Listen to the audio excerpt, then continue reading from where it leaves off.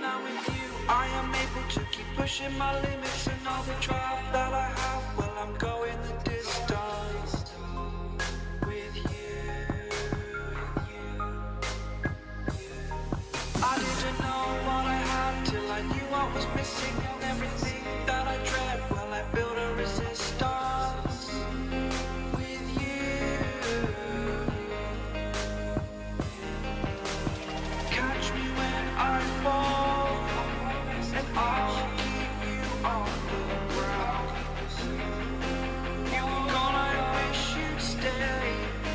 I could look at you for days. Time was well spent, that's when I knew that I need to spend my life here with you.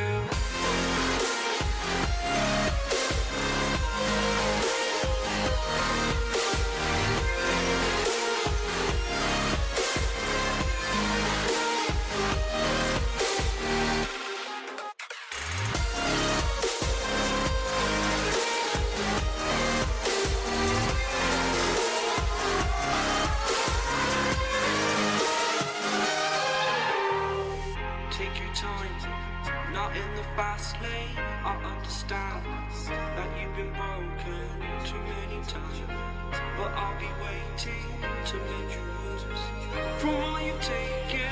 But if we listen to each other, admit our mistakes, then I can show you who I am, because I'm not the same. I'm better with you.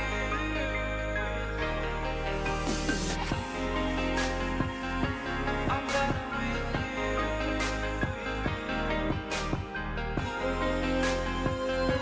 I'm better with you.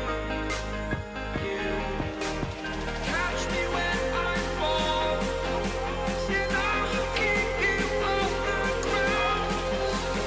That's when I knew that I need to spend my life here with you.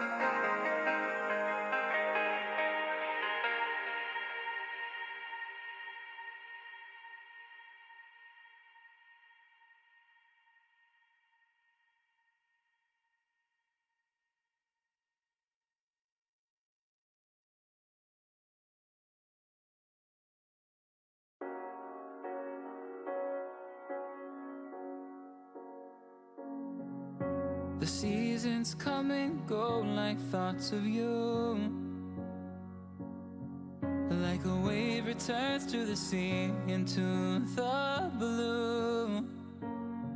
They change but in a cycle that I can't lose, each painful but delightful to live through. You came into my life just like another season, not for long, just a time, just like another season. Maybe this time next year you'll reappear for no reason, but I'll cherish every day until you come my way this season.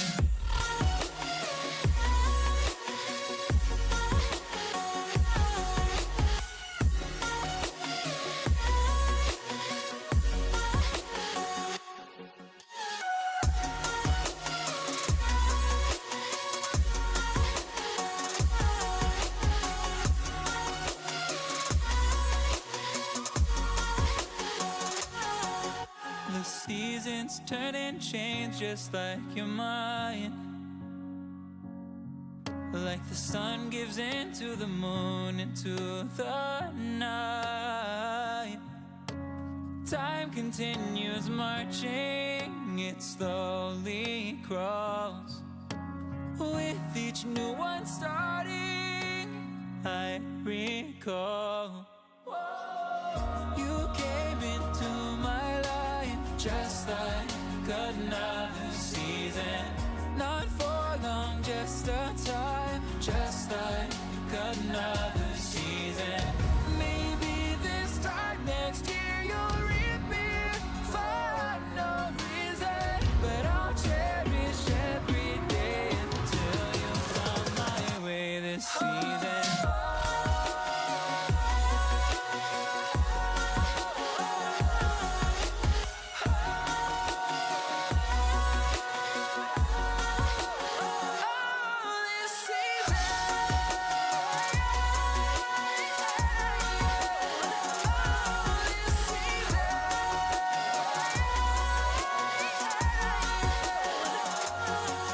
Each time of year carries memories like you never fade. Good afternoon, ladies and gentlemen. Welcome to the NECC. My name is Dia. I am joined by Roodood, and Roodood, I think, as is very common, we're pretty darn excited about what's going down at the NECC. I don't think there's been a single game that we've loaded in that we haven't been looking forward to, and I dare say it's part of our jobs. However, this with week 8 on the horizon, or rather coming to you right now, we've got Clark Red versus Mount Union as our very first matchup of the day. Yeah, we have, and these two teams are fairly closely set in the standings coming into this one. We've got Clark Red at a 3-3 record. We've got Mount Union at a 4-2 record. So there's a possibility here that both these teams end up on the same scoreline come the close of this best of 3 after today. We will, of course, have to wait and find out. It is going to be Mount Union who are just slightly out further in front with their game record.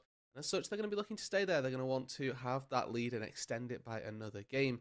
Put that record up to for themselves a nice 4 or 5 rather. 2.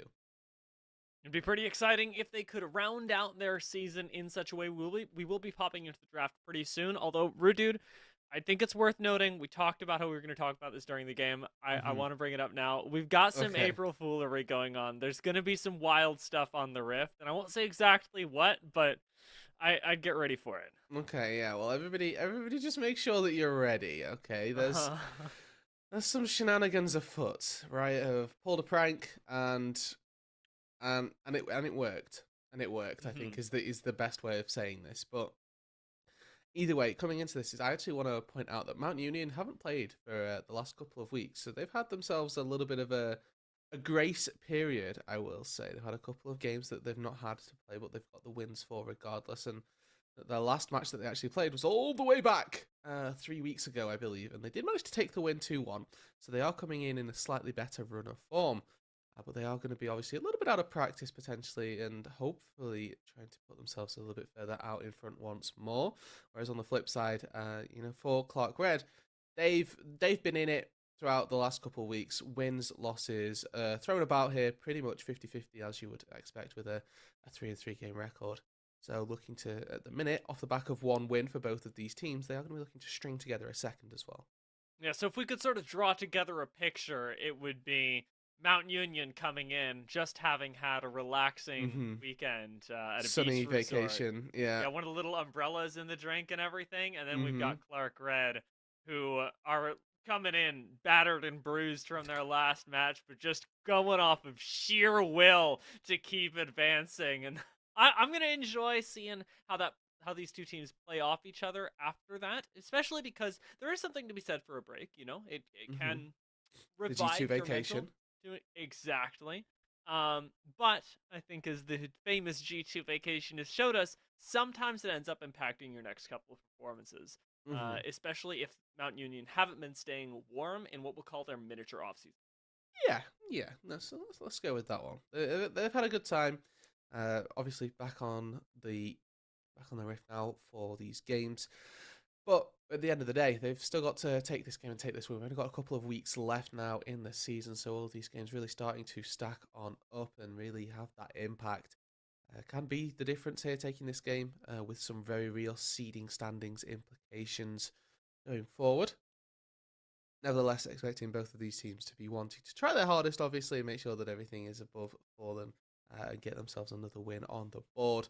Happy to see that draft in just a couple seconds time here. The players obviously going through this one at a nice little leisurely pace for us to keep us on our toes for this one. And before we get into this, quick PSA for the people at home. I'm currently riddled with the coronavirus, so if you see any slightly nasally voices, that'll be from me, and I can only apologise. But nevertheless, I'm here, and I'm bringing you all the action, regardless. So As you can tell endorse on the me.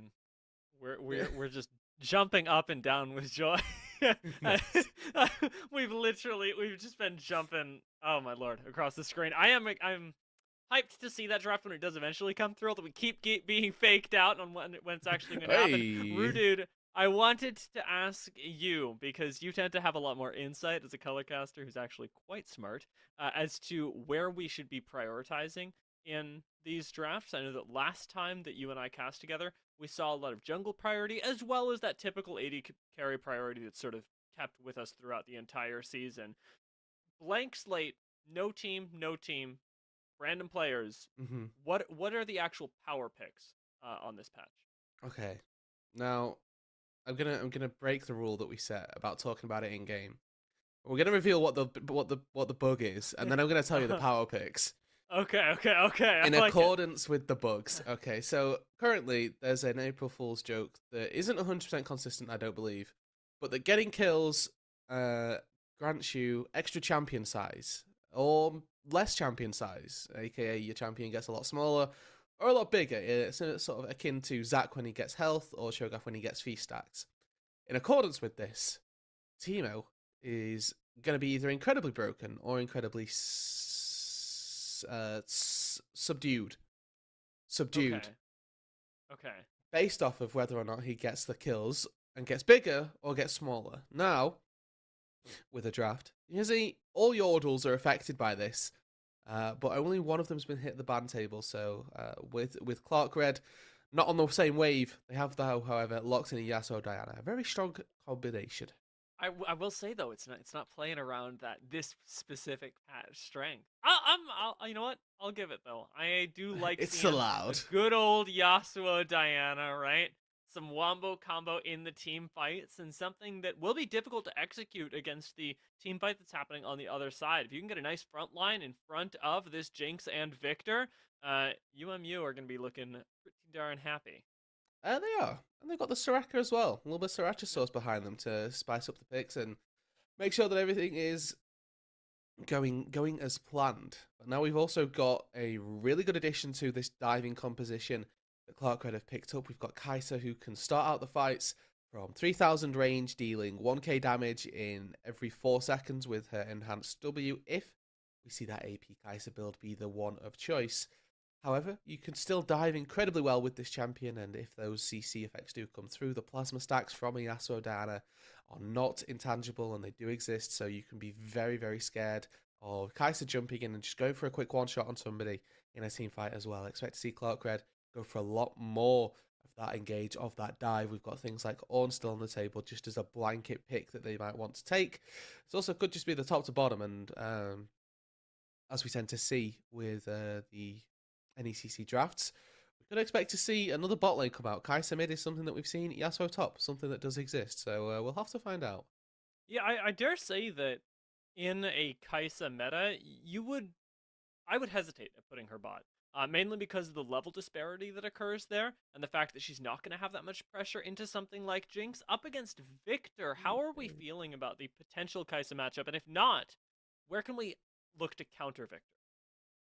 We counter Victor with range. That's how we tend to want to play against him. Because he's a very mid-range battle mage style. Has to get in the midst of things in order to dish out his most damage. Of course, laser plus Chaos Storm, you can be dealing damage from, over 1,000 units. But of course, Kai'Sa usurps that with her own Void Seeker come late stages of the game. But with the Rel locked in at 4, I have to imagine that there's going to be a nice top laner to be picked up by Clark Red. As for UMU, they do round out their composition with a Zac and a Tom Kent Steer. You asked for a front line, and boy, did you get one. I'm very happy with the champion that they've picked up, especially the Tom Kench, because Tom Kench is not only a front line, but he's a front line that also denies even further access to the back line. A Trundle is the last pick for Clark. Okay. Red does end up slotting that Kai'Sa into the bot lane, putting Yasuo mid, unless I'm missing something massive and we're getting a Yasuo bot. It could be. Rel Yasuo doesn't seem like the worst lane in the world. Really not bad. I know. I mean, it seems doable.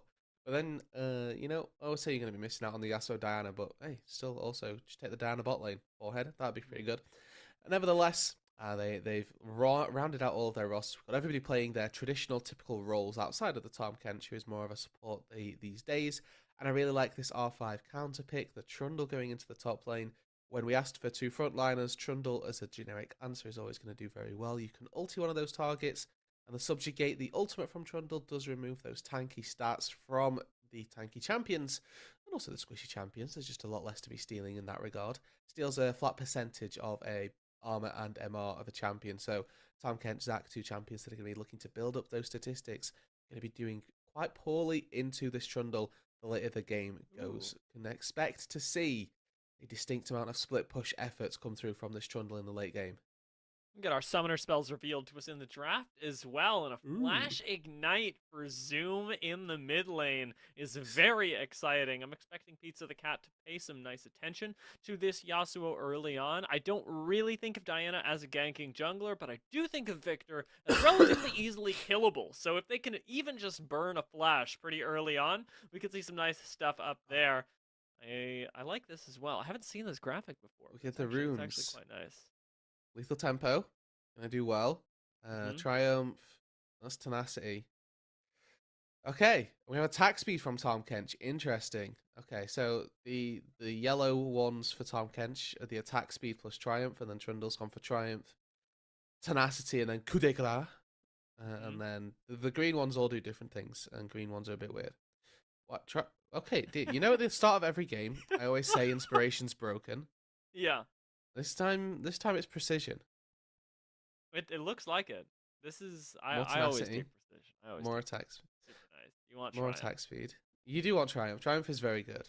Yeah. Free boots. I also think it's really funny that like I know that you know a lot about this game. Like Yeah. Like we and we're looking at this and going, the green ones do different stuff. They do. Can't just say all the green ones do the same thing. They don't. That's just a lie.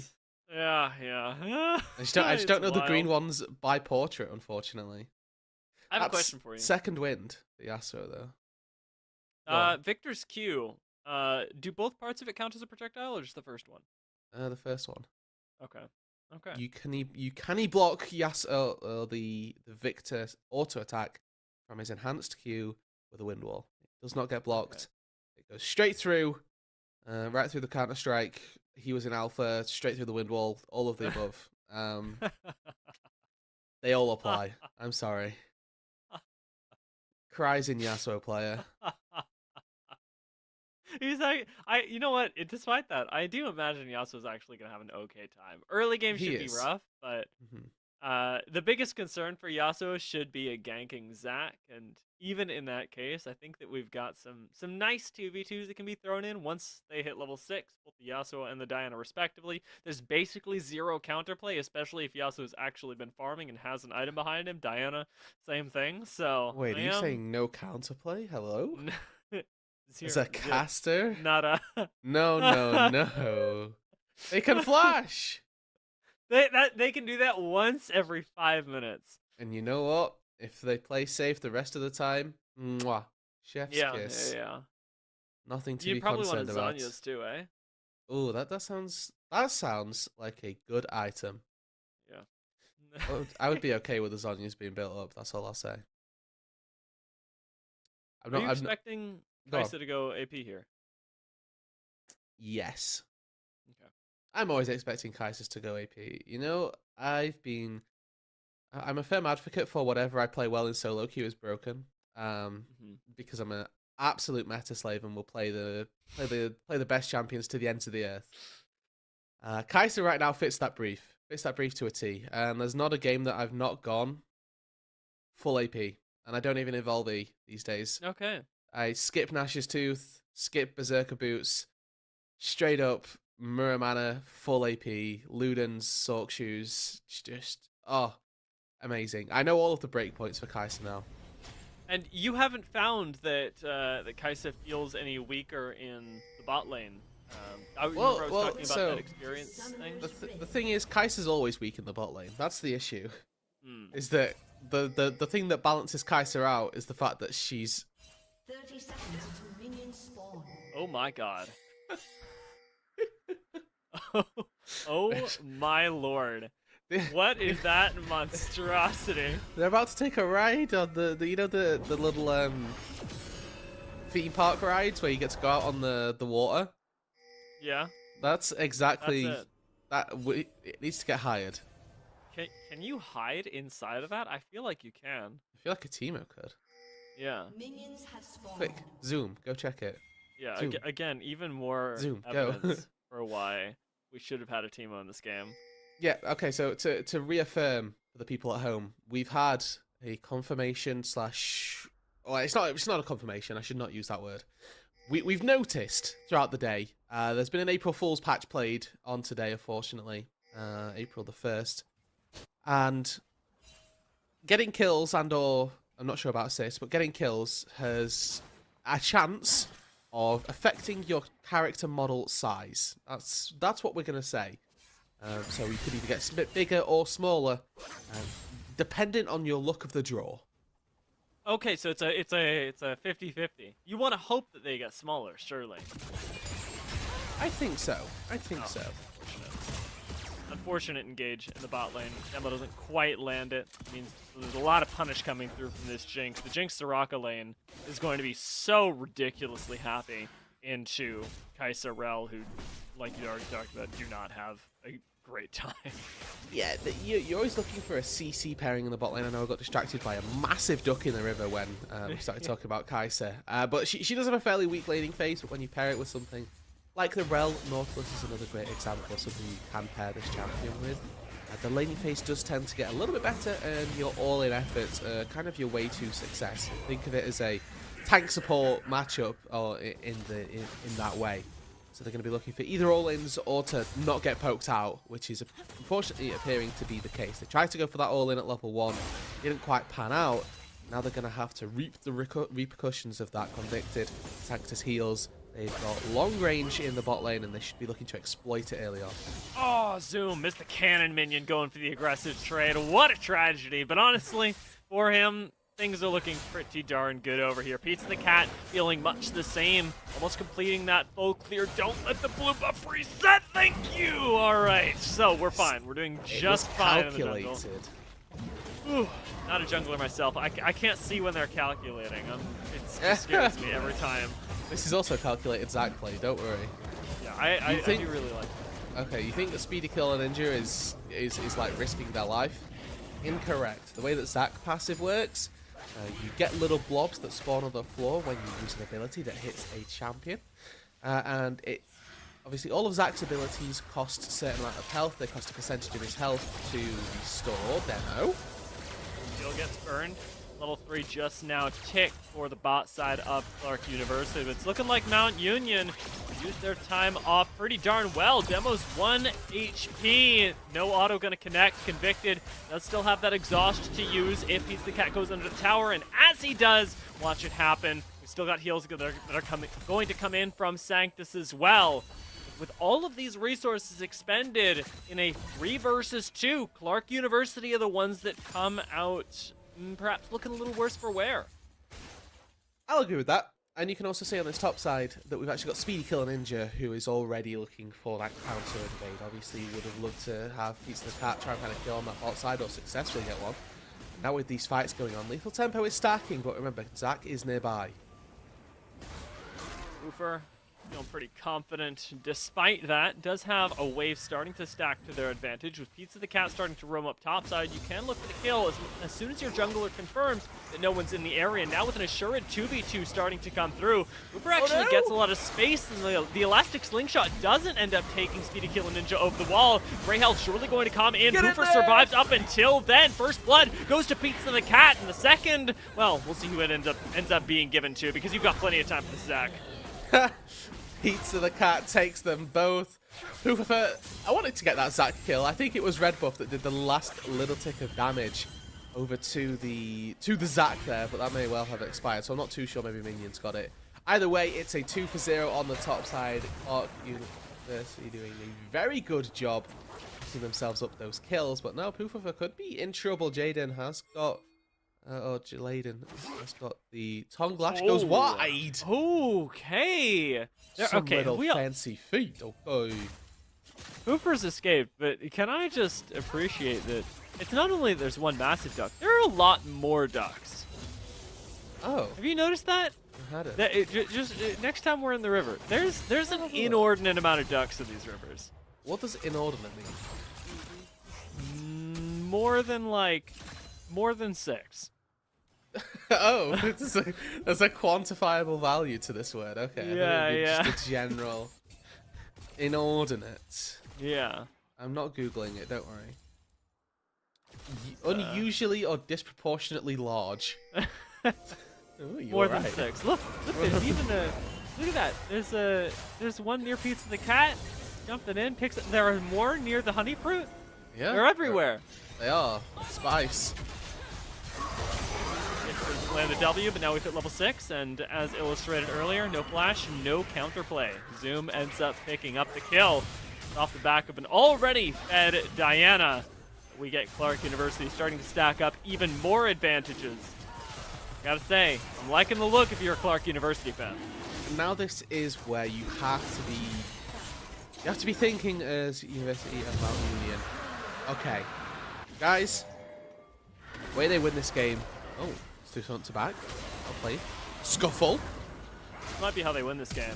Ufafer starting to take off. Doesn't quite get that last tick of damage, but Flash is available, so you can't really step up too far as this Tom Kench. You're an auto away from death, and reset may just come in. We'll see if that pillar's off cooldown in time to interrupt it. It looks like the answer is no, but ultimately not necessary either. This is surely a death sentence, right, Roodood? I agree. Auto Q auto from Poofa should be able to kill regardless of grey health, and that's provided that grey health comes through in time.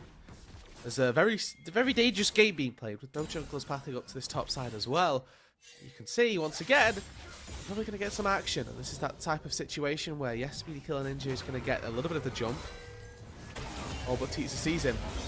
Yeah, Pizza's ready for this. Can dive the turret if he wants, but it's just making sure the Speedy Killer Ninja doesn't pull off the play. If we're thinking about it, we're instead trying to prox the wave. Nice ult comes in from Pizza the Cat. Not going to be able to get out from under the turret in time. It's a shutdown does go over to Speedy Killer Ninja, but Pooper hasn't taken turret aggro just yet. Instead, gets slapped together with the minions, and Speedy Killer Ninja picks up a double kill on the top side. Okay, maybe I was a little over aggressive. I'm sorry.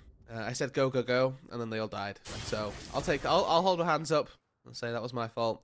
No holds barred, no flame over to the guys there. Good effort on the dive and a really good stymie, a good little, no, excuse me, that's an illegal maneuver from the top side of Mount Union. Really good to see Speedy Killer Ninja getting himself a double kill, keeping that Tom Kench not safe because they did go down, but at the end of the day, they were able to. That's a small Soraka. And now it's a normal sized Soraka as well. Oh, so it like toggles. It would appear so. I'm getting scared, honestly, Roodood. I don't know if I'm going to be able to track what's going on with these champion sizes. Especially if it's on Soraka, who looks like she's going a lot faster, by the way, when she's small. Yeah, it's good. Your move for speed doesn't get dropped, but obviously it's just a smaller portrait going the same distance, so yeah. You know how when Usain Bolt runs, it doesn't look like he's running too fast, but he's absolutely incredibly speedy compared to everybody else? It's because he's like 6'4" or whatever. Yeah. He's just taller than everyone else. It looks like he's jogging, but he's still running incredibly quickly. That's insane. I wonder where he's at. I didn't see him at this year's Olympics, did you? No, he retired for the Olympics. Oh, that's dead Victor. Bye. No Nevertheless, Usain Bolt No. continues. What is Usain Bolt doing these days? We'll find out after this brief intermission. Speed runs League of Legends games. Well, clearly, Yeah. he signed to an organization in the UK. Oh, is he? I don't know, because it was a very troll post. It was a Okay. very troll post. It was, we're welcoming Usain Bolt as our chief of inspiration. I was like, well, What does that mean? it's a great role for Usain Bolt. I couldn't really think of a better one, but at the end of the day, is this real? You know? I'm extra doubting on that one. Yeah, I know what you mean. I know what you mean. I'm actually doubting on this play topside. Pizza the Cat's shown up here for now the third time. Second time didn't go so well, and there's not really too much that you'll do against a Tom Kench. Even if you kill Tom Kench, best case scenario is that you're trying to get a little further ahead, and that's going to happen anyway. I feel like Pizza the Cat could be elsewhere. I think that unlocking a Trundle to side lane split push with impunity is a very good way to win a match. I think you're probably right. They're going to do that again. Given our experience of working together, probably correct. And at the very least, doesn't cost them too much. Hooper drops his ultimate, picks up the kill, and now we get what is likely going to be some more turret plates. Oh! Okay. Woo! Okay. A little bit of excitement down the rift. You know, the realistic side of this is even if that hit, it's probably fine. But it's still fun to get excited. Yeah. It Which is something like that it could have Convicted been wouldn't know close. anything about. But hey. Okay. We've got a Rel coming in. I don't know if Rel will be in time. No Immortal Shield Bow complete on Zoom just yet means that he picks a fight with people who are a little bit too, literally in this case, big for him. Rift Herald goes down here, which shouldn't take the tower, I don't imagine. We've got Pizza the Cat on the way. Surely you're able to at least deny first sprint. Yeah. Oh dear. Well, there's no Yasuo now, so Pizza the Cat actually ends up picking up doesn't the kill. matter. Never mind, we're actually fine. Pizza the Cat is going crazy right now. Chaos Storm doesn't take him down. We still got a little while left on Super Mega Death Rocket. Stun comes through. Pizza the Cat forced to flash. Speedy Kill and Ninja still on their heels with the Magnet Storm stalling out the assists from the bot lane. Zoom is on the way, but there's no mobility left for Pizza the Cat, and the silence is going to not even be used to give Speedy Kill and Ninja that extra 300, make it 400 gold. A massive influx of gold into Speedy Killer Ninja right there. They get a lot of turret platings from the mid lane, and then they get 600 gold from the kill on the Diana. This is your Zac, not the champion you want to get all of that gold. The champion that's going to be grateful for it nonetheless. If you have that massive front line, we talked about it from the draft, that buys the space for Convicted and for Spice Rack to dish out the damage later on. Having an extra load of health as well is always going to be helping out Sanctus heals as well. Bigger health pool to be healing from. Oh, nice sidestep once again. Okay. Oh, That's okay. a flash. Okay, that's another flash. Okay! Layden laying okay. down the law on this top side, putting Proofer on the back foot. Does have to get away. Slow comes in, but we got a Tongue Lash ready for us. Use This the is grub. going to be a battle for the ages. That Layden looks like he might win. Tongue Lash again, going wide. One auto away, and the Trundle, the god of the top side, is slain. Tom Kench mechanics, everybody. Walk up, lick, win. Easy clap by Jay Layden. Manages to take the Trundle under the turret as well with that nom. We talked about Cho'Gath being a potentially broken champion given the patch. Tom Kench eating nicely as well. Oh no, the Soul didn't reposition him. Oh lord! Zoom again commits to the solo play and again goes down. For every death this Yasuo incurs, it isn't just delaying his power spikes. Let's not forget, this is giving a lot of gold over to Mount Union, who have recovered from what looked like a very tragic early game. It's not just gold either, dear. It's those all-important Victor bucks. You're getting those stacks on your abilities nice and early with 103 CS. We can surmise that with those 2 kills as well. Probably halfway toward the second upgrade. Storm goes wide, and that's just going to be a quick disengage for the Mount Union bot lane. But getting those kills and assists onto Victor in the early stages does propel him, does accelerate the pace at which he's going to be getting to those full 3-stack evolution. QW and E respectively. It's probably going to be the E first of all. Now they're looking for a dive on this bot side. Pizza warned away by this lowly ward of an out of mana Jinx. Nevertheless, good resistance. They can see that the mid laner is not in the lane. Well, Spy Strike, he's down on this bot side, just showing his face, flexing his muscles a little bit, going, hey, this is my bot lane, you back away. Seeking play in the bot side. Mount Union bring 4. End up finding Clark University have already evacuated, with Layden going aggressive in this top side. Again, we're going to get this 1v1 for the ages. Proofer's looking pretty darn good, though. The lethal tempo putting in a lot of work, and even with the wish, I think Layden might go down. The minions are too much. Proofer keeps attacking at the speed of light, and the Trundle makes it look easy. This is that unlocked Trundle that you talked about earlier. Which is really good. I was hoping that this would be the case. I was looking at that 1v1 thinking, it's a little too close right now for me to say that this has worked out, but it does end up going through as a win. Pizza isn't spotted here just yet. They probably know that he's nearby, but 4 versus 3 effort on the bot side. No top laner. They can still dive this very quickly. We got some silences that can go down underneath the tower, but Speedy Kill Ninja ends up getting his Soraka taken away. Demo does go down though, and Convicted is excited. We got autos landing on the Kaisa with Zoom, trying to buy some time. Knockup is available, but no ultimate now left to follow up. Means that Convicted picks up another kill. Now with the first kills of the game, Convicted starting to take off, joining the likes of the Victor and the Zac, and the team fight of UMU is coming together. And a rare misstep there from Pizza the Cat doesn't fire the first dash into the midst of the enemy team there, and just moonfalls nothing. It means that Zoom's engage is based onto just 1 target as opposed to potentially 3 that were available to Pizza the Cat right there. It's going to cost them 3 kills. It's going to cost them the mid lane tier 1. And all of a sudden, we go top lane, observers, top lane. Wait, look at the river, look at the river, look at the river. It went. What happened to the crab? Oh my god! Look at the crab! Oh my god, this crab! What is happening right now? Cooper is like, hold on. There's a little bit too much excitement around this crab. Scuttle will go down. This gigantic of a lad. 326 gold! That's crazy. I can't believe that happened. Riot! What? He's got a kill! I can't believe what's happening right now. No, I can't believe we just saw that. Thank you, observers, by the way. Sorry, I know that Yeah, I kind of yelled. I did kind of just yell at you, and it was for the greater good.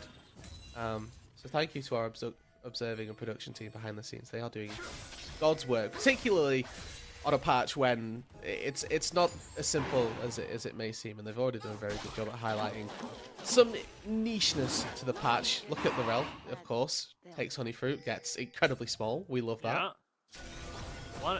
I want to say Rel engage could be really big despite the size at the moment. I was hoping for a really small dragon as well, but the thing is, Clark U are winning this, and they're not winning it because they're taking the team fight. They're winning it specifically because they're not. And they're buying time for their Trundle to pop off in this side lane. They are. And with enough time, that will happen. But currently just posturing, and, you know, a couple skill shots going here and there. We'll dodge ball in the river, we like that. Now, dear, there was a term coined, I think, I don't know if it's been coined, but it was a term that I heard from DJ. I think they're straight. I'll have to hold it. They're gonna fight. Alright, Speedy Kill Ninja does commit. In the back line, though, Pizza the Cat who reverse cards it. Dragon does end up going down to the side of UMU. It looks like the fight's going their way as well. A little bit of a split engage from Clark University. Isolates the Diana and lets Convicted chew through you one by one. Really strong front line is the name of this game. Speedy Kill Ninja zoning 3 people away from the backline of UMU. They feel incredibly confident to take that fight, and it is all off the back of this Zac. He's got Thornmail picked up, that Frostfire Gauntlet as well, and it means that Shakespeare, Zoom, they can't cut through him with any real luck at all right now. Rift Herald is going to be the prizes in mid-tier 2, having gone down as well. And the slight issues that we're seeing from Clark Red now coming through into the team fights. We saw Pizza the Cat go forward, wasn't able to utilize the Yasuo engage, Zoom not in particular range for that one. And then afterwards, Demo goes in, gets a 3-man Magnet Storm. But again, Zoom not in range because of all of the work that Speedy Killer Ninja's doing. And then a third time goes round, Shakespeare even dives into all 3 of them, gets jumped in, but he's in a 1v3 situation, and quite simply put, can't feel the damage yet. One item with a Kraken Slayer picked up. He's an entire item behind his opponent ADC right now, who's got that full Lord Dominic's Regard collected as well. Things going from bad to worse for Clark, and they're going to have to decide a way to try and find something in this matchup, be it through playing slow and taking the top lane, or be it through playing a little bit faster but playing a little bit more together. Convicted's been playing really well. The AD carry now farming up in the mid lane has already taken away the majority of the jungle. 191 CS, the most in the game. And with a completed Gale Force as well. You talked about how crucial this positioning was, and I remember calling back to it when we were thinking specifically about how Spice Rack was going to play. But Convicted has just been changing the game with their ability to constantly put out damage, no matter how negligible in the early game on Jinx, to be alive, to participate in these kills, and now to really have gotten going with 2 items and what is looking like a pretty daunting task to take down. And particularly with Sanctus on the Soraka as well. Hopes and dreams of killing anybody on this squad is severely diminished just because of the healing that comes through. Now, Poofifer, this is not a 2v1 you can take. Yes, you've got the Black Cleaver, but they have got a lot of health between them. Alright, well, he's going to go for it. CC does get laid down. Instant Devour as well. Pooper's already half HP. Pops the ult to try and get a little bit further ahead, but this time decides that he cannot take the fight, backing away. Speedy Killer Ninja swapped out, but Layden is the one to pick up the kill with that Sunfire Cape. No questions asked. You were right, Rooted. No hope of taking that one 1v2. Yeah, and that was without expending the wish as well. They've got so many tools for these cross-map plays. Things like Jinx Rocket as well could end up coming through in these closer situations, but it's just not the case. And right now, Clark University, they are struggling a little bit, and they're going to have to try just go for that miracle team fight. There's always that chance that you hit the 1%er where you find all 3 of the backline, this Victor, Jinx, Soraka lineup sort of stacked up nicely. You get Zoom plus Pizza the Cat all in a nice pretty little row, and you're able to knock them down, but that's going to be very hard to come by when you've got Speedy Killer Ninja, Jay Layden running interference on that separation and making sure that their life is in charge of just being massive disruptors. Small reset for both sides. Only a small gold lead actually for Mount Union at the moment.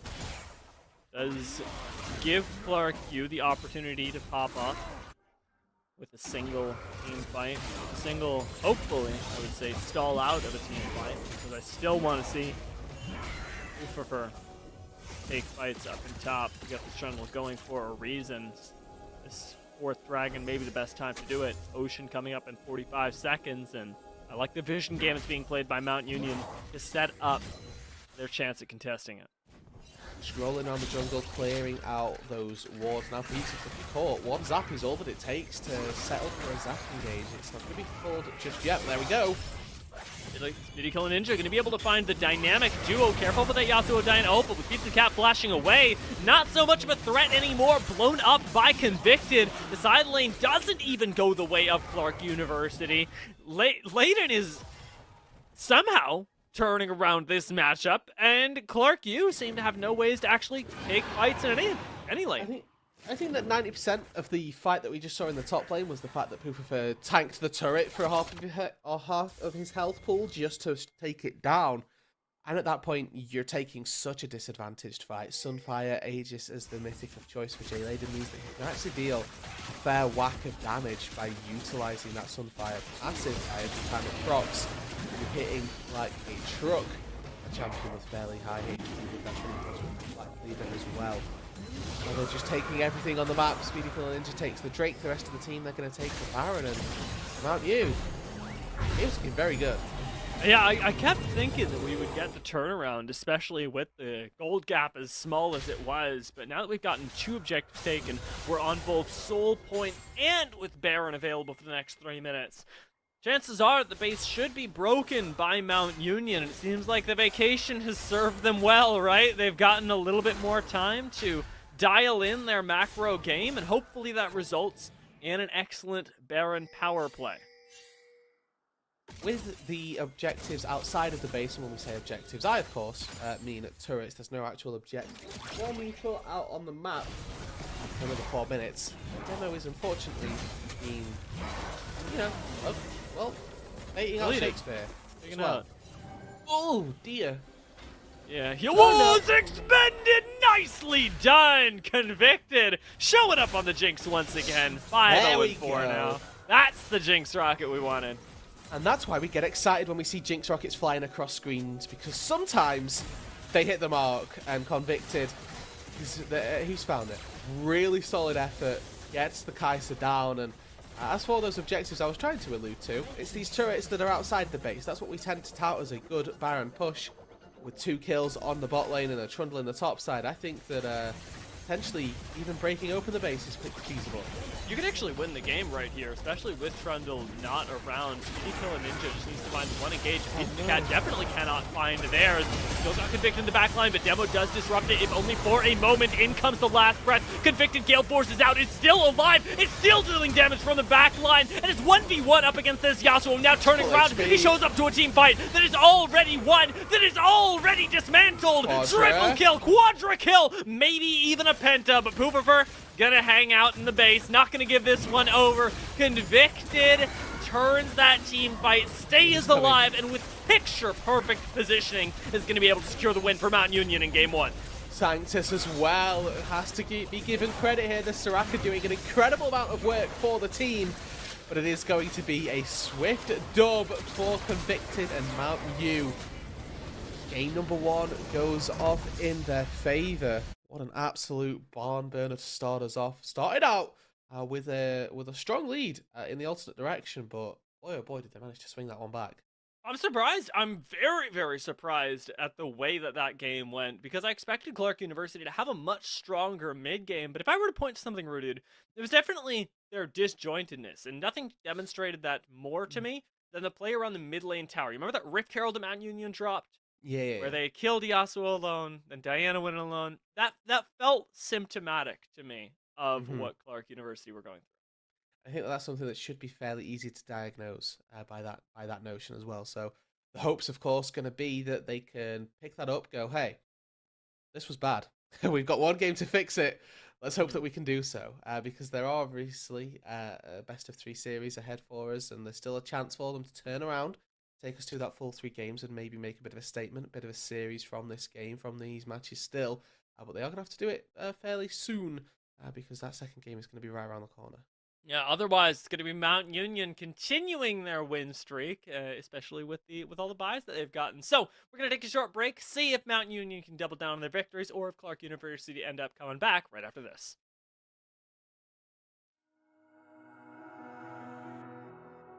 Cause I'm stuck in limbo.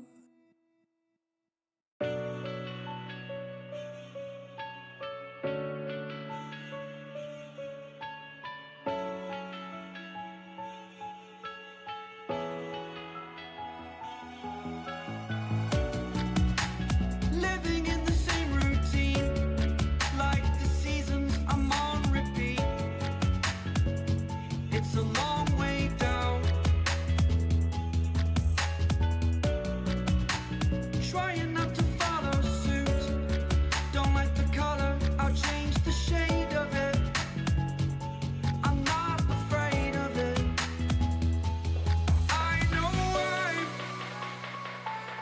I know I'm holding on to this. Holding on.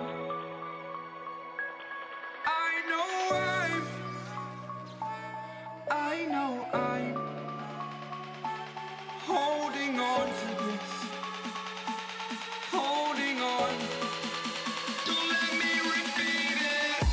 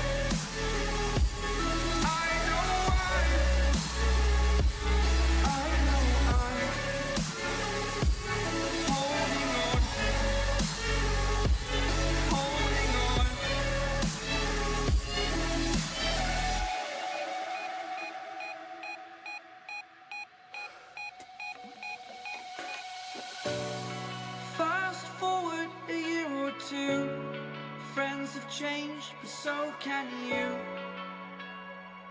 So can you. For too long about the mistakes, while I resent, I learned to hate. Forgot your names. Fear the struggle to follow on.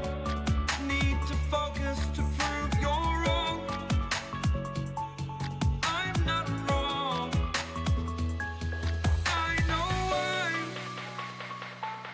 I know why.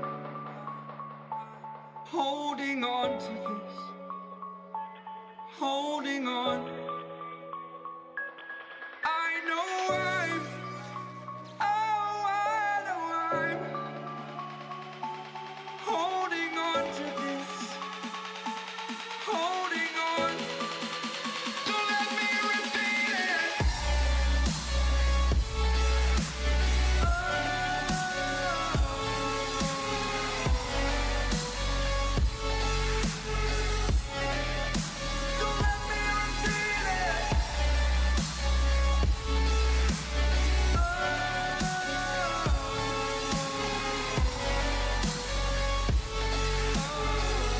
Holding on. Holding on.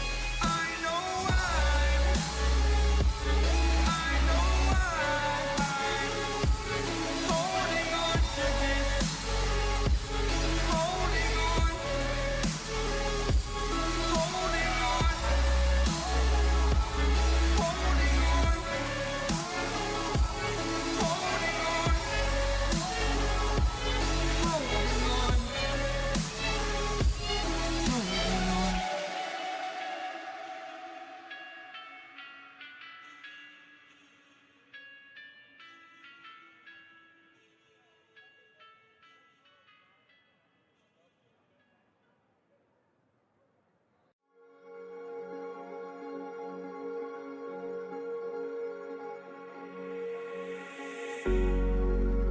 Cigarette ash, it looks like snow when it falls in the wind, you know, and you. Welcome back, ladies and gentlemen, to the NECC. I'm still Dia, I still got Roodood, and we still got the same series, Mount Union versus Clark University, going on, but something crucial has changed, Roodood. The crucial thing is that Clark University are one game away from losing now. Mount Union, one game away from winning, and it's off the back of a really impressive performance, specifically from their AD carry. Convicted popped off that game. Yeah, I think that there was a really strong bot lane performance coming through. They were able to sort of weather the early game of what a Kaiser Rel may have been able to put out. But I think that we're kind of selling Speedy Kill Ninja a little bit short here. I think that Zach was the core linchpin piece to not necessarily dealing the damage, but doing exactly what was needed at the exact right times, creating that space, buying so much separation, so much time for the Jinx to pop off and to look so good. I think that wouldn't have been possible without such a coherent front line as Speedy Killer Ninja was able to provide. Paid a lot of attention to the needs of his mid laner as well. I remember seeing Spice Rack protected by this Zac when honestly, a Victor who had gone down pretty early on could have been left for dead. Could have allowed Pizza the Cat and Zoom to farm kills off their farm pressure. Instead, Speedy Killer Ninja turned that around, and I want to see how this draft gets turned around and whether Clark Red identify that Speedy Killer Ninja is somebody they want to shut down, or whether they direct those efforts at the bot lane. There's a lot to be questioned here, because Clark Red not only have to shut down what is very clearly a strength for UMU, but find a strength of their own. Take away both the Jinx and the Zac, so those two pieces that we highlighted as being fairly strong do get banned away. Does mean now, though, that there's a couple extra things up on the board. And with the first pick from the last game, well, it doesn't matter what the first pick from the last game was. It's going to be the Kaiser this time round, and I'd be interested to see what Convicted or potentially Spice Rack thinks of this Kaiser build. I think that it does depend on the situation and the composition that you build up for yourselves. Like last time, Shakespeare did end up taking the full AD route, which I think was a bit of an oversight. We got to see pretty much firsthand that They were just stacking armor. The enemy team, that front line, was just stacking that armor, and there was nothing particularly to be said about anything in terms of killing those two. They felt very comfortable once those 4 males had come through. Whoa. Okay. What? Any What? gauntlets? The Xin Any Zhao, I was like, gauntlets? all right, we're fine. Draven changes that. Draven changes that pretty darn drastically, and if you think Shakespeare is where you're going to win the game, then I invite you to show us, because I am ready for a Draven game. Would love to see this. This now requires the Xin Zhao to play a lot towards this bot side. Also requires what is hopefully going to be a fairly aggressive support style matchup. You probably want to save your counter pick for that bot lane to make sure that you've got a really strong winning 2 versus 2. Even to the point that I wouldn't be sad to see them take some blind picks in their solo lanes as well, just to ensure that. Wow! But they're not going to have to. Whoa! Oh my! We see we see Draven will raise you a Blitzcrank, and then they see a Blitzcrank and will go, we'll raise you a Fizz. A Fizz, bro! What I haven't about seen it? a Fizz in so long. Honestly, if you're going up against Kai'Sa, then I'm not sure if you are, but if you're going up against Kai'Sa, I don't mind Fizz. Not the worst. If you're playing AD carry, I don't mind Fizz. I think is the if you pick any ADC, I don't mind you taking Fizz. Like, Yeah. this champion one-shot you, regardless. He can be 07 as long as he's got his ult, and if he's not 07, it means he doesn't need his ult. That's the scary part. You press QW, half my health. You press his E, there's the other Another half. half, yeah. That's all my health. Oh no. Well, great. Thank you. Zoom though, locking in this Fizz. I'm actually really impressed by Pizza and Zoom. They always go for strong damage profiles in their 2 versus 2. They've got magic and physical damage once again. At this time, it's the other way around, but that doesn't matter. Oh, yes. Okay, Yes, sir. Okay. It's Thea, just the snowball continuing. Yeah, what's up? Important interaction. Okay. Pyke, the best laning support to go with Draven, because both of them want cash, right? Both of them want the kills. If Pyke ults, the team gets kills, Draven gets the kill, he gets the gold. Pyke ult works with Draven passive. Pyke. Oh wait. So if Draven Pyke if ults- Pyke kills them, Draven Yes. gets his He extra cashes kills in with anyway. He cashes in anyway. gold. Okay, that's interesting. This is Wow. the best spot lane duo that you could hope to have with Draven with. I am amazed. I am hyped. I am honestly scared, Roodood. And all right, Volibear to round out the composition. The least crazy thing we've seen today, it seems like our top lane matchup is actually where we can go for a little bit of stability, and we definitely couldn't do that last game with No, Trundle that's- and Tom Tom Kench. Kench constantly at each other's throats. I do expect that we're going to be getting a lot of brawling, though. A Tristana picked up to go into that bot side. Lots of explosive potential. I don't even know where you focus if you're a jungler. I feel like this is both heaven and a nightmare.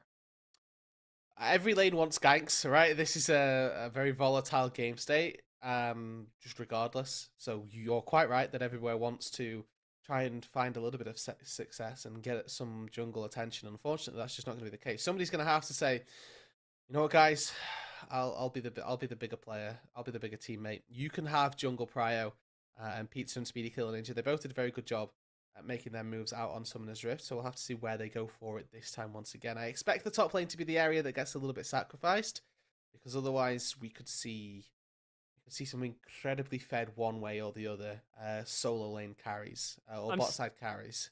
I'm still in shock, dude. I'm still like I still can't actually physically believe what we're about to see. Physically? I can't. I'm missing the pun. What am I missing? No, you didn't. You hit it. Fizz. Yeah. Come on, man. There's You're so literally no smart. pun. There's You're literally so no smart. pun. Holy moly, you're so smart. I'm I'm excited for some. I will say, Rooted. Despite the fact that I'm excited about Fizz gameplay, I don't actually know what winning Fizz lane looks like. You know what I'm saying? No, I don't. Explain Like yourself. Like outside of him taking people down, getting kills, I don't know what constitutes excellent Fizz play. Oh, I can tell You know you what I'm what. saying? When Okay. we see excellent Fizz play, I can tell you. Or equally, Okay. if we maybe don't see excellent Fizz play, I will also. I'll be a little bit more lenient, but I can lend a You can certain inform us. credence. Yeah, I Yeah, can yeah. lend a certain amount of information to that aspect as well. Yeah, it's a champion that you don't see too often. Dark Harvest on Echo, also not something I've seen in a while. Uh, that's a very confident pickup in the jungle, and mid lane actually is pretty standard. This is pretty standard. Electrocute versus Hail of Blades. Yep. Boring.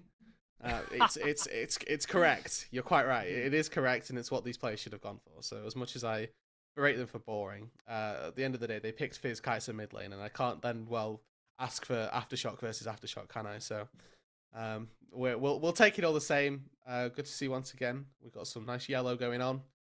The triumph comes through for both sides of the AD carry matchup for Fizz in the mid lane as well. So we got some good juice coming through. Kill's going to give that extra bonus health back on takedown. And okay. Bloodline, a savant in the bot lane. Thank you. Yeah, this is interesting. The Tristana is obviously going to have the better of short trades, but I'm wondering with the Glacial Augment picked up by Blitzcrank. I like this. I like this as well.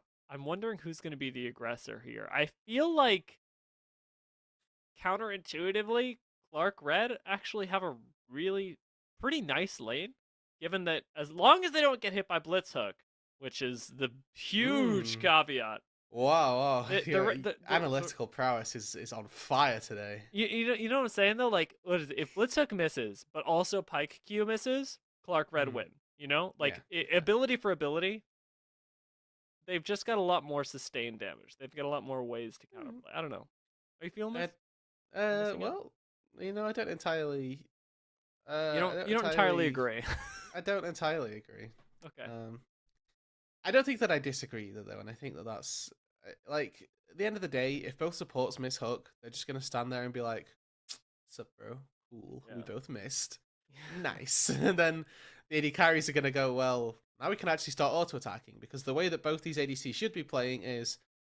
I can't auto unless I have either 3 minions in front of me or I have a support in front of me to tank that hook.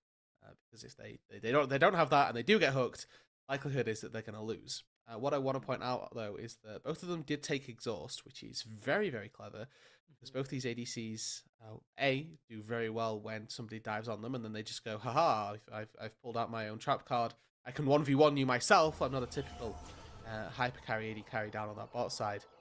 But okay, level 1 shenanigans afoot. Blitzcrank versus Pike is kind of bound to happen. Let's see if Clark you can respect this enough. They've put the ward down. Okay. I think we're gaming. I don't think we're gonna end up finding any kills in this early game. As soon as that ward went down, I was like, all right, all bets are off. But what if they go for the late invade? Oh yeah, they could get a nice start for Speedy Killer Ninja. I don't know how Speedy Killer wants to play this. Doesn't have exactly the same utility enabling that the Zac does. It's a lot more superstar on the Echo. Yeah. And I'm not sure if that means earlier ganking for Speedy Killer Ninja. I will say it does not. Okay. I think they're hitting level 6 on Echo. Certainly not the biggest power spike in terms of your ganks, but it does mean that you can get away with a lot more, right? It's one of those things that it doesn't directly impact the way you gank and the amount of damage that you can do, but it does impact the okay, I'm going to take it back. It does impact the way you gank because of how you can play it, and how safely you can then just go, I've overextended a little too much. Let me bow out. With the blue buff start on Vision, though, and no backup, there will be an advantage for Pizza the Cat. A lot faster of a clear or demo force to flash on the bot side. Level 1 for the moment. And take the dash. Shakespeare now autoing back, though. Sanctus should be okay, actually, as they've got now level 2 advantage starting to stack up with the wave going on a push. Pizza the Cat, level 2 gank, forces the flash from Spice Rack, and looks like Clark are actually not feeling that bad in this early game. A little bit BM. A little bit BM. Level 2 ganking on a Xin Zhao. Oh, wow. All right, Sanctus, that's a good look. Ignite goes it down. Explosion comes through. Sanctus picks up a very well-earned first blood. And deservedly so, Convicted. You did your job, you auto-attacked, but that was all your support, Sanctus. Collecting on what was rightfully theirs with the first blood coming through. Currently being the better of the 2 hook champions now. Not to say that it's Demo playing this game poorly, it's more so that Blitzcrank Hook just is the best hook in the game, right? Fundamentally, that's a fact. It's a statement that cannot be overrated. Fresh Hook doesn't pull you anywhere near as far, Pike Hook pulls you halfway there, and yes, they can set up for their other skills, but as a one and done, point done skill, Blitzcrank Hook does it the best. This does not have the flash to escape this. Speedy Kill Ninja going to give him up for dead. On that roam, did get the Fizz Flash blown, but now with Draven being able to cash in, Shakespeare's on the roll, and we gotta wonder how it's going to play out. Zoom does end up trading 1-for-1 in the mid lane. Spice Rack picking up the kill in response, and Speedy Kill Ninja hopefully being able to shove out this wave and get a little bit of experience for his trouble. But Pizza the Cat has got flash as well, could potentially try and close this gap and get the kill. No dash Looks on like Speedy Kill Ninja anymore. Oh, I was going to say, we had Parallel Convergence up pretty darn soon. Pizza the Cat actually gets a very nice freeze off for his mid laner as well. I think this may end up crashing, but still, a lot of XP preserved for this Fizz. Exactly. Really huge that he gets there and stops the wave from fully crashing into the turret, which gives that trade of kills undoubtedly over to the Fizz in this mid lane, who can now come back, collect on all those minions, keep himself at a nice sort of lead, really. In the mid lane, has gone for that Dark Seal as opposed to Fear, so there's stacking on both sides, just of different stats. Spice Rack, still no flash, but this time does get out underneath the tower. We've got 3 people in this mid lane. You can see why. Having to walk up so far just for XP on these minions. Spice Rack on this case is in a position to be pretty heavily punished, and it feels a lot like last game when they were on the Victor, but now you got even less promise of somebody who can scale up if they're shut down. Pound for pound, going through these lanes, it's going to be pretty hard for Mount U to do, I'll say pretty much anything off the back of the plays that we've already seen. Andre Laden, a little bit fluid around on his top side. Just good short trades. Kukufa. Second W means he wins this if he can get it. If he doesn't, and therefore J Laden is the one who comes out on top. I'm interested by the lethal tempo volley there. It suggests a bit more magic damage style. Came in. Sanctus still only level 3 right now, so even though he lays down the Ignite on Zoom, it isn't going to do that much damage. Spice Rack, not even level 6 just yet, unable to trade back. And a 2 versus 2 in the mid lane keeps that wave frozen for Zoom, keeps putting Spice Rack behind, and takes down Sanctus. That means Shakespeare and Demo are getting ahead. It means Zoom is getting ahead. It means Pizza is getting ahead. It means, really, the sky's the limit for Clark right now. Yeah, they're doing a very good job, and we saw this from them in game number 1, where their early game was very well played, very well thought out, methodical in their approach. It was when we started to reach that mid game, we started to reach a few difficulties. So we'll have to see if they can have found the solution to changing that, if they found the answers just yet, or if that is not the case. Level 6 now on Zoom, making me sweat a bit. Eating time! Yeah, these Fizz ults would devastate Spice Rack right now. No flash, no ult. Still, I'm waiting for that wave to crash as well. Could easily be Dove. He didn't dodge it! Spice Rack is dead. Underneath the tower. No counterplay here. No counterplay here. There we go. Ignite does the job. Zoom picks up the kill, and it's a worthwhile one because even though they've traded 1-for-1 again, look at the minions and look at Speedy Kill Ninja who's picking a fight in the river. 1 versus 2 again. No ult on this Echo, but with Sanctus on the way up, we've got Blitzcrank Hook available. Dodging means everything here, and Pizza the Cat just couldn't do it in time. Convicted picks up their first kill, and now we're starting to get that ball rolling for Mount Union. I'm not sure quite what just happened. Tristana just had Draven passive. Yeah, I'm not sure about that either. I'm going to ignore it. I think it was a visual bug. You know, on any other day of the year, dear, so would I. There's a chance that they genuinely got Draven passive. I'm going to ignore it since I don't know, and otherwise I'll just sit here speculating and run up the worst ideas in my mind. But we can look at the gold leads, thank you observers for this. The Tristana, nicely ahead. Kai'Sa, a little bit behind. Junglers as well, pretty much dead even. The top laners, in fact, exactly dead even. Why are we haymakering that? We prefer it's a pretty darn free trade, being able to walk up and lay down the hurt on a Volibear that really has nothing to worry about. Has ended up going, what's that, Frozen Heart? Am I thinking of that right? You know what? Well, it's working toward Frozen Heart. That's what you mean. There we That is go, not yes. that is not in itself a Frozen Heart. Yes. But it is working towards a Frozen Heart, yes. Yeah, so having at least picked up this initial bit of armor, Seth's going to struggle to really do much into you. The minions will continue to BM in this bot side, and Sanctus, that hook. Oh, he gets it! Oh, he's too good! Exhaust does come down. The hop away from the stun, though, means that Convicted picks up another kill, and Demo is going to be unable to answer this back. No level 6 instead, just going to continue to feed kills into Convicted. 3-0 now on this Tristana, and looking unstoppable.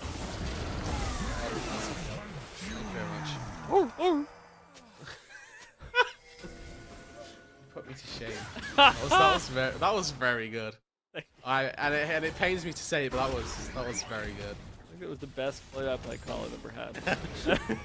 Just making the noise of Earth. Okay. Yeah, exactly.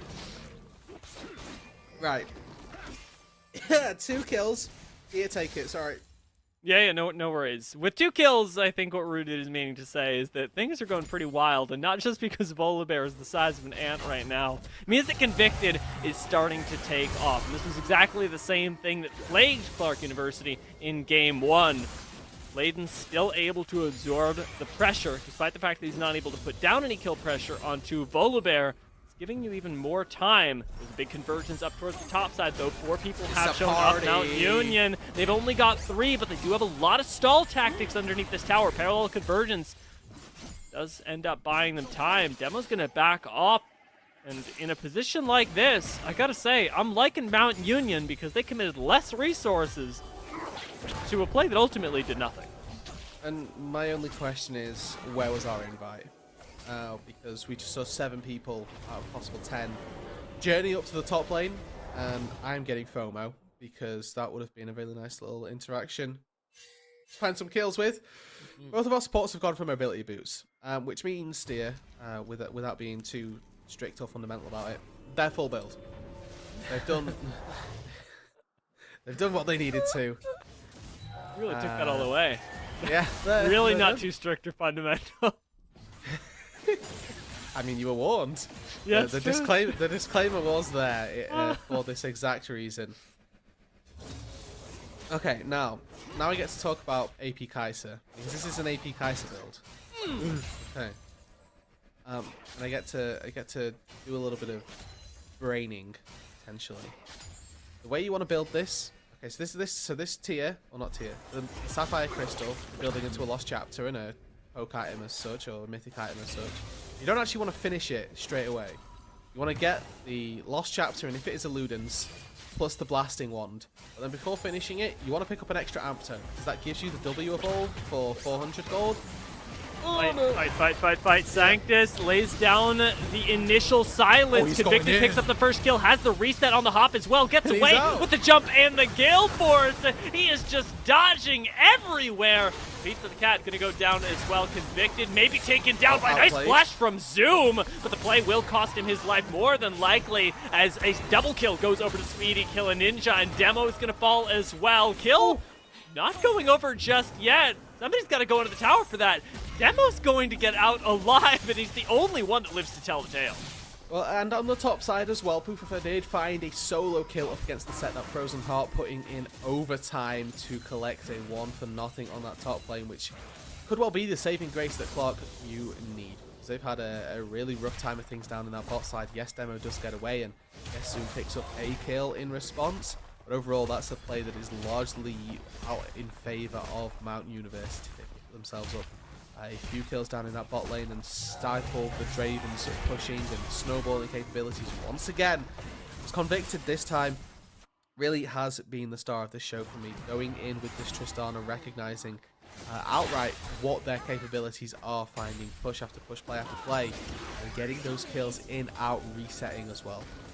We'll see if Convicted ends up deciding that he wants to fight around this dragon. Because if Convicted is there, the rest of the team will be. Speedy Killer Ninja shows up a little bit too late. Spice Rack does get tagged by the ultimate. No Zanya's here.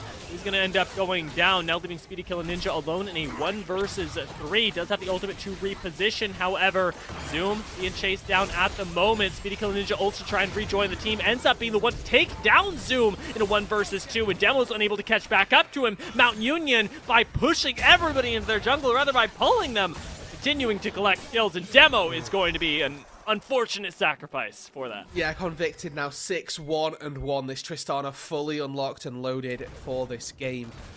Currently sat with a ton of gold in the bank as well. When they get to go back to base, it is going to be a scary, scary Tristana that is unleashed out onto the Rift. And credit to Zoom for trying to find the pick in the mid lane once again, slowing down the role of the Kai'Sa, who's going to be an absolute brutal force in the late stages. But for right now, it's currently this Tristana that needs to be shut down. There's a few picks, there's a few players that need to be on the Clark University radar, and at present, Convicted is top of the list. It does scare me, though, that Convicted, for all that it's well and good that they're 6-1, feel like are still one good Fizzult away from going down. That's always the promise that Fizz does make. Should be fine. Got ultimate. He's actually going aggressive. We've got Piece of the Cat up on the way. We got a whole party once again that we've neglected to have been invited to.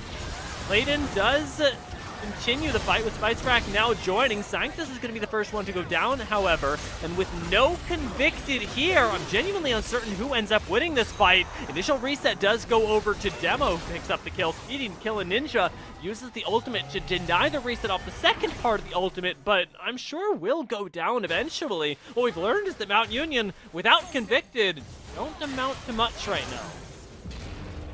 Plus 600 gold over to Zoom. This is a juicy one. It is a fairly large fish coming through from the mid lane, and your queries regarding the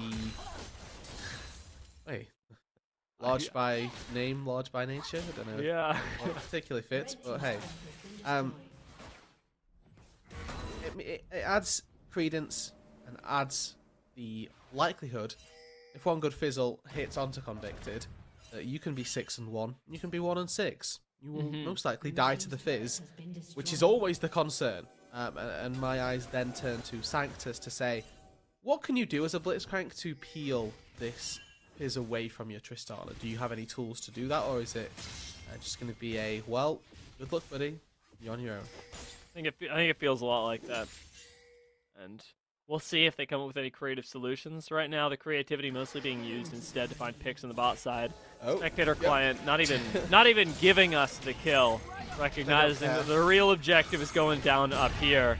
No chance for that Draven to survive. But this fight could go either way. Speedy Killer Ninja gonna be able to take this Rift Herald down. We've got Pooper on the way. Piece of the Cat ends up continuing with the initial leash, and now should be able to get the Rift Herald, maybe even push Speedy Killer Ninja off of the blue buff. Ult's going to come in a little bit early even. Blue's still not completed. Speedy Killer Ninja has to smite for it, and Clark University find themselves a little bit of tempo up top. Better safe than sorry with that Echo ult. I'm quite happy to see it be expended just then. You don't want to get fully comboed out. Zoom's ulti goes wide, and now a bit of a reprieve here, and potentially Sanctus goes in. Gotta find the hook on Pizza the Cat. He went for it, but Pizza the Cat didn't dodge. No. Or did he dodge? Oh, did you? Yeah. There we go. Mind games on mind games on mind games. Mount Union, though, pretty done with that. We're going to try and push here. Pizza the Cat on a very nice flank is spotted out. Sanctus's hook goes wide, so it is just waves traded back and forth. With Ufafer continuing the promise that he will win in the side lane, I have to say, Clark University, don't look bad if they continue. There is still that side lane element, which this time doesn't go away as your tank gets more items. Now, they have to try and face check this Riven. Drake is up in 20 seconds. They've got Draven. All right, well, Draven just won't be a part of this game anymore. Convicted, however, does have a, oh my lord, Gale Force to get away from both the Fizz and the Pike. Convicted is alive, and now the team fight continues with Layden laying down the herd, picking up the knocks, and an amazing hook to continue the kill onto Pizza the Cat. Leaves Mount Union as the clear victors in this dragon fight.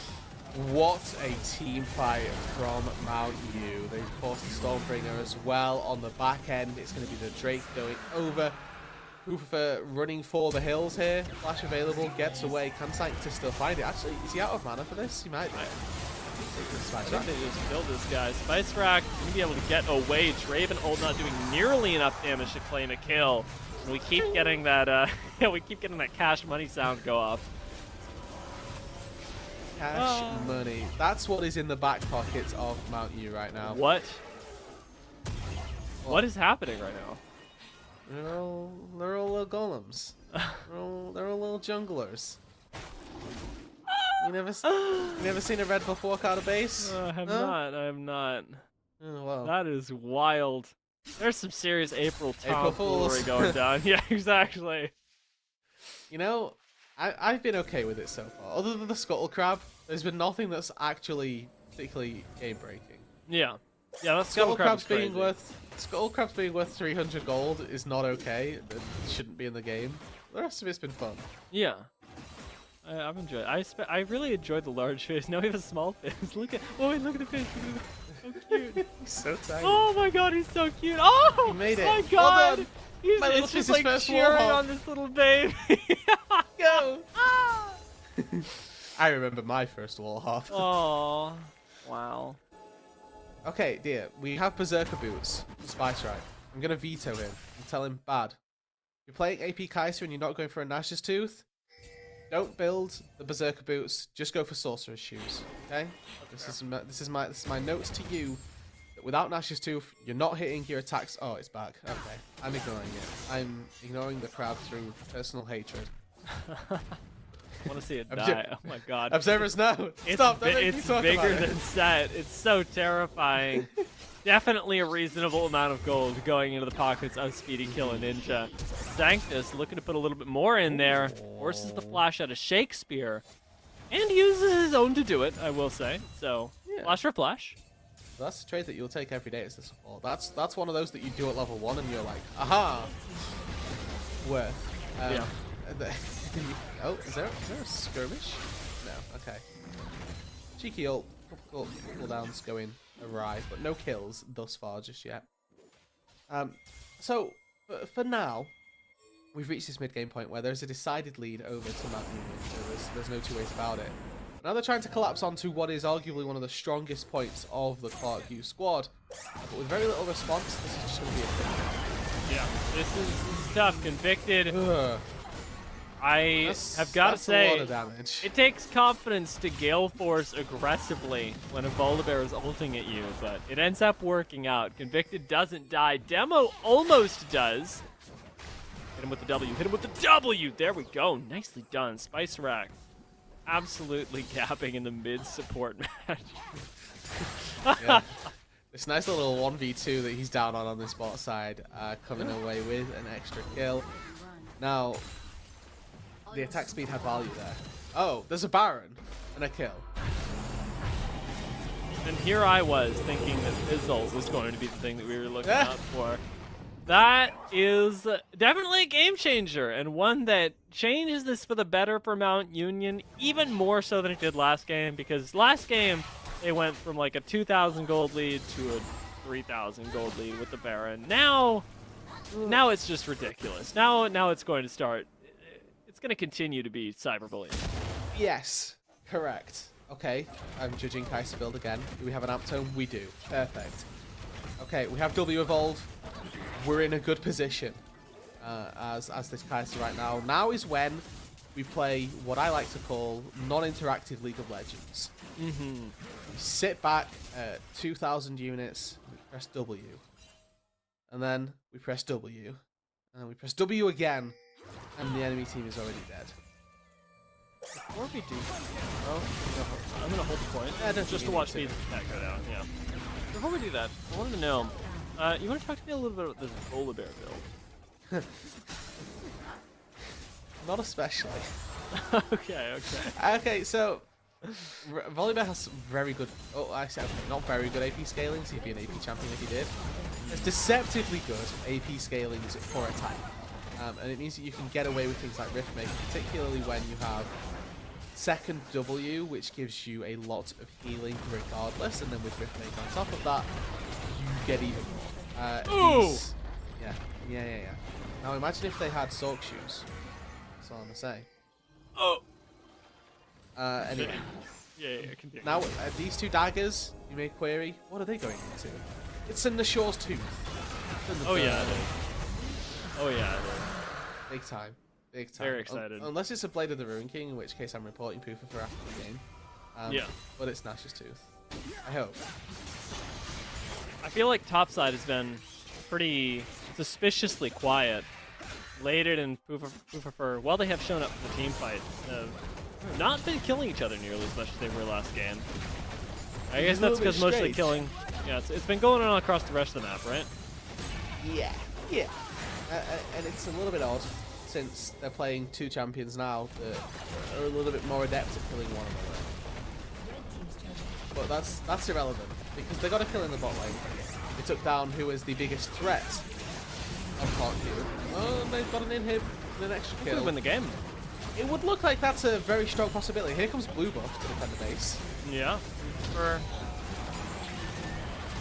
Might go for this. Does have the ultimate, but has to do it before the next tower goes down. Pizza the Cat goes aggressive, a little bit disjointed for Clark University, and now they're getting chased into their base. The Wolves not going to be able to do too much. Zoom would need to connect with the perfect for his ultimate. He doesn't have ultimate. Instead, though, everybody jumps right on top of Sanctus, doesn't take him down. Convicted finally gets shut down, but with the base an auto away from going out.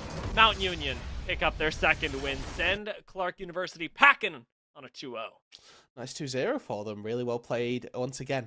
We saw a nice strong early game come out from Clark, but not quite able to snowball that and continue that through the remainder of the game. And Clark University, hey, nicely done. Just a little continue. We will deal with the game and pick themselves up another win. 2-0 on the day was maybe not the result I was expecting, but nevertheless, the one that comes out on to be the case.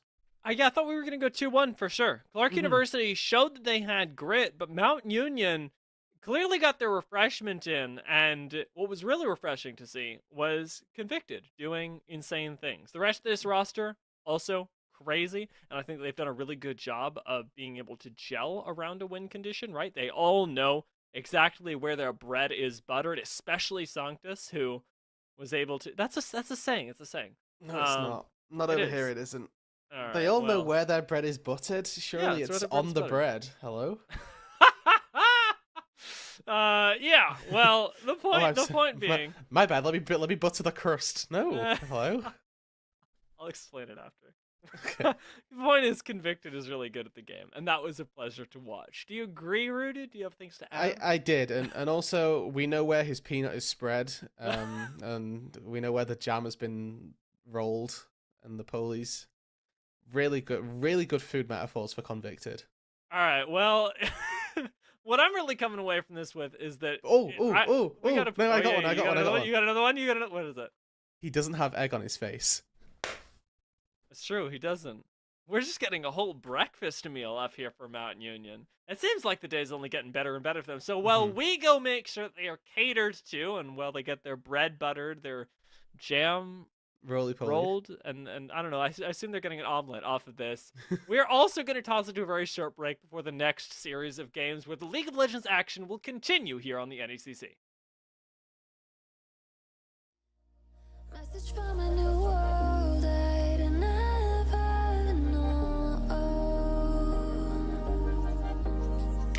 Something about it felt like it'd been waiting my whole life.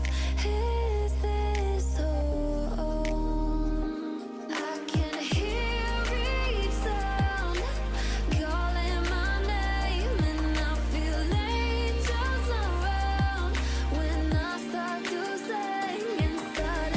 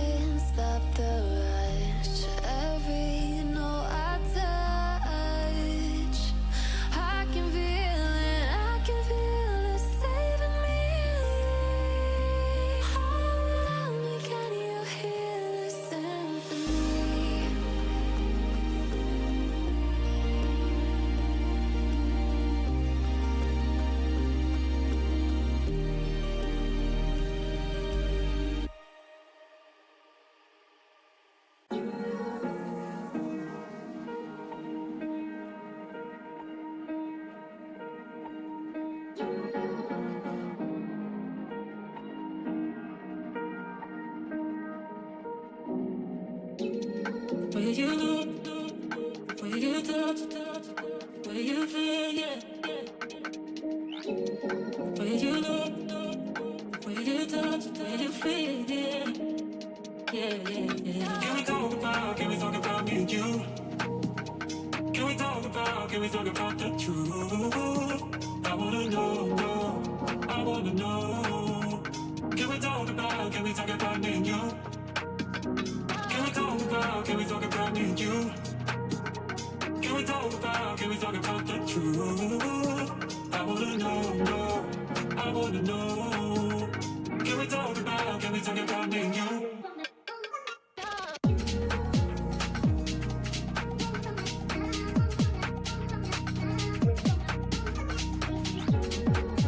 we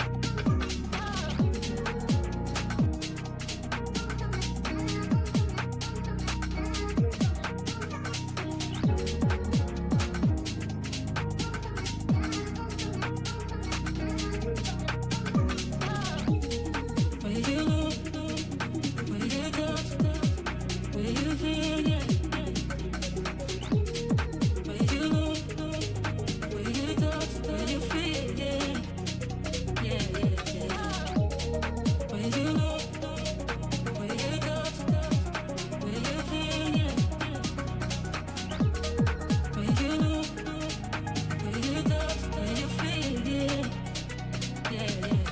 about the truth? I wanna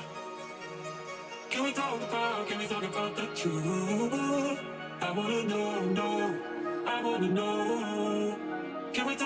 Can we talk about me and you? Can we talk about me and you? Can we talk about the truth? I wanna know, I wanna know. Can we talk about me and you? Where you look, where you touch, where you feel, yeah. Where you look, where you touch, where you feel, yeah. Yeah, yeah, yeah. Where you look, where you touch, where you feel, yeah. Where you look, where you touch, where you feel, yeah. Yeah, yeah, yeah.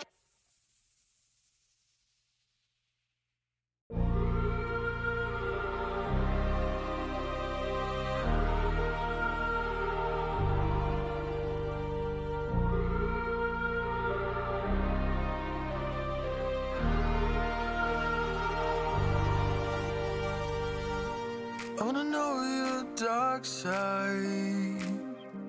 I wanna know your secrets. I wanna be your lifeline. So I wait for you, wait for me. Wait for you, wait for me. Tell me you're more than just a highlight. Pretty pictures on the outside. I hate to stare at you through these lights. So I wait for you, wait for me. Wait for you, wait for me. Click and scroll, I can't let you go. They say I'm addicted to you. Click and scroll, I can't let you go. They say I'm addicted to you. Oh, oh. This ain't love, no, no.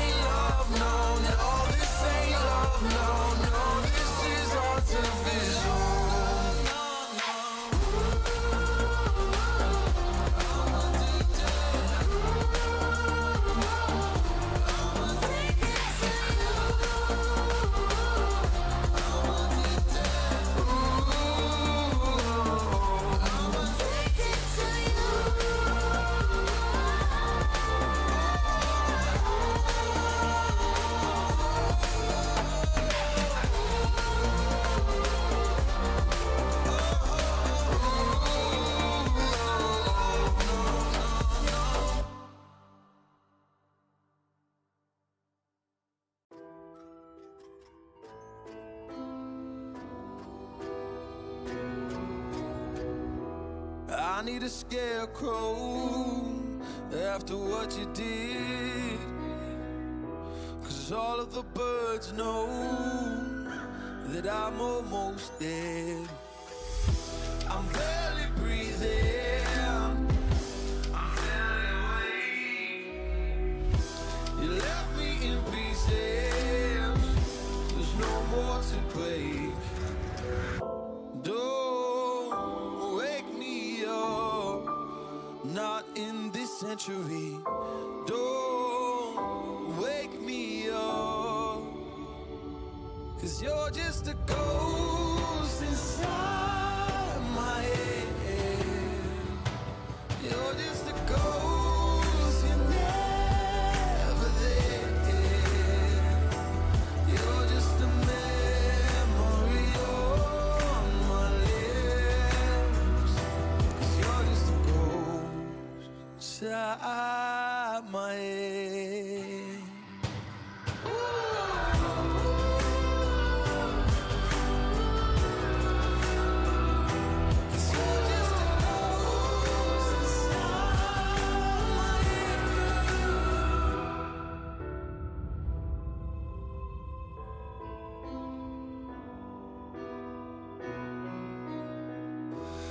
I need an angel after what you did. 'Cause you were the devil, you messed with my head. You lied to my mother, you lied to my friends. You said that you'd be there, that this never ends. Don't wake me up, not in this century. Don't wake me up, 'cause you're just a ghost inside my head. You're just a ghost, you're never there.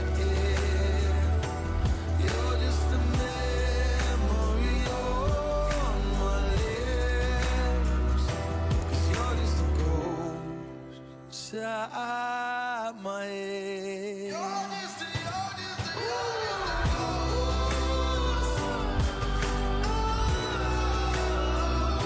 'Cause you're just a ghost inside my head. 'Cause you're just a ghost inside my head. You're just a ghost, you're never there. 'Cause you're just a ghost inside my head. You're just a ghost, you're never there. You're just a memory on my lips. You're just a ghost inside my head. Oh, you're just a ghost inside my head.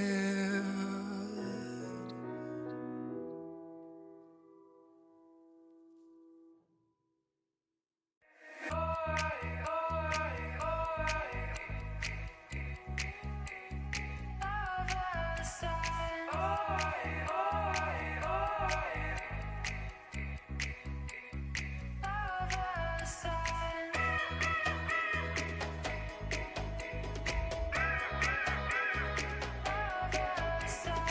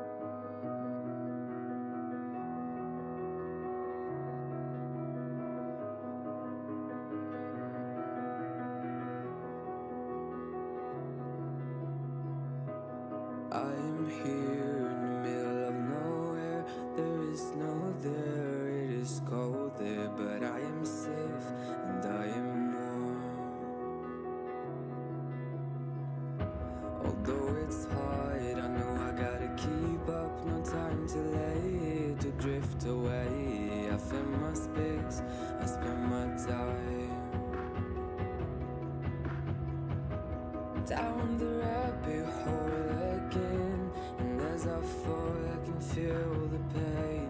You can't tell me where to go, so I don't know, I just go with the flow. I go with the flow. I'm falling up, I'm falling down, from the sky and from the ground. Up above just like below, and I don't know where I should go. 'Cause I'm stuck in limbo.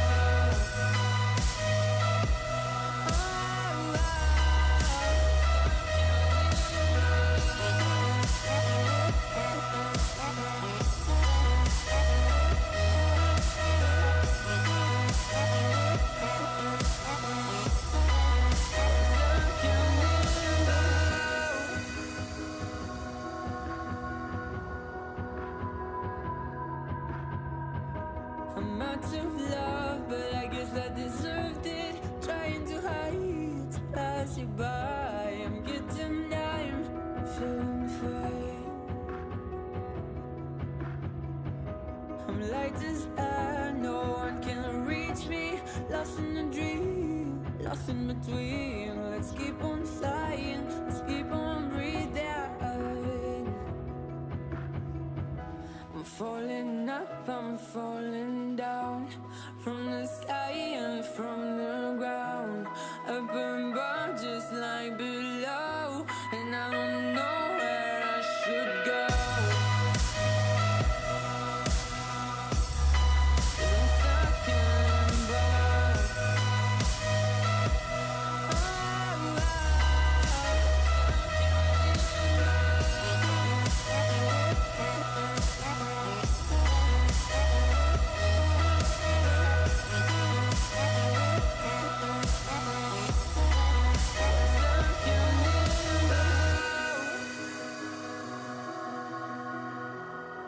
Cause I'm stuck in limbo.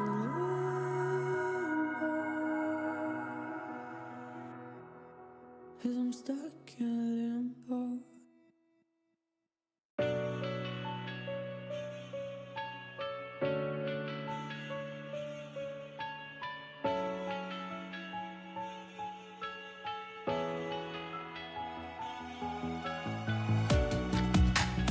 Living in the same routine, like the seasons I'm on repeat. It's a long way down. Trying not to follow suit. Don't like the color, I'll change the shade of it. I'm not afraid of it.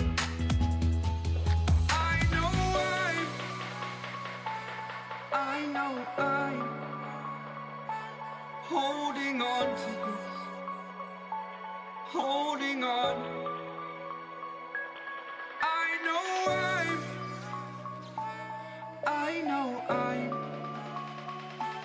holding on to this, holding on. Don't let me repeat it.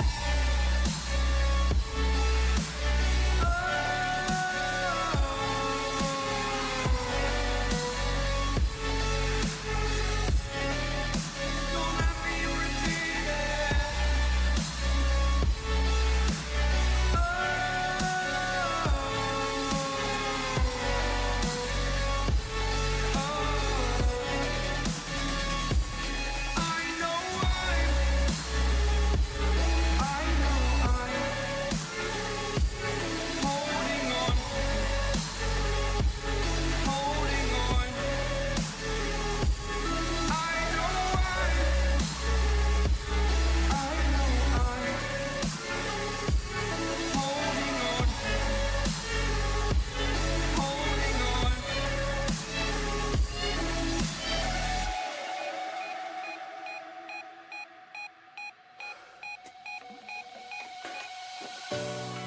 Fast forward a year or two, friends have changed, but so can you. So can you.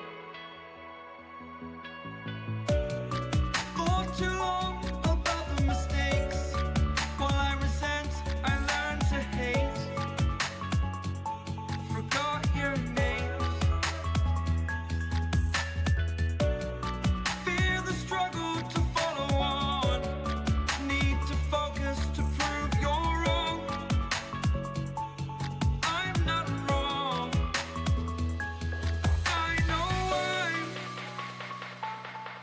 I know I'm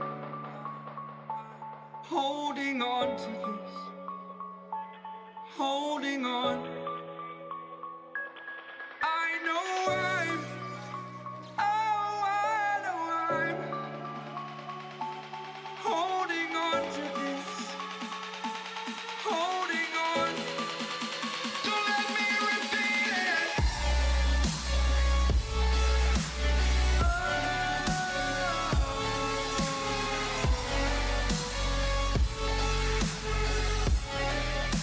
Don't let me repeat it.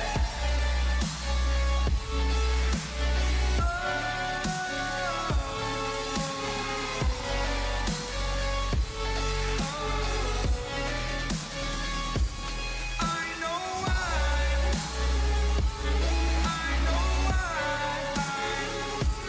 holding on to this, holding on, holding on, holding on, holding on,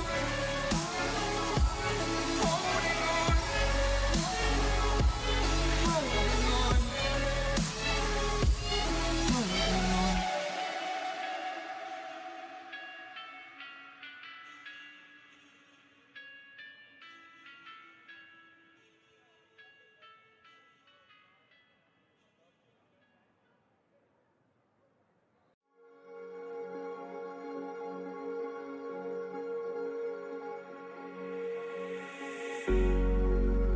Cigarette ash, it looks like snow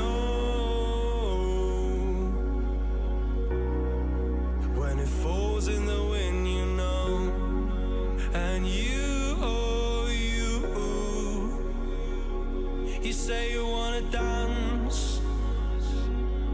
You're wary, you know, you'll end up in the wrong hands.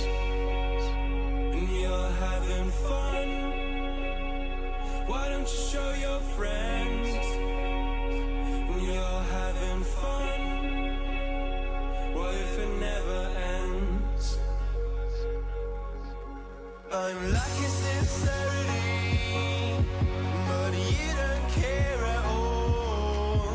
Miss booze, lit cigarettes, trying to take me home.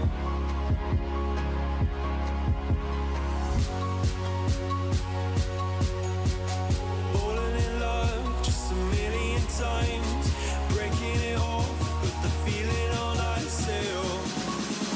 She's as cold as December.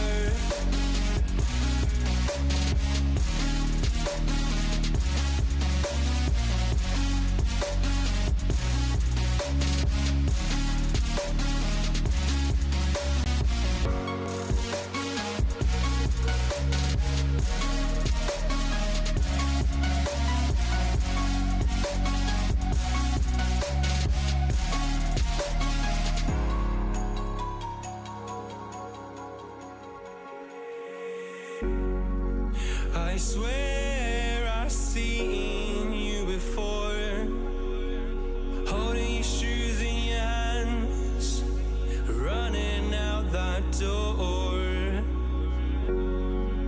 And you are nothing, but you say you wanna dance.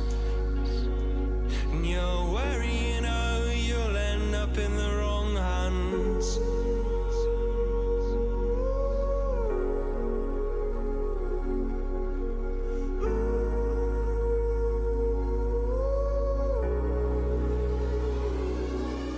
I'm lacking sincerity, but you don't care at all. Miss booze, lit cigarettes,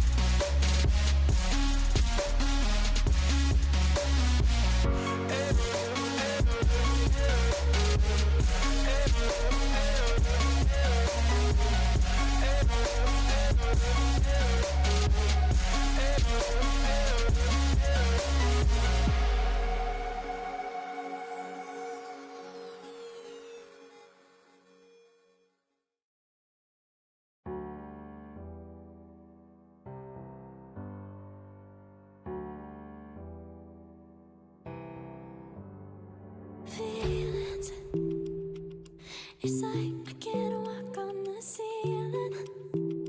Oh yeah, got me dreaming, dreaming in colors I never dreamed in. Oh yeah, I let you in deeper than I let anyone else before. Fell in love with my broken pieces, took them all and made them yours. Didn't know what my heartbeat needed, skipping out, no I can't keep score. When I lose my breath, boy, you got me breathing. Oh, every little thing you do, every time you hold me, take me higher, higher. Every little thing you do, every time you hold me, take me higher, higher. Oh.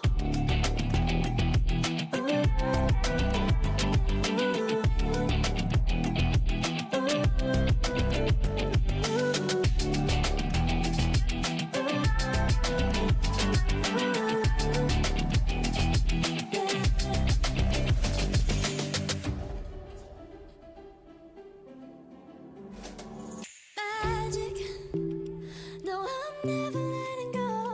Now that I have it with you. When you kiss me, it's like the stars fall out the sky onto my heart to cover up what I don't wanna show. I let you in deeper than I let anyone else before. Fell in love with my broken pieces, took them all and made them yours. Didn't know what my heartbeat needed, skipping out, no I can't keep score. When I lose my breath, boy, you got me breathing. Oh, every little thing you do, every time you hold me, take me higher, higher. Every little thing you do, every time you hold me, take me higher, higher. Oh, you take me higher, you take me higher, baby, you take me higher, you take me higher, baby, you take me higher, you take me higher, baby, you take me higher.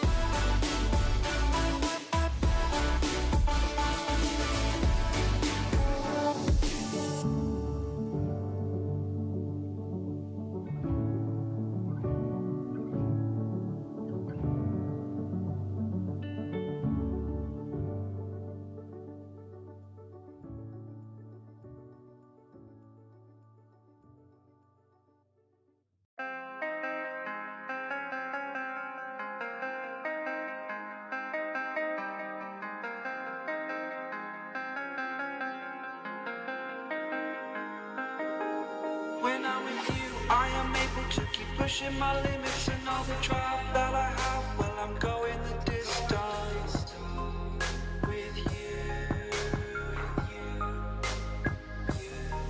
I didn't know what I had till I knew what was missing and everything that I dread. Well, I built a resistance with you.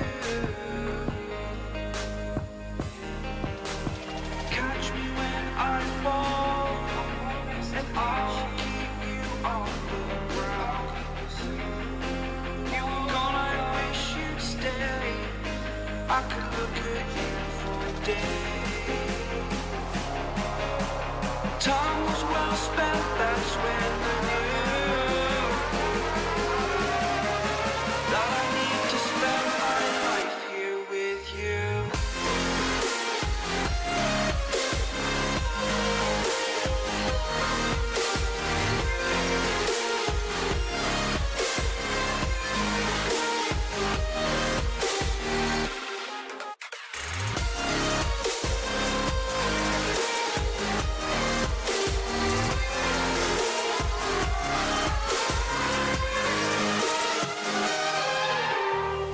Take your time, not in the fast lane. I understand that you've been broken too many times, but I'll be waiting to mend your wounds from all you've taken. But if we listen to each other, I made our mistakes. Hello and welcome to the NECC. I'm here alongside DJ for this one, Rome DMV here talking. This is going to be a great cast that we got for you all. How you feeling today, DJ? I'm pretty excited. It's another start to a fun weekend in the NECC. Already had a series on our hands and now got, I believe, 3 more for you on the day, Rome. So excited to see what we've got coming out from these two squads. Very similar in name, not so similar, I believe, well, they're kind of close in record. 1-3-2 in MCU Esports, Marymount, California, and 2-2 right now for MACU, Mid-America Christian University. Okay, well, hey, listen, I mean, hearing those records, coming in, I'm expecting a pretty even matchup. But, I mean, overall, if we're looking at the individual ranks, I might be giving the overall edge to this MACU University. But, hey, MCU, they're going to be coming in looking to, make some waves happen. It's still early on. You got to do what you can, in the situations that you're in with the current record that you have. And, you just got to build off the losses that you've previously gotten and, just try to look for greener pastures. Yeah, and unfortunately for MCU, as you mentioned, they are coming off of a loss, Rome, an 0-2-1 to UBC Amber, so they will be needing to bounce back. It's been kind of hit or miss here for this 3-2 record. It hasn't been, one streak or another. It has been very much win-loss for the squad on the other side. And Mackey's just kind of glad they can get a game in. It's been 2 straight weeks of rescheduled, which is why we do have this slight difference in record here in week 5. So they're just happy to finally be playing some League of Legends and showing what they can do on this very new patch now, Rome. Yeah, exactly. New patch, and it is April Fool's Day. So, ladies and gentlemen, if you are just tuning in with us, there are a lot of tweaks going down on the Rift itself. I'm not going to be getting into all of them. I'm just going to be letting you guys enjoy all of the very interesting things that League of Legends forgot to take out of custom lobbies.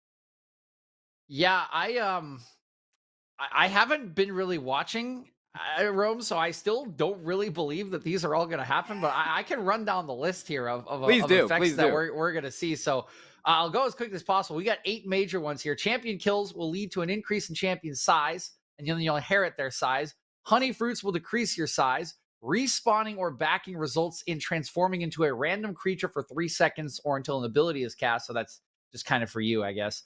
Getting an ace or a minion being last in a tower will cause the minions to emote. Performing an emote will spawn a small rift creature that can be seen by both teams, so don't do that if you're a collie, because that will actually show them where you are. Scuttles will occasionally spawn with 3x health and an increase in size, so Blabber's worst nightmare will actually come true, Rome. Minions will emote at you, and players randomly will be swarmed by Poros. Wait, randomly swarmed by Poros? Nah, that's okay. That actually sounds awful. How dude. strong are the awesome. Poros? That sounds awesome. Exactly. No, they're so fluffy, dude. It's like getting attacked by plushies. Listen, triple the health when it comes to those scuttles. That sounds absolutely abysmal. I know that I like playing a Mumu jungle. Scuttles already take long enough to get takedown. Now they're going to be even longer. I don't even know. Like, that is going to be rough. But looking at this draft, let's hop into it. So, I mean, we got the side of Mac U. I mean, the bands, they're there, but let's talk about the pick so far. All right. We've got Aurelia, Diana, and Yaz coming in. And then on the side of MCU, we're going to have Zach, Kane, and Trist. Now, what are your thoughts about Kane and Zach? Who is going to be taking that jungle spot, in your opinion? Well, this is actually in order what we see on our screen here. This is client draft. So we are going to be seeing that Zach in the top lane room. We are going to see that Kane going into the jungle. And the reason we're a little confused is because in the actual draft order, Kane was taken in the third slot in phase 1. And Zach is actually the R5 counter pick into a pick that is already on your screen here for a special Z in this Aurelia, which was the B5 pick. So that's the answer to Aurelia. And I have to say, it's quite an interesting one from Keels for Fun, because that is a pick, as we know from the jungle clear, that is very easy to punish early on when it is not very healthy, when it does require a little bit of time for those W and passive procs to start healing enough. And Special Z is going to have the run of this lane in the early going, which will help this side of Mac U get to the critical moment, Rome. And of course, the critical moment for any comp featuring a Yasuo Diana is level 6. Yeah, exactly. And the thing is that it's even more scary once that bot lane, gets to that level 6 as well. Leona, she gets those Moby boots if she wishes, and she starts flying around using her ult, ganking everybody in the world. I mean, honestly, those ganks coming in from the supports can be massive. We just got to wait and see exactly how effective this Leona is going to be. I mean, I love the Sivir pick into this composition right here. But I mean, I don't know. I mean, mid lane Tristana, okay, but a bot lane coming out, I don't know. Seraphine, Sona bot lane. Oof, against a Sivir Leona, you're gonna have to prove it to me. I don't know. I like this Mac U draft a lot more than MCU. So I know there is the Zach pick that's a counter pick. Do you think that's gonna pay off? I don't know. It's really going to be decided by the first 5 levels, Rome, right? If this Zach pick gets to 1 item and gets a Sunfire Aegis and gets some armor in its back pocket, it's going to be way more useful than Aurelia later on in this game for setting up team fights, particularly when probably going to be going Shadow Assassin Kane, I would imagine, in this composition. Not really a lot of tanks to heal off of on the side of Mac U. And so you will be the kind of frontline and engage for follow-up. And you can be the disruptor of this combination from Mac U. So I do think that Zach pick is very important, which means it's going to need some attention in the early game. Unfortunately, it's probably not going to happen when you have Kane in the jungle, right? And that is why I think this Tristana is in mid lane for Karamatsu. It is looking for early pressure and potentially kills on Yasuo when he does have a range disadvantage. That can give you 1 lane of prio when you're going to lose the top lane of prio.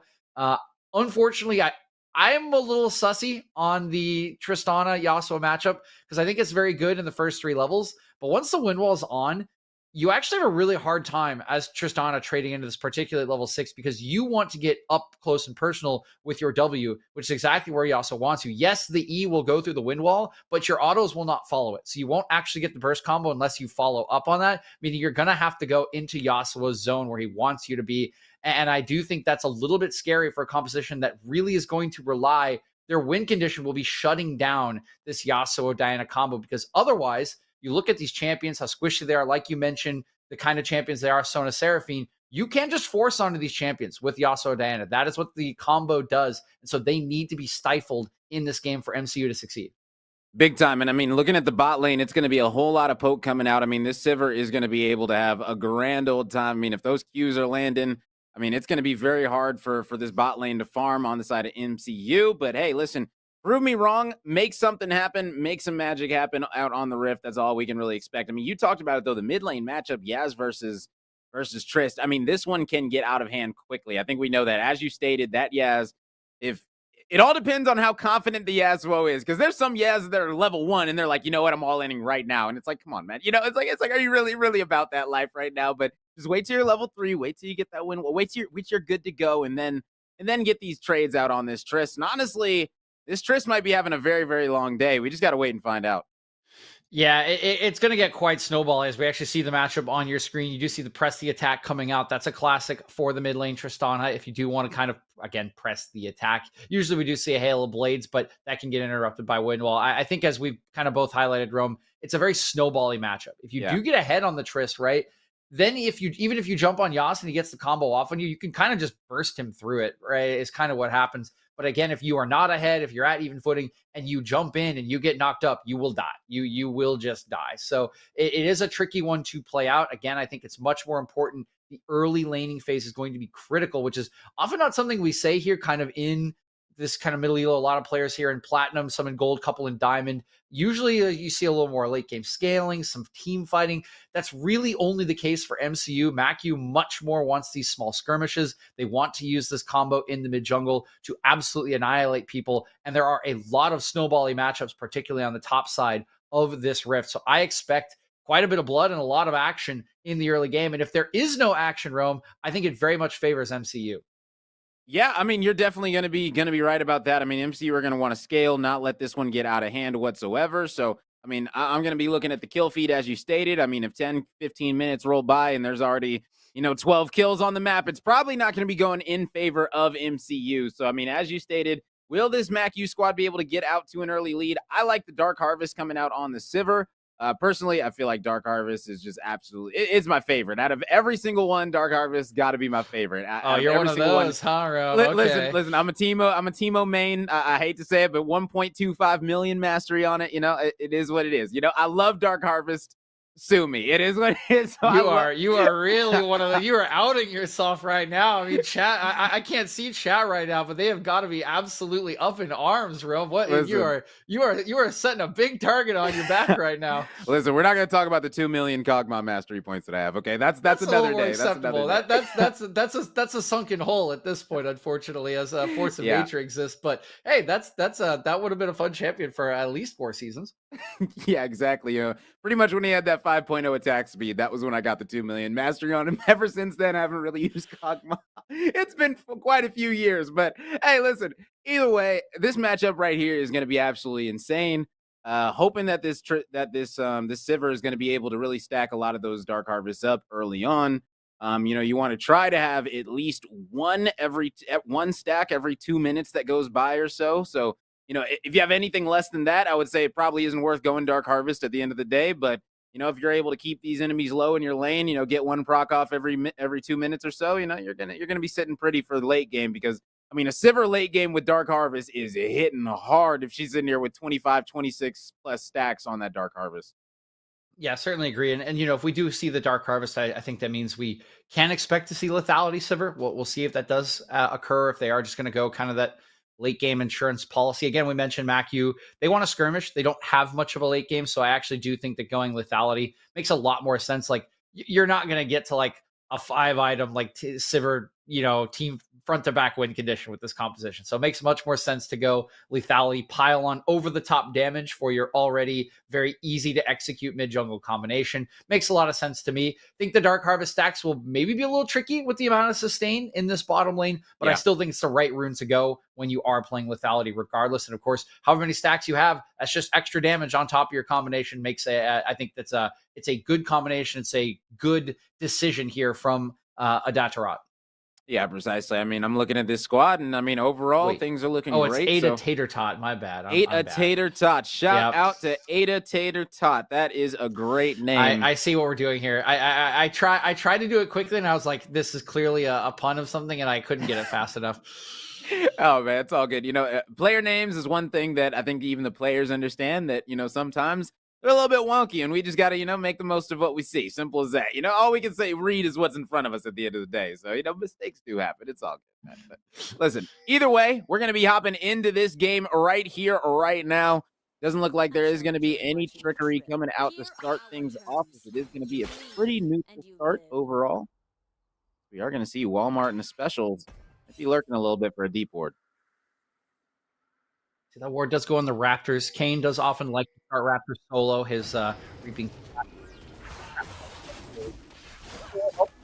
That ward, so a little bit of an idea of where that pathing is going. And on the other side, you can see a similar ward placed on that Raptor camp. Will spot Johan. So they will both know that they are pathing towards opposite sides of the map. This makes a lot of sense to me for Johan. Again, Special Z is the lane that I think has the most priority, has the most power for them in these early levels. So you do want to be pathing up that way. Make sure he can freely be aggro in this lane.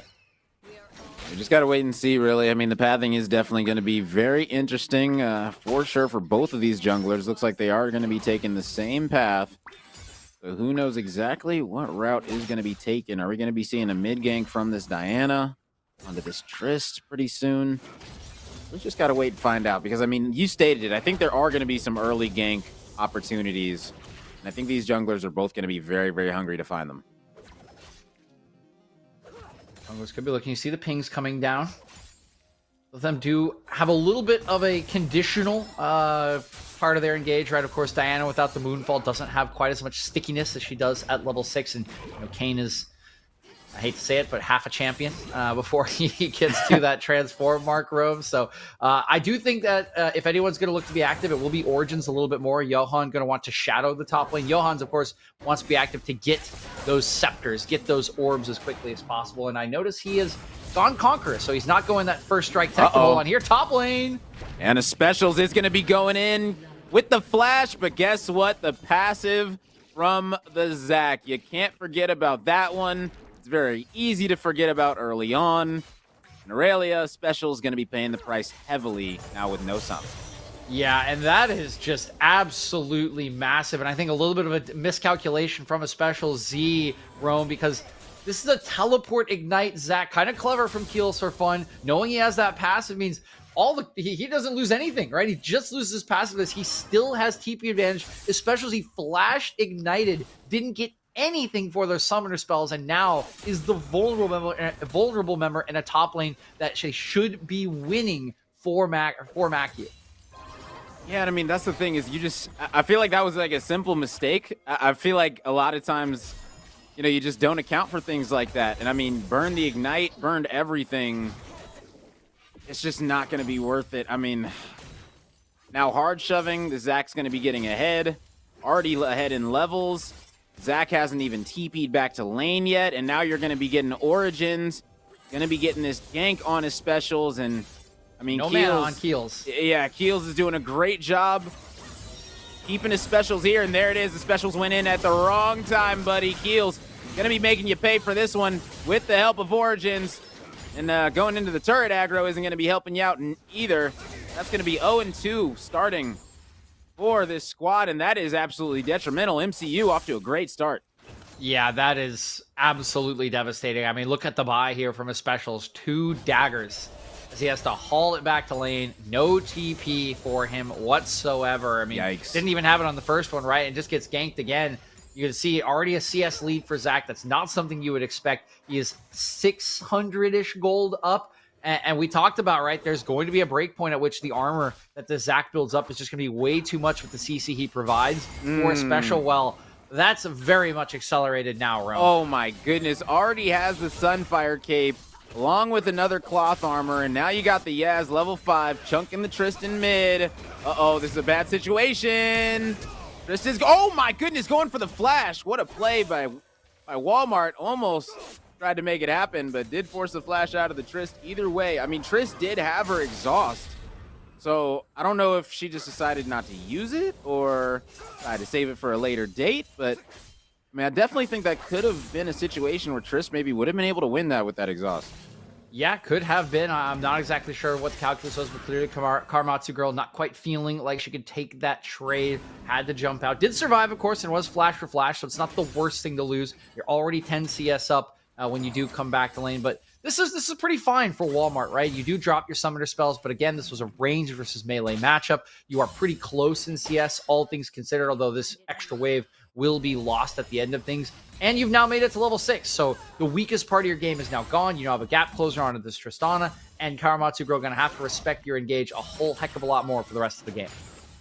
Oh, yeah, precisely. And I mean, this Zac, we talked about it, going to be having a jolly old time up top, going to be getting a bunch of CS right now, and should be having a little bit of a lead after this gigantic wave does crash, and it looks like going to be dead even pretty much, 43 apiece.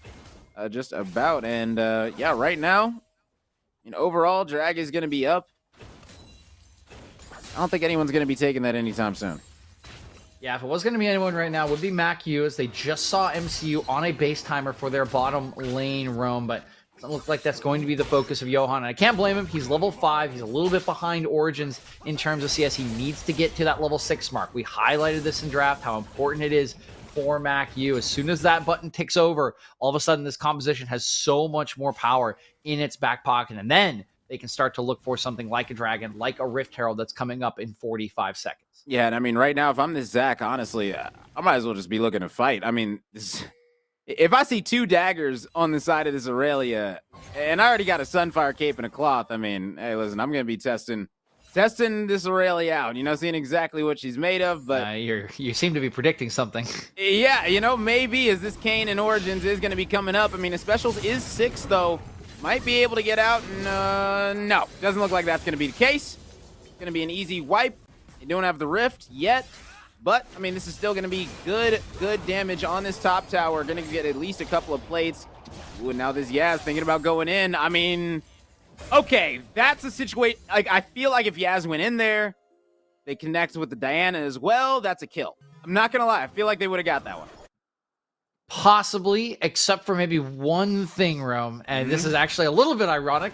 I think it's because Karamatsu Girl actually still has the exhaust. So if you do go in there, you're actually not going to do a whole lot of damage on the back end of that play. You will be under turret with the bomb still on your head, so would have been a little bit risky for that still being there. They got 3 plates up top. Oh my goodness, what is he gonna get? Is he gonna get a full Thorn? Or is he gonna get, or not Thorn? They should also get Rift Herald too, especially after they see this play, if they want to take it, because this dive could come through. Wave needs to be cleared though. Yeah, you gotta clear it, and on a cannon wave, I mean, this could be big. A lot of time being burned. You gotta make this one count. The Seraphine and the Sona gonna be full HP and with a heal, both having flash under tower. I'm gonna be honest, I don't like this if I'm the side. I mean, if I'm MCU right now, there they go. I actually feel pretty comfortable. Let's see, as the Leona ult is going to be going out. That's going to be a lot of damage coming out. My goodness, everybody getting locked up. The flash is going to be coming out. Heal at the back end, and that's going to be a perfect dive executed. Absolutely amazing stuff as MCU have now fallen very, very quickly. And this is exactly what we talked about with this combination, just how easy it is, right? You dash in, a little bit of CC just guarantees the 2-man knockup, and they get a ton off of this, right? Even though they spent so much time, they should take the Dragon, although they're not going to. So it will just be those 2 kills and the gold lost. And I love these fights here. The halfway no way. Wait, a Specials, Specials is going to heal up. Yeah, it's going to heal up and then go in. Okay. Got to hit the smite. That's all you got to do. Just hit the smite and you're good. Boom. The smite is went over, but it is going to be heading over to Kane and MCU. And now the fight's going to be coming out. That's going to be Origins on a killing spree. Now Yaz going to be trying to do more damage to this Triss before she hops over, but she is going to be getting out clean and free. Looks like this Diana, though, going to be hunting and might be able to come across a wild Tristana, and that's going to be a kill coming in. She's going to be dropping down 3-4 now, still in the favor of MCU. Okay, so fortunately for MCU, at the end of all of this, they do get the Rift Herald, which I thought was the bare minimum they needed to take for this play to be evened out from the bot side dive. I was a little disappointed that Keels teleported into that bottom lane a little bit late, using a TP advantage he already had just to clean up a wave when they could have used it for Rift, but they do get the Rift anyway, so they can use this in the top turret if they want to take it down. They can use it in mid if they want to get extra plates, and try to put that gold lead they already have further over the top and continue to work towards the scaling that we highlighted in the draft, Rome. Yeah, exactly. I mean, you stated it. MCU doing a great job right now of have this game pretty much right where they want. I mean, if anyone's going to be having the kills on this team, you're going to want it to be the Kane or the Triss. So the fact that the Kane already going to be sitting at 3-0, I mean, that's going to be great for this MCU squad. And now looks like they are going to be setting up to take this Dragon. And I mean, with Diana all the way over by blue buff. Okay. So they said no last second. Do you see a reasoning for that? I'm not actually sure. Hold on, though. Keels gonna be getting up top. Yeah, Keel's gonna be getting out. Now is this passive gonna keep him long enough? I mean, Triss gonna be hopping over. Special's gonna be dropping. But guess what? That is gonna be Yaz right there. Zach did get on up. It is gonna get taken out by Walmart. Triss is gonna get out nice and safely. So, I mean, now it's gonna be some plates that should be going toward this side of MacU. But at least the Dragon finally is gonna be going over to MCU.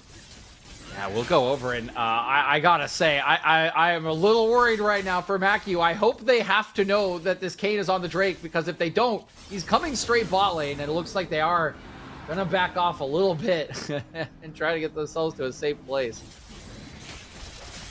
I mean, Kayn doing a great job of farming right now.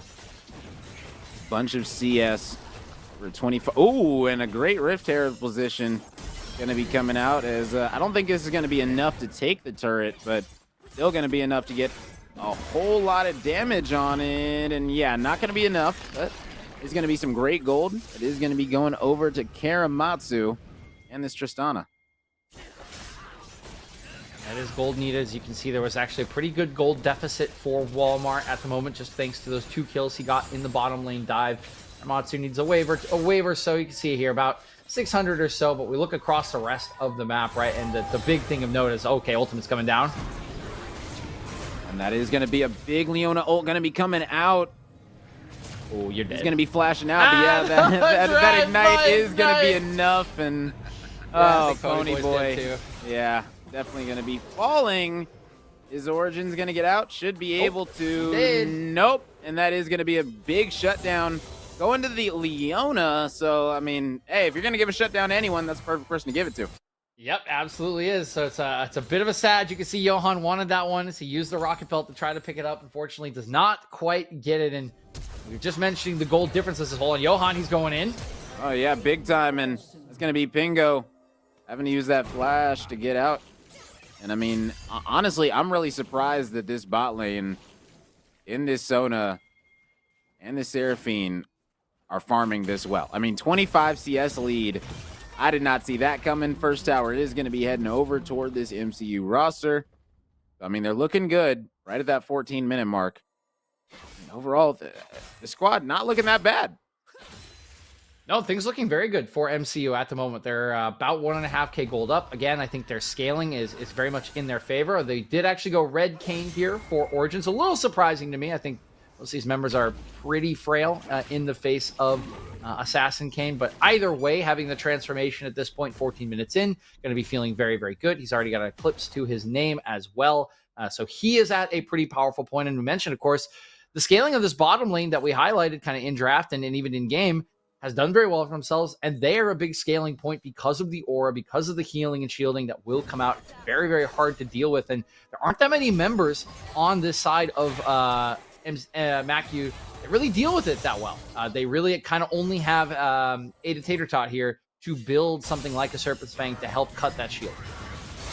Exactly. His specials going to be in some trouble right now as Kayn going to be doing Kayn things, taking out one. Trist going to be coming in for the cleanup. Now a 9-5 kill advantage going to be coming in. And I mean, this Kayn bounty back on to his head, 300 gold. I mean, MCU are impressing me today.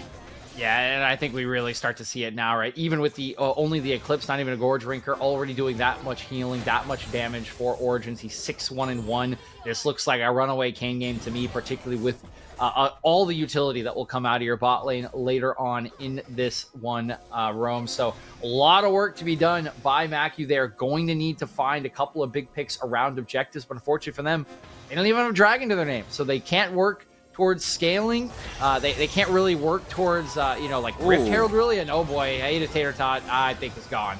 Wow, and that is a lot of damage coming out, and that's going to be enough to lock down Ada Tater Tot. Unfortunate yet again, and now Pony Boy.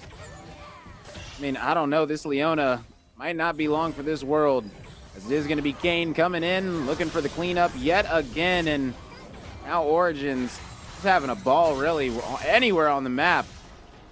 This is ridiculous at this point. Yeah, this is really starting to fall apart. They're going to try and defend this turret. Yeah, but I don't know if that's going to be the best case scenario. This turret is finally going to go down, and that means you got to win an outright 2v3, and that is going to be much easier said than done. That is going to be 1 dropping, 2 dropping like flies, and this fight up top is going to be massive. At the end of the day, it is going to be won by the Zac, who was very, very small. I have no idea. Okay, is this the April Fool's effect, I'm guessing? He might have ate what were we talking about? What's the small The fruit? the fruit. Yeah. That might have been what it was. Ah. Don't eat the melons. Become the size of a melon. Simple as that. Simple as that, and simple as this for the Tristana to take turrets. Roma, this is falling apart now for MacU. We talked about the fact that they wanted this early game skirmishing. They wanted to be establishing leads and looking for picks. Well, really hard to do that when the map is falling apart around you. They now 4 turrets down. They are at a significant gold deficit at 6.5k against an outfit that should outscale them in most positions on the map. And it is really looking like an MCU victory here in game 1, barring some incredible combos from this mid-jungle duo. I mean, it would take 4 or 5 man combinations to knock this side down through the healing, the shielding, and the gold lead that they have. Yeah, right now, I mean, this Kane definitely going to be testing his limits as this team fight is going to be coming in. TP is going to be coming in from the Zac as well, but Origins is going to be able to find the Diana. Big wind wall going to be coming out, and that's going to be a Yaz doing Yaz things. But ladies and gentlemen, Yaz can only do so much, as that was a lot of damage. But at the end of the day, MCU going to be cleaning this one up pretty handily, because guess who wasn't there? The Specials. Yeah, Specials pushing in the top lane. I actually am kind of fine with this. You don't have TP. Yes, I know you could group with your team, but I'll be honest with you, Rome, at this point, I don't think 5v5 team fights are really what MacU should be looking for. I don't think they win them. I don't think they've won them for quite some time with how fed Origins is and how strong the rest of the side is getting. 5-1-5 now is Eugene on this Seraphine. I mean, try thinking about cutting through that healing and shielding with really nothing at the moment, right? There's no one that has any heal cut on the side of MacU. There's no one that has Serpent's Fang, so you're not really going to cut through these members. Your burst combination is largely going to get shut down. So I think looking for an open side lane, trying to give yourself an avenue into this game, is exactly what MacU should be doing, because again, anything 4v4 or greater to 5v5, you are just not going to be winning it, bar a miracle. Listen, if my top laner is 0-7 on Aurelia at 19 minutes, listen, you're not splitting nothing. You're coming to help us fight. You're gonna be taking some of this damage in front of us so we can try to do something. I don't know. I'll tell you that Aurelia's taken about 3 shots worth of damage. That's like a level 10 character. That's like a level 10 character in Elden Ring. You're getting one shot by every single boss. And building Bork when really you're only going to be doing work against one character with that Bork. I mean, maybe the Kayn as well. But I mean, Kayn right now just going straight damage. So it's gonna be rough. Very rough with the build that's coming out of this MacU roster. And I mean, I don't know. Maybe MacU just got counterpicked with the Zac and things just went downhill from there. Who really knows? Yeah, I mean, I do think the level 1 really did hurt MacU a little bit, not getting that lane ahead early on. But I look a little bit elsewhere, kind of at just the laning strength in general from the side. We talked about the kind of the scaling that would come through, particularly from these supportive champions in the bottom lane. And they laned so well into the double range, into the range melee combination. They were so far ahead in CS. And when you see a double kind of support bot lane like that, as we can see some of these effects here, here's some of those poros that we were talking about. When you have a lane like that get ahead, it is always so scary until you get Serpent's Fang, which you never want to build until your 3rd item roam, because you just can't kill anyone, right? When you have like a fed Sirach or anything in your game, everyone's got an extra half a health bar, and your burst is just useless. Yeah, precisely. I mean, looks like this Leona trying to set up for a little bit of a cheeky play, and I mean, at this point, that might be what you need to get back into this one. We got 1:45 before this dragon is going to be coming up, and that could potentially be putting this MCU roster onto Soul Point if they're able to acquire it, which would be massive. Even though it's just an air, you know, I mean, just a Cloud Soul, that's fine. You know, that's fine. Still, I'll take a Soul. Soul would be a nice prize. It is a little sad that it is Cloud Soul. If I'm thinking about who rolls pretty well with this one, probably Origins is the biggest winner coming out. Not too bad for Keels, but certainly not the Soul they would have hoped for. Fortunately for them, I don't think they really need it, Rome. I really don't. I think the big prize for them would be this Baron. They have already done so much work on the turrets across the map, and Baron would just be the golden ticket into getting in the enemy base and using the gold lead to kind of make up for that lack of soul if you don't get it. Oh, yeah. Now Origin's going to be coming in, trying to make the play happen. Big Leona ult is going to be coming out, but that's not going to be able to do much as Leona is going to be dropping. That's going to be a double kill coming out as Aurelia drops as well. And now finally Origins is going to get taken out. Potato Tot coming up big. And I mean, now this Zac going to be dropping as well. So 2 for 2 situation. And 2 for 3, excuse me. As it looks like MacU did come out on top of that one overall. Yeah, and what a massive blunder from MCU. I mean, what are they thinking here, right? We mentioned that they would win any 4v4 or 5v5. Well, you took a 3v5. Like, you only had 3 members on top side. Pango was literally on a recall timer, and Eugene without TP is on the bot side, and you're taking a skirmish around the Baron. This just throws everything for a loop unless Pango can be a hero. And let's see if Pango can hit this steal right now. Doesn't look like that's going to be happening. It is going to be Johan. And there's Diana smiting that one away. So nice play is going to be coming out of this squad to get the Baron. And I mean, right now, I mean, they're doing a good job, a decent job of staying somewhat in this based off how they started the game. But I mean, at the end of the day, they are still drastically behind in many, many facets of the game. And now with this Dragon going to be going over to this MCU roster in Soul Point, they're going to be feeling very, very good. Soul Point will be on the table. It is, that's, no. Yeah, that's very unfortunate as Johan, I mean, tried to make the play, but it's not going to be able to save the day. I have some thoughts about this, Rome. Oh, yeah. So you just cut the gold lead in half. You were down 6.5 to 7K. Took the Baron, cut the gold lead down to 3K. That's your go button with the Diana. And, like, you need to destroy turrets to get back in this game. And instead, Johan has decided to flash in to try to steal away Soul Point. Not Soul, Soul Point. Oh, wait, I understand that Soul Point is like a big magnet to drag you to Soul to a fight you necessarily don't want to take. But when you're down 3K, you don't get to make decisions like that. You have to make tough choices. And when you're given a Baron a golden apple like that to get a bunch of standing gold from turrets back into your pockets, you cannot be heading over a wall like that to throw your body at a Soul Point steal. Yeah, and I was gonna say something analytical, but I forgot the name of it. The thing, the little circle right there next to the dragon pit that you use to jump over. What is that called? The blast cone? Blast cone. There we go. The blast cone was up. So flashing into it right next to the blast cone, I mean, walk 5 feet down, go in with the blast cone, and then flash out if you don't get the drag. I mean, I just feel like there's a little bit better options at attempting to steal that one. Leona's already going to be taking tower damage, but I mean, that aggro is not going to matter much. Nice now, I mean, yeah, great wind wall coming out. Now, oh man, Leona. Let's see if she can stun him up. She is doing a decent job for now. I mean, this Zac tanking what he can. Keel's trying to get out of there, doing a great job. Eating up a lot of this aggro coming out from MacU as flashes needed to be burned by the Yaz, and they're going to be backing on away from this one, taking what they can. Yep, that whole time Karamatsu Girl was splitting in the bottom lane, so that is a good repel from MCU till now, Ponyboy.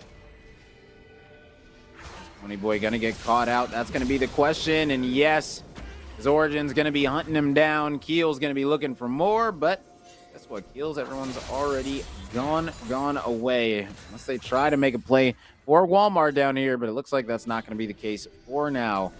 The squad is just going to keep on farming up, keep getting map control, and I mean, we're going back and forth. For a second, it felt like MacU was right back in this game, and I mean, now MCU, they kind of grabbed it right back. Now we look back up. It is a 5K gold lead for them, so they have earned themselves a bigger lead in this game. Soul Point coming up here in 2 minutes, 15 seconds. And of course, the Baron, big ticket item again, 2 minutes, 36 for this squad. They have been delayed, of course, by dropping that fight around the Baron last time around. Game could have probably been over by now, but again, everything really in the pockets of MCU if they want to close out this series. This game is completely in their hands at this point, Rome. They've got all the engaged tools. They've got all the team fight. And again, it will take something like that fight in the bot side, an odd number fight, a miraculous engage, a combo from MacU to get themselves truly back on even pegging. Yeah, precisely. I mean, we know what this squad can do if they're able, to execute it nicely in these team fights. They just haven't really been able to put it together. It's been a couple situations where, they land some nice stuns, they get some nice wind walls, but I mean, they can't just really make a ton out of it at the end of the day. And I mean, right now, this squad in MCU, they're just punishing them in every facet, and they're not getting over aggressive either. They're not sitting here giving away their lives in situations, trying to go for trades and things like that. So, I mean, I really like how this MCU squad has been playing overall. Just got to see if they're going to be able to keep it up. As I mean, this Kane right now doing a nice job of getting this vision and keeping it on their side. I mean, at the end of the day, they're being bullies.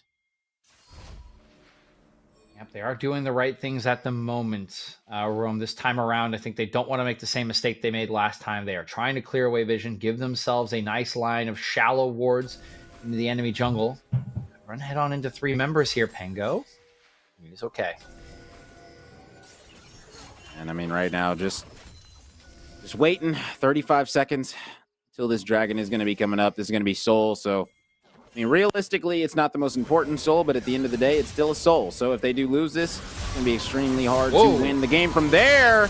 Oh, but that is going to be that tater tot going to be coming out. But oh my goodness, the combination's going to be coming out. It's not going to be enough. Guess what? MCU, they're going to be able to clean this fight up handily. They are still going to be having 4 alive. The only person dropping was Origins, and now Walmart going to be struggling to survive at this rate. My goodness. The wombos that just came out were absolutely insane. I mean, when you're talking about the Leona ult, you're talking about the Sona ult, you're talking about the Yasuo, everything. There were so many stuns that happened at the same time. I was trying to figure out which ones landed and which ones whiffed. Well, it was nearly the miraculous turnaround that we were talking about for MacU, landing the Diana Yasuo combo onto 3 members. But again, Rome, we talked about it. The shielding and healing from these 2 members in the bot lane is just so good at removing burst from the equation. It was everything you wanted. And you were talking about those bottom lane ultimates. Neither of them actually landed in that fight. Eugene's ultimate was blocked by the wind wall, and Eugene's was not in range, and Pengo's, I believe, got blocked by wind wall. So neither of those ultimates actually really landed on anyone, and still MCU came out on top in the fight. It's exactly what we were talking about when it came to the team fighting power of these 2 compositions. I feel like that fight was like a 4 out of 10 for MCU, and they still came away with 4 members remaining. That is how much stronger they are than MacU in these kind of engages. And now they have that Cloud Soul in their pocket. Baron's still on the map. They can regroup, reset, and get ready to take the Purple Worm. And that's what I'm talking about, because like it looked like MacU were going to win that fight based off how things started. Like, as you said, they got the perfect combo. They got their wombo combo. It just wasn't enough against this Seraphine and Sona. And the fact that they can miss their ults and still come out victorious is just absolutely insane. But, I mean, let's see if MacU hiding in the bushes, see if they can make something happen. They're going to be walking into heals. It looks like no. That's going to be Diana going in, and that's going to be the combination that they were looking for. Now, can they find 2? They are going to be looking for Yuxin, and they are going to be able to find him.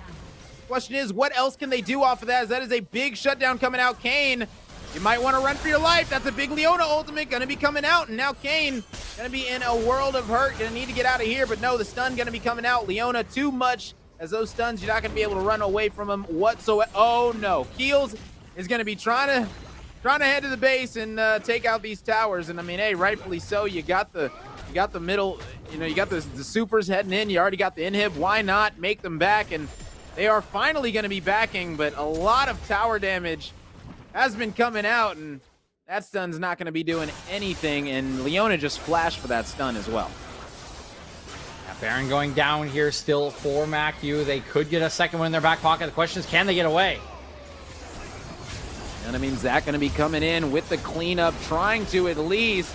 Right now, Karma is going to get taken out. Walmart is able to pick up the... Oh my gosh, he went so tiny. But no, Tristana going to be coming right on back. And I mean, now this squad having to run away. And this is where, I mean, honestly, oh man, big play going to be coming out of Johan. Going to be golden as well. Perfect timing, but no, it's not going to be enough, as that is going to be a couple of players dropping yet again for this MacU roster. And they do have the Baron buff, but I don't know how much that's going to matter, because, I mean, MCU, they are pressing the issue right now mid. Yeah, I think this might just be the end of the game. 36 seconds on both the mid-jungle duo. It's really hard to clear this away from Keels, and I think MCU, despite being punished for their setup sins again at the second Baron, should win out on game 1 here. Yeah, and at this point, all you got to do is focus the towers. If I'm Trish, just focus the towers. You're good to go. Get the kills. Everything else is great. You know, focus the end of the game. We'll worry about what matters. 33-16. This squad in MCU, an absolutely incredible job all around. I mean, more than doubled their kills. I mean, listen, this squad right here, they impressed me from start to finish. They got the early lead and really never let it up. They did get the early lead, Rome. They never did lose the gold lead. I will say it was a bit of a messy mid game from them. They did drop 2 Barons to some very, very greedy setups. And the fact that I was talking about, they did it once. They shouldn't commit the same sin again. They did commit the same sin again, but again, bailed out by their composition and the fact that they did get that early gold lead. All the scaling was online, right? At the kind of 2-item mark, they were just clearing away. Way easier to team fight for them. And you saw that play out even in these messy fights. They were somehow coming out, killing, scrapping. It didn't matter. Their champions were better in 4v4, 5v5. And the gold lead they did earn for themselves in the early game was enough to kind of roll over the finish line here in game 1. Yeah, big time. Shout out to Marymount at the end of the day, showing out big time for the state of Cali. And Mac, I don't know. You're going to have to go back to the drawing board, Mid-American Christian University, excuse me. I mean, this squad, let's see what you have. Game 2 in this best of 3. Going to need to come back swinging for sure. But, hey, listen, that first one was action-packed. Got a little bit messy as you stayed in the middle. But, hey, at the end of the day, some great League of Legends action for sure. Listen, we'll be right back with some more NECC action after this short break.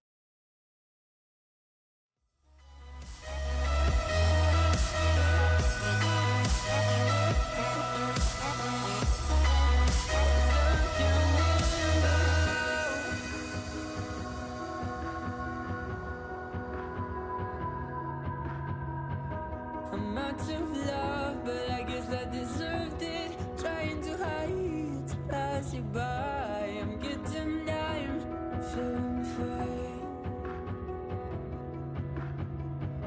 I'm light as air, no one can reach me. Lost in a dream, lost in between. Let's keep on flying, let's keep on breathing. I'm falling up, I'm falling down. From the sky and from the ground. Up above just like below. And I don't know where I should go. 'Cause I'm stuck in limbo.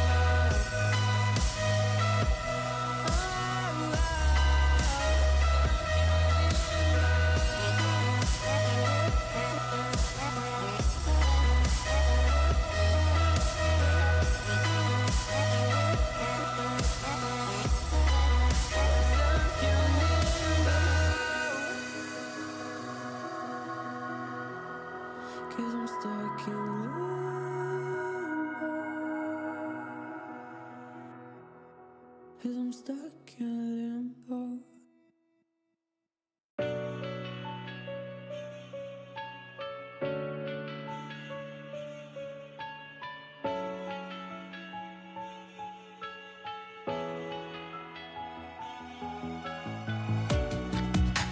Living in the same routine, like the seasons I'm on repeat.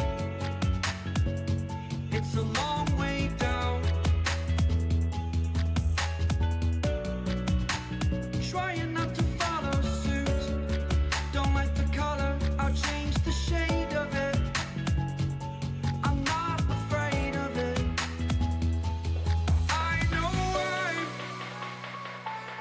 I know I'm holding on to this. Holding on.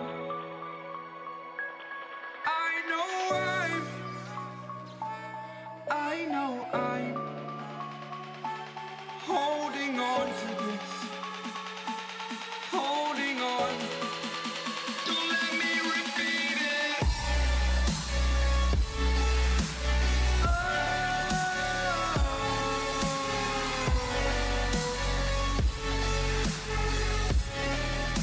Don't let me repeat it.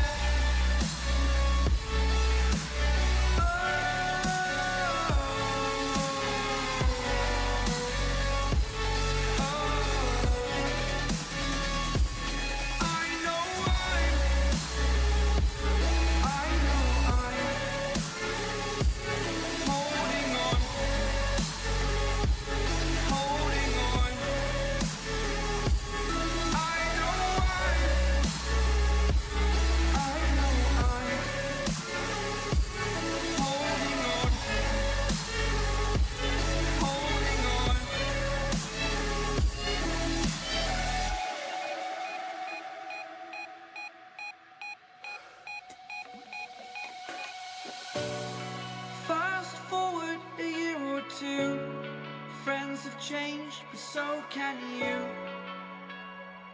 So can you.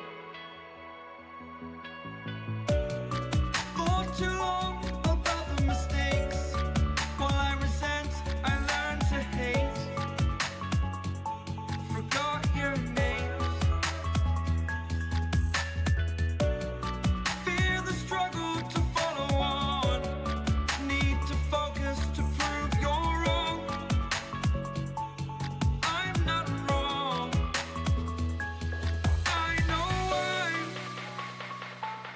I know I'm holding on to this. Holding on. I know I'm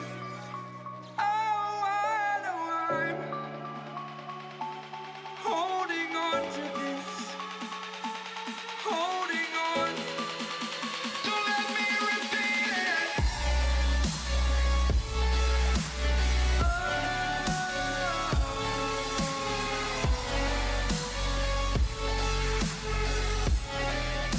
Don't let me repeat it.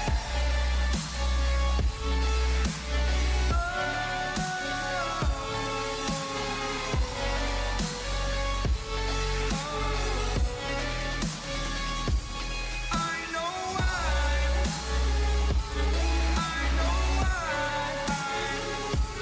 holding on to this. Holding on. Holding on. Holding on. Holding on. Holding on.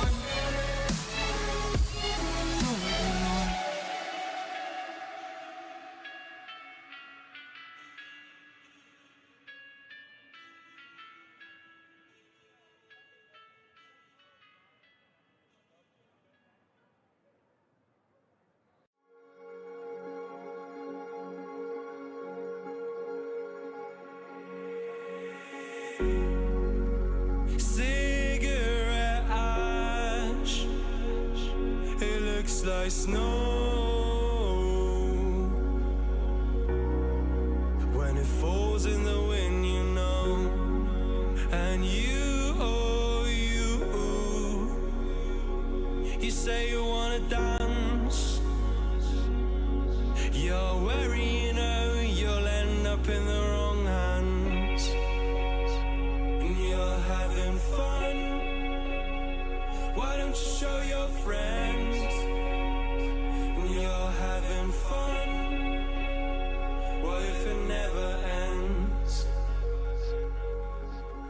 I'm lacking sincerity, but you don't care at all. This booze, this cigarette's trying to take me home.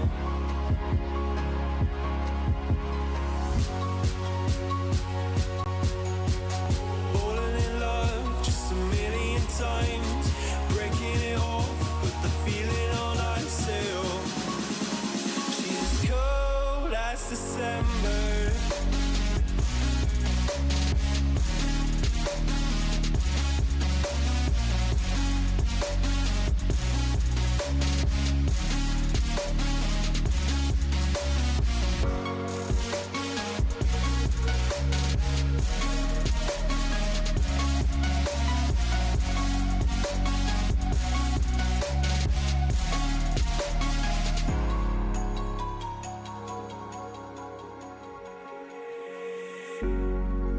I swear I've seen you before, holding your shoes in your hands, running out that door.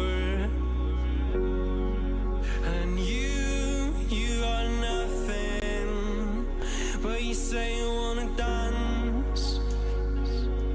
And you're worried, you know, you'll end up in the wrong hands.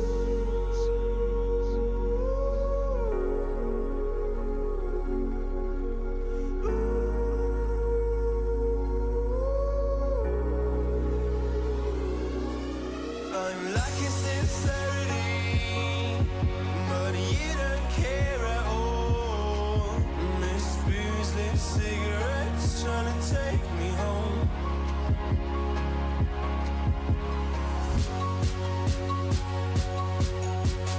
Falling in love just a million times, breaking it off with the feeling on I sail. She's as cold as December.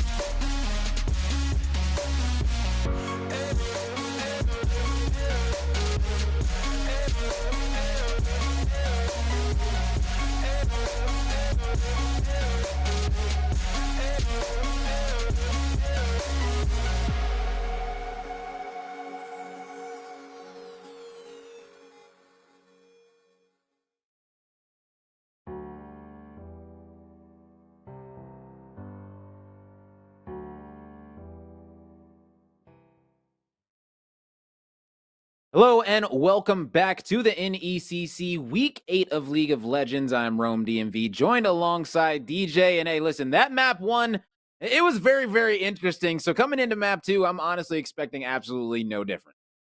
Yeah, it was quite the fascinating game, right? We had this kind of hard engage combination in the mid jungle coming out from MacU, and we had that kind of a scaling side from the MCU team. Unfortunately for MCU, they actually got the early leads, right? Keel's doing a great job in the counter matchup in top lane, taking that ignite pretty cleverly. He wins out on a lane that should be going in favor of MacU early on. Once he gets that armor, he's really hard to kill, and then the kills just start rolling in for Origins, and all of a sudden, right, you've got this MacU squad trying to figure out what can we even do, right? The healing and shielding is online. They're all an item ahead, and we need to burst them out. That's not a recipe for success. And despite some of the messes we saw around particularly the Baron for MCU, their comp was enough to get them over the finish line. So I imagine they'll be looking for something similar even on blue side this time around. Exactly. We just got to see if they're going to be going for that same kind of situation where they're just going to be stalling things out till the late game, or if they're going to be, maybe coming up with something a little bit different. We just got to wait and find out. We'll see exactly what these bans and picks are as they're coming in. I mean, the Rengar are going to be banned yet again. So, I mean, it looks like MacU, they just don't want to deal with that no matter who they're playing against, and rightfully so. Yeah, I can't blame them, especially after last patch. Those were some pretty big buffs for anyone that does play Rengar. I am actually banning that champion in solo queue. I do not want it anywhere near me. I do not want it one-shotting me. And it carried me to a couple wins when my random jungler was playing it the other night. So yeah, I mean, this champ should be strong from top to bottom on the ladder right now with the quality of life changes that got the buffs. So I like banning it away as well. Then we got MCU going to be banning away the Yasuo as well. And, I mean, banning away the Yaz, anytime you ban away a Yaz, when they picked it last game and they lost with it, I mean, that should tell you that, they at least respect your Yaz play at the end of the day enough to ban it, even though you still lost with the Yaz in game 1. Oh, wow. And okay, no, I forgot. We're doing, this is the draft order again. So we do have the Zach coming in from Keels again this time. Special going to go for a Garen actually into this. And on red side, I would imagine he got the counter pick this time around. Not 100% sure if he did, but that is quite an interesting adaptation going from Aurelia to Garen this time around to try to deal with Zach. Yeah, it looks like that is going to be the case. It looks like it was a counter pick. So, I mean, hey, at the end of the day, I mean, listen, the Zach was working out for MCU. They're going to be trying it again. And yeah, that is a Master Yi locked in. And listen, anytime there's a Master Yi on the table, we all know that Master Yi can do pretty much what Kane does, gets really big and then gets really unstoppable. So, I mean, playing 2 hyper carries in a way in the jungler position back to back, things might be pretty good for Origins. And now I'm taking a look here. I am seeing that Garen was indeed a counter pick this time around. And actually, I think I understand why MacU might have taken away that Sivir in game number 1, as we'll probably see it coming up here in just a second, Rome. Looks like it is a favored champion of Eugene who should be picking it up with this next pick after we see these bans come through. So I'm actually very intrigued by how this is going to work out. It looks like this is kind of a speed up support comp for once again Origins, who's picking kind of a hard carry champion. I'm actually interested. I would have loved to have an interview with Origins if he does win the series, because he actually built blue Kane items last game and went red Kane, and I'm wondering if that was a strategy or potentially a misclick. It does happen to the best of us sometimes, but those were perfect like lethality items for Assassin Kane. Either way, this man apparently knows how to carry on junglers, and he's playing another one here, the classic carry jungler in Master Yi. The interesting part, though, usually requires priority from your lanes, and right now, looking at this Kaisa versus Veigar and this Zac versus Garen, I'm not exactly sure if you're getting that. Yeah, and I mean, also going with this triple ADC comp in a way with the Graves, the Kaisa, and the MF. I mean, this Kaisa is going to be having to pop off. Obviously, the Kaisa is going to be going AP. So, I mean, that is going to be your one little bit of AP on the map. But, I mean, hey, late game, we all know that Kaisa can do some serious damage. So, I mean, is it going to be the same situation where, you know, this squad and Mac U is going to want to snowball and wait till late game? Or, I mean, honestly, I don't know if that's going to be good against this MCU squad. I mean, that Zillion, is going to be able to keep that Yi. Oh, man, this is going to be fun. And also the Sivir. That's a lot of shielding. So this Leona might be having a rough time. I don't know. I don't know which squad I like better. Honestly, I'm looking at this. It's kind of a toss-up to me. Yeah, so I'm actually a little intrigued as well. I do think pure scaling wise, 5v5 team fighting, it does favor MCU just a little bit, Rome, because largely the Zillion will nullify part of the combination that Mackie wants to do here, which is the Leona engage into the Misfortune bullet time. We've seen it kind of rising back in priority. This time it'll be picked up by a Tater Tot. And then, of course, you can have the damage come on top from the Kaisa. So I think you can still get two members into that. But again, Zillion is largely a detractor from that kind of burst combination. However, I'm looking across at the MCU comp. And while they do have a lot of late game tools, this comp is clearly just set up to have Origins succeed. I mean, you have a Zillion, you have the speed up from the Sivir, who's not part of the meta whatsoever, right? That is there to speed him up. You have these laners who are there to kind of support him.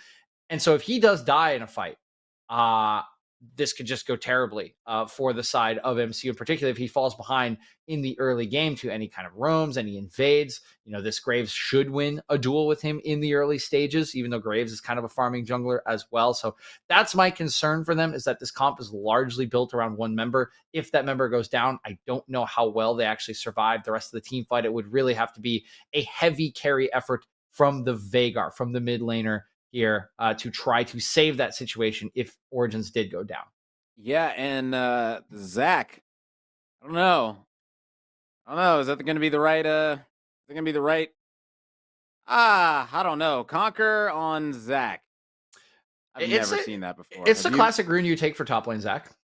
Really? Mm-hmm. I'm gonna have to see it in action. Whipple's actually busted this out a couple of times back in the LAC. It's kind of a favorite pocket pick of his. Okay, interesting. Conquer's usually did he what have you it take. last game? Yeah, so Keels was playing this last game. I believe he did have Conquer as well. Okay. Although last game it would have been a little more forgivable to go something else, just because usually what you're taking the Conqueror for is you're jumping into a bunch of members and you're actually applying hits every time you bounce with Let's Bounce. So you proc it up actually very quickly, and then you are healing throughout the fight. On top of the healing, you're picking up from your passive bloblets and whatnot. So usually is a good rune for him, being kind of knowing he's going to throw himself into the bodies of the enemy team and having a lot of armor. Well, I mean, if that's going to be the case, I mean, this squad in MCU is going to be looking pretty good when it comes to engaging. I mean, once they start a fight, I mean, it's going to be up to Mac U to peel, and I don't know if they're going to be having enough, because once this squad goes in, I mean, the cage comes out as well. Things could start to get really, really spooky for this squad, and I mean, you see it. Oh man, this Vigar, whatever you want to call him, he's going to be a problem once it hits that mid-game situation. I mean, the Kaisa is going to be doing a lot of damage as well, but I don't know, man. That Veigar against this comp, I think that's just going to be really, really good. I do think Veigar against this comp is pretty good. I think the way that fights will interact, and again, kind of why I slightly favor the MCU in team fights, is I do think it's a little easier for them to execute what they want, right? Macu wants this combination of Misfortune following up on CC, and then Kaisa either dashing in or applying Ws. You have Zillion to slow it down. You also have Zac to potentially disrupt the bullet time, so they do have to place it with some care to make sure the Zac doesn't just elastic slingshot on top of them. And the Veigar cage will be a real deterrent for anyone that wants to dash straight, which is pretty much everyone on this comp. No one has a blink to get through this cage like, say, a Cassidin would, which is usually can be a counter into Veigar. Pick that one up for your solo queue games. Trust me, it'll go well. So I do think it's a little easier for MCU to press their buttons in a team fight and execute what they want. But again, The reason I would be concerned for them is it just looks like composition-wise, the way this game is going to play out, they are funneling a lot of their resources into Origins. And we saw him be the carry last game with 14 or so kills to finish it out. If he does die, if they funnel a lot of the resources into him and he dies, I am still concerned that they could drop a fight, even with some of the scaling options that they have available to them if he were to go down. Listen, it looks like Origins is super, super confident. I mean, Origins isn't even going to be taking Flash. Going to be going with that Ignite. I mean, Origins is going to be looking to get into this back line, find these players. Wow. Yeah, like that's anytime you take Ignite with that Smite, you are going in for everything. So I mean, listen, Origins was selfish last game. I would expect him to do the exact same thing this game. They have 3 Ignites. What is happening here? Can someone on MCU please remind them that Exhaust is the most broken summoner spell in the game? I mean, no Flash on the Zac. Zac didn't have Flash last game as well. Maybe the Z is saying, you know what? If you don't need to run it, I don't need to either. But I don't know. That might come back to bite them, honestly, against this squad. We'll just have to wait and find out, ladies and gentlemen, as we're going to be loading up into the Rift right here, right now. Let's see who's going to be able to carry this game. Is it going to be the Master Yi on one side? Is it going to be the Kai'Sa on the other? Just going to have to wait and find out. 30 seconds until We're talking about this Kai'Sa doing damage. This laning phase will be pretty interesting. Kai'Sa, very short range champion, can be bothered by the Veigar cage. And of course, Karamatsu Girl does have Predator, which can be a really big problem for Kai'Sa to dodge away from. That will be a little faster than I believe the E-dash should be. So gonna have to play this lane a little bit carefully, Walmart. He is going to be waiting for kind of that 2-item spike that's usually about the time when those 2 abilities come online, the Empowered Q and the Empowered W. And that's when you start to absolutely whop if you are a Kai'Sa player, something I'm quite familiar with. Ro? Okay, Kai'Sa player. Okay, are there any other champions on the Rift right now that you main? I'm an AD carry mostly, so I've been playing some Kai'Sa mid AD carry. I play Jhin quite a bit, and I play Jinx. And then if I'm playing support, I play Karma. Okay, Karma's the person that I identify with the most in this map is Leona, so that's who I'm really going to be having my eye on is Ponyboy. And I mean, there was a Leona in the last game. I mean, it was all right, but just didn't end up doing too much at the end of the day. And let's see if switching sides might work out a little bit better for Ponyboy. We just got to wait and find out. We will see, of course, not as annoying a lane to play against this time around. The range a little bit less. Zilean, one of the weakest laners in the game, but still a lot of wave clear available for Pengo and Yushin, which has been the name of the game for them so far. Level 6, of course, will be a scary, scary moment for them. They do not have cleanse. Neither one of them went cleanse, so it could be very easy for Ponyboy to get a full engage onto them.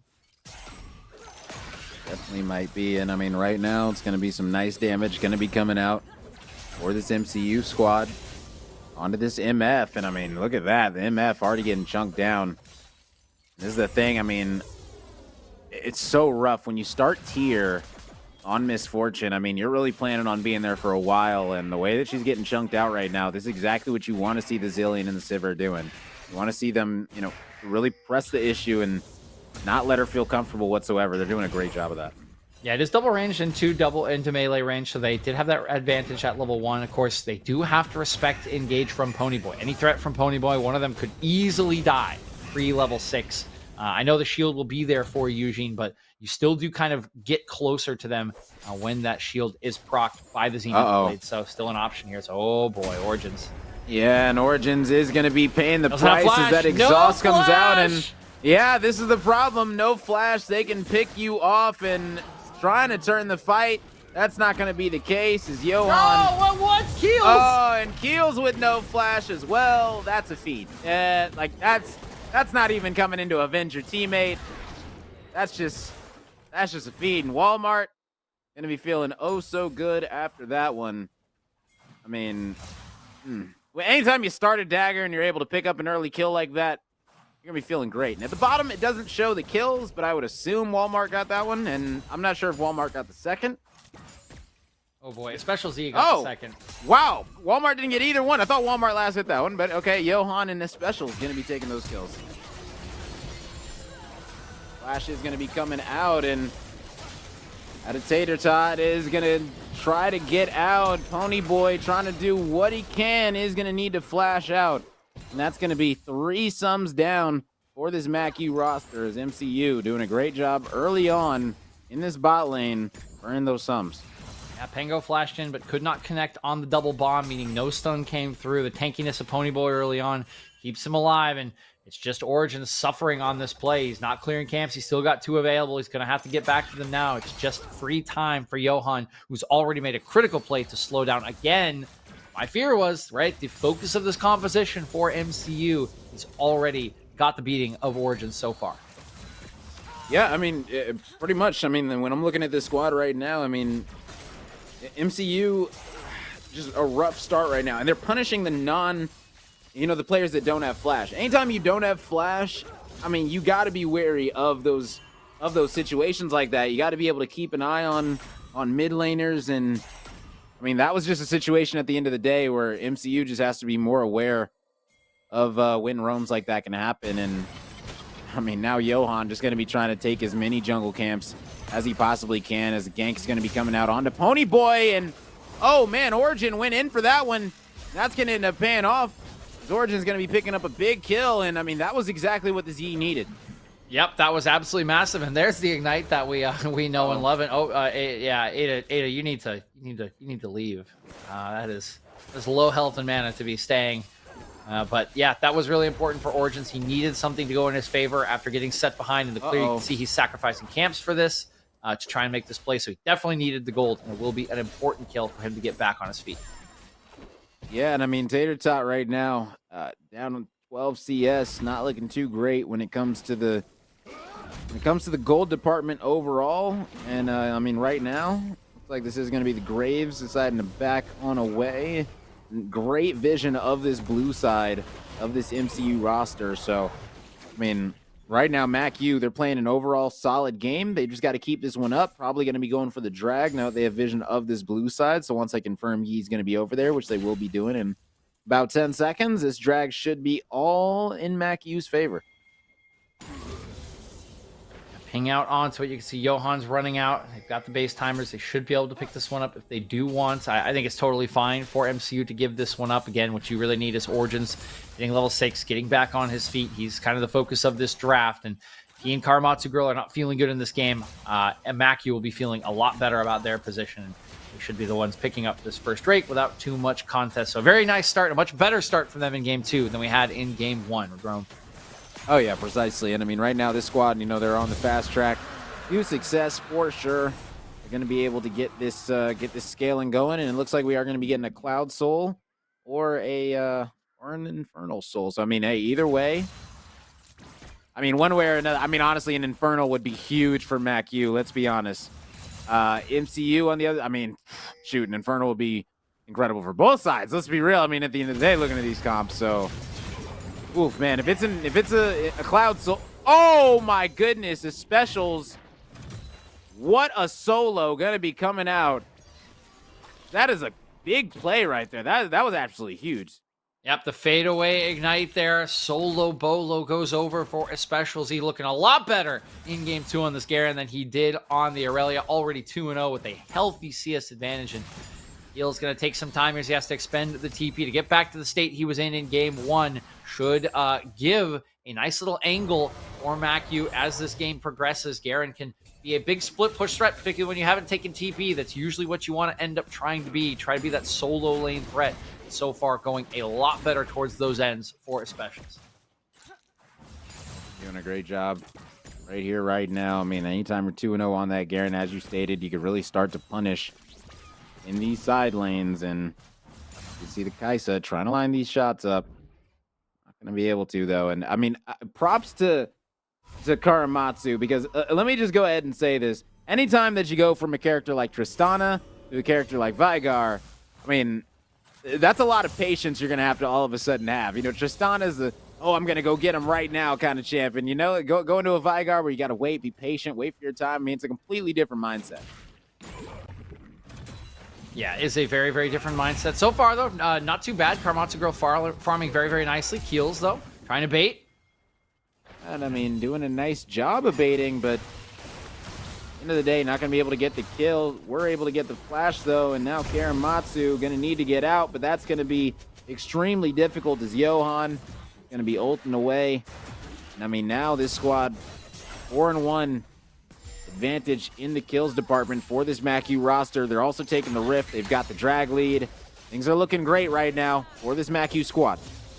Yep, things are looking very, very good for them this time around. 2-0-1 is Johan in a much better position than they were last game. And of course, already on to 2 objectives this time around. First Drake and now first Rift Herald will go into the back of a Special Z. So you can see they want to get him out ahead. They want him to be a side lane threat. Make sure they get first brick on this top side, and they are well on their way, Rome. And I mean, I don't blame him whatsoever. My goodness, just going to be getting a bunch of damage in. Is going to be using that ult. And I mean, hey, listen, if you're able to get... Ooh, wow, his Keel's going to back with no TP either. This is essentially giving up first tower, and that's exactly what Keels is going to do. So we got a 10-minute first tower going to be coming in for MACU. That's major. After Rift goes down, really nicely done here by MACU. Leaning into this win condition on the top side. They've already opened up 1 turret. That is going to be a Special Z in a heck of a good position here, nearing the mythic item, already with the boots. And oh boy, they're just diving tier 2. Yeah, and I mean, at the end of the day, why not? They're making it happen. Keels is trying to do everything he can. Johan going to need to flash out. I mean, right now, this Garen, oh my goodness, almost costed severely. Almost paid for it with his life, but oh man, his Grave's going to get out. No, that's exactly why rune choice is important, ladies and gentlemen. Wow, what a play. Come on, here is, can he get away is the question. Trying to ult for the distance. I don't think he's getting out of this one. There's the flash pickup. It's a nice shutdown for Karamatsu Girl, but yeah, I mean, this map is just wide open on the top side. Keels is getting hard camped here in this game right now, and oh boy, Karamatsu. No ult. Okay, yeah, I was going to say, I don't know if Walmart quite has the burst damage yet to take out a Veigar. Yeah, not... well, looking at it, it's going to be close. But, I mean, right now, 1v1. I mean, honestly, who knows? We'd really have to wait and see exactly how these players' mechanics would carry out in the fight. But and right now, as you stated, that Garen up top is going to be a problem to be dealt with. I mean, 20 CS lead, 2-0-1 versus 0-3-1. I mean, you get this second rift going at like the 15-minute mark, and I mean, at that point, that's when things start to really get to a snowball level for this MACU roster. Now with this dragon coming up, you can see they're poised to try to take it. Second Drake right on spawn. This will be a real threat for Dragon Soul this time around, Rome. This is super comfortable right now. Feels like for MACU. Work up to that 2-item spike for the Kai'Sa as well. Nearing the... Not that close to the upgrade on the Muramana, but hold on. Karamatsu. But yet again, a big stun going to be coming out, and that's going to be Karamatsu dropping.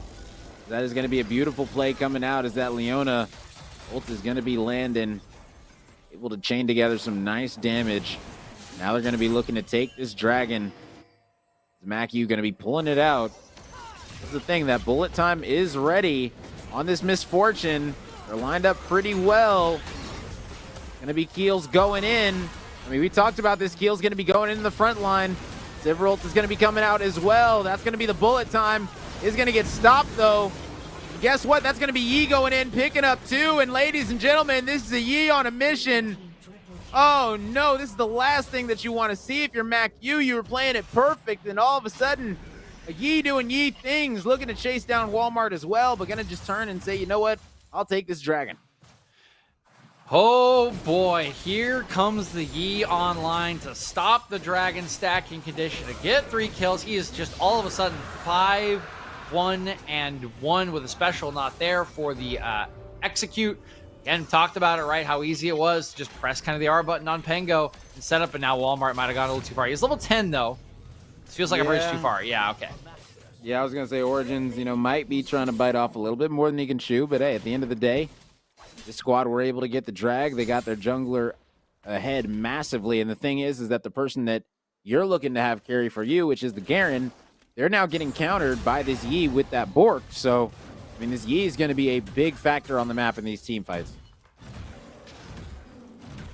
Team fighting, we mentioned it was going to be strong for MCU. Well, definitely going to be strong now that Origins is kind of off and away here with 5 kills in his back pocket. So definitely their win condition still online. They've slowed down MACU in terms of dragon stacking now. And the big question of this game becomes, can you slow down a Special Z in that side lane. That seems to be the big strong point right now for Mac. You can keep him out of your base. You can keep him from getting a split push win. A team fighting we mentioned in draft can very much become a reality for MCU.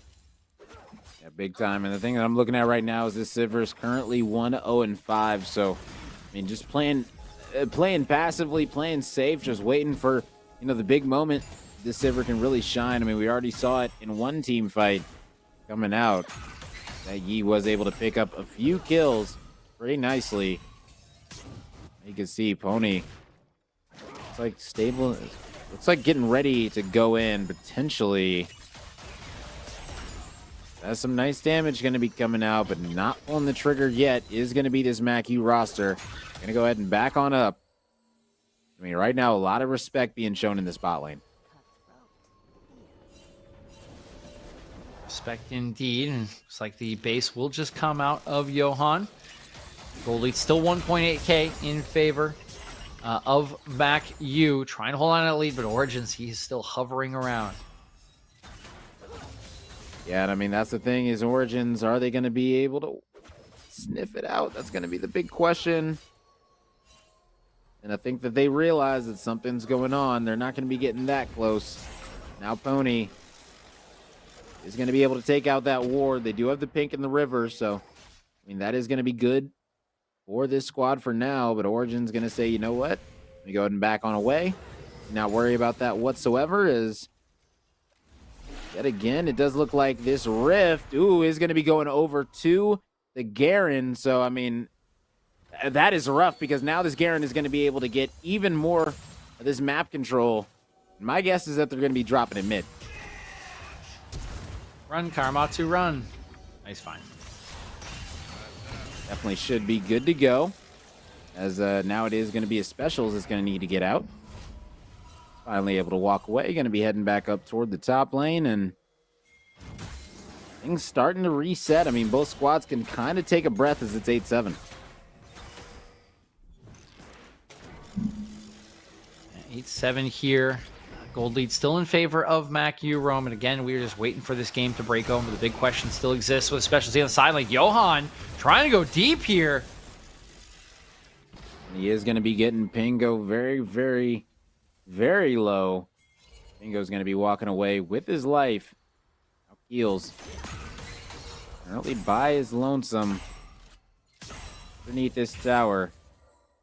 Now the Sivir is here, so they should be able to clear this wave out pretty simply. And I mean, Johan is still here. Are they going to be going for this? It looks like they might decide to right now, at least. And there's Penny Boy coming in. I mean, you can see it's great wave clear that's coming out right now of Yuxin. But oh my goodness, in the top lane, there is a wild Rift Herald and an even wilder Garen that is just opened up their base. And now, I mean, in the bot lane, Misfortune going to be trying to stun these players up, and that ult right there was not the most ideal coming out of the Leona. No, just trying to zone away, though. Multiple members for MCU had to be committed to the top side to deal with the Rift Herald and a Special Z, meaning they can just force this down bot lane, take a turret in trade, and that is an inhibitor turret and bot lane turret for a couple of kills. That feels very worth it for MacU. Keep the gold lead about the same, but again, we talked about the win condition through a Special Z that is very much online now with the base already open. Yeah, 100%. The thing that I'm looking at, though, is that, I mean, what was it, like 7-3 or something like that at a time? So, I mean, MCU, they've clawed back. I mean, they now have the lead. They don't have the gold lead, but at least they've got the lead in the kill department. And, I mean, with this Yi being 5-1, might end up causing some problems for MacU for sure. As you can see, everyone is getting ready for this dragon that is just now up. And I mean, now it's just going to be all about the waiting game. Dragon coming up shortly. You can see everybody trying to posture for it. But you have to keep our eyes, of course, on Origins. He is the one that this comp has been drafted for. He got 3 kills last time around. His special's on this side of the map, so there is an execute. But boy, oh boy, will it be difficult to get through Origins and the Cillian ult. Fortunately for them, he still does not have his second item just yet. Yeah, I mean, once Cillian does, that's going to be big problems. Is Karamatsu Gonna be putting in some nice damage, but gonna need to get on out. No, baby. Heels is going to be going in, trying to make something happen, and they got the Yi. That's going to be massive, and the special's going big right now on this Garen. This Pony Boy is going to be dropping as well. Now it's Ada Tater Tot going to be dropping. I mean, Bingo, you can flash, but I don't know how much that's exactly going to help you. Are you going to be able to get out? We kind of see right here. It's like they should be fine for now, unless Walmart lands something insane, and no. That's going to be a kill cleanup going to be coming in from the Graves. I mean, I don't even know what to say about that fight overall. Just nicely played by Macu. They recognize what they need to do. They bring their strong member to the fight, a Special Z. He's got a nice little thing in his queue called the Silence. Origins disrespects that. He gets taken down with the Execute, and now he is, yeah, buddy. That's a no. That's a no. That's a nah from me. Definitely a big no for sure. Oh, man. That's going to be a double kill coming in for the Vygar. And, I mean, perfect timing as well because this dragon is up. Ladies and gentlemen, both junglers are now down. The question is, do you start this one or do you let it be? I mean, you can see it's looking like a little bit of torn thoughts right now. What exactly should be the call? And right now, you can see it. Leona doing a great job. Ooh, but that Sivir is going to be chunking down Walmart, and that could be huge. Walmart's going to need to back. Wants to heal this one up. And Walmart's still pretty far away from the 2-item mark, or from that kind of 2-item spike. I believe he does have his Q upgrade by now, but still not quite at the W, if I am not mistaken. And I think he still needs one more amplifying tome to get it. Which will be a big spike for him. But in the meantime, second Drake goes down for MCU. And what was once a win condition for Macu now feels like it could be the win condition of MCU thanks to that earlier fight around the second one. It's honestly wild how fast things can change in a game like this. I mean, as you stated, Macu, they look like they had all the momentum, all the control. And, I mean, now that's definitely going to be starting to change. Macu deciding to go in. But guess what? Karamatsu going to be getting the big pick onto Johan, and they're all going to be walking away with their lives. All it took was a little bit of a Zillion ult, a little bit of Zillion love, and we got ourselves a nice situation where MCU find themselves ahead now. That was really well played by Karamatsu Girl. That means this turret will just go down. Good job, minions. Well played. Random minion caster smiling somewhere as that bot lane turret will go down. So a nice win for Karamatsu Girl, staying alive, getting a nice pick, and getting a turret down on the bot side. The gold lead practically the same as it was nearly 9 minutes ago, Rome. So Macu have not quite been able to stretch their lead as far as they would have liked. 2 dragons are on the table for MCU, and Karamatsu Girl, 6-3-0, has 2 items, really starting to scale up here alongside Origins. Mentioned it in the draft, right? I was afraid of team fights for MCU. If Origins does get picked like he did last time, Karamatsu Girl, though, can be that secondary carry that they need to win these fights around, which should be a Drake they will want in 3 minutes, 30 seconds. Yeah, precisely. I mean, if they get this one right here, man, that's just going to be absolutely huge. The specials trying to make something happen over with Keels at the bot side. Right now, I mean, it's only Keels down there, so I'm not exactly sure what this MCU roster is trying to accomplish right now, but they're definitely going to need to lock down some of their own jungle, because I mean, the fact that this entire jungle is pretty much unwarded on this dragon side for MCU, I mean, they just need better warding all around, better vision.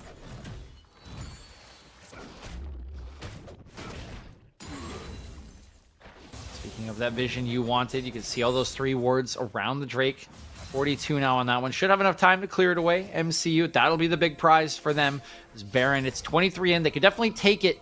The Dragon seems to be what they have been spending their resources on. They're going to clear away the Baron vision at the moment, though.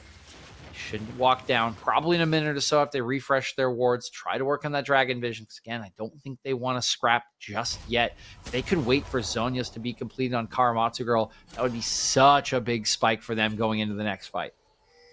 Yeah, that would be a big one, but I mean, hey, listen, the big differences that I'm looking at is a 50 CS lead in the bot lane for MCU. 50 CS lead in the mid lane for CSU.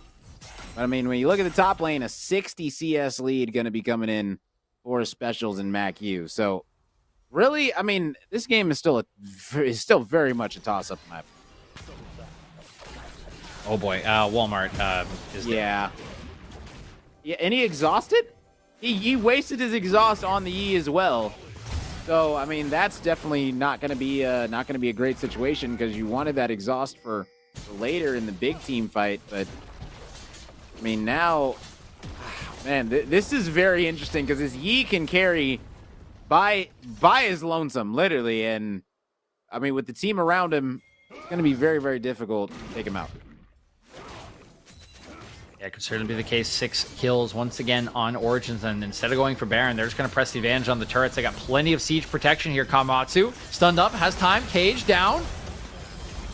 And Leona is going to be going out, landing a couple stuns, but guess what? Might not be enough as that shutdown's going to be coming in. The bullet time is going to get stopped because, yeah, Zach's coming in, and Zach's causing some havoc, some major havoc, if you will. And that's Baron. Yeah, that should be Baron. That should be Dragon as well. I mean, they should be getting pretty much the entire map off of this. Yeah, I mean, unless Walmart can be a hero here and land multiple W's, you can see Keel's just going to chase him off. As plenty of tankiness at this point and sustain. I'm shocked they're not already on it, right? They're just like wasting a little bit of time. They are finally going to jump on it, but Yujin. Yeah, Yujin going to flash out, already used the heal, and now going to ult out. Okay. Interesting. Now Walmart going to be coming in. I mean, you said it. Walmart's going to have to go for a massive steal. He does have that Ludens completed, so... Oh, boy! He's going to be packing a punch, and yeah, that's going to be Zillion dropping. Going down to 3K. I mean, can he hit a smite? That's going to be the real question. Yes. Originals is going to be able to land that one, so that's going to be big. And now they need to convert this into a dragon as well. Yep, need to hustle on back here, but they are going to be missing Pengo, meaning they're going to be missing a critical ultimate as this one does come up. It's already up, actually. I honestly feel like this might be a bridge too far for MCU. I think you just need to give this one up, use your Baron to its fullest, and work on the Drakes later. You have all these scaling options we mentioned. You don't necessarily need this one, and they are just going to give it. Yeah, I mean, you called it right now. I mean, they're fine with that. And honestly, with this situation right now where they're up by 6 kills, I mean, you said it. They've got these players that are scaling so hard. I mean, at the end of the day, they're going to be feeling very confident in this situation. And I'm just really waiting for Origins to get the confidence to solo a Baron at this point. Because, I mean, it feels like we're getting to that place pretty quickly with this Yi. It doesn't need much more. Working on the Rage Blade third. That would certainly probably do it. Kamatsu dodging the stun. It's a great double stun! Beautiful one. My Absolutely. goodness. Going to be blowing up the bot lane of MACU. And, I mean, MCU, I mean, they've turned this game on its head completely. I mean, this one was really all in favor of MACU for so long. I mean, MCU just not going away whatsoever. The top lane wasn't looking good. Guess what? I mean, call the ambulance, but not for me, because MCU, they're going to be looking at in this one right here, right now. That might not be the best option because guess what? It's going to be a big shutdown onto Origins. Stun is going to be coming out, but they're going to need to dip on out of here. Oh, and that's going to be Kaisa getting that shutdown. She's got another one. Missed that one, though. It is going to be a while before she can do it again, but either way, I mean, that is the power of the Kaisa coming out late game. Yeah, now we are sitting here in a very even state. 2K gold lead is all there is for MCU after that. They are going to give up this mid lane turret in all likelihood. Walmart coming up big to repel that siege on the base. And again, mentioned this in the team fights. Kamatsu, I think, is playing this game out phenomenally. But I mentioned I was afraid of Origins going down in these team fights. You can see a couple times he is stretched a little bit too far. I'm just going to have to give up this rest of this Baron buff, reset on up. 3 minutes 10 till the next dragon should be the prize in their eyes. Exactly, but it looks like they've got some other ideas right now. That's going to be a big kill coming out onto the Sivir, and now, I mean, the Vigar is going to be getting back up right now. But, I mean, there's nothing to fight for the next 3 minutes. I mean, there's no Baron, no Dragon for the next 3, so really it's probably going to be going back to a little bit of a stalemate state where these two teams find themselves very, very even. Stalemate is the name of the game here. Less than a 1k gold lead at this point at 29 minutes basically means nothing. All that is important is the items on the members here, and we are at that big point for Walmart. He's on 3 items, will be absolutely pegging people with that W. Couple items in for Keel. 3 items will be the big spike for Origins as well. We're still waiting on that Rage Blade. He needs it just a little bit more. Finally gets to that point where he can start to kind of run rampant in the fights, and he needs to stay away from Special in these fights. Who can silence him, who can CC him up, and then execute him down. That's the big goal for Origins when he heads into these fights coming up. The next one has to be in 2 minutes over this Drake. Oh yeah, precisely. And I mean, if Karamatsu ends up getting caught, I mean, that can definitely be tragic as well. I mean, so many components to this team are necessary. I mean, we saw the Zillion go down early. They lost the fight because of it. We saw Karamatsu go down early. They lost a fight because of it. And I mean, if this squad in MACU can keep on finding these picks early on in these fights, they might be able to win this one out and bring it back. But I mean, honestly, MCU, I feel like this is theirs to lose right now. Maybe. I was kind of on the fence about these two comps coming into the game, Ro, but I think we're kind of at a point where I'm very much on the fence about them. I highlighted scaling and team fighting tools for each of them. We've seen each of them use them to some degree in this game, so I very much think this is going to come down to execution in these fights. I think it's very hard for me to predict who is going to come up clutch, but in terms of gameplay, if there is one person I'm looking at to step up that has stepped up all game thus far, it is Karamatsu. Yeah, and I mean, Karamatsu is going to be able to force out the flash from Johan. He did get a little bit aggressive, trying to get that vision, trying to steal away these jungle camps. And I mean, in situations like this, I mean, you said it's going to be hard to call. It's going to be hard for me to call as well, and that's why I'm going to put you on the spot. Who's winning this game? Call it right now. Oh, brother. Again, I think it's very hard to decide. I think it's going to come down to execution around this team fight. I'll say MCU. I think MCU will find a way. I think Karamatsu's played a really good game to this point, even with the 5 deaths. I think a lot of the plays have come down to some great cages, some great play. I mentioned I was afraid if Origins went down that there was no chance for MCU, and I think Karamatsu has stepped up. So I'll go for a Karamatsu play here. Again, I think it's just going to be plays at this point. The items are all online here. We have 3 items for Yi. We have 3 items in the back pocket for Johan. We have 3 for Walmart involved. Everyone that needs power has power at this point. It is going to come down to team fight execution here on this Drake. Yeah, but I mean, this Vigar, 4 items. I mean, you talked about everybody having 3. Hey, wait, specials in the base. Yeah. Oh, man. The specials. Oh, how much is he going to be able to get? Is just going to be able to get this inhib, and yeah, that's going to be good, but this is sole point now that MCU are on, and I mean, this split pushing, it's cute and all, but I don't know how much it's actually going to be worth, as that is going to be Johan dropping as well, and I mean, now, even though they lost their top inhib, they can still poise up to go to this Baron. Good. Jungler is down. The threat is the poke and the Misfortune ult over the wall. Or MACU, we actually saw something similar to this in a Cloud9 game where Blabber did die to a Misfortune ult, and that is why I believe they are staying away from this despite the pick. Big thing that did get picked up by especially did get an inhib. Someone's going to have to answer this, and they're going to start the Baron. They know they're going to need to answer Super Minions soon, so they want to preempt it by going for this Baron, but here comes the poke from Walmart. Yeah, and that's the thing. All Walmart has to do is just keep on landing them, and all these players are going to keep on taking so much damage. But I mean, oh man, the chunk was coming down. A little bit of an early smite coming out from Origins, but they are going to be able to clean this one up. And I mean, now, it's like Walmart getting a little bit aggressive. In trouble. Oh no, Yuxin can't be getting caught like that. Have to leave him. So unfortunate. Really, really clever from MACU. They leave specials in the bush, and you can see Walmart is just dishing the damage at this point from 1,000 range, 1,500 range, doesn't matter. That Baron buff that they picked up is essentially useless now, except for clearing away supers in the top wave, and they're going to lose more for it. Yeah, they're going to be losing a bunch. I mean, you can see right now pressing the issue in the mid lane, and rightfully so. As 5, I mean, you don't have your Zac to sit here and engage and tank up a lot of this damage coming in, but as you stated, you do got the supers there, and I mean, that's going to really be their saving grace. Or not the supers, excuse me. You got the Baroned up minions, and I mean, that's really going to be their saving grace right here to not get their base pushed in. And, oh man, I don't even know. This Yi going for this Garen. Let's see a solo kill. You got the Bork. Oh my goodness. Really going to be chunking out his specials. Specials going to be hiding in the corner, was waiting for his team right there. And I mean, rightfully so, because, listen, you do not want to let Origin start to go crazy on this Yi at this state in the game. If Yi gets one of those triple kills, quadra kills, this game's over. Certainly could be the case. Again, we've seen him get silenced in a couple fights. He didn't do that much damage just yet. Need a little more time on his special. Doesn't have his ultimate. The Highlander not available.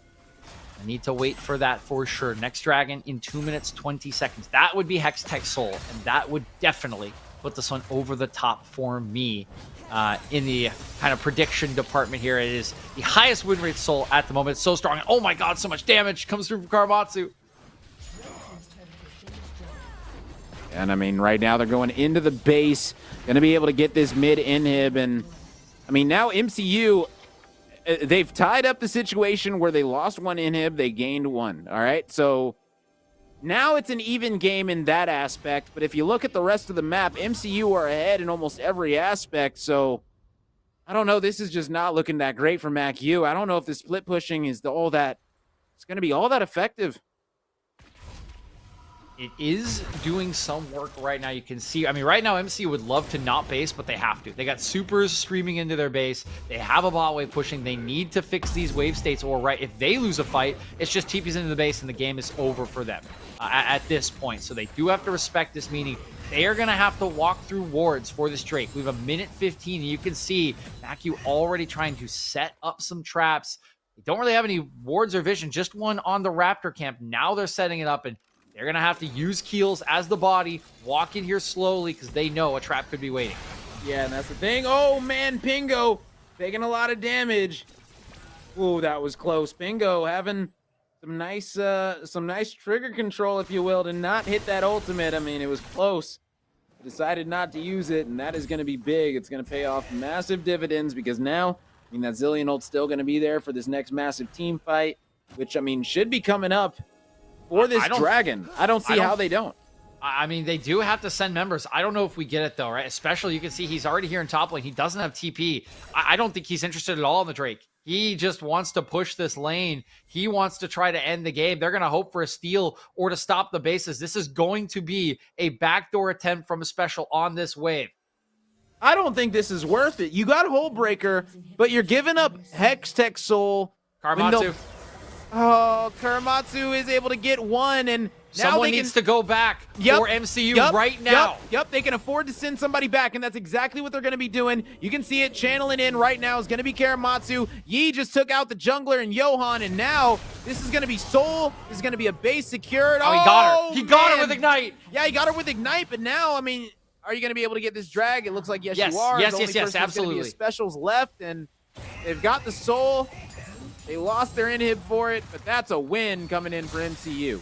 Yes, it is. Question answered for MCU, right? They had to deal with this macro call. They had to deal with the split, and they handled it beautifully. And again, who was the one coming up with it? It's Karamatsu. TPs onto a flank ward, murders Ada Tater Tot from 100 to 0 instantaneously, gives him the time to head back as well and defend it while the rest of his team cleans up, picks up the Hextech Drake. All they've got to do is respect this top lane. Now, they can win fights 4v5 with Hextech Soul. They absolutely can. Someone just has to make sure they don't get backdoored, and this game should be theirs.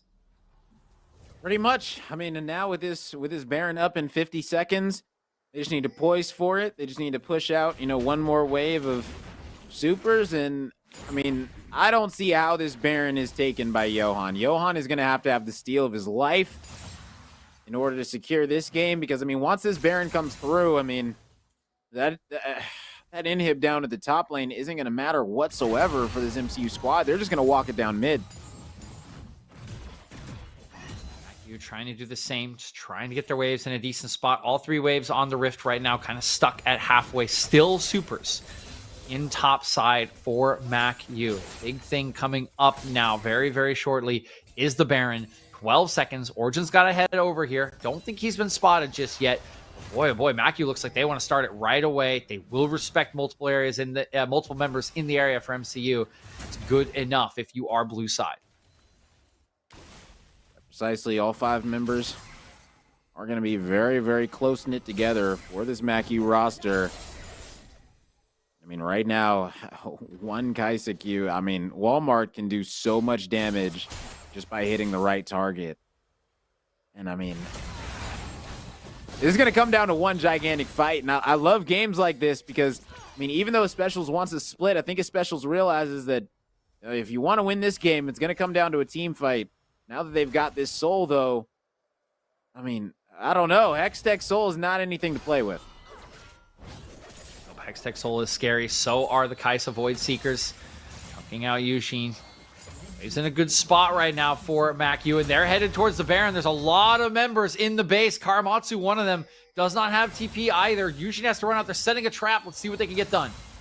Yeah, I mean, Origins, they do spot them. They've got the wards there, so that's the thing. At least this squad in MCU, they understand that it was going to be a bait attempt coming out from this MACU roster. And now, I mean, they've got 4 people here. They could turn this into a Baron themselves very quickly if they decide to.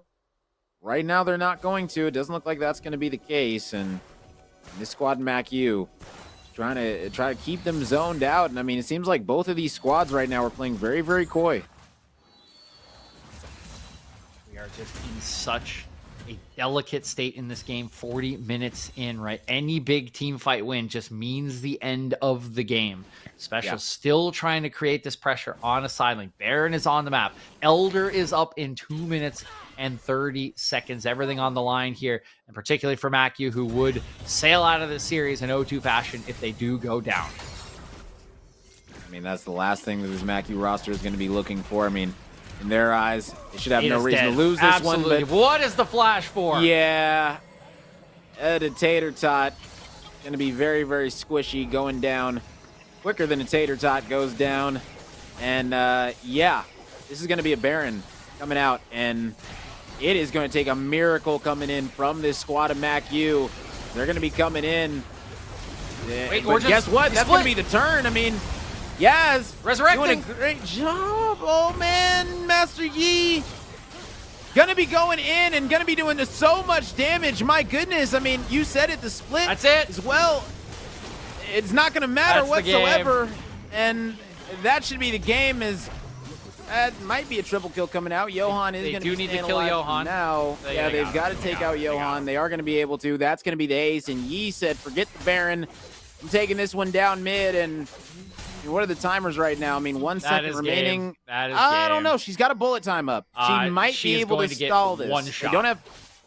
But they don't have. Oh. She's going to get one shot here. Got to be further back than that. Back up, back up, back up, or else you're going to get one shot. No, that's not going to work. Yeah, you got to be way further. What did I tell you? What did I tell you?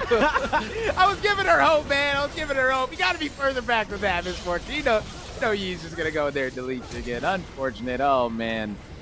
Master Yi doing Master Yi things. I mean, DJ, I don't know what else to say. We've all seen Master Yi's get to that level in our solo queue games.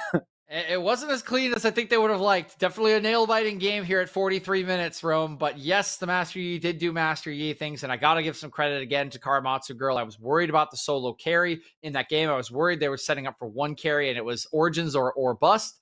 Karamatsu Girl was huge for the squad in this game, doing so much work, stopping pushes, getting kills. I think it was a critical performance from the mid laner to deliver this game and this series over to MCU. Yeah, for sure. I mean, overall, this series right here, I mean, it was an interesting one for sure. It had its highs, it had its lows, but I mean, all around, what a great series. What a great 2 games from both of these rosters. I mean, hey, MCU, I mean, Marymount, they looked absolutely incredible. I mean, hey, Mid-American Christian University, I mean, just got to go back to the drawing board, learn from your mistakes, go watch the VOD and, figure out where you can come back better for your next match. That's all you really can do at the end of the day. So, I mean, hey, props to both of these squads for putting on a great show. Certainly was a great show. Very, very nice performances all across the board. But yes, a disappointing end here for MACU. They will need to bounce back at their first loss in 3 weeks. They'll need to find a win for the first time after these rescheduled games. And Marymount can get back on that, that win-loss. They've got another W in the category. Thanks to, again, the great performance from, I'd say, Karamatsu and Origins really delivering on these carries, and the rest of the squad backing them up. So going to 4-2 should at least get them in a playoff spot, regardless of where they are. That feels pretty good for the squad, and they can go celebrate for the rest of the weekend. Oh yeah, big time. Celebrations are in order. And listen, celebrations are in order because we're not done here yet on this stream. All right, ladies and gentlemen, we will be right back with another match after this short break. You guys aren't going to want to go anywhere. We'll be right back. Keep up, no time to lay, to drift away. I fill my space, I spend my time down the rabbit hole again. And as I fall, I can feel the pain. You can't tell me where to go, so I don't know, I just go with the flow. I go with the flow. I'm falling up, I'm falling down, from the sky and from the ground. Up above, just like below, and I don't know where I should go. 'Cause I'm stuck in limbo.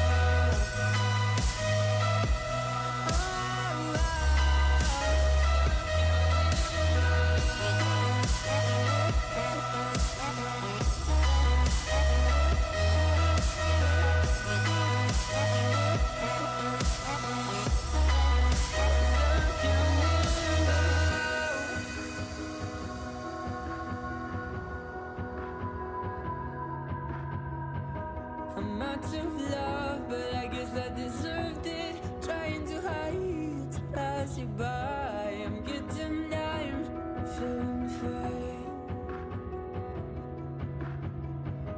I'm light as air, no one can reach me. Lost in a dream, lost in between. Let's keep on flying, let's keep on breathing.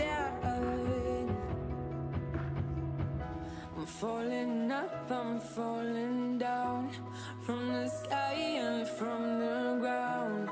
Up above, just like below, and I don't know where I should go.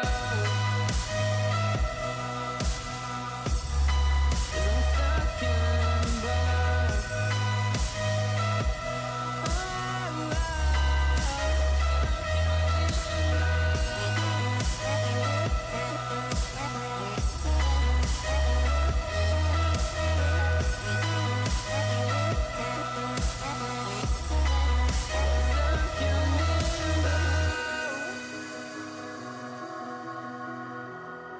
Cause I'm stuck in limbo.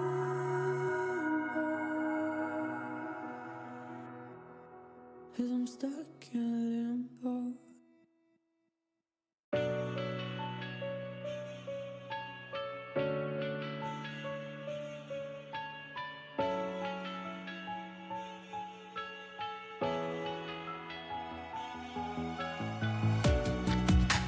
Living in the same routine, like the seasons I'm on repeat. It's a long way down.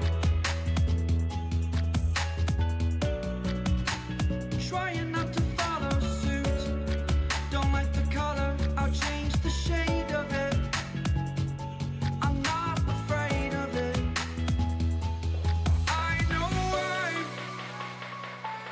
I know I'm holding on to this, holding on.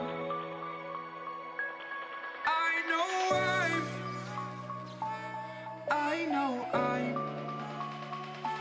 holding on to this, holding on. Don't let me repeat it.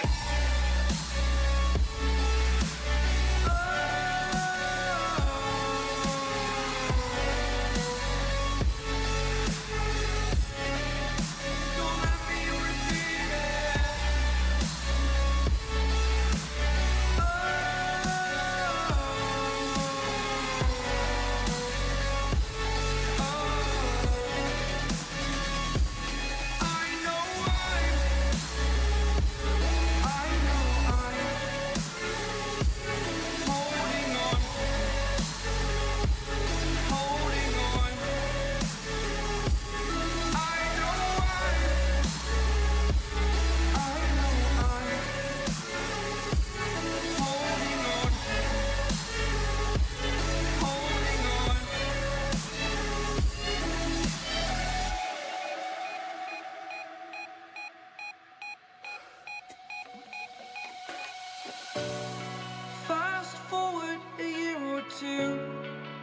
Things have changed, but so can you. So can you. For too long about the mistakes, while I resent, I learned to hate. Forgot your names. Fear the struggle to follow on. Need to focus to prove you're wrong.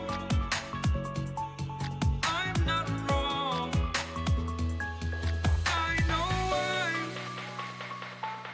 I know I'm holding on to this.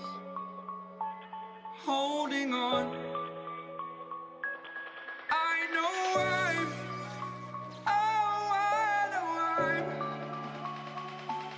holding on to this. Holding on. Don't let me repeat it.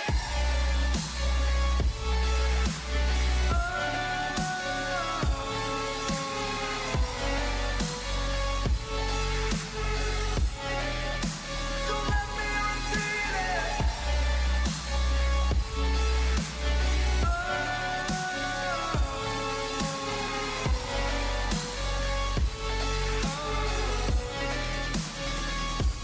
I know I'm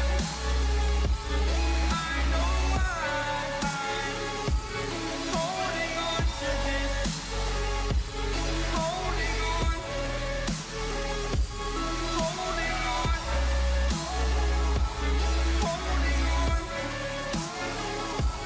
Holding on. Holding on.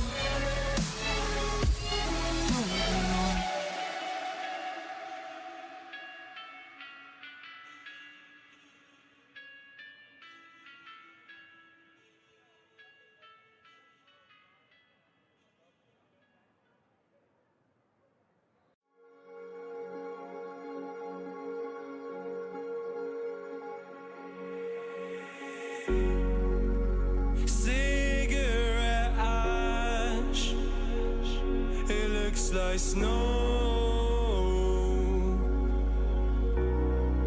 when it falls in the wind, you know.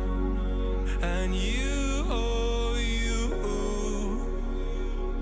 say you wanna dance. You're wary, you know, you'll end up in the wrong hands. And you're having fun. Why don't you show your friends? And you're having fun. What if it never ends? I'm lacking sincerity, but you don't care at all. This booze, this cigarettes trying to take me home.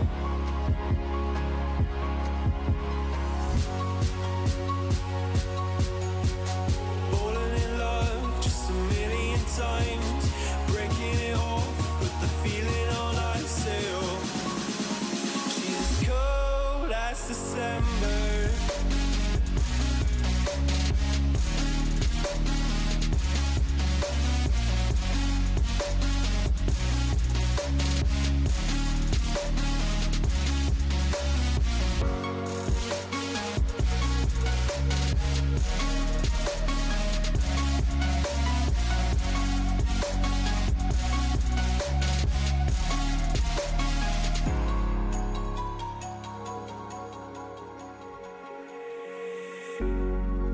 I swear I've seen you before, holding your shoes in your hands, running out that door.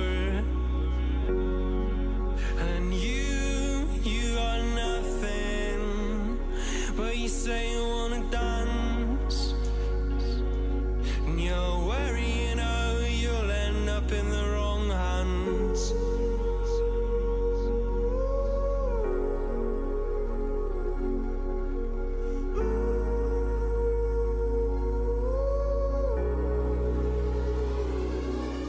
I'm lacking sincerity, but you don't care at all. This booze, this cigarettes trying to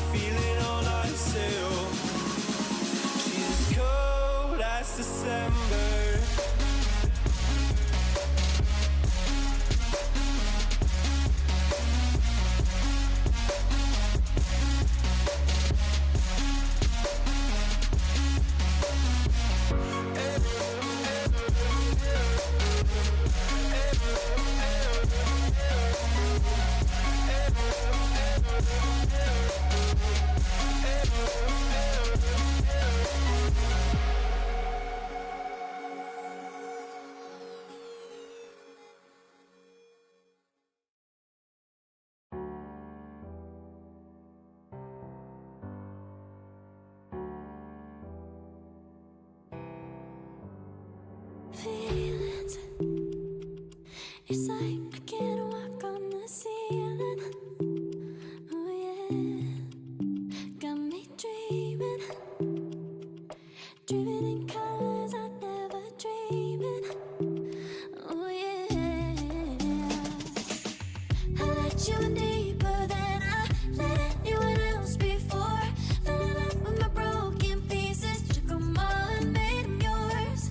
Didn't know what my heartbeat needed, skipping out, no I can't keep score. When I lose my breath, boy, you got me breathing.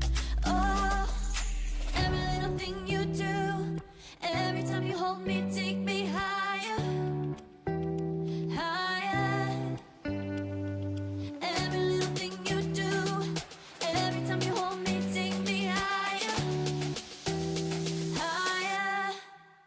Oh,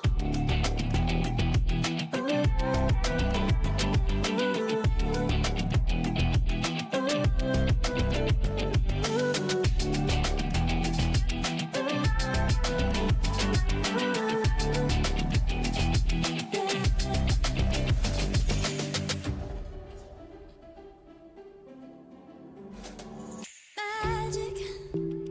No, I'm never letting go. Now that I have it with you.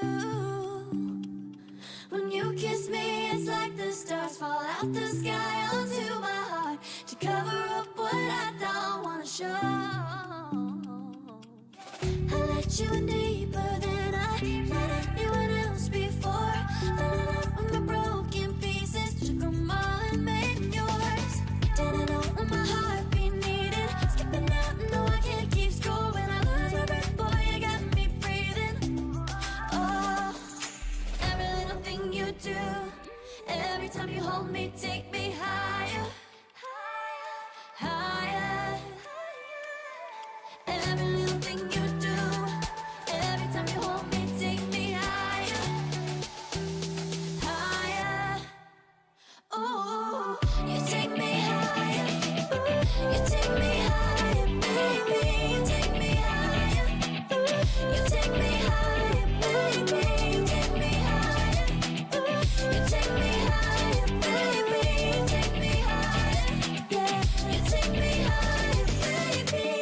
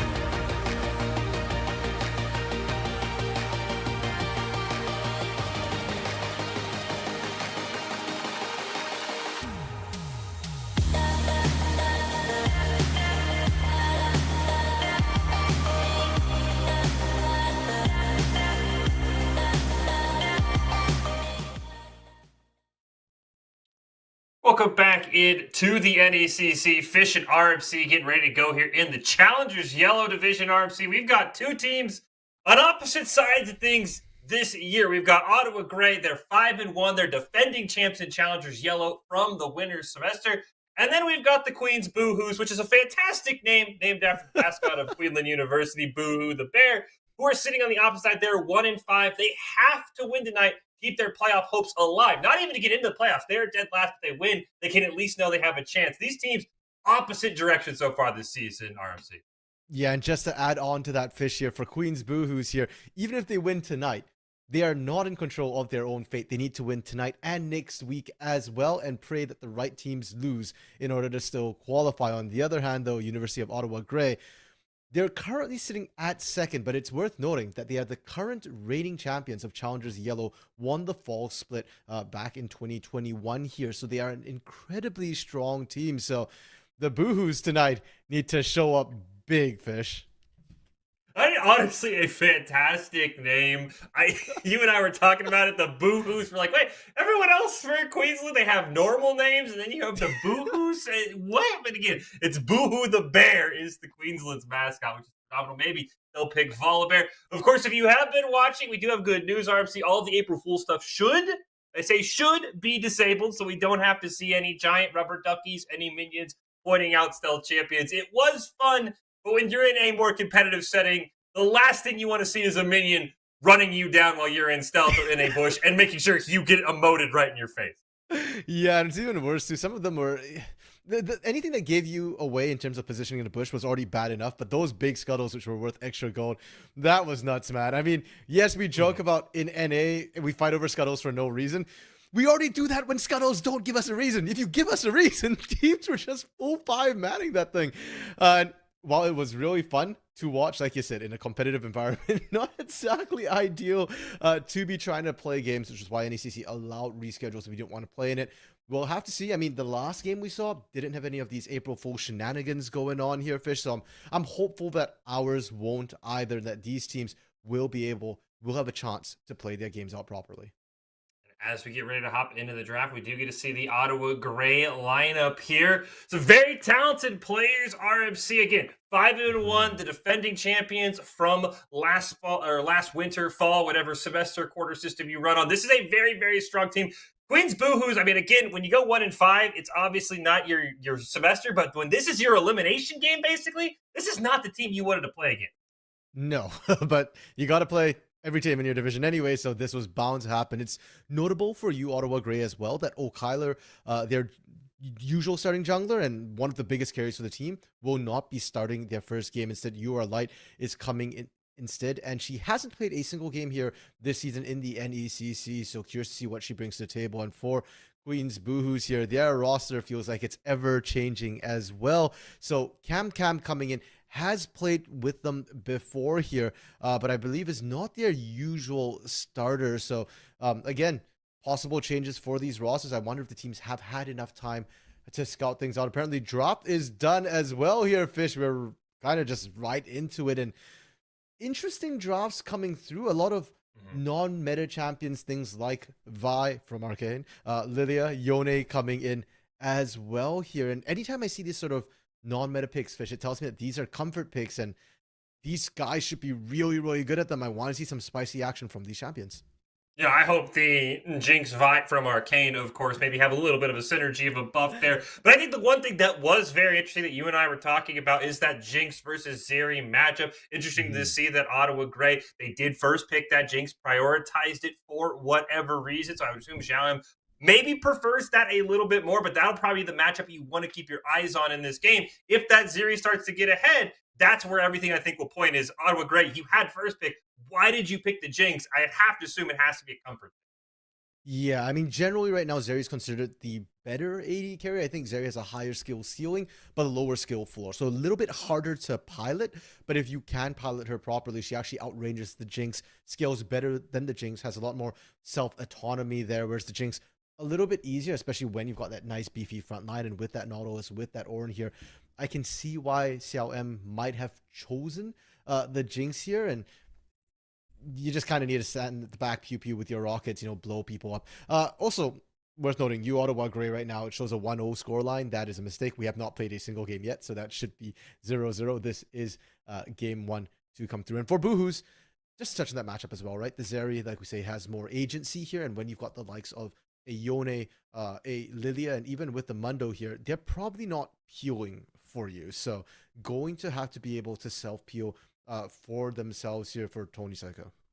And that was actually the point that I wanted to bring up, is that you look at Ottawa Gray's draft, and I think the Ornn plus the Nautilus, I just favor that a lot more. I know the Lux is the support role. You kind of have that sneaky damage, but I think you want to have your AD carry as protected as possible, especially against the Vi. She can just ult on top of that Zeri if she gets caught out of position. As you said in your last statement there, obviously, I think that is a lot of positioning requirements on that Zeri.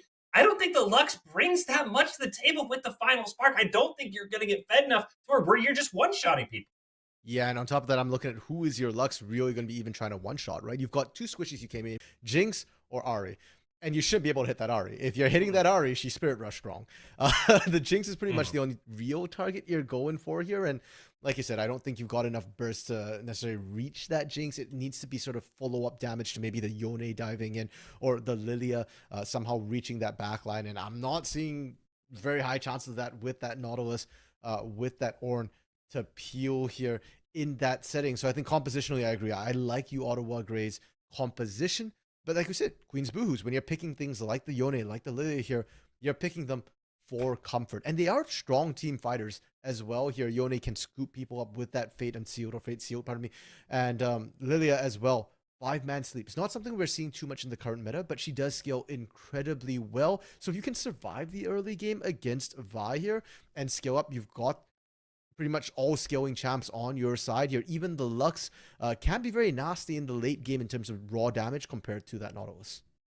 And I think there's like this dream comp for the Boohoos, and you kind of alluded to it. It's probably Lilia goes in. I don't think it has to be a 5-man sleep, but if you land a sleep onto the Ari or the Jinx that you're talking about, then you get the final spark because, yeah, you can hit an Ari when she can't move. Then you get the Fate Unsealed from the Yone. It looks really, really good on paper.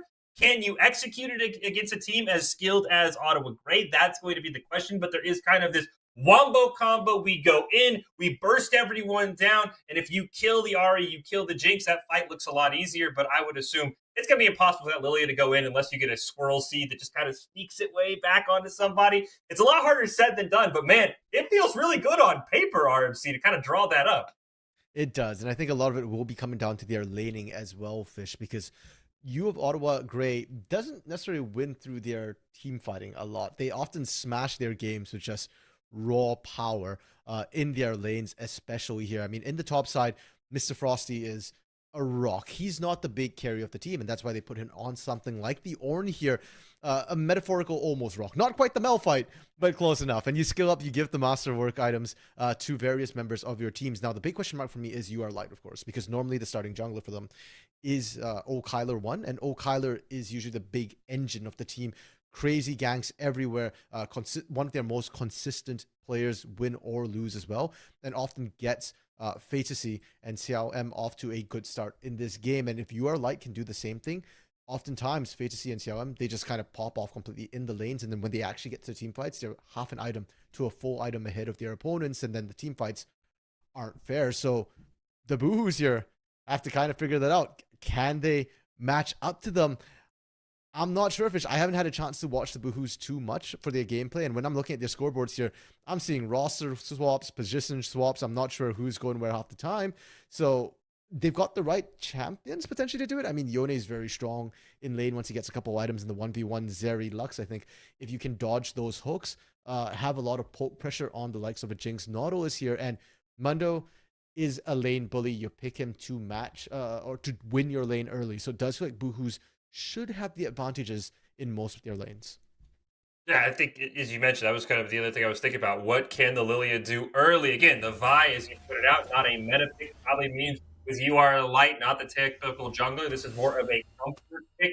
Vi kind of feels like a very, very poor man tech. You have sort of decent AoE clear, you have decent jungle mobility, but nowhere near as matching as Hecarim, who's seen a lot of play in high levels RFC. So I'm curious where this fight goes, and maybe Lilia can get ahead, get some early ganks. Probably in that mid lane, you want to get Cam ahead on that Yone. That seems like the lane you can probably win through the hardest 1v5 because it is a Yone, and that may be where the small advantage will come. So I want to see how UR Light does very, very early versus that Lilia. Is Lilia getting more ganks off? Maybe the Boohoos can look for a way to pick up a win.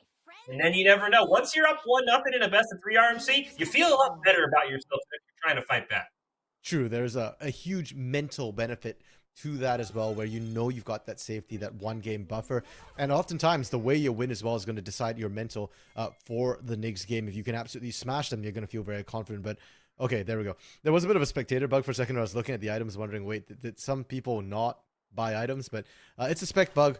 Everything's fine, and for now, both junglers starting on opposite sides here, and I love that You Are Light is actually going to be starting that top side, because it means likely our first ganks will be coming in on that bot lane with that Nautilus, and we already said if Zeri and Lux can survive the hooks, they're in a good position. So you want to punish them immediately. You want to get that Nautilus off to a good start where they can continue to play aggressively in lane. Olarak probably going to have to hit 2 first, get that binding before the Nautilus does to kind of deny any of that early hook and just poke them down from that bot lane for Ottawa Gray. As you said, junglers on opposite sides of the map. It does concern me for Bingri unless he's going to go red to mid, because I think ganking an Ornn, even with the Mundo, even with that early bully, there's only so much damage you can do to an Ornn, and it really doesn't put you ahead much in the late game, though it does delay his Masterwork items ever so slightly. So I'm curious what this Lilia will end up doing with a bot side start, because usually you want to go blue to red to top, but and I'm not a fan of ganking Ornn RMC. That is something that I'm just like, why? He's just going to live and he's just going to be annoying. Fair enough, and I think the idea here with the Lilia is that you're not ganking, you're power farming. I mean, people joke that Lilia is the offspring of Hecarim and Nico, and if you've ever seen a Hecarim play, like, he just wants to power farm until that's 6, right? So Lilia kind of in that similar boat here, and I suspect that's Bingri's sort of plan for now, is just power farm to that level 6. When you get that Lilting Lullaby unlocked, that's when you kind of want to gank, and all lanes just play safe. We're seeing all of the Boohoos letting the lanes push into them. It's not like they can't shove out here. Mundo can always shove against the likes of an Ornn, and Lux as well can definitely assist Zeri in pushing out, but they're intentionally letting them push in so that they're safer and unlikely to get ganked. Never mind, Bingri's forcing the gank. Bingri is coming, ain't going to force the flash from Mr. Frosty, but he is going to get caught out first blood. It goes over to chicken time. Maybe that pays off. A tank gets a kill. It makes your Mundo a little bit more scary. And I think at that point, Mr. Frosty is so far forward. His Feisty's going to flash, but he gets caught by the minion wave. The tower going to assist him. That is the worst start Ottawa Gray could have dreamed of in the first 4 minutes. Well, it's bad for Ottawa here, but Queen's going to be very, very happy about this. The Boohoos, like we said, fighting for their playoff lives here, and that is a strong start to multiple lanes here, and both their solo lanes that can take over the game. You love to see it. And Fish, you're talking about, ganking that Ornn, it sits in behind. It doesn't feel that good here. But you know what? If you can get your Mundo ahead, you get full control of this top side as well.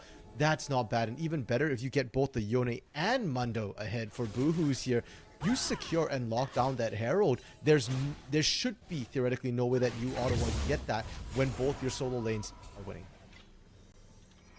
Brilliant. I mean, Camp didn't do anything to win that lane. He just kind of baited Fantasy in there, as we see. Here comes a gank from You Are Light and Dark Utopia, though they are standing on a ward, so they will just channel it back. I think waiting for a miracle hook. Olarak and Rocky G are not going to allow that to happen. No, they flash forward. They're looking for the pass, and they're going to be able to land it onto that. Lux Ignite going to fall. Unfortunately, not any of the follow-up abilities are able to land from Ottawa Gray. They forced the issue just way too hard, RMC. Yeah, and I was actually scared for a second that they would catch Alarak. Great flash away and great sidestep to make sure that You Are Light did not land the follow-up knock up there. But if that Vault Breaker landed, that would have been terrible. And I think Boohoos have to be a little bit careful about that. The Nautilus can brute force ganks here. And I know they were trying to bait it a little bit, cancel the recalls, and they were successful in terms of slowing down You Are Light. But yeah, very, very risky.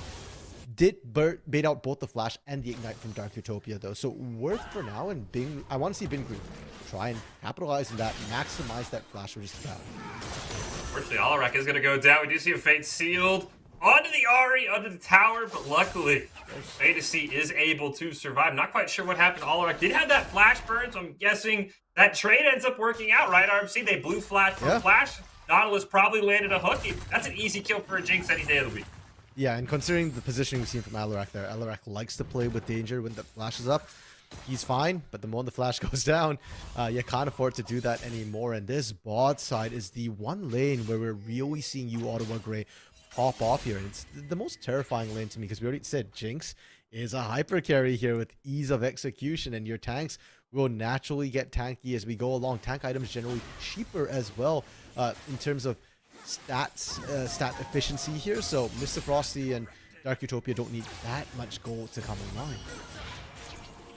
And I'm gonna try and jump in again as Fidacy really fell behind with that early death, just trying to fight back. And I think that bot lane we highlighted, as you pointed out, RFC, is the way that you auto Gray is going to stay in early game trades. Dragon is up. It looks like Bingray wants to force it early, at least based off their map positioning. They do have Dark Utopia around them, but I don't think they know. They're going to catch Alarak with the stun, but nobody's there. Now Dark Utopia's caught out. Here comes Xiao M. He's rotating up. Bingray's on from behind, but UR Light is right there as well. 3-on-3, flash forward, gonna come slamming down. Dark Utopia will be the first to fall. Ballbreaker into the backline, gonna pick up one, and now with the Jinx excited, Alarak is probably dead meat. Here comes Cam, rotating down, flash forward for Zhao. I'm able to pick up. He's not. He auto attacked the wrong one. UR Light luckily picks it up, but it ends up being a 2-for-2 trade. That could have been a triple kill for Zhao M, but he clicked the wrong target. Yeah, if they had managed to refresh that get excited, they would have been able to run Kiji down as well here. But good move from Cam here to go down bot and make sure that they answer equal. And that roam was facilitated by the fact that Cam had pushed Fantasy out of lanes multiple times now. No teleport from Fantasy to try and bail out bot side now. Ronkiji has to be careful about overstaying here. You can see Dark Utopia going round for that flank here. Dark Utopia is gonna catch the Zeri out. This should be an easy kill for Zhao M. And with the get excited, Alarak potentially could be dead, but Zhao M doesn't have the ult. Ronkiji's gonna live. That's 2 kills now that Zhao M has just not been able to connect on. Yeah, that's really gonna sting there. Mid lane though, that kill will connect. And Cam with his Yone right now absolutely popping off. It's huge to note as well that Bingray has not been focusing that mid lane. This is a lot of Cam just forcing objectives, or forcing kills, pardon me, on his own here. And I think going into game 2, win or lose here, Fish, you Ottawa Gray is going to have to consider banning this Yone here. This was a fantastic pick by Cam. The Yone. Again, I want to see what he does late game. You can get a Yone ahead all you want early game, but it's how he's going to pick those Fate Seal targets. Again, we kind of pointed out, Fidacy and Zhao M are going to be the targets that you'll eventually have to land them on, but a 3-0 start, nothing to scoff at. And I think it really could be interesting to see if Cam can kill Zhao M before Zhao M kills him, right? You look at the CS RFC, that kind of are going to be the 2 solo carries. Unfortunately, Zhao M just has those 2 assists that really should probably be killed. And I will say this as well. That will not be a fair fight. Because Cam's never going to fight Xiao M in isolation. Or they shouldn't. If Cam finds Xiao M alone, Cam kills Xiao M. But there's so much CC on the side of you of Ottawa Gray.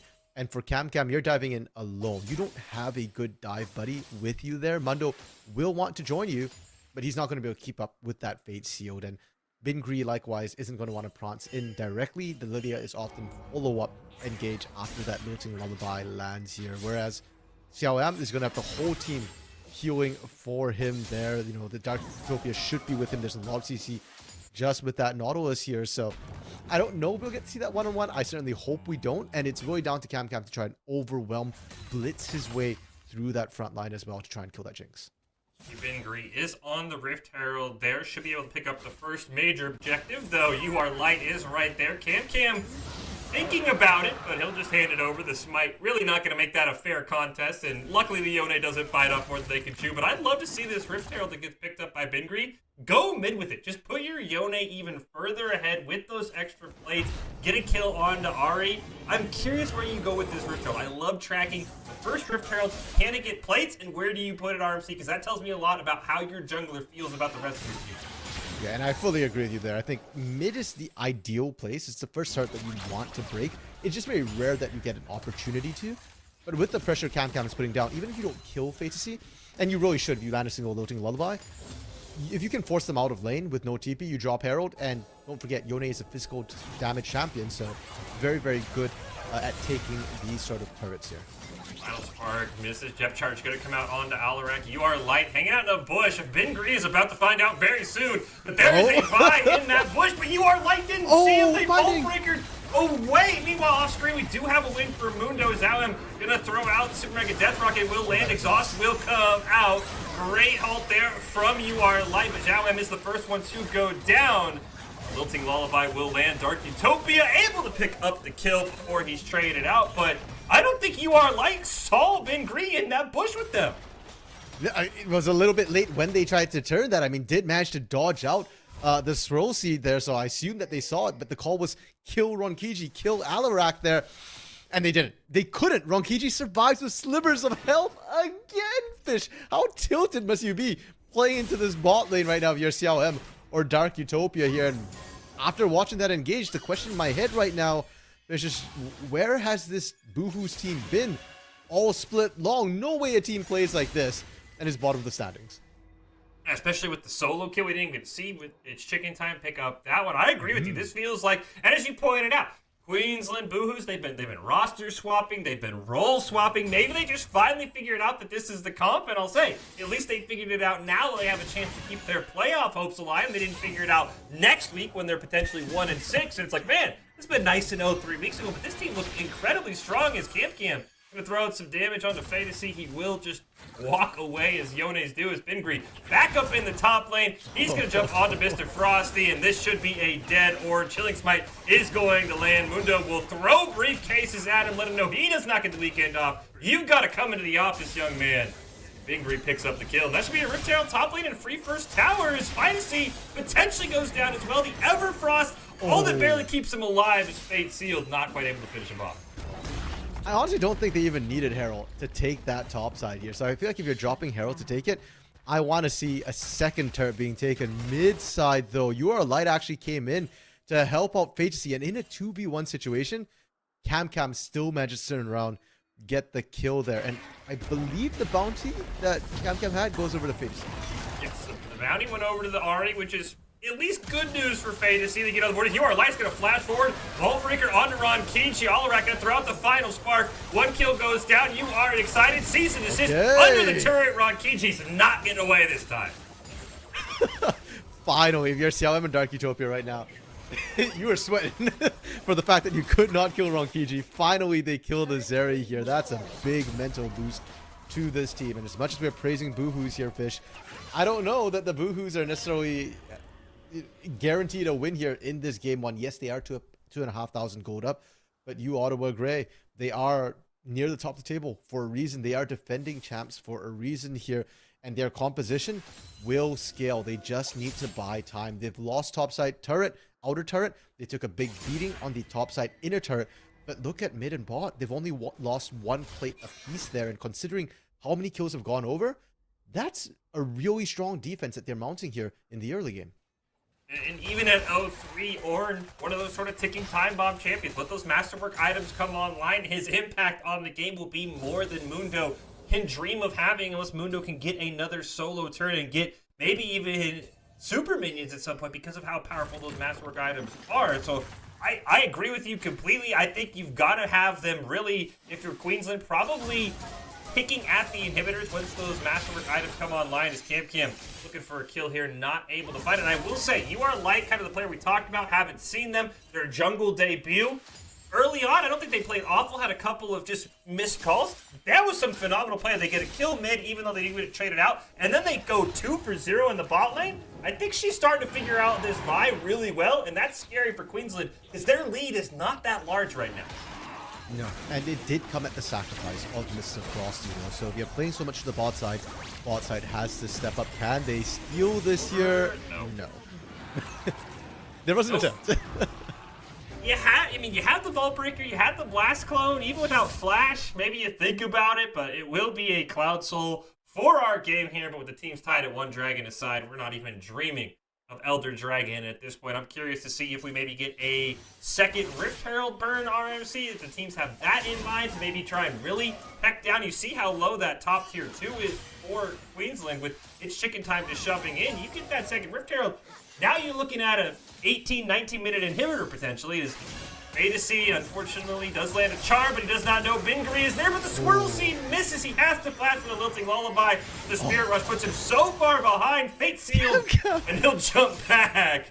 Trigger the Immortal Shield Bow. Yeah, that Fantasy making the right call there. Spirit rushing as far as possible. And now there is an opportunity to take advantage of that in the mid lane, but UR Light is nowhere nearby, still hovering in this bot lane. There's been so much invested here. You can obviously tell where they think their carries are, and once again, have they find it? Alarak should be able to go down. Nice flash around the final spark. Zhao M is excited, and this time he's the one who lives with a barely any HP. A double kill for the Jinx. And they played that perfectly, but as you said, that's at the expense of Mr. Frosty, who is just getting slapped down by It's Chicken Time. He's gonna pop the ult, the Ornhorn. Can they save it? Spell immune on the knockup, but the tower does not care about Mundo. He is able to walk away. I don't know if anyone can deal with this Mundo, though, in the top lane, RMC.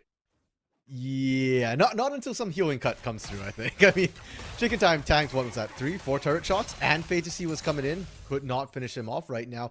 CLM probably has enough damage with the Kraken Slayer, especially if he's going to be turret diving that freely, but without the healing cut, Mundo is so strong. And for the side of you, Ottawa Grey here, when it comes to dealing with Chicken Time, it's not about killing him right now. It's just about pushing out that wave and making sure that he doesn't get alone time with that inhibitor turret. You're just waiting for CLM to continue scaling. You're almost at that 2-item power spike with this Jinx here. And likewise, you know, Fantasy, you are light, should just be looking for pigs here. That top side is all just about stalling. Mundo will eventually fall off. I'm interested that Mr. Frosty hasn't gone for the Warden's mail yet. I mean, that should have just been a no-brainer. It's free healing cut. It really stops everything Mundo wants to do. The fact that we're almost 18 minutes in and he hasn't even really started towards that item is kind of an interesting one to be RMC, because, I mean, it won't shut down the Mundo, but he can't push nearly as far if every time he attacks you, he gets those grievous wounds. I'm shocked it hasn't even been thought of yet by Mr. Frosty.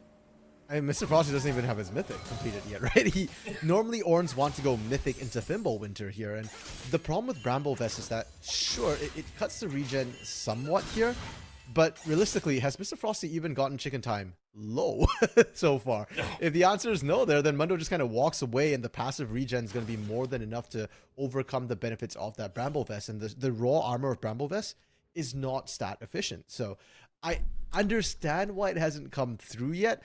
And as long as it doesn't come through, I don't expect to see ganks being tossed to that top side, other than maybe sending HC up there every once in a while for a faster wave clear and then rotate right back mid to catch more waves. Is a Rift Herald in Bingree's pocket. Pretty impressive to get to that top side of the map and pick up an inhibitor with how much you'd have to go down, but always something to keep an eye on here is Dark Utopia is going to flash in. Dredgeline is going to land. Alarak is dead. Zhao M is excited, and that is bad news for Rodkiji. Meanwhile, Camp not even going to attempt to help out their jungler. Rodkiji will go down to the Super Mega Death Rocket plus the auto attack. Now the last two remaining members from Queensland have to rotate up. Can they defend this turret? They probably should just walk away at this point. You are light, looking to maybe run down the Mundo, and that is a fantastic trade for this bot side for Ottawa Grey, and they're right back in it now, tied and gold, basically only a minor difference. Yeah, and if you're a Cam right now, you need to stay away from UR Light with the cease and desist, the Vi ultimate. I actually don't know when they changed it from a sound battery to cease and desist. But anyways, with cease and desist up, that's a point and click. And if Cam gets locked down right now, Fantasy and CLM have more than enough burst damage to finish him off. So yeah, they just have to disengage completely, give up that turret. And now the big question is what happens with the Dragons coming out in 15 seconds and you Ottawa Grey based on it. So there is a chance for Boohoos to try and rush this one down before Grey can come in and contest. Like Grey rushing to the Dragon, it will spawn, but I think there's enough time on the spawn timer that they can't reliably burn it down. Bingree's going to try and trump this Rift Herald in the mid lane, and you are light. Has a deer in their headlights. They're going to go cease and desist right on top of Bingree. Here comes the rest of the team, but they are just dead. Final Spark will land. They are going to get two knocked up with the Ornhorn, and at least they're going to cancel the spell immune for It's Chicken Time. And now that Mundo, basically the only tank they have, Cam will pick up the Rift Scuttle, so at least Queensland will have vision, but without Smite, that's basically irrelevant. This is a free Dragon for Ottawa Grey. Yeah, and you Ottawa burnt 3 ultimates to make that happen. Fantasy does not have Spirit Rush available. You do not want a contest here, but Fantasy just trying to get back to the mid lane ASAP to make sure that they don't get pushed onto, and you Ottawa Grey get away with literal murder. Utopia gets rooted, but it does not matter. I don't know why Bingree walked so far forwards. Rift Herald can walk down the lane. I guess he was trying to get it range for the auto charge, but that was wild. You don't have to drop it that close to the tower, my man. Yeah, I agree. I think Bingree was just trying to get that turret down, and Arrow by itself just wasn't enough damage, unfortunately. They had no allies nearby either, unfortunately. Ronkiji, the well, Ronkichi and Alarak, the only two ranged champions on the side of Boohoo's, was not unfortunately actually close enough to help out there. And as it stands, well, that mid-outer turret still stands, and they lost the dragon here. So it feels like a lot of the lead Queen's Boohoo's built up in the early game have largely been equalized, and this is where the real test starts for them here. They do have scaling champions to match what you Ottawa Grey have on the table. Their team fight is just more complex here, and now it's down to the skills of Queen's Boohoo. Can you find the engage with Cam or the flank with Cam here? Can Ronkichi kite around and put out more damage than CRM in these team fights? 3 coming back for more. Swirl Seed is going to be able to land. Lullaby is up, but they will choose not to blow it onto Zhao M with Dark Utopia hanging out right there. And I think the big question for me is even as this game is, it feels like for Queen's Boohoo, it's really up to its chicken time to see if he can get more pressure in the top lane. Can he drag more than just Mr. Frosty onto that top side of the map? Mr. Frosty has finished that Brambles Vest we were talking about, so the healing cut is now active for that Ornn, which is going to hurt that Mundo quite a bit, but the last few team fights, this Swirl Seed is going to land. That is a Lilting Lullaby. Nice cleanse. Dodges the final spark. Zhao M just walks away. It says nice ultimates. I'll just use one ability to get him out of all of them. I can't believe the Chompers just stopped the entire engage from coming through. And Cam trying to dash through. Okay, I understand that one kind of locking them down, but Bingri following up as well. That is a painful sight for Boohoos to see there, because if they found CLM, they get to win every fight after that. But one basic ability, like you said, stopping an ultimate from Bingri hurts. I mean, they get CLM, that's Barret most likely for Queen's Boohoo. And it's starting to feel like the team fights, as you said, they're more complex, and I don't know if the Boohoos are going to be able to execute them. They haven't been able to find these valuable targets that we talked about. Fantasy has not died since the early game. Yes, he started 0-3, but he played a lot better on that Ahri. Xiao M is now 5-2-4. This feels like a split push win, and Mundo's not the best split pusher. There's only so much damage he's going to be able to do to turrets. I think he's become the lone win condition for Queen's Boohoo. Cam hasn't gotten a kill in 13 minutes or so, RMC. They've just fallen off after a fast start. Yeah, and the Mundo. If the Mundo is your win condition, you've got problems, because you don't actually pick Mundo for split push pressure. You pick him for lane dominance here, and then once you win that lane, you get your objectives. You bring him to those mid-game fights as that tanky, beefy meat shield in front of your team. If he's split pushing, you can see Frosty right now is comfortable matching that split push. Every time Chicken Time pushes up here, Frosty just sits under turret, and now Chicken Time can't fight you under turret. Now you've got that Sunfire Aegis as well.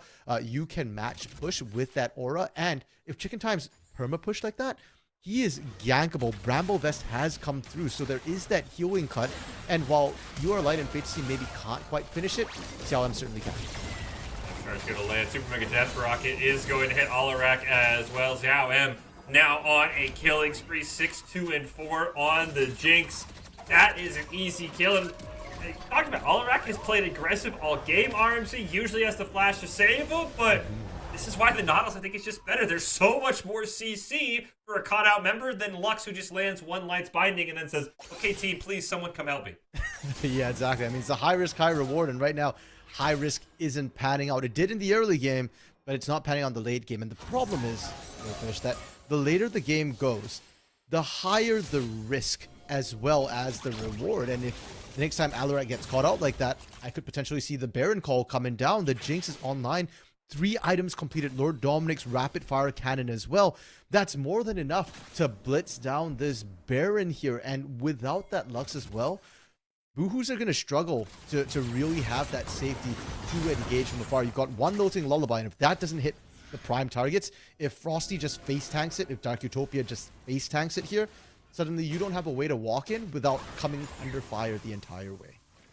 And even if you get a Swirl Seed and you look for the Lullaby onto Xiao M, he has Cleanse up now. Your next Lullaby is basically wasted onto Xiao M with that Cleanse, so you have to find another way of CC, and I don't think he's cleansing Alliance Binding, and there's no other CC really on this team as the Dragon will start up here. We'll see if the Queen's Boohoos can finally pick up a kill. They were up 12-7 at one point. It's 7 straight kills. The Ornhorn is going to come in. You are lights to jump right on top. my A huge goodness. super mega death rocket from Zhao M. He picks up the first kill, and there is blood in the water. A second one will be picked up before he does go down to Cam. Unfortunately, Mr. Frosty cannot run down Alarak. A2C still barely alive. Dark Utopia trying to kite its chicken time as far as possible. You are light. Can go over the wall potentially onto Cam as there is no smite available. And I think Cam has realized that the Jinx gonna play Ring Around the Rosie here, get some healing off this dragon. Cam starting to take a bit of damage from this Cloud Drake. Potentially maybe a pick here. Great dodge with the blast cone. Unfortunately, they're gonna run right in the Mundo. The briefcase will miss. You are light, staying alive, gonna get behind Nautilus. There is a nice body block. I think this Vi is home free, though they will lose the dragon. Final spark not able to land. The Comet can't quite pick up the kill either. Fantasy's back alive. He teleported back in with full life. You are light's gonna go over the wall and slice the dragon. Oh my gosh, so they will go down. So Death Rocket is gonna pick up a first kill. Zhao M can't get there in time. This fight's not even over yet, RMC, but please try and tell the viewers at home what the heck we just saw. We are watching two teams refusing to give up here, and the mechanics coming out right now from you, Ottawa Grey. They were breaking ankles left and right, but Queen's Boohoo, with the higher execution composition, played it simpler. They just had more numbers, faster at the dragon to be able to recover that, but they did lose the dragon, and now they are trying for the Baron here to take it, and unfortunately, Xiao M, without a front line, can't contest this, and Bingri has smite. There is none available for you of Ottawa. Alan's gonna walk over, but I think he's gonna quickly realize, yep, Aaron has gone down. There's nothing he can do. And I will say the best thing about that previous fight before the dragon, before everything else transpired, RFC, the other conditions for Queen's Boohoo is they just baited Ottawa Grey into a very small corridor. Yes, Zhao M started that fight off, you remember, with a double kill, but he walks into a Final Spark, he walks into a Fate Sealed because it's that tiny little window, there's nowhere else he can walk. Sometimes the best way is just say, you just have to walk into our abilities, we don't care how many tanks you kill, you just can't survive all of that burst, and that's exactly what happened.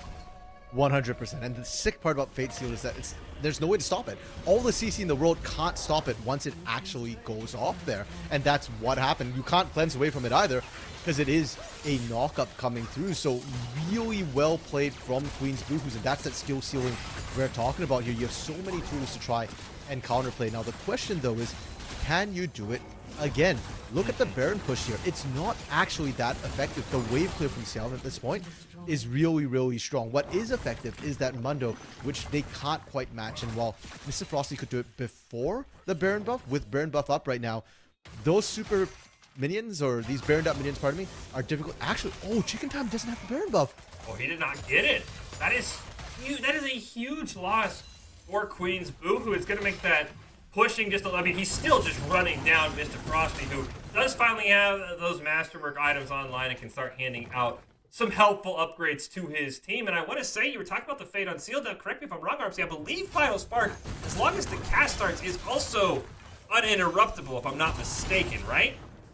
Yes, unless you kill the Lux, which is what we're kind of seeing in these fights right now. Alarak's just getting burst down so quickly that the Final Sparks aren't actually coming through. We're seeing the animation begin, but she's dropping just because of those rockets here. So, but that is true. If you're in a choke point, and because of the range of that Final Spark as well, as long as Cam lands that Fate Sealed, theoretically the Final Spark should land as well, and the burst damage from that could kill Xiao M. There's no defensive items coming through for this Jinx whatsoever.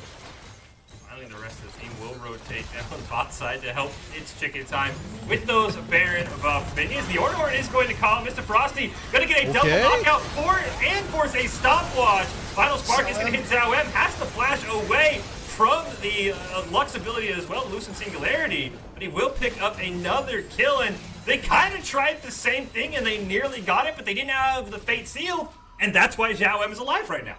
Yeah, you saw the burst that the Final Spark did alone to Xiao M. That's almost half the entire health bar there. If there was any follow-up whatsoever, kill goes down. Bingri tried his best to get in there, but there's just too much damage. And while that fight did go poorly for them, and you of Ottawa Grey should be happy that, hey, we can still win team fights. Our Jinx is still very, very strong.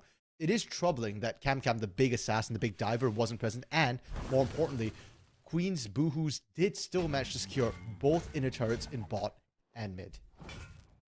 I assume if Alarak plays on the standard keybind and says ET has broken, because there was a Lucent Singularity down that Zhao M had to flash out of. He was probably praying that ability went off, but as we talked about, the Lux is so squishy, she just fell over, wasn't able to reactivate it, and Zhao M did have to build a flash. He did have to cleanse and flash, so now, I will say, the cleanse is saved him multiple times, and of course, with the Fate Seal and a final spark, Zhao M's positioning has to be basically perfect, RMC. That is the one concern if you're Ottawa Grey. Zhao M is a great player. He cannot afford to make a single mistake if you want to win this next team fight, as Mr. Frosty is going to get caught. Luckily, he is tanky enough to just walk away as UR Light rotates up. This is potentially Cloud Soul, thanks to a fantastic steal by UR Light last Dragon. So it's a big fight for Queen's Boohoo, but this is a fight you could give up if you're Ottawa Grey if you don't get a perfect engage. Yeah, and going back to what you're mentioning about perfect positioning from Xiao M here, Fish, the problem is Xiao M has to dodge everything, whereas the side of Queens just needs to land one sort of CC. The fight might kick off. Your Ornhorn doesn't land. Misses on everybody. They already landed a charm. Bingree dropped down very low. Final spark going to come out, not able to land, and Bingree's the first one to fall. Zhao M picks up one, but he's barely hanging on. No. Flash forward. Rontigi going to pick up the kill. UR Light is running down. Alarak will pick up the kill. But it is going to be a 4-for-3 in favor of Queen's Boohoo. But again, we've seen this story before, RMC. UR Light up against a team without a smite. They've got to burn this down very quickly. Here comes the buy. Not even going to get close this time, luckily for Queen's Boohoo. Yeah, Ronkiji right now so strong, so quick at taking these objectives, and this is why we're saying, Fish, Zeri versus Jinx, why we're even pondering whether the Jinx should have been the first pick or whether you Ottawa Grey should have actually prioritized that Zeri, because right now Ronkiji is outranging Xiao M in a lot of these fights, and you can see that Cam doesn't even have to land the Fate Seal. Fate Seal did not actually catch Xiao M, but the gap close was sufficient, and the damage from this Yone is just too high right now. Locket of Iron Solari, Knight's Vow, both of those were provided for Xiao M, and Xiao M still went down in that fight. So at this point, it's no longer about positioning for this Jinx, it's about who else can carry for you Ottawa Grey. The one carry composition is not working against the amount of damage Queens has. Somebody else has to step up, whether it be Fantasy or UR Light here. UR Light, Orb, a tanky build after that Divine Sunder, even went ahead and picked up a QSS as well. And it feels like if you're Ottawa Grey, they might try and burn down this Baron potentially, as they have all of the vision. You basically have a fight whenever Zhao M has a summoner up. They're going to start up this Baron. There is no idea for Queen's Boohoo. They actually have no idea. It's chicken time. It's We'll gone. be able to give them vision, but Baron is basically dead unless Mundo gets the steal of the century. He does not. Now he has to run away. Ult already has to be blown. Fantasy gonna go in. The charm will be immune and blew the Spirit Rush as well. Ottawa Grey commits quite a lot for a Mundo who just simply did not care, but that is a free Baron and they'll take that any day of the week. Yeah, the moment Bingree completed that recall, you kind of knew that Queen's Boohoo's here just had no clue it was going to happen, because you cannot have your jungler recall like that. And the vision lapse that they had, there was so much focus on that dragon that the Boohoos kind of just forgot about making sure they had at least that one ward in the Baron pit there. And now you Ottawa Grey, you've got an opportunity once again to try and push in, but even with the Baron buff, it's less about pushing right now than it is about being able to win or survive these team fights, because Boohoos can just pull the trigger on you in a siege situation.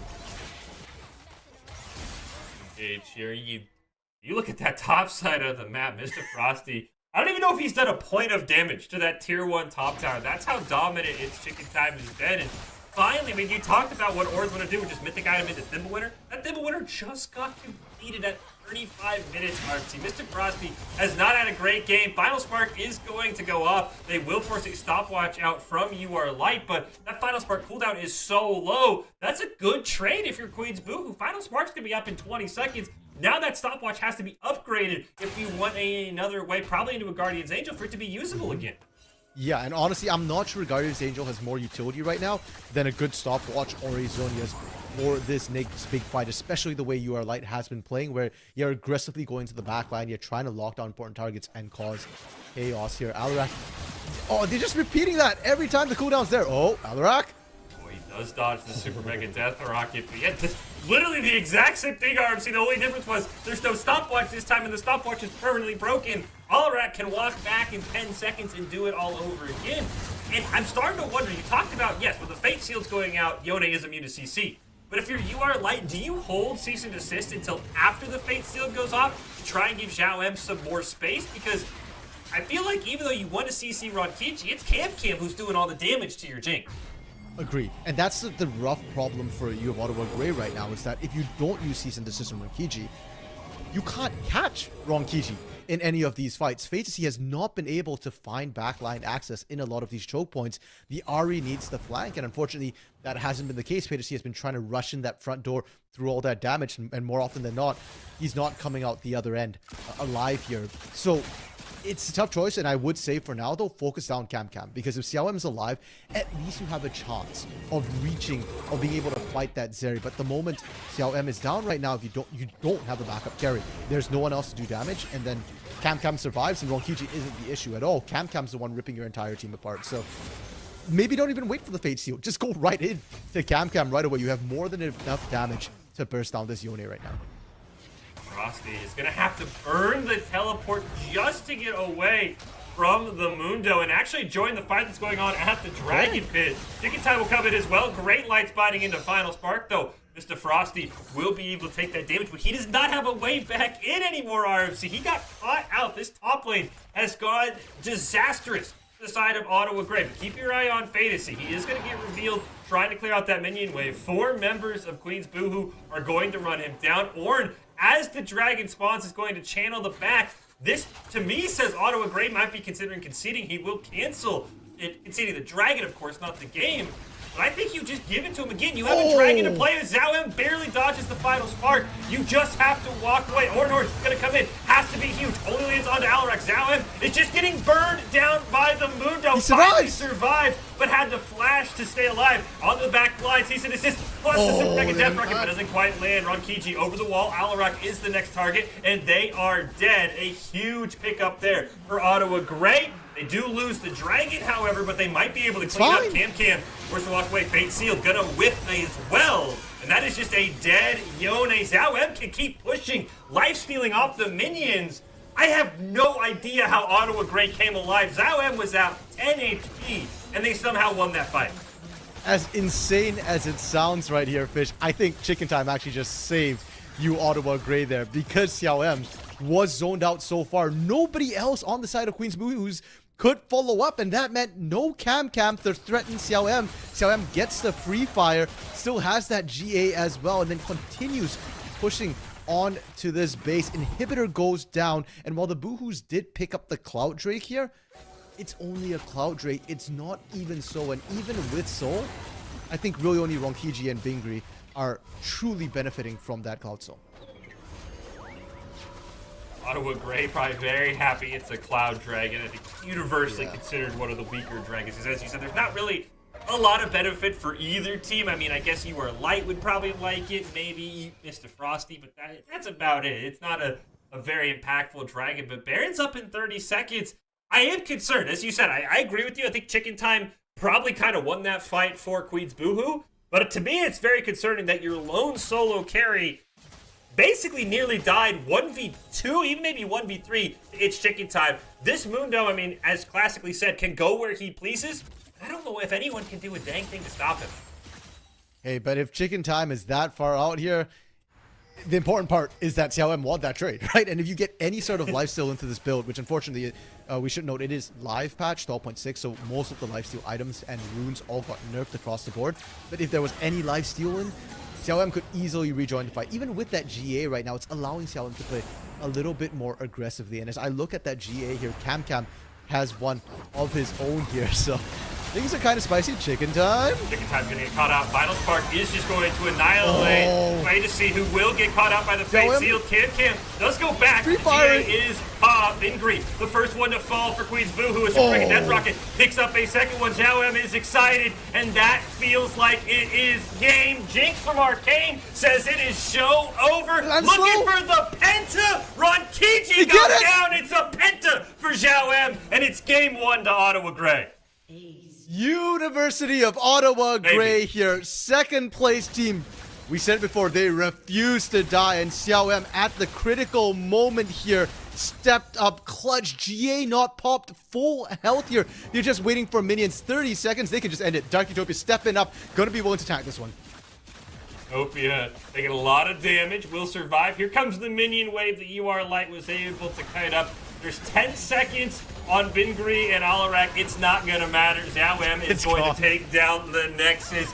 Game 1 to Ottawa Grey, though, I think closer than, I'll be honest, closer than maybe we expected, closer than a lot of people probably expected if you just looked on paper. So that is a huge shout out to Queen's Boo. But you could be the best early game team, RMC. It does not matter. It's about how you end the game. And Zhao M played that final fight to perfection.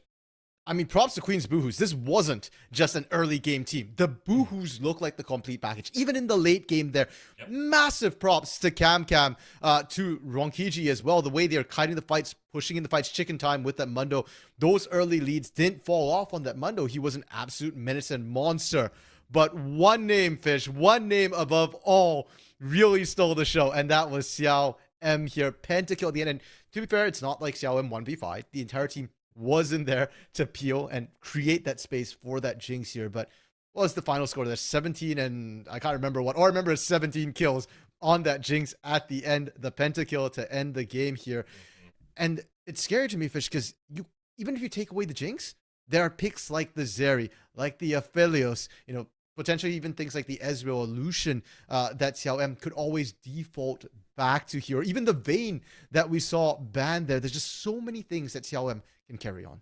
Yeah, and I would expect if the Jinx gets banned away, Ottawa Grey will probably just ban away the Zeri and take that out, because I will say I thought Ronkiji played that Zeri incredibly well. And unfortunately, it came down to they just picked the wrong target to burn, right? We talked about, okay, you got to either kill Zhao M or you got to kill Fantasy. They blew up Fantasy. Final Spark into Fate Sealed. It was perfect. Problem is, neither of those hit Zhao M, so it was just free damage for the Jinx. So the single carry strat worked out, I will say. That top lane matchup, I'm very concerned about. Chicken Time played that really well. Mr. Frosty, if that was anything but an Ornn, they'd probably lose. Those Masterwork items make that much of a difference. The Ornn felt like he had an impact. So I'm curious how the top lane draft will go in game 2, RMC. That is my concern. But we will take a quick break. We'll see what comes of it. Queen's Boohoo, again, they have to now win game 2 and game 3, or they officially eliminated from the playoffs. Ottawa Grey, defending champs. They're sweating a little bit, but they're feeling good. We'll be back with game 2 in this Champions Yellow Division right after this. Holding on to this, holding on.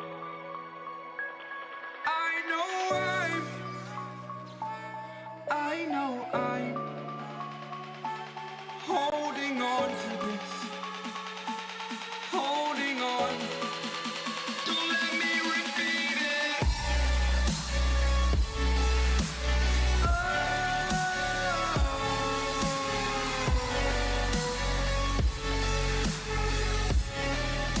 Don't let me repeat it.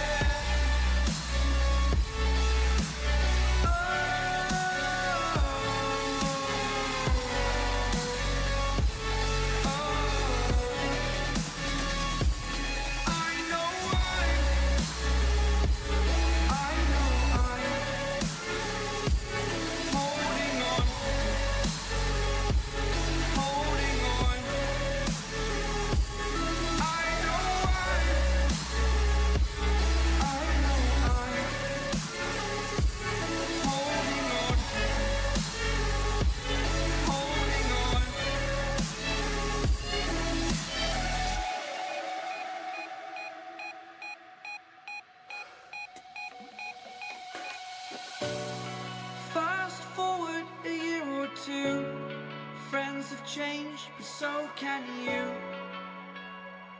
So can you. For too long about the mistakes, while I resent, I learn to hate.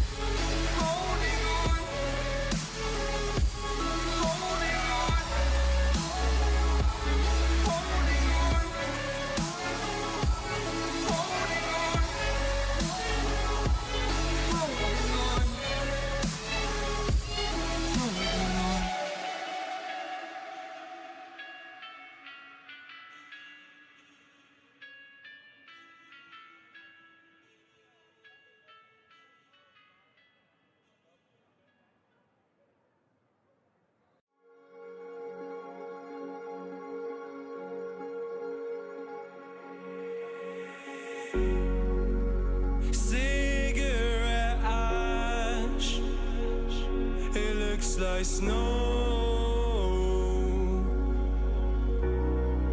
When it falls in the wind, you know. And you, oh, you say you wanna dance. You're wary, you know, you'll end up in the wrong hands. And you're having fun. Why don't you show your friends? And you're having fun. What if it never ends? I'm lacking sincerity, but you don't care at all. Miss booze, lit cigarettes, trying to take me home.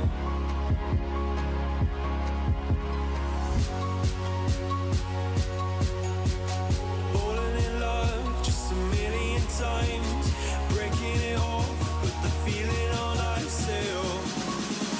She's as cold as December.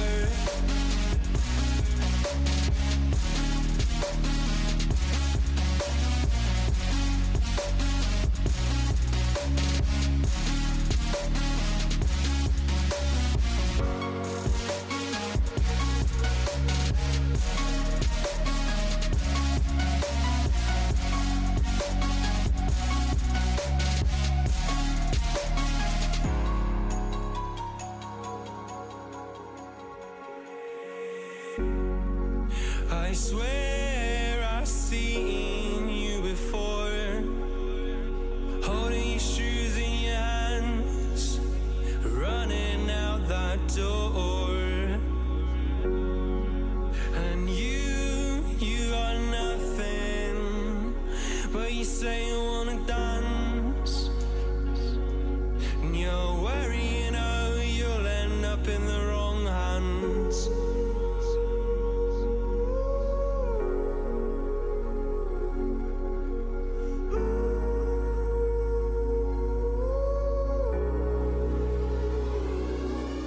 I'm lacking sincerity, but you don't care at all.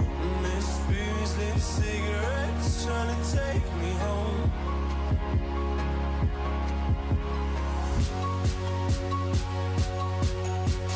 Falling in love just a million times, breaking it off, put the feeling on ice.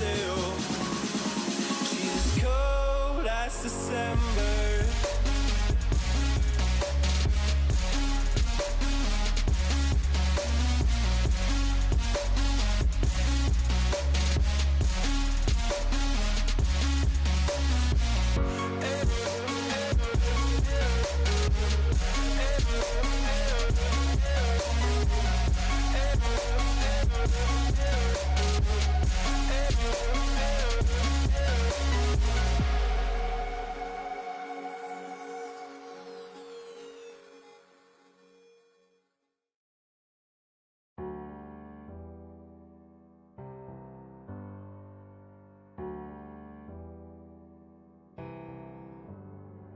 Feelings, it's like I can't walk on the ceiling. Oh yeah, got me dreaming, dreaming in colors I never dreamed in. Oh yeah, I let you in deeper than I let anyone else before. Fell in love with my broken pieces, took 'em all and made 'em yours. Didn't know what my heartbeat needed, skipping out, no I can't keep score. When I lose my breath, boy, you got me breathing. Oh, every little thing you do, every time you hold me, take me higher, higher. Every little thing you do,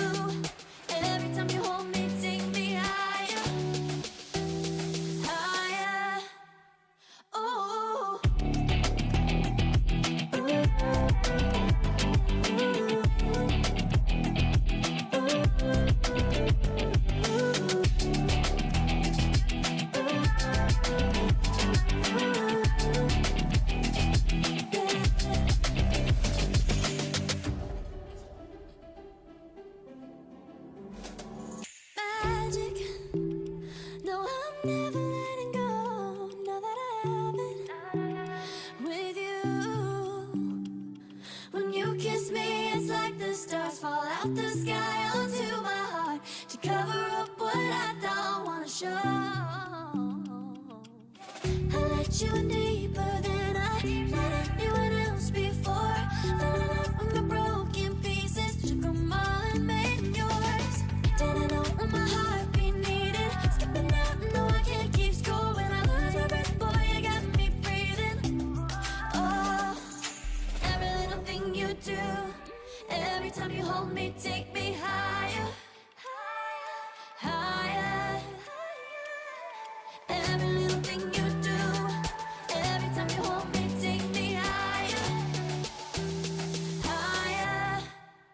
Oh, you take me higher, you take me higher, baby.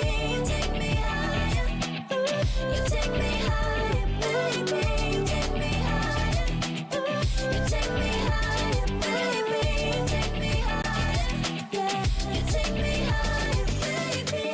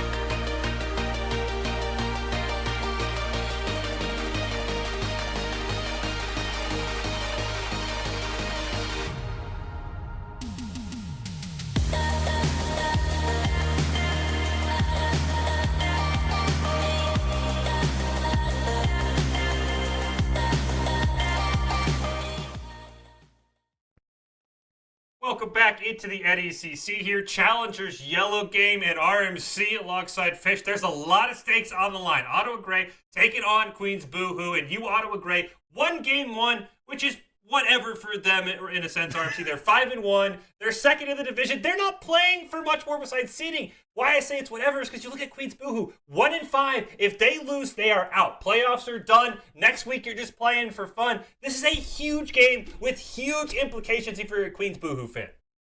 I mean, Fish, yes, stakes-wise, there wasn't a lot on the line here for the side of University of Ottawa Grey, but my goodness, when they played the game, it got way closer than I think they'd feel comfortable with. And everybody wants to go into the playoffs, with wins, with momentum under their belt. You don't want to be faltering at the end of season, going in playoffs, questioning yourself. So into game two here. And this time it is accurate that University of Ottawa Grey have that one win here, and they've kept the same side, so they will still be blue side here. The bans have not changed for you, Ottawa Grey, whatsoever here. Boohoos, though, switching it up. They're banning the Jinx, letting through that Victor instead. Yeah, they'll end up drafting it in LCS order, so not quite the order they picked it in here. So, but I think that Jinx baiting, we talked about it a lot in that break, RFC, because again, the Zeri felt like it should be, and usually should beat the Jinx. I think Zhao just absolutely popped off. There's nothing you could blame about that. I'm curious now what the Boohoo's plan is, because since you gave blue side to Ottawa Grey, we'll get the spoiler here in a little bit when Zhao locks in the 80 carry. They just said, fine, we'll take Zeri. I don't know if the Boohoos really thought that idea through of banning Jinx on red side. Yeah, and granted, Zeri did get nerfed along with Jinx and Aphelios, and other AD carries did get some buffs to try and push up the others, but we're talking about late game scaling champions, and last game certainly did go late. I think it was a 6-item Jinx that we were looking at there. Zeri is still queen of the crop right now, so definitely an issue to try and consider here. And for the side of Queen Boohoos, they ultimately end up going with the Twitch to try and match a little bit. And I like the idea conceptually. Twitch does get the range needed from Spray and Pray to actually outrange that Zeri in a lot of team fights early on in the lane as well. If you're going AP Twitch, your burst will be able to actually burst down that Zeri as well in lane if you can sneak up on her. But my problem is Zeri eventually gets so much health as well that sure, you might outrange her, but she's going to wreck your front line. She's going to chase you down as well. And as a Twitch, if you're running, you're not doing damage, whereas Zeri can kite very effectively with her Qs. There's a couple of very spicy picks that we'll get to for sure. But the one thing I do want to say that I think was a little bit of a problem, though there were some great final sparks from Alarak, is at the end of that game, that Lux just lost the support value that you need because she's, of course, not traditionally a support. She's kind of been forced down there from the power creep in the mid lane. I like this Karma pick from Alarak because it does a lot of what they needed last game. You have the Mantra E for the shields. You have sort of the same amount of burst pick potential, or at least chip potential with the Mantra Q if you want to. But I like that you have a bit more support for Ronkiji because there were times that Lux just died and Ronkiji's out there 1v3 being run down. Yeah, and I think last game, the composition coming through from Queen's Boohoos was vastly different, right? They had the Lux, they had the Lydia. They were fishing for picks with that composition. And to Alarak's credit, sure, Alarak did misposition a little bit towards the end of the game, but likewise, he found some really good picks with the light bindings as well to set up for some of those fights, some of those kills. This time, just vastly different concept, right? The Karma, you're not using it for picks because there is no pick potential on this team. You picked the Kled, you picked an Amumu. You're all about the all-in here. You want to force these team fights, and Karma's just going to speed people up, make sure the rest of the team get in there. The Twitch is just going to open fire here, and then it's going to come down to this Kassadin to try and clean up here for the side of Ronkiji. And pardon me, not Ronkiji here. Their mid lane was Cam, pardon me. So I like the idea from Queen's Boohoos, and I like the idea even more that they kind of went, okay, game one was close, but forget it, guys. Throw it all out the window. We're going to try something completely new here because we need a win, right? If we're out, if we lose, we're out. Backs are up against the wall. And for you, Ottawa Grey, while the champions have changed up a lot, I don't think they have a single champion repeating from game one here. The concept is still the same. You've got a Hecarim, you've got a Victor, you've got a Zeri. You still want to fight front to back as clean as possible. And into an engaged comp like that, it's very, very strong. You just lay down that gravity field, drop the Chaos Storm here. And sure, Kled's good, Amumu's good, but trying to fight into that is going to be very, very painful.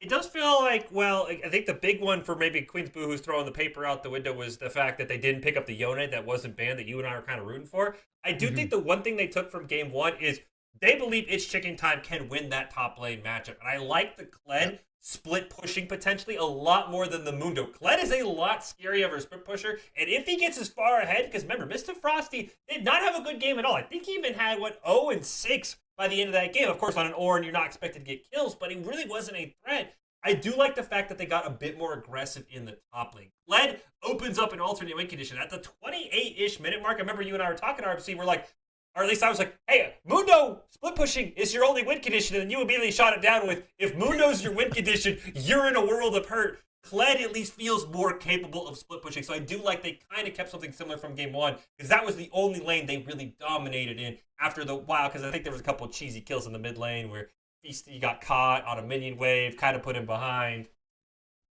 For sure. Yeah. No, I'm with you there, Fish. And the other nasty thing about Kled as well is Kled actually team fights very, very well. The ultimate, of course, charge leading your team in is a big tool for engage, like we talked about. But the other nasty thing about the Kled is that you can kind of dash right into the back line. And as fast as you're going, it's kind of like a Hecarim. It's very difficult to lock you down. And when I'm running down you Ottawa Grey here, the way their team's going to function, there's two shots to stop it. Either one is with the set showstopper, you grab that Kled and slam him right back into the back line, which, sure, that's helpful, but it's not going to do maximal damage into the enemy team. And you might want to reserve that for the Amumu, who's Curse with the Sad Mummy there is going to have much more team fight impact. Or you're relying on the Lulu. And with the Lulu, even though it's point and click, it can be difficult to actually nail that Kled in the chaos of the madness. So this Kled is going to have a lot of backline threat. And I actually don't think it's going to be on the Zeri. Zeri's very mobile, as we saw last game with Ronkichi piloting it, especially in the jungle with all those walls. I'm more worried right now for Fantasy on this Victor. He already struggled a lot on the Ari, who is a mobile champion. Victor is not mobile, and if Kled can kill him before he can get the Chaos Storm off here, well, the front doors are open, and suddenly Queen's Boohoos can just follow up, chasing behind with that Amumu, and dive into that back line. I do like that Dark Utopia has a bit of a way either to help out Xiao M or maybe Fantasy with that wild growth that would give you that big shield. For the Boohoos for Bingri, I am a bit concerned though, because I thought he played fantastic on the Lilia, and Amumu kind of has a very similar playstyle. Instead of the Lullaby, it's the Curse of the Sad Mummy. But it isn't just a point and click sleep as long as you hit them with ability. You've got to either bandage toss or flash your way in. Maybe you follow up the Kled charge. Can he get in range of Xiao Ep or this Fantasy? Because again, talking about that showstopper, Mr. Frosty can of course just grab the Amumu, take him away from the team, and then that Curse of the Sad Mummy is a very sad mummy because he just has set. So I'm curious how Bingri is going to play that, and of course a little bit harder. But I'm excited to see it again. Queen's Boohoo has to win this game. They have to win this game to stay alive. Then they have to do it again in game 3. It's not just win 1, we're good, we get to take the next week to focus. They have to win 2 in a row. Ottawa Grey are defending champions in this champion yellow division from last winter. They are feeling good. They're 1-0 right now in the series as we get ready to hop into game 2 here, RMC. I'm excited because you and I were both blown away by Queen's Boohoo for 35 minutes in game 1. That did not look like a team who, not to spoiler alert, they hadn't won a map all season, but they look phenomenal. Can they finish the deal, though, is the question as we hop into game 2. And hopefully, Fish, our questions will be answered soon. No level 1 shenanigans. Everybody's, kind of just going with that defensive start here. And when I see a Hecarim and a Mumu, both of these junglers are power farming junglers. They want to hit 6 ASAP here. You can gank with them, and I actually like early Amumu ganks because with the change that happened earlier this season, beginning of the season or end of last season there, with the double bandage tosses, you can actually really run down squishy targets here. So I'd like to see Bingri try and take advantage of that. And you are light on the Hecarim. We've seen Hecarim ganks before. Of course, you charge in with that Ghost, and you can try and pick off a single target, especially in this bot lane. I feel like this Twitch, this Karma, they have a lot of poke potential coming through, but they don't have a lot of escape potential. So I would love to see ganks from either side going into the spot lane early. The one thing I am concerned about, unless Alarak gets very aggressive, which he played very aggressive last time, is that cleanse from Xiao M can kind of shut down Bingri's Curse of the Sad Mummy. If you're able to get it off fast enough and you flash away, you just shut down the entire ultimate. And we saw that happen where a Lullaby landed. They even threw out a Final Spark. He just cleansed, walked away, had some help from the Chompers as well. So I'm very curious if Queen's Boohoos will be able to track that cleanse cooldown. The more they can fight when it's on cooldown, I think the more successful they'll be. So maybe you land a bandage toss, you force a cleanse, you disengage. That might be a strategy you have to play around, as we actually had a bit of a lane swap. Fantasy's going to go up in the top lane against this Kled, while Mr. Frosty will go to the mid lane against that Cassidy to kind of take away that anti-mage gameplay that Cassidy usually brings to the table. Oh my goodness, I absolutely love this particular change up here because, as you can see, Fantasy is outranging the Kled and can actually trade quite comfortably. Anytime the bear trap lands, you just Q, the shield negates most of that trade, and Chicken Time has to either all in or lose that sort of poke war, the chip war here. And in the mid lane, Cassidy is a melee champion. Yes, we often think of him as, that annoying guy who just hops over walls and that, but for all of that, his damage is primarily melee. And as a set here, you destroy most melee champions, much less a non-squishy like the Cassidy. And if Cassidy's trying to poke you down with Q, your base regeneration alone is going to be able to keep up with that, and he will run out of mana long before you run out of health. Alarak on PG just being spammed down by the early game Lulu. And the other thing is, the way It's Chicken Time got ahead so well last game, RMC, is because Bingri came up early on that Lilia. You're not ganking early on an Amumu. You are very slow to move through the jungle, plus It's Chicken Time is pushing. This Amumu now doesn't have anywhere to go to try and put his lanes ahead, because I think It's Chicken Time in a more even matchup, as you said, also in that melee versus range, he's not going to get to go anywhere or have any fun at all. And I think this is exactly what Ottawa Grey wants to do. You pointed out in our opener, RMC, they have usually won by just smashing lanes. They can do that in game 2 without worrying about dying in mid or top now. Yeah, and we'll see how it goes. I mean, I do think Chicken Time is a very, very good player, so I don't expect him to really lose out this. Wait, Bingri? How did he? Bingri managed to sneak into the alcove here. We said that it's going to be difficult to gank, but the gank is happening. Did land a bandage toss, it looks like. Both flashes expelled by Chicken Time and Fantasy. He's going to try and run away. The turret will break Scarl. Now Light is coming in too. Low health members. Who will he go after? He's going to pick It's Chicken Time. Can that courage build up in time for Scarl to come back? Light quickly realizing that she is not in a good fight and will disengage. Bingri getting a little tricky, unfortunately. Fantasy somehow lived that engagement. Yeah, and I think that's the big thing out of that. Sure, you didn't find any kills, but more importantly, you weren't killed in exchange there, and that was a great survival. Flashes traded between Fantasy and Chicken Time, and while all this is happening as well, it's important to note that Mr. Frosty is continuing to power through that mid lane, and bot side, Xiao M is crushing that 2v2 matchup alongside Dark Utopia. Damn, trying to get away. Oh, Mr. Frosty tried to predict the flag. A fantastic job by Cam. He takes the unconventional route away from his tower, and he's able to dodge the haymaker. Really, both players made fantastic plays. It's just unfortunately Mr. Frosty guessed wrong. And the joke is, if Mr. Frosty didn't flash, the tip of that haymaker would still have killed Cam. Even with that flash. So that's gonna really sting that they didn't find it. But hey, if Mr. Frosty could do that once, you can do that again here. And for all that, that looks kind of close, Cam's still really gonna struggle to lane into this set. At most, when you hit level 6, Cassin's a little bit safer and you shouldn't get hit by that haymaker again. But it's a battle between health and mana. And unfortunately for Cam here, yes, you have the tier, but Mr. Frosty's health regeneration is still going to wildly outstrip the mana regeneration of the Kassadin.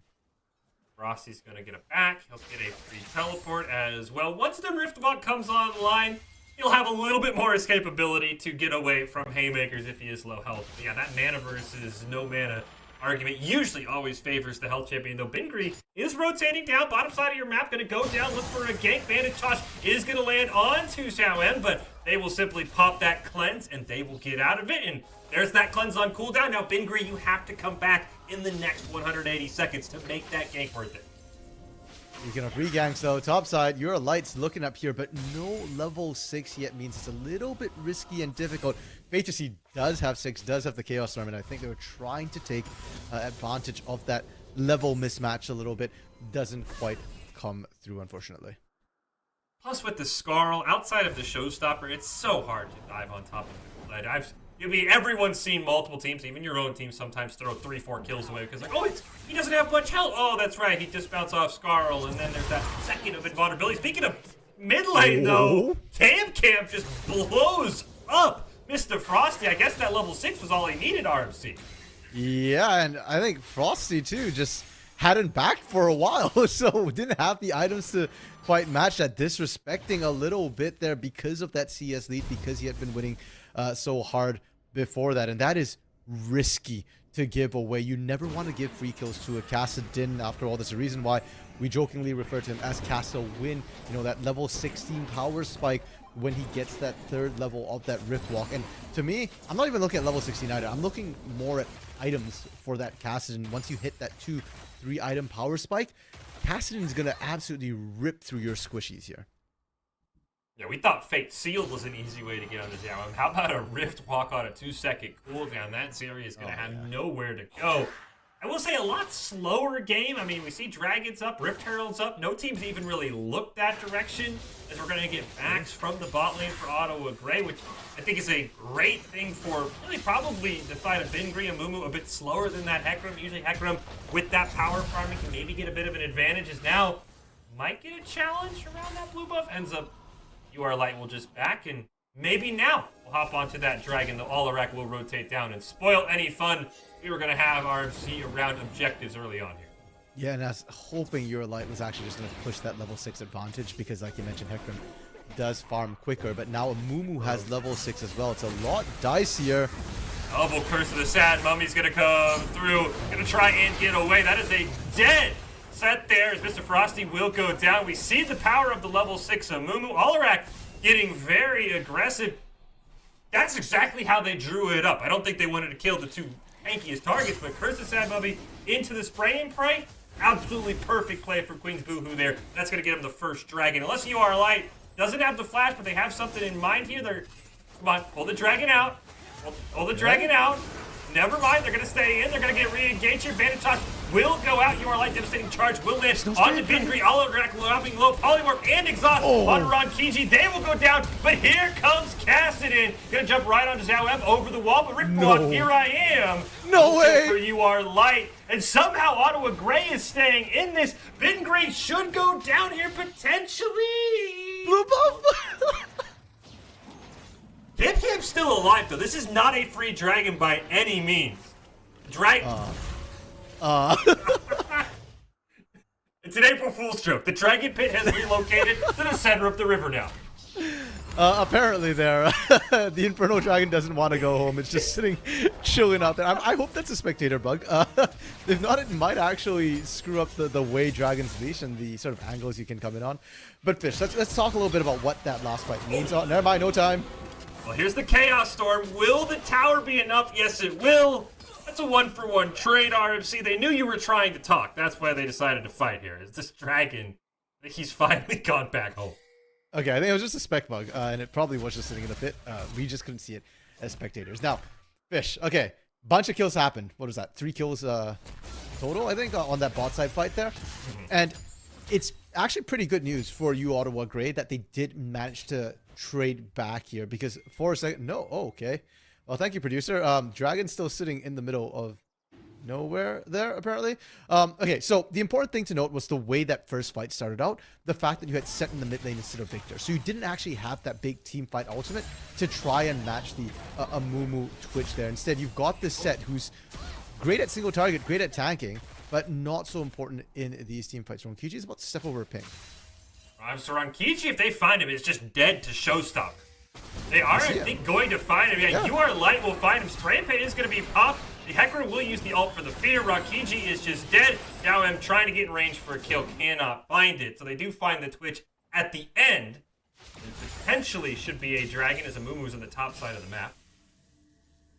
Yeah, and I think Bingri's sort of play here is to look for that Herald because you've lost all control of bot side, right? But Cam is getting to free farm this mid lane here. Frosty's been moving so much that the Kassadin has caught back up and is becoming a threat. So you have that advantage on that top side while you kind of forfeited advantage bot side.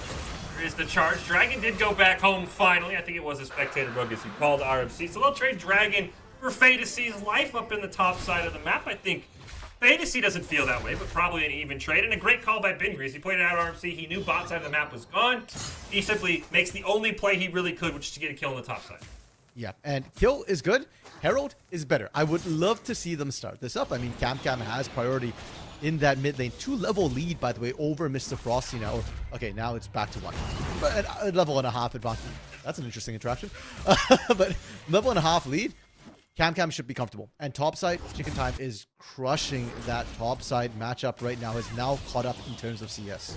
Alarak is dead. Unfortunately, the second time in a row, Xiao M cannot get in range to even pick up an assist. So 0-0-2 on that Zeri. UR Light 4-0 on that Hecarim, but going probably more in the tanky build just based off the early items, so we'll see how much of an impact they can have. Fantasy is going to roam down here. There is a smite on this Amumu, but there's not a lot of mana. They will smite to at least pick up the Rift Herald. Chaos Storm should be enough damage. Cam is coming in with the Rift Walk. Bingri is still alive. Will finally go down to Fantasy, though. Cam gets showstoppered away. Does Rift Walk forward. A flash. Oh, no! Then another Rift Walk, but he missed in the wrong direction. Finally picks up the kill. Got a Rift Walk away. Mr. Frosty taking on It's Chicken Time, the top lane matchup he wanted to avoid early on. That is a kill. Rift Walk, but out of mana is this Cassidon. Devastating charge for You Are Light, plus the onslaught of shadows. That is another kill. Wild Growth is going to be used as well. Chicken Time will hop off and Scarl. Can Dark Utopia stay along alive enough? The polymorph is enough. Rankiji,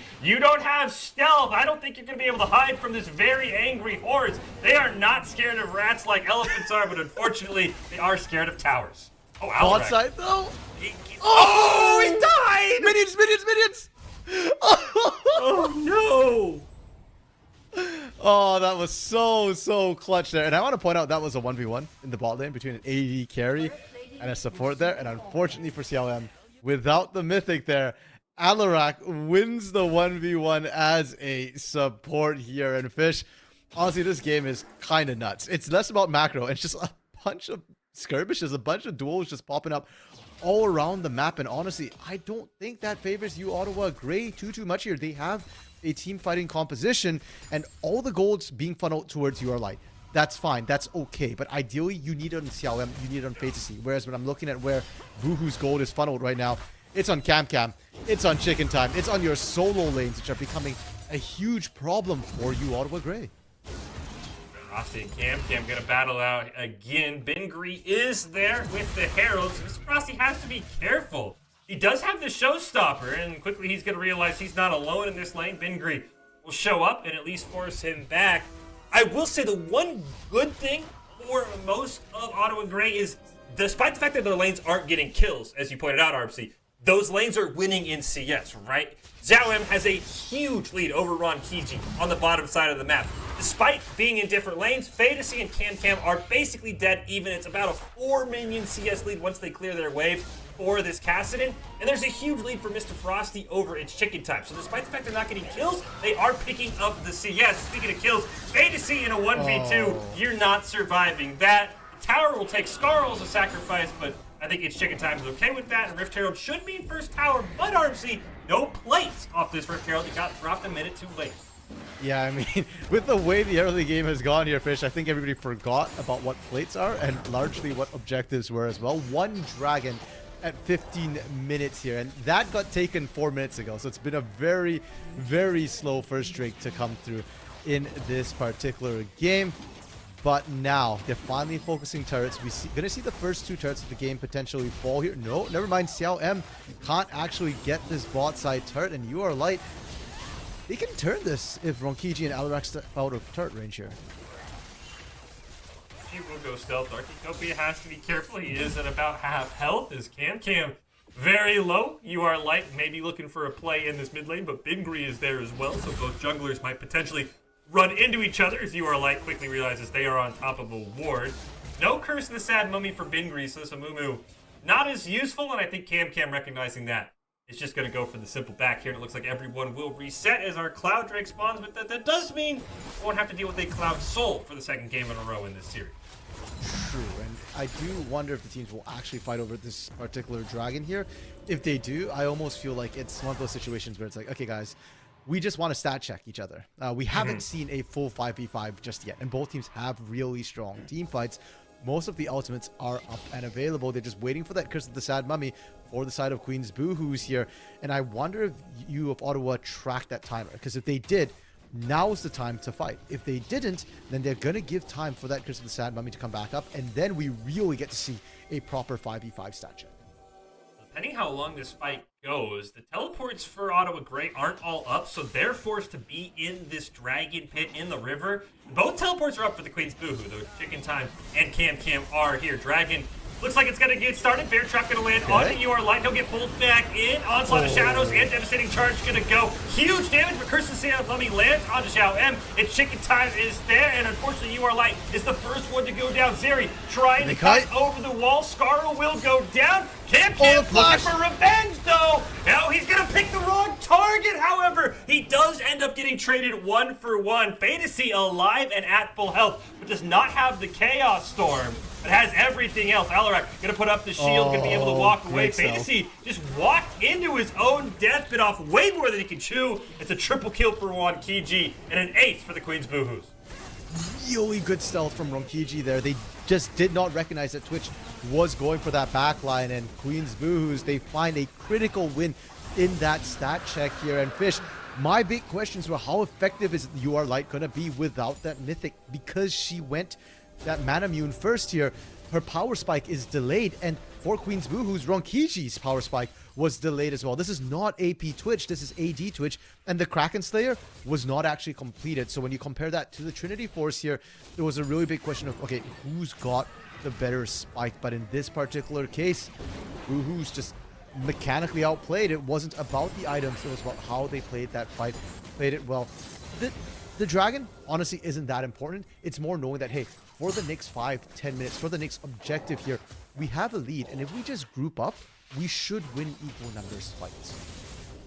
And it feels like for UR Light, you know, she originally went for the more standard type of build. You see the Bomby Cinder, probably was looking to go more tank. Then you start 5-0 RMC, and the rest of your team, as you pointed out, struggling in the kills department. Xiao M only has 1 kill. Fantasy sitting at 3 and 5. It's like, okay, maybe I need to be the carry for my team. Let me switch over to the Manamune build. And as you said, that delays that mythic item, and it feels like UR Light, she's caught in this weird spot where she can't tell if she needs to be the carry for the team or the tank for the team, and the build really reflects that right now at 20 minutes without a mythic item. Xiao M gonna hop in onto Alarak, looking to burn down this Karma, but the shield so much bigger than it is on the Lux, and Alarak gets out for basically free, though there is a set over the wall. Slam dunk Aruski for Alarak. There's the punch down. Okay. The onslaught of shadows. Ronkishi just simply walked away, but they pick up 1, and that is huge for Ottawa Gray. I mean, honestly, you're light. I'm not sure what you're expecting. Your entire team simply wasn't quite able to follow up there. And to be fair, I don't think there's going to be another big team fight that's going to need that onslaught of shadows anytime soon here. So you can expend it. The cooldowns fairly short here. And that play coming through from you, Ottawa Gray, that's what you need to do when you lose the stat check. If you can't win equal number fights, you bring more bodies to said fight. And Mr. Frosty with the great flank as well. Bot side.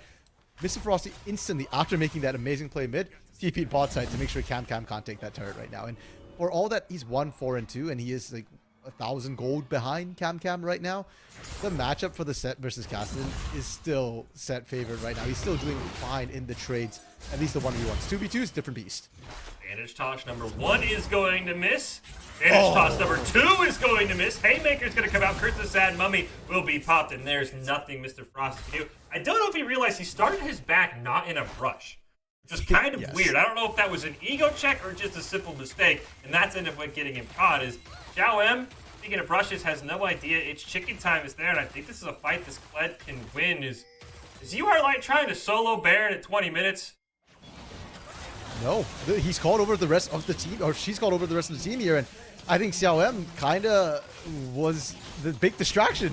Boohoos don't realize it's being taken because, first of all, it's 21 minutes, so it's very early for a take, and second of all, they had vision on multiple members. I think now they're like, oh, hey guys, we kind of need vision there, but guess what? Too late. Baron is gone. Oh, that was a great, but I did not see the rest of the team. All I saw was UR Light on the bottom of the screen. It's like, are you trying? I mean, I know you're fed, but I don't know if you're that fed. But she ended up pulling the rest of the team. Is it? I think you called it RMC. Xiao M was trying to be a bait. I think it's chicken time. Had he engaged, of course, didn't probably know where the Hecarim was.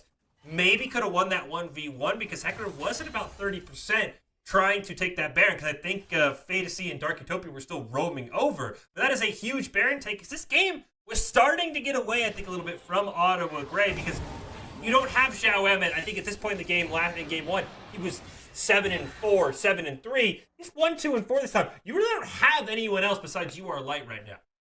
Yeah, and not to mention the skill and coming through from the side of Queen's Boohoo's here, right? Cam on this cast, and like we said, is a huge, massive threat. And if you do go the AD Twitch later in the game, you can at least match the damage of Zeri a little bit better than that AP Twitch as well. And then Kled outskills the likes of even a Hecarim here, and definitely outskills the set. So for Queen's Boohoo's, even gold is winning gold. So getting that Baron for you, Ottawa Grey, here is massive. Now the question is, what can they find with it? When you pick up a Baron buff, you don't pick it up to teamfight. You don't pick it up to secure Dragon. You're picking it up to secure turrets right now. And I want to see them go into lanes and actually push with this, not try and set up for this Dragon. A2C has the teleport. There's no one on the top side of the map for Queen's Boohoo. They're all around our third dragon of the game. It will be a Mountain Soul, so a bit of tankiness as three members will take some decent poke from Xiao M. But you're totally right, RMC. Finally, Fantasy takes the longest route possible. He is definitely not a speed runner in his off time as he finally gets up to this top side of the map. And this Baron buff is already 2 minutes gone, and we don't have the Baron power play stats, but I don't think it's much right now. No, well, we can basically calculate. They were dead even before the Baron take here. So that's what, 1,300 gold in their favor, plus that they've made since then. Frosty's alone. No stopper going to be used on a Chicken Time. Vingri going to hop on. Two-man Curse of the Sad Mummy on to Xiao M as Mr. Frosty picks up the first one. Rakiji forced to flash over the wall. Vingri going to go down here eventually, and its Chicken Time is very low. Xiao M going to find Twitch heal. Is going to keep him alive, however. Cam on this Cassidon, absolutely insane. Will dodge the onslaught of Shadow. Just turn around. Turn onto the Kled. He's basically dead. I think they did spot it. You are light is going to pick up the kill with the devastating charge. And that was just a completely split team fight. You pointed out, RMC, they just played a 1v1v1 to cross the map, and Ottawa Grey won most of those 1v1s. Yeah, and huge props to Mr. Frosty, because that started out as a 1v2 on that bot side before Fantasy actually managed to TP and join Mr. Frosty there, and he held them long enough that You Are Light, Xiao M, Dark Utopia actually won that top side fight. And honestly, Xiao M needs to not be dashing over walls. Yes, one of the strong points of Zeri is her mobility, her ability to get over these walls in tight locations. And normally that's great for an AD carry, especially into a fairly immobile team. But you're up against a Cassidon. And the moment you leave your team right now, Cam just gobbles down the Zeri like a snack here. You need Dark Utopia's CC and Peel to keep you alive. So Xiao M actually has to play the Zeri almost like the Jinx right now, where you front to back instead of trying to find crafty angles. I am concerned for how Vingri played that fight, though, because obviously at the end of the day, much like we talked about with the Lilia, the whole point of the jungler for the playstyle he's playing with that Amumu is to land your CC on the carry. But he ended up 1v3 against Xiao M, Dark Utopia, and You Are Light. He's never winning that trade, and I'm worried that he's going to keep just sending it in. Hey, I bandage tossed 3 of them, and the team's going to say, we're nowhere close, man. What are you doing? I think he's got to hold back. If you bandage toss Mr. Frosty and maybe Fantasy on the other side of that Dragon Pit, that's a one fight for Queen's Boohoo. Sometimes, just because it's the best play, it's not the right play, and I'm worried that Vingri's going to maybe just keep throwing himself at Xiao M. And Amumu, you're not full AP, you're not going to win that. As we do see, there is a fight in the mid lane here. Chicken Time's going to hop right onto Xiao M. There are 2 down already. As Dark Utopia and Xiao M just get caught out, I think that was the Curse of the Sad Mummy that they needed. They each need to concede this turret if you're Ottawa Grey. Yeah, and the big difference between those 2 Curse of the Sad Mummies is how easily can the rest of Queen's Boohoo access the fight, like you mentioned there. And I think instead of letting the Amumu bandit toss be your initiate in those tight choke points, let its Chicken Time's charge lead the way. Let that Kled engage and initiate, because then you can burn down the Scarl health.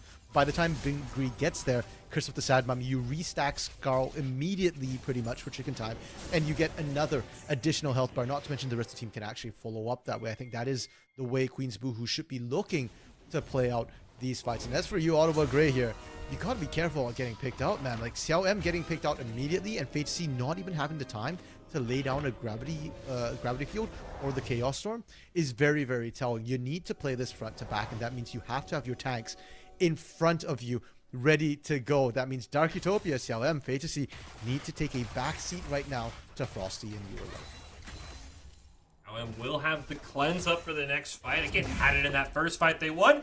Didn't have it when he got picked out. That also maybe a little bit of the difference there for the side of Ottawa Grey. He's been fantastic with those cleanses, but it has a longer cooldown than Curse of the Sad Mummy. We've got Baron in 10 seconds. That's probably our next fight, RMC, and it feels like this is kind of where the Baron dance will begin, but no teleports up for Mr. Frosty. Fantasies will come up right about now. There's a teleport up on its chicken time, so I'm curious if this Kled will look to split push or if he will just simply stay around the Baron pit for quick access with that charge, because he has a lot of freedom to move across the map, and as we hit these level 14, level 15s, Fantasy can't 1v1 its chicken time as easily could early on in the game.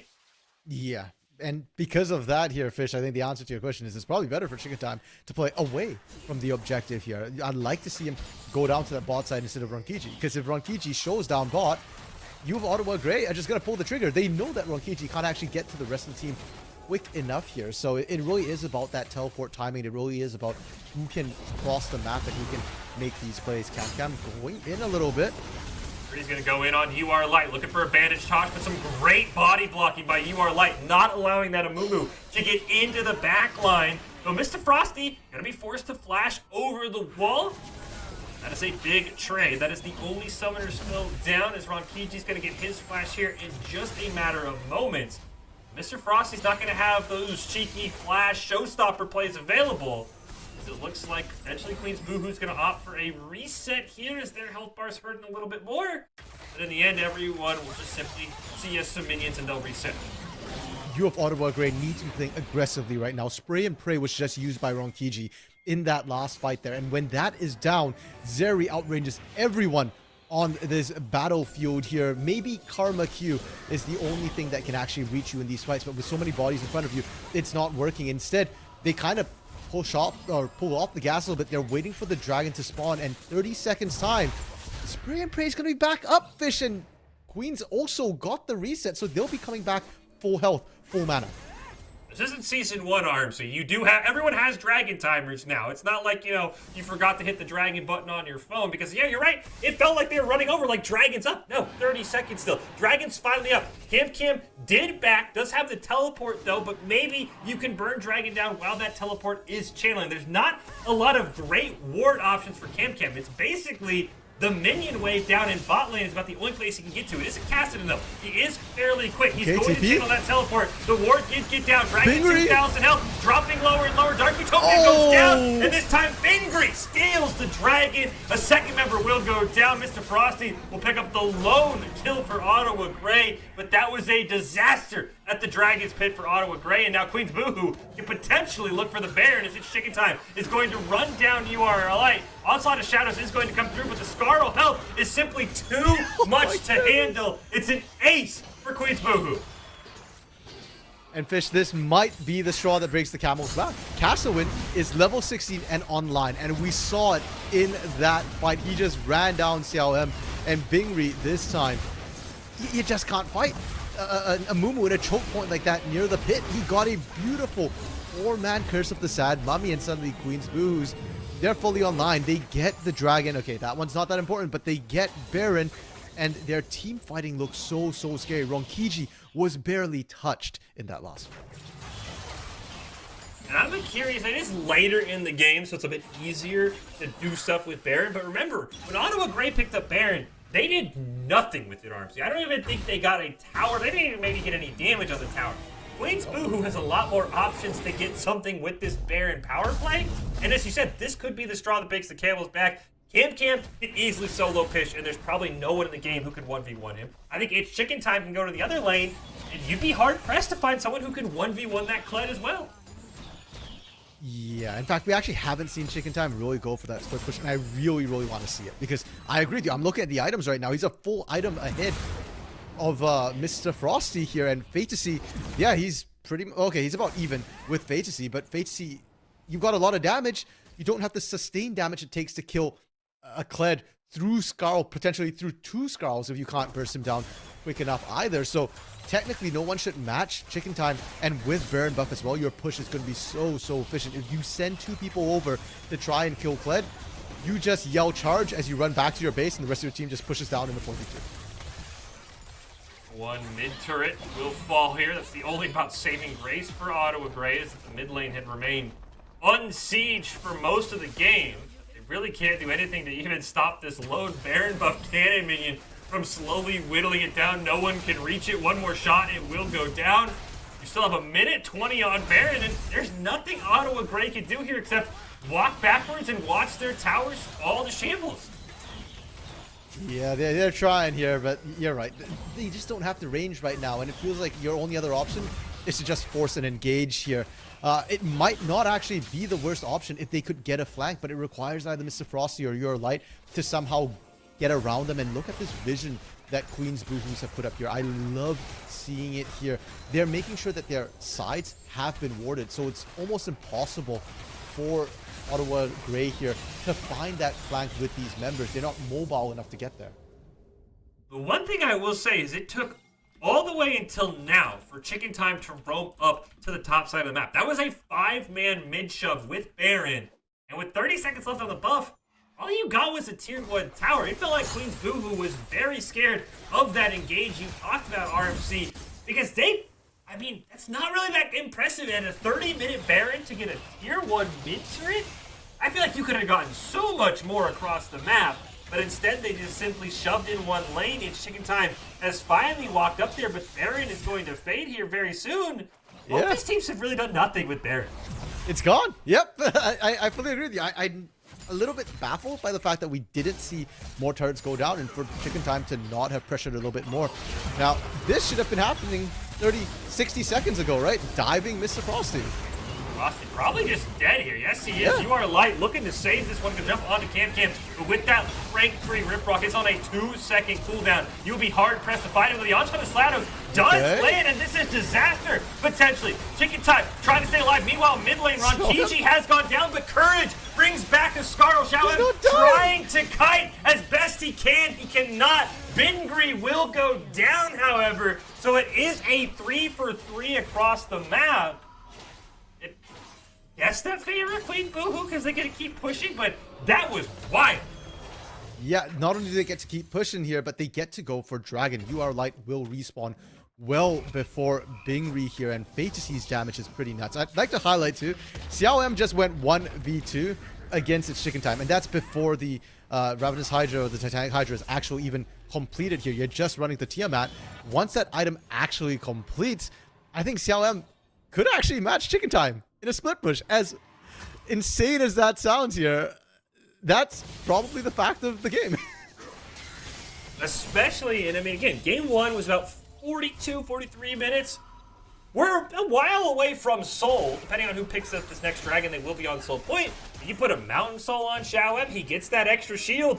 That extra shield health at the start of that fight might have made the difference in that 1v2. I will say, Chicken Time did a great job. Basically built up his courage in about 5 seconds to get back on Scarl. That was huge as well. The Scarl mechanic can be so frustrating to play against, but here we go. We get Dragon.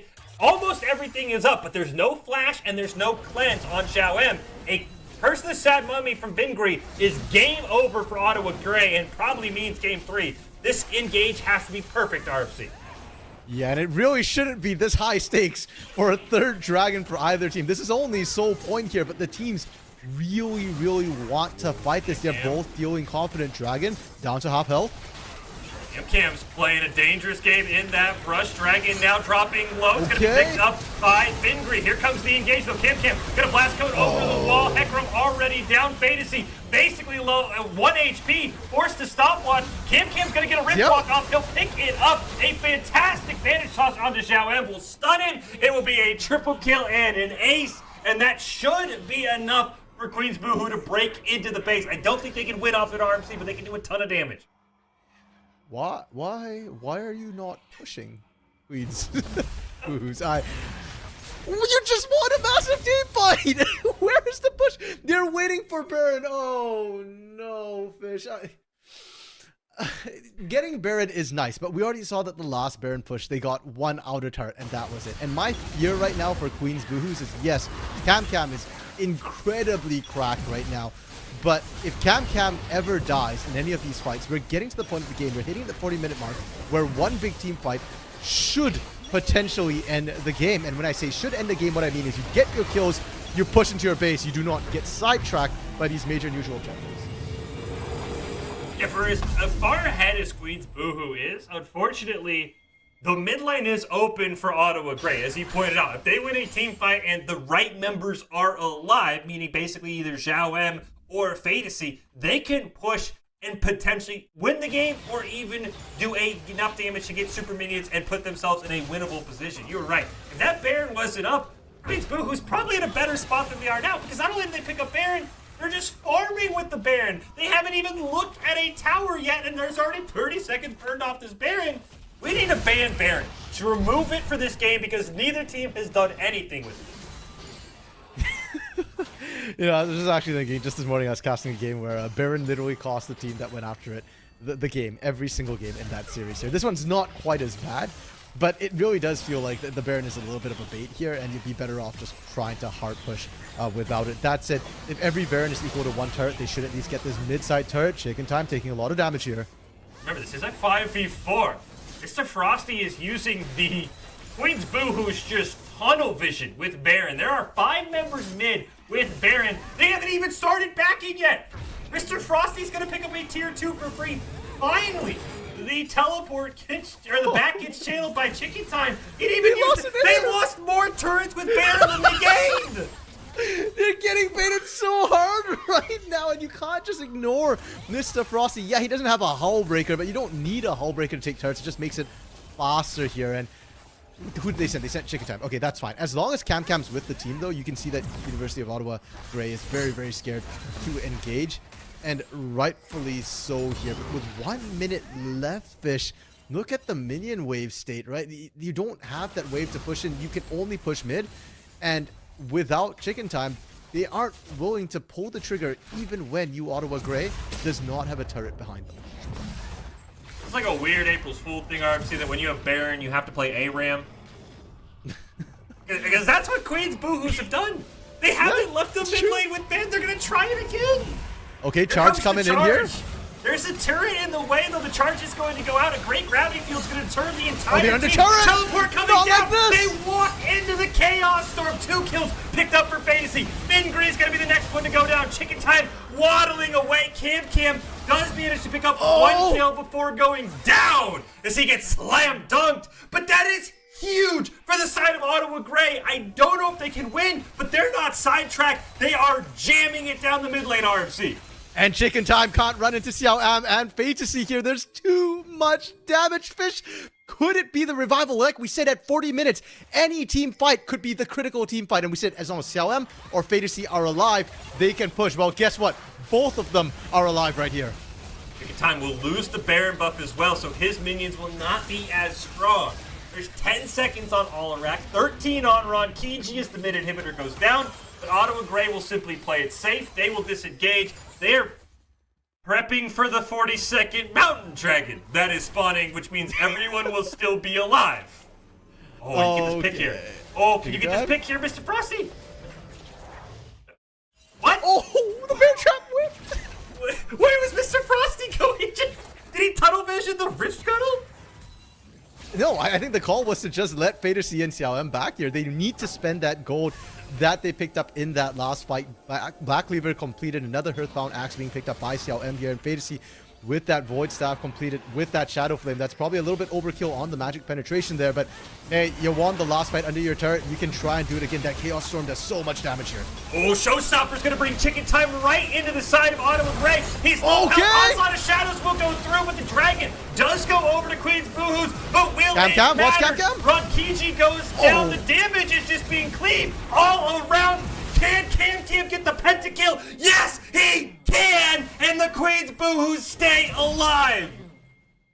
2 pentakills this series, Fish. The first one by Xiao M in game 1 to end it. The second by Cam. Now, can Cam end it with his pentakill here? Doesn't have a Lich Bait, so actually doesn't have the best pushing power. 20 seconds before your light is basically back up here, and look at their base though. Look at their base. They have super minions in their base. There's a teleport up on Fantasy as well. He could potentially just teleport up. Unfortunately, Alarak they lost the Nexus turret. Cam is still pushing. There's another super minion wave coming. Alarak has to back The Nexus turret is dropping below 25%. Finally, Alarak stops it. They lost that trade too. Queens Boo have had nothing go right for them this entire game. Fish, hold me. I'm terrified right now. What is this game even? Okay, so madness ensued, but it is critical to note Cam did secure the Mountain Soul. So Yes. Queens Boohoos was already strong in the team fights. They are even stronger now. They did manage to secure bot side inhibitor, pardon me, which is important because it's the furthest lane from that Baron as well. So you Ottawa Grey is going to struggle. They have to leave someone split pushing bot. But like you said, Nexus turret down for Queens Boohoo here, and they cannot go for Baron without worrying about getting backdoor. It's chicken time. Oh, Scarl barely survives, does finally go down. Cam is not in this fight, Sean gets however, as Fantasy is going to pick up 2. This Chaos Storm has just obliterated King's Boohoo. Here comes Cam, bottom side of your screen, but he is only 25% life. He's slowly healing up. Xiao M and them have to be careful. Xiao M's going to go over the wall. He picks up 1. This could simply be game, as Cam has to survive Rift Walk over the wall. You just push. Ottawa Grey has 40 seconds in a 5v2 RMC to win this game. But if there were ever any two members to potentially stop a 5-man team, it is Bingri here and Cam. Cam is hitting like a nuke right now with those Rift Walks. A 4-stack Rift Walk would absolutely annihilate any member of you Ottawa Grey here. And Bingri doesn't have the Curse of the Sad Mummy, but it's coming back up. No minions in there yet. They are brute forcing this. Here we go. Keep your eye on Cam. Wild Growth is up as well. Showstopper away. Cam's gonna try and stop him, but he can't do anything. Ottawa Grey, despite the pentakill, has won the series. They have eliminated Queens Boohoos from the playoffs. But if there's a way to go down, it is just like that, RMC. I don't know. Words cannot describe what we saw in that game. That was just pure insanity. Fish, I am so amped after that particular series here. University of Ottawa Grey. This is why they are reigning champions. They just simply will not die. They got outskilled. They got outplayed. And somehow they just clung on for dear life. And eventually, they find that one fight. They managed to push in. They managed to end it. And as excited as I am for University of Ottawa Grey, I am incredibly heartbroken for Queens Boohoos because I don't understand how a team like this, who played this incredibly well, loses this game, much less gets knocked out of playoffs. They looked so good here, and Cam in both these games was absolutely nuts. First on that Yone, and then on that Castle win here. Queens Boohoos, I really hope we get to see them next season, that they do come back, because this is a team. If maybe they had a slow start, maybe that's the problem. But if they have this level of play, Fish, they make playoffs, no question, next split. They have figured out, I mean, you pointed out, you look at the maps, you look at the rosters, it's changing, the roles are changing.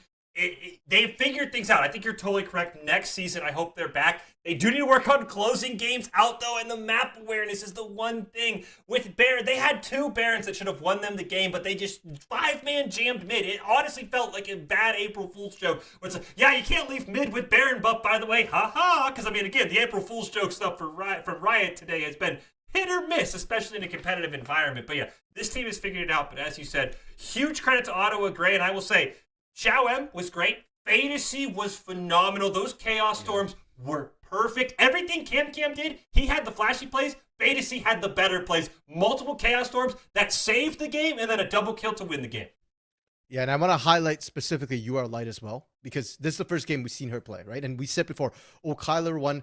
Their regular starting jungler is usually one of the biggest carries on their team. You Are Light came in, and while she didn't carry quite the same way, she got the necessary engages when it had to happen. Those last couple of fights there, a lot of them were kicked off by beautiful onslaughts of Shadow. So huge props to her here as well. But Fish, that's it for this series. And honestly, even though it's a 2-0, it felt much more like, a 3-2 in a best of 5 style game series. I wish we had a best of 5. I'm not gonna lie, because these teams felt so dead, even despite being on opposite sides of the standing. You're right, RFC. That was a phenomenal game. Queens Boohoo played their hearts out again. I hope they come back next semester. But congratulations to Ottawa Gray. They pick up the win. Well, we do have one more game left. I do believe it is between Sac State and St. Ambrose. Seems like there might be a delay on that one, but make sure you stick around. We have potentially one more game, but again, I don't know how you stand up to that, RMC. It's been fantastic. You and I don't even know. We're going to have to get our hearts checked after that game. That was phenomenal, but stay tuned. One more game coming up after this, potentially Sac State, St. Ambrose. It's coming up next on the NECC.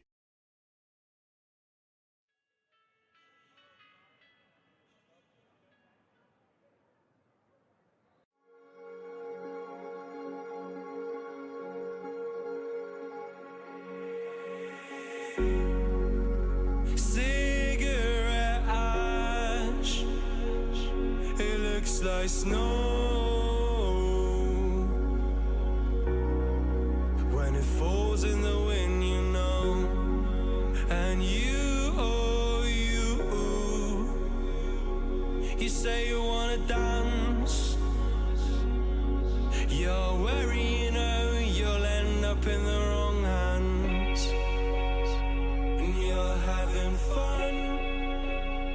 Why don't you show your friends? And you're having fun. What if it never ends? I'm lacking sincerity, but you don't care at all. And this booze, this cigarette's trying to take me home.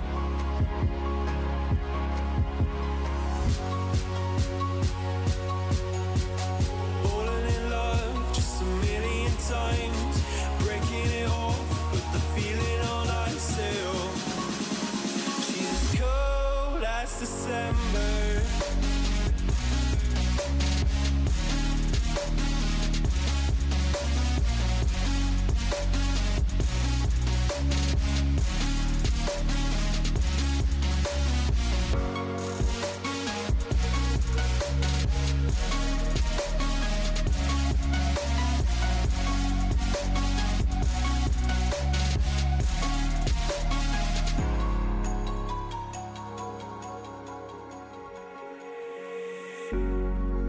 I swear I've seen you before, holding your shoes in your hands, running out that door. And you are nothing, but you say you wanna dance. And you're worried, you know, you'll end up in the wrong hands.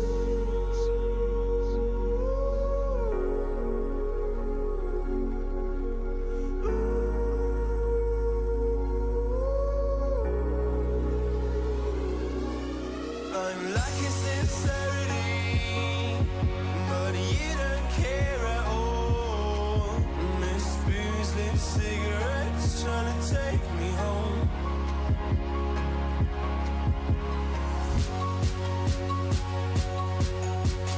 Falling in love just a million times, breaking it off with the feeling on ice still. She's as cold as December.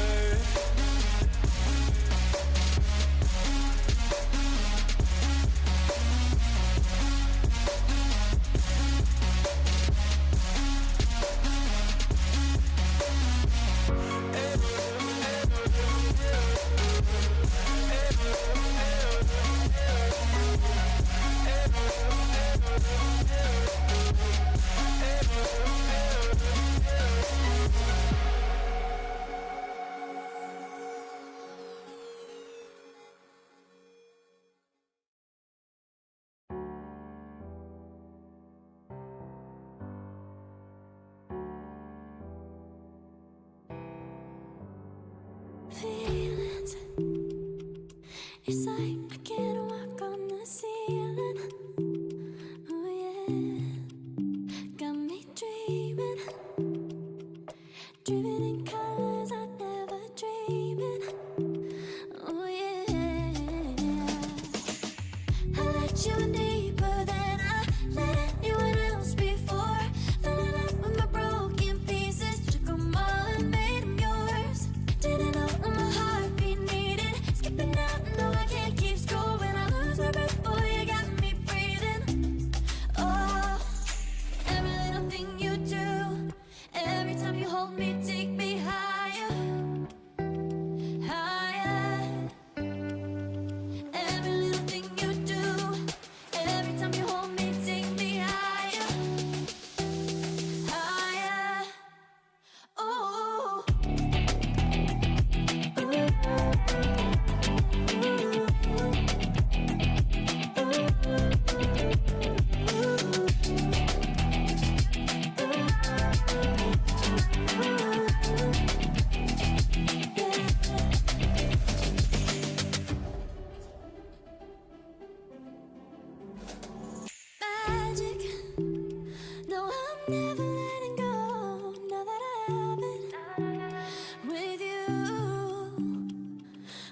kiss me, it's like the stars fall out the sky onto my heart to cover up what I don't wanna show. I let you in deeper than I let anyone else before. Fell in love with my broken pieces, took them all and made yours. Didn't know what my heart be needing. Skipping out, no, I can't keep score. When I lose my breath, boy, you got me breathing. Oh, every little thing you do, every time you hold me, take me higher, higher. Every little thing you do, every time you hold me, take me higher, higher. Ooh, you take me higher. You take me higher, baby. You take me higher. You take me higher, baby. You take me higher. You take me higher, baby.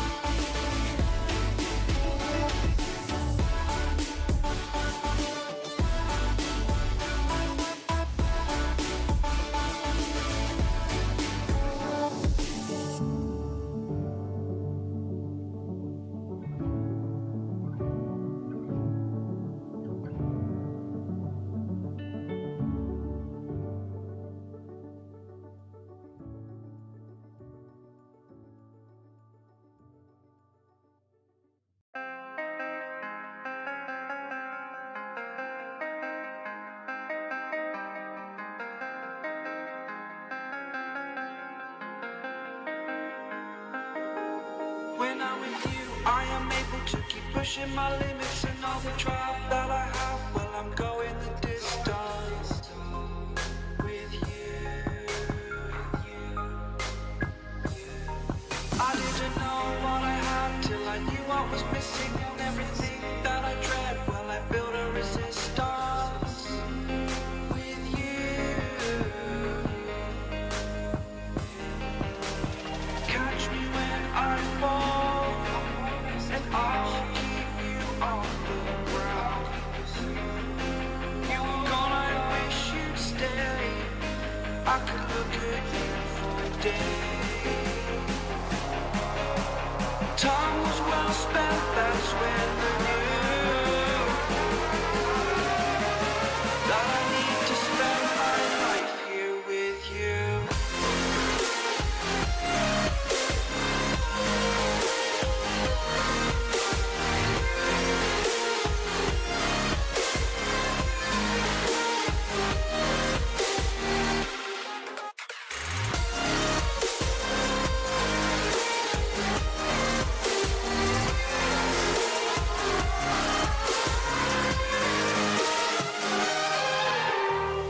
Take your time, not in the fast lane. I understand that you've been broken too many times, but I'll be waiting to mend your wounds from all you've taken. But if we listen to each other, admit our mistakes, then I can show you who I am, because I'm not the same. I'm better with you.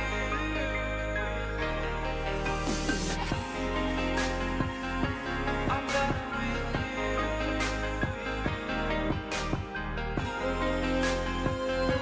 I'm better with you. Catch me when I fall. You know I'll keep you off the ground. That's when I knew that I need to spend my life here with you.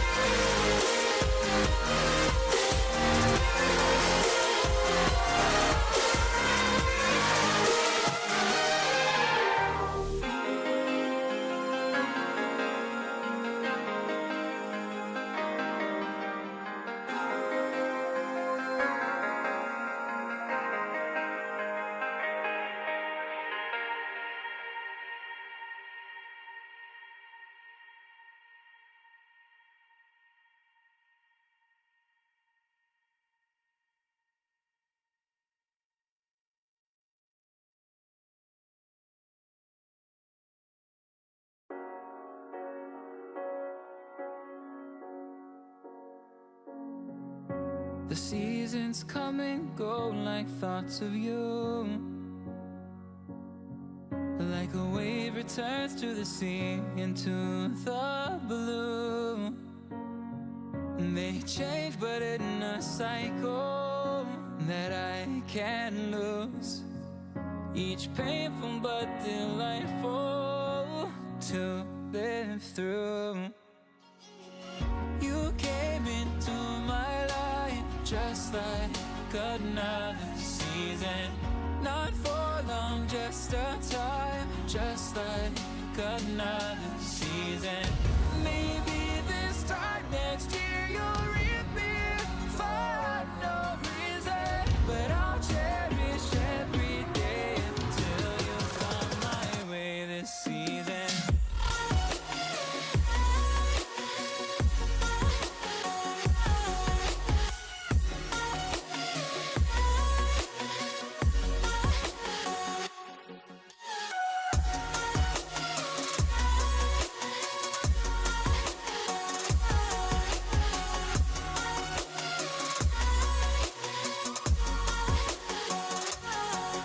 The seasons turn and change just like your mind.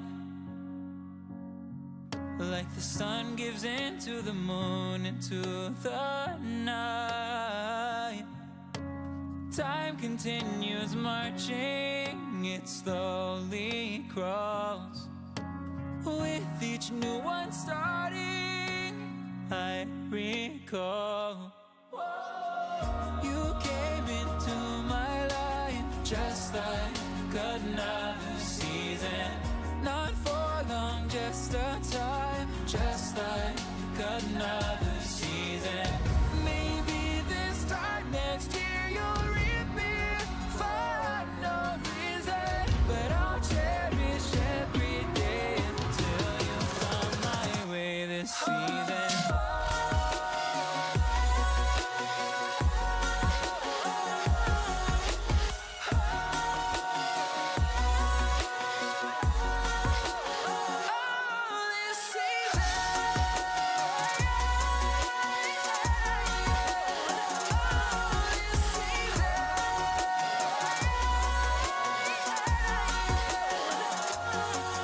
Each time of year carries memories,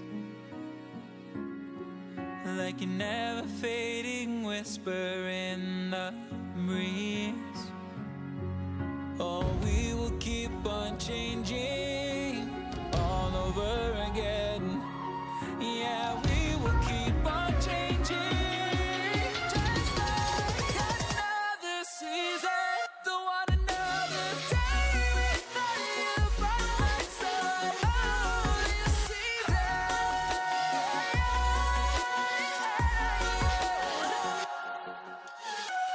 You came into my life just like another season. Not for long, just a time, just like another season.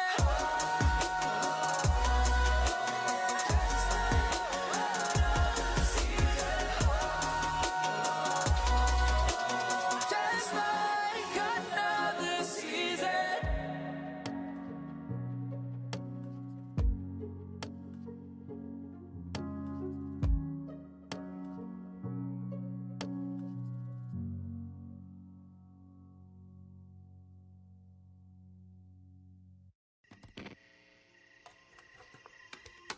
Is it okay if I'm to say I'm catching feelings from all the dealings? Am I astray? What do you say? How are you feeling? Is it the same? I hope you're not planning to waste my time. To my surprise, that was her reply. Now we vibe. It's been a while and such a ride, the stars align. I love the fact I didn't let her go. She loves the fact that I just let her know.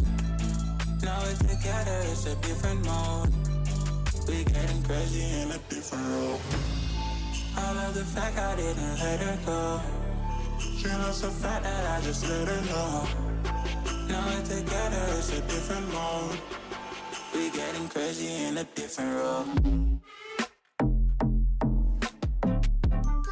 We getting crazy in a different role.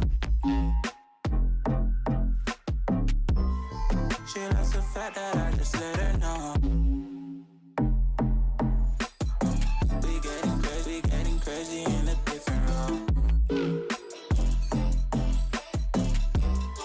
We getting crazy in a different role.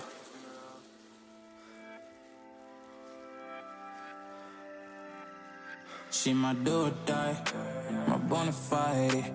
My up when I'm down, she's always beside me. She makes me feel alive, I won't deny. Her love for me is real and kinda suicide-y.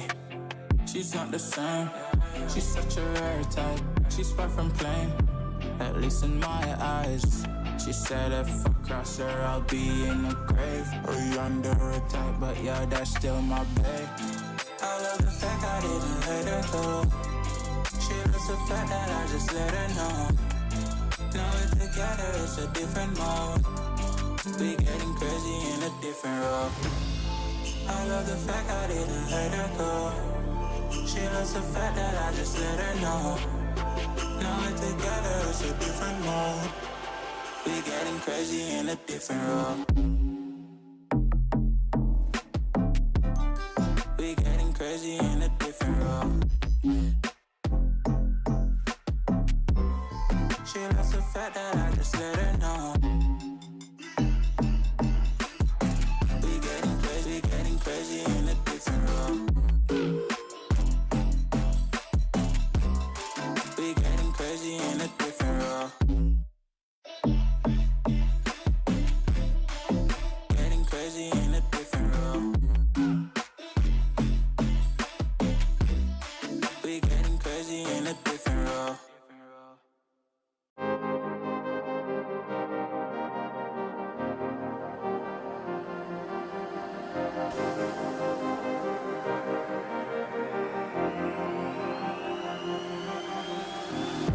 I'm cutting dice. Look at these eyes. They're not here to please you. There was a time you could be mine before all that you put me through. I knew that you were trouble, but I let that you were bad. I'm living in this bubble and it makes you so mad. You can say hello, but I don't need you to like me. Don't need you to like me. Don't need you to like. You can watch me go, 'cause I don't need you to like me. Don't need you to like me. Don't need you to like me. You can say hello, but I don't need you to like me. Don't need you to like me. Don't need you to like. You can watch me go, 'cause I don't need you to like me. Don't need you to like me. Don't need you to like me.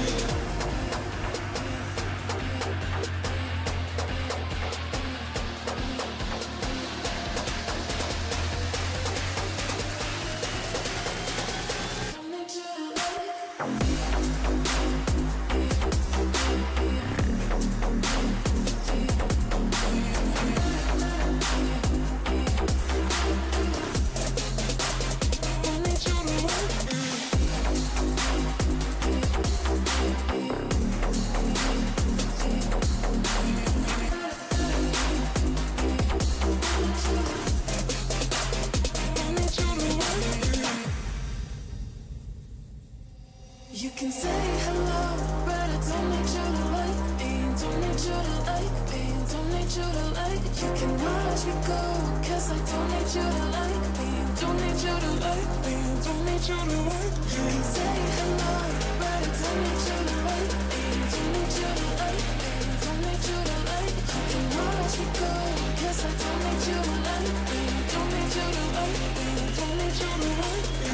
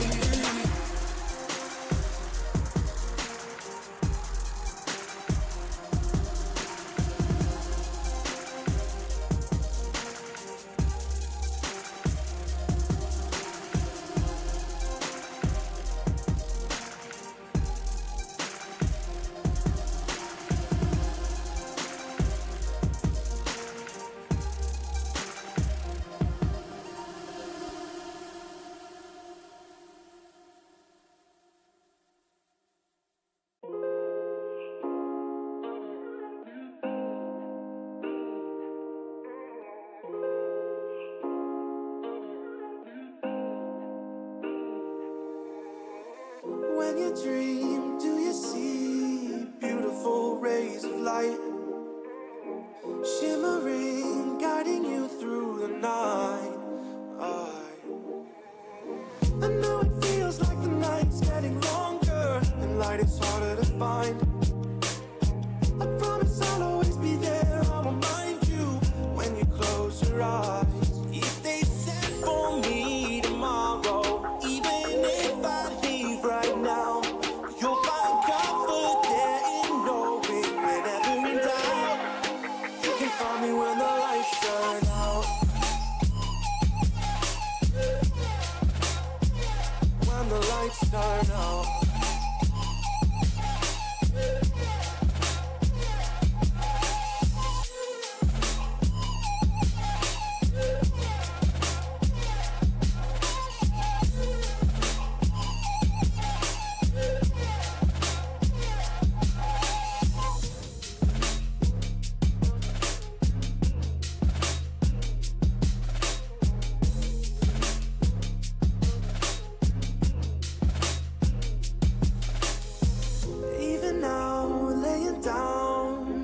Of miles away, I can see you and me like it was yesterday. it's not the same, but I'm still behind you every step of the way. Look in yourself and I'll be there, I can guide you. All the love is the same. If they send for me tomorrow, even if I leave right now, you'll find comfort there in knowing whenever in doubt, you can find me when the lights turn out. When the lights turn out, you can find me when the lights turn out. When the lights turn out, you can find me when the lights turn out.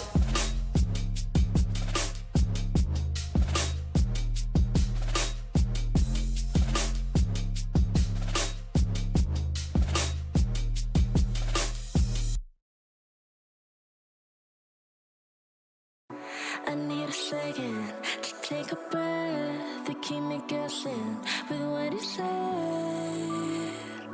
You're in my head. We're under pressure, we're sinking deep like stormy weather. Can't seem to breathe when you're with me. If you're gonna break me, I know I won't stay. I don't wanna wait here, you push me away. If you're gonna choose, you don't know what to do.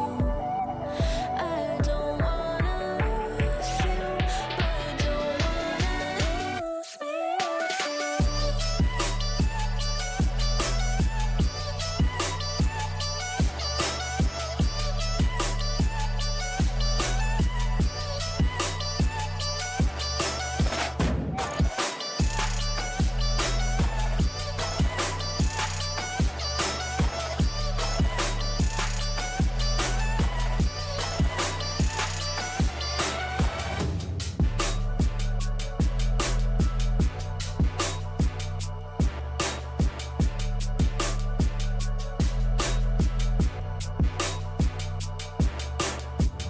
So complicated, don't mess it up. Feeling frustrated, it ain't enough to fix a love. If you're gonna break me, I know I won't stay. I don't wanna wait here, you push me away. If you're gonna choose, you don't know what to do. I don't wanna lose you, but don't wanna lose me too.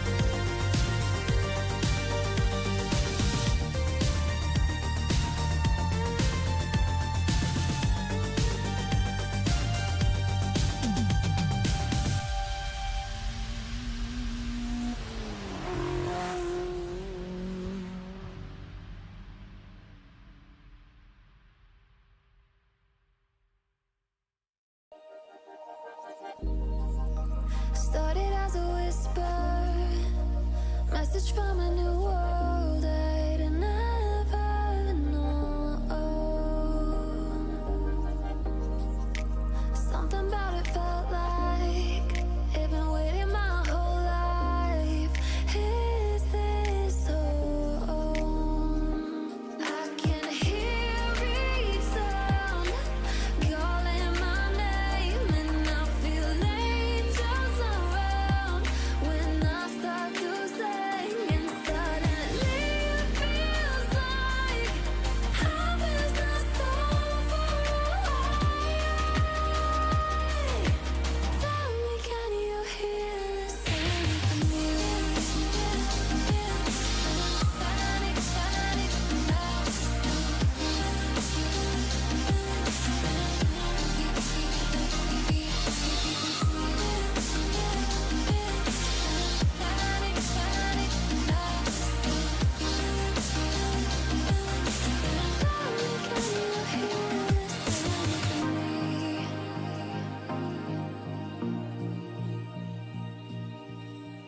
I can't help but think that it's meant to be, that I'm finally right where I'm supposed to.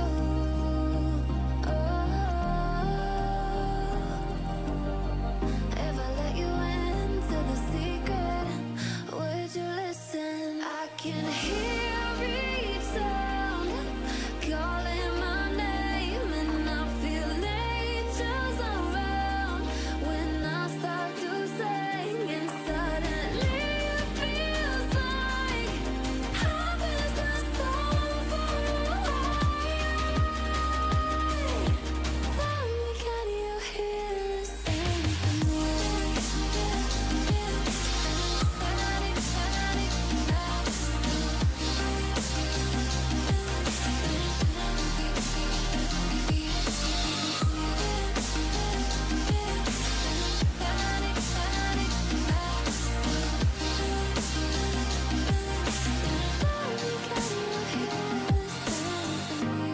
and before too long I found where I belong. I can hear it, I can hear it, oh, I can't stop the rush. Every note I touch, I can feel it saving me. Tell me, can you hear the symphony?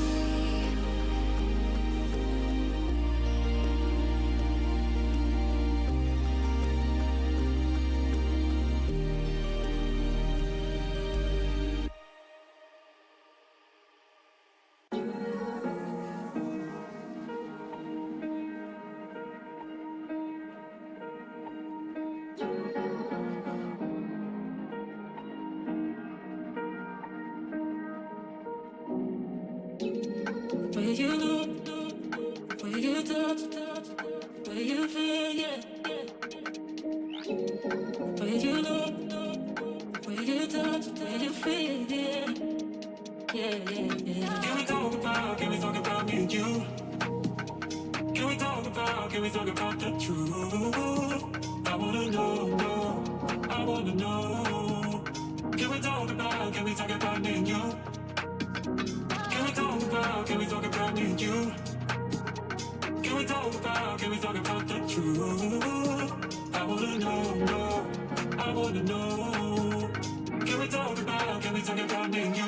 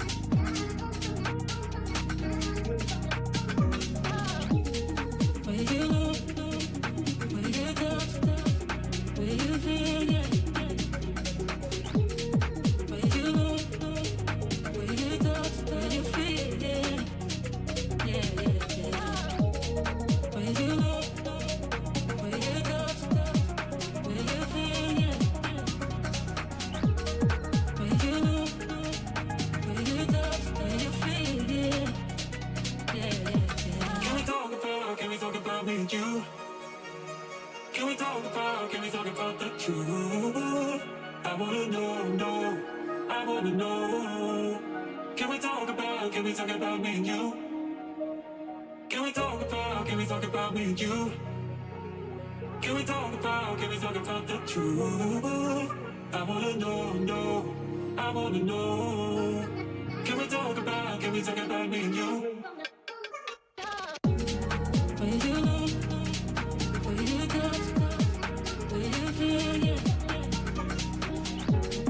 Will you know? Will you touch? Will you feel? Yeah. Yeah, yeah, yeah. Will you know? Will you touch? Will you feel? Yeah. Will you know? Will you touch? Will you feel? Yeah. Yeah, yeah, yeah.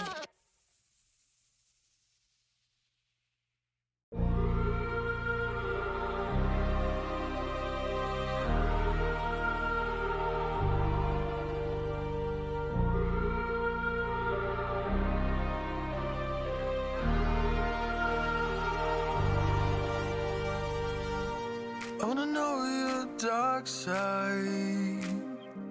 I wanna know your secrets. I wanna be your lifeline. So I wait for you, wait for me. Wait for you, wait for me. Tell me you're more than just a highlight. Pretty pictures on the outside. I hate to stare at you through these lights. So I wait for you, wait for me. Wait for you, wait for me. Click and scroll, I can't let you go. They say I'm addicted to you. Click and scroll, I can't let you go. They say I'm addicted to you. Oh, oh, this ain't love, no, no. This ain't love, no, no. This is artificial. This ain't love, no, no. This ain't love, no, no. This is artificial.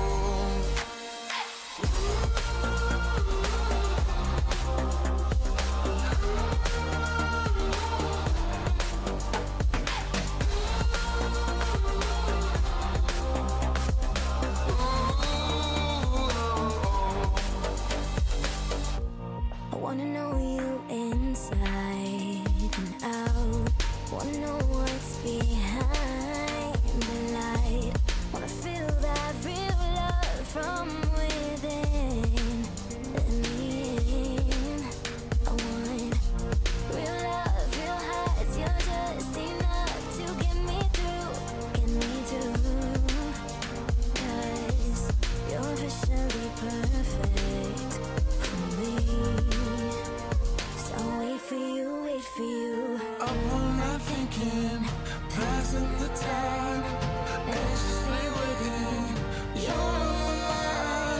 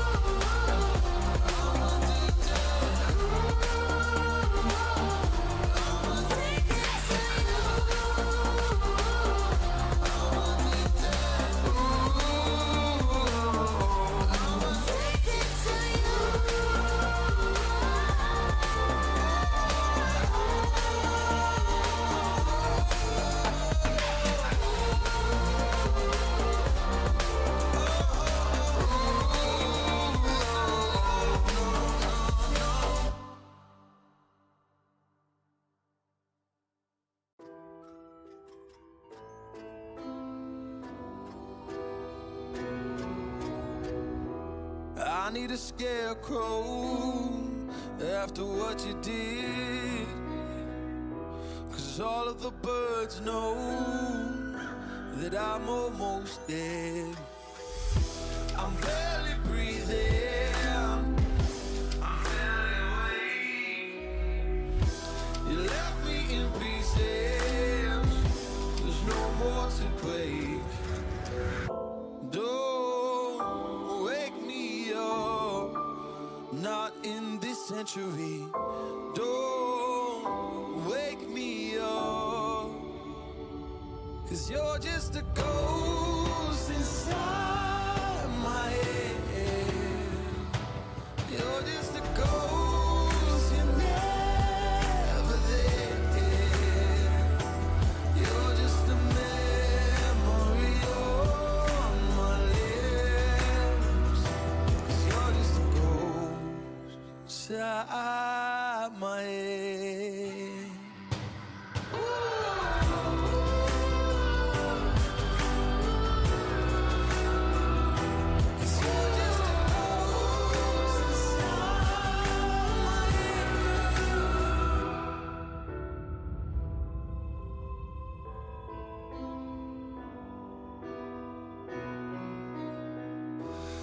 I need an angel after what you did. 'Cause you were the devil, you messed with my head.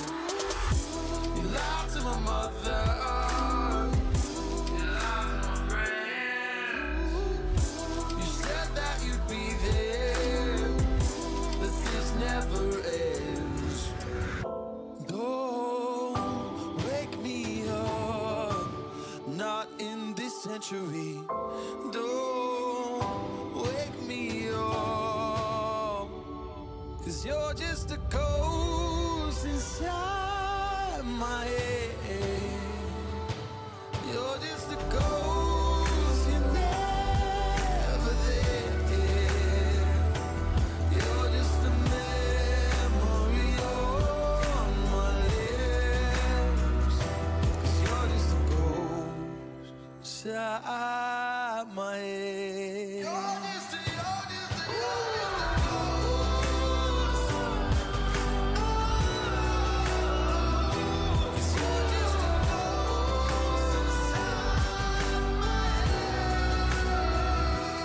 You're just a ghost inside my head. You're just a ghost, you're never there. 'Cause you're just a ghost inside my head. You're just a ghost, you're never there. You're just a memory on my lips. You're just a ghost inside my head. Oh, you're just a ghost inside my head.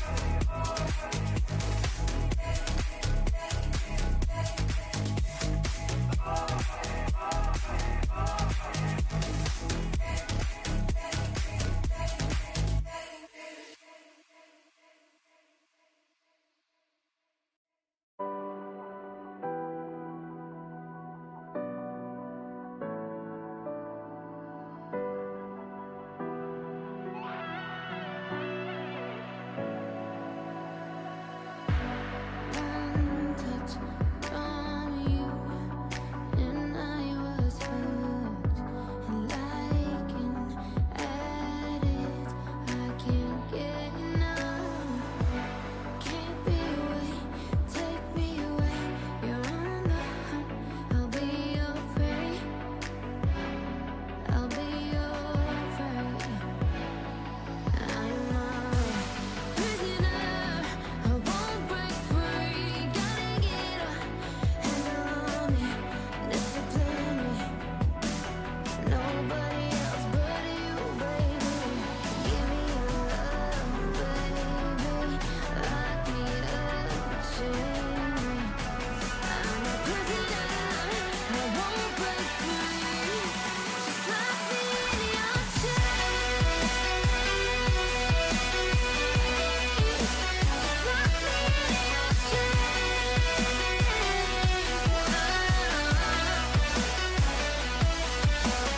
Give me your love, baby. Lock me up, chain me.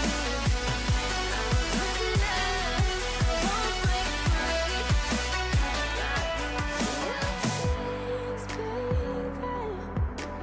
I've been bad. I need someone to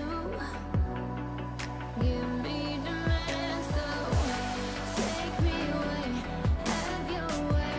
You're on the hunt, I'll be your prey. I'll be your prey. I'm a prisoner, I won't break free. Gotta get a handle on me and discipline me. Nobody else but you, baby. Give me your love, baby. Lock me up, chain me. I'm a prisoner, I won't break free. Just lock me in your chains.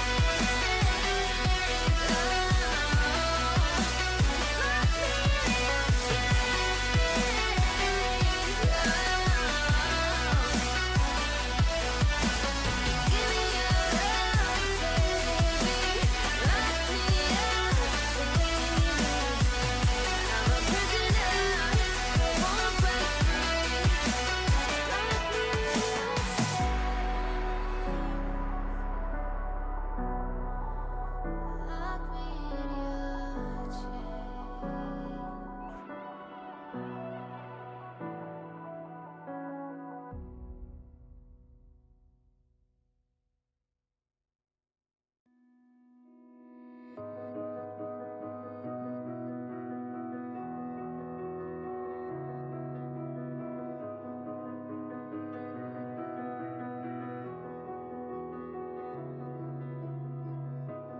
I am here in the middle of nowhere. There is no there, it is cold there, but I am safe and I am warm.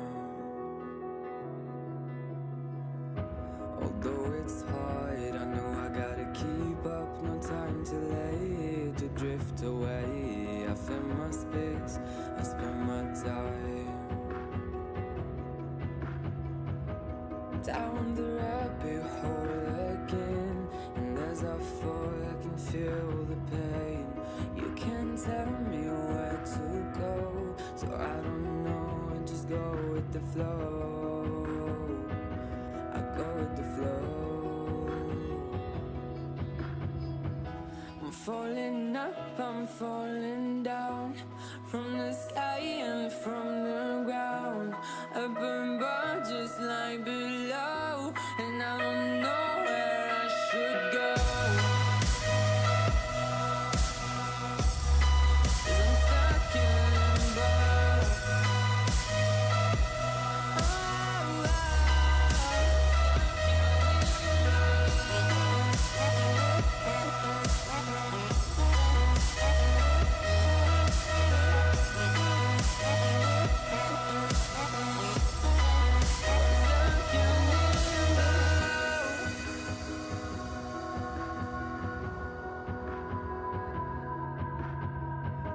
I'm out of love, but I guess I deserved it. Trying to hide, to pass you by. I'm getting down, feeling fine.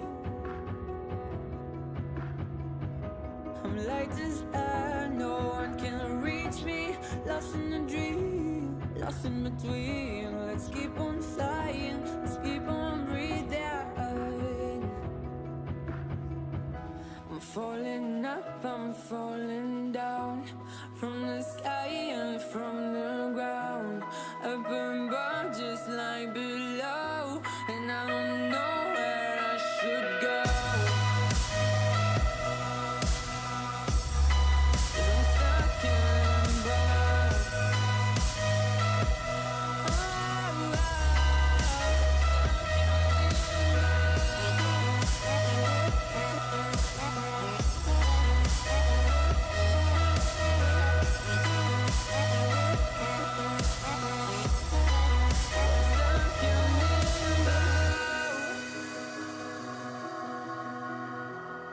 Cause I'm stuck in limbo. Cause I'm stuck in limbo.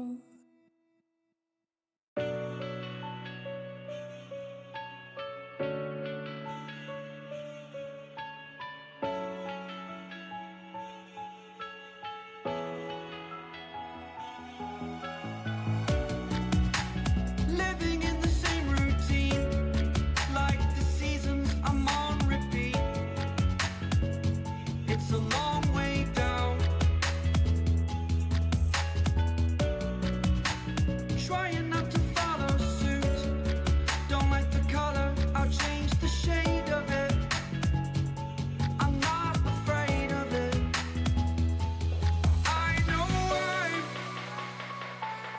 I know I'm holding on to this, holding on.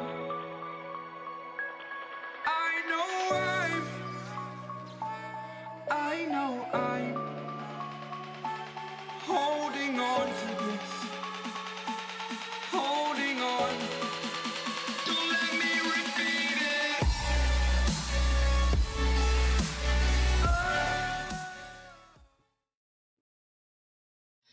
Hello, and welcome back, everyone. We are here with the final series of the evening. Thank you so much for tuning in. I understand it's been a very long day, and it's been a very enjoyable day with some banger matches. But of course, we have coming out here the final series of the evening to round out Week 8 of the League of Legends League, I should say. Of course, my name is Orbital. You haven't seen me for a while, but I am back. And of course, Cyro Sims, who has been on air since the beginning. Cyro Sims has been all over the place. It's been amazing. And of course, gotta ask you, how you doing? I'm not gonna lie, my voice is feeling a little bit rough, but that's because we've had so many banger series tonight that I just can't help but get excited for it. And I know we've waited for this last series, and I am still just as excited for it as I was for the previous two series that I was casting. So I'm glad to be switching it up and doing color with you, because play-by-play is exhausting. But that said, I am looking forward to this match between St. Ambrose and California State University, Sacramento. So it looks to be an exciting matchup here. Yep, it's going to be a good one. Of course, it is the gold team coming out here who are currently sitting at, I believe, a 4-3 record or a 5-2 record. We're not sure. We're still waiting on 2 more game scores. Of course, on the other side, St. Ambrose is currently sitting on a very powerful record of 6-1. We are waiting on one more, I believe, a match information sheet. I think that's all we're waiting on. But of course, they are currently vying for first place, only sitting with a loss behind. So if they do win this one, they give themselves a shoe in for first and second. For the side of Sac State Gold team, they are looking to bounce between 4th and 7th. And of course, since both these teams have made it into playoffs, it's all about seeding. Yes, and seeding is always important, helping to determine who you'll go up against next. Because I know from my own experience, when you get the first place seed as a lower seeded team, it kind of sucks.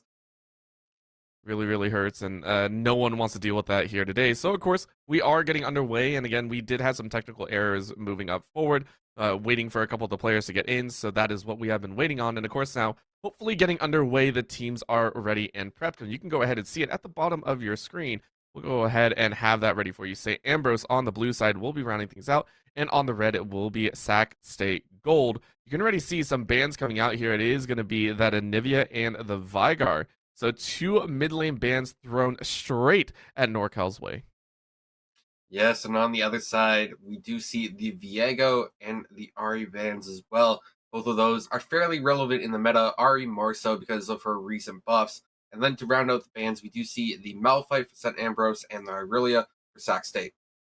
So a lot of decent bans going across, but keep in mind, again, St. Ambrose banning away a lot of these key champions to kind of disrupt the enemy jumps in, right? Denying your own level of, kind of all-in dive. And you can already see that, right? The Vigar, Malphite, and Anivia makes way for the Camille and the Volibear. That'll be picked up by Skooniverse and Prey. And then, of course, Shinigami is going to lock in that Victor as well. On the flip end, you see the Ribbon, the Poppy going into the jungle, which is going to be very fun. And then, of course, that all-encompassing Corki, which is, of course, a staple in the mid lane right now. Yeah, I was going to say, I haven't quite seen Corki in a little bit ever since the poke meta really fell off. I haven't seen too much Corki, but yeah, Corki's still a very, very strong champion. Maybe not at his peak, but still, a champion worth drafting for your team. Now, we do also see the Samira and the Zaya coming as well. Samira, definitely one of those snowbally champions that you really hate to see get ahead, especially if you're on the opposing team. So St. Ambrose will have to be wary of it. But that said, they do have the Nautilus or a little bit of lockdown CC to make sure that the Samira can't pop off too hard. And for Sac State, they do draft the Leona, bringing some sunlight to the Rift. As I know, at least for me, I'm still getting snow here on April 1st. It's not fun. It's never going to be fun. I mean, snow coming in all over the place is always kind of rough. Of course, the U.S. is just crazy like that. We love it here. But of course, taking a look at the champions coming out here, it is very important to keep in mind that the players did not pick in this order. It was a little bit different in the Pro Draft beforehand, so let's kind of run down that. The supports were picked up first. It was a blind pick Nautilus pick for the side of St. Ambrose, and then the answer of the Leona in response, and then Samira was blind picked over, and the Zaya was picked up as a response. So we're starting to see a little bit of a shift. The priority coming out bot lane for Sac State Gold team is their priority. They wanted to make sure to have this Samira Leona locked in. And I think that might be very interesting, as of course it will be Sac State hoping to take that victory home. Yeah, I can definitely see why, because as I mentioned, Samira is one of those snowballing champions. If you get her ahead, she can carry a game. But they also have so many tools on their team as well. They did save the Riven for last pick, which means that the Riven couldn't get counterpicked as well. So that is putting quite a bit of faith and resources into your top lane, which is always good to see. Now, we do see Keybladed being the username or the IGN there, and there are a lot of people with blades in their name that end up one-tricking a Riven in one form or another. There's Broken Blade, and now I just blank on the rest, of course. But Broken Blade being the more prominent name anyways. So we are getting a look at the runes right now as well. And we do see the Grasp of the Undying for the Camille versus the Conqueror on the Riven. More or less what I expected, though I'm actually a little bit surprised at the Grasp on the Camille. Not necessarily what I would have chosen, but that's okay. Now, Poppy, Predator, definitely something I've seen. It's definitely more of an aggressive option on the Poppy. Allows you to take the ganks a little bit quicker, be a little bit more preemptive on the map. But Volibear, press the attack. It's fairly standard. It's fairly dangerous as well. We definitely see Volibears take over the early game with that damage that the press of the attack can bring as well.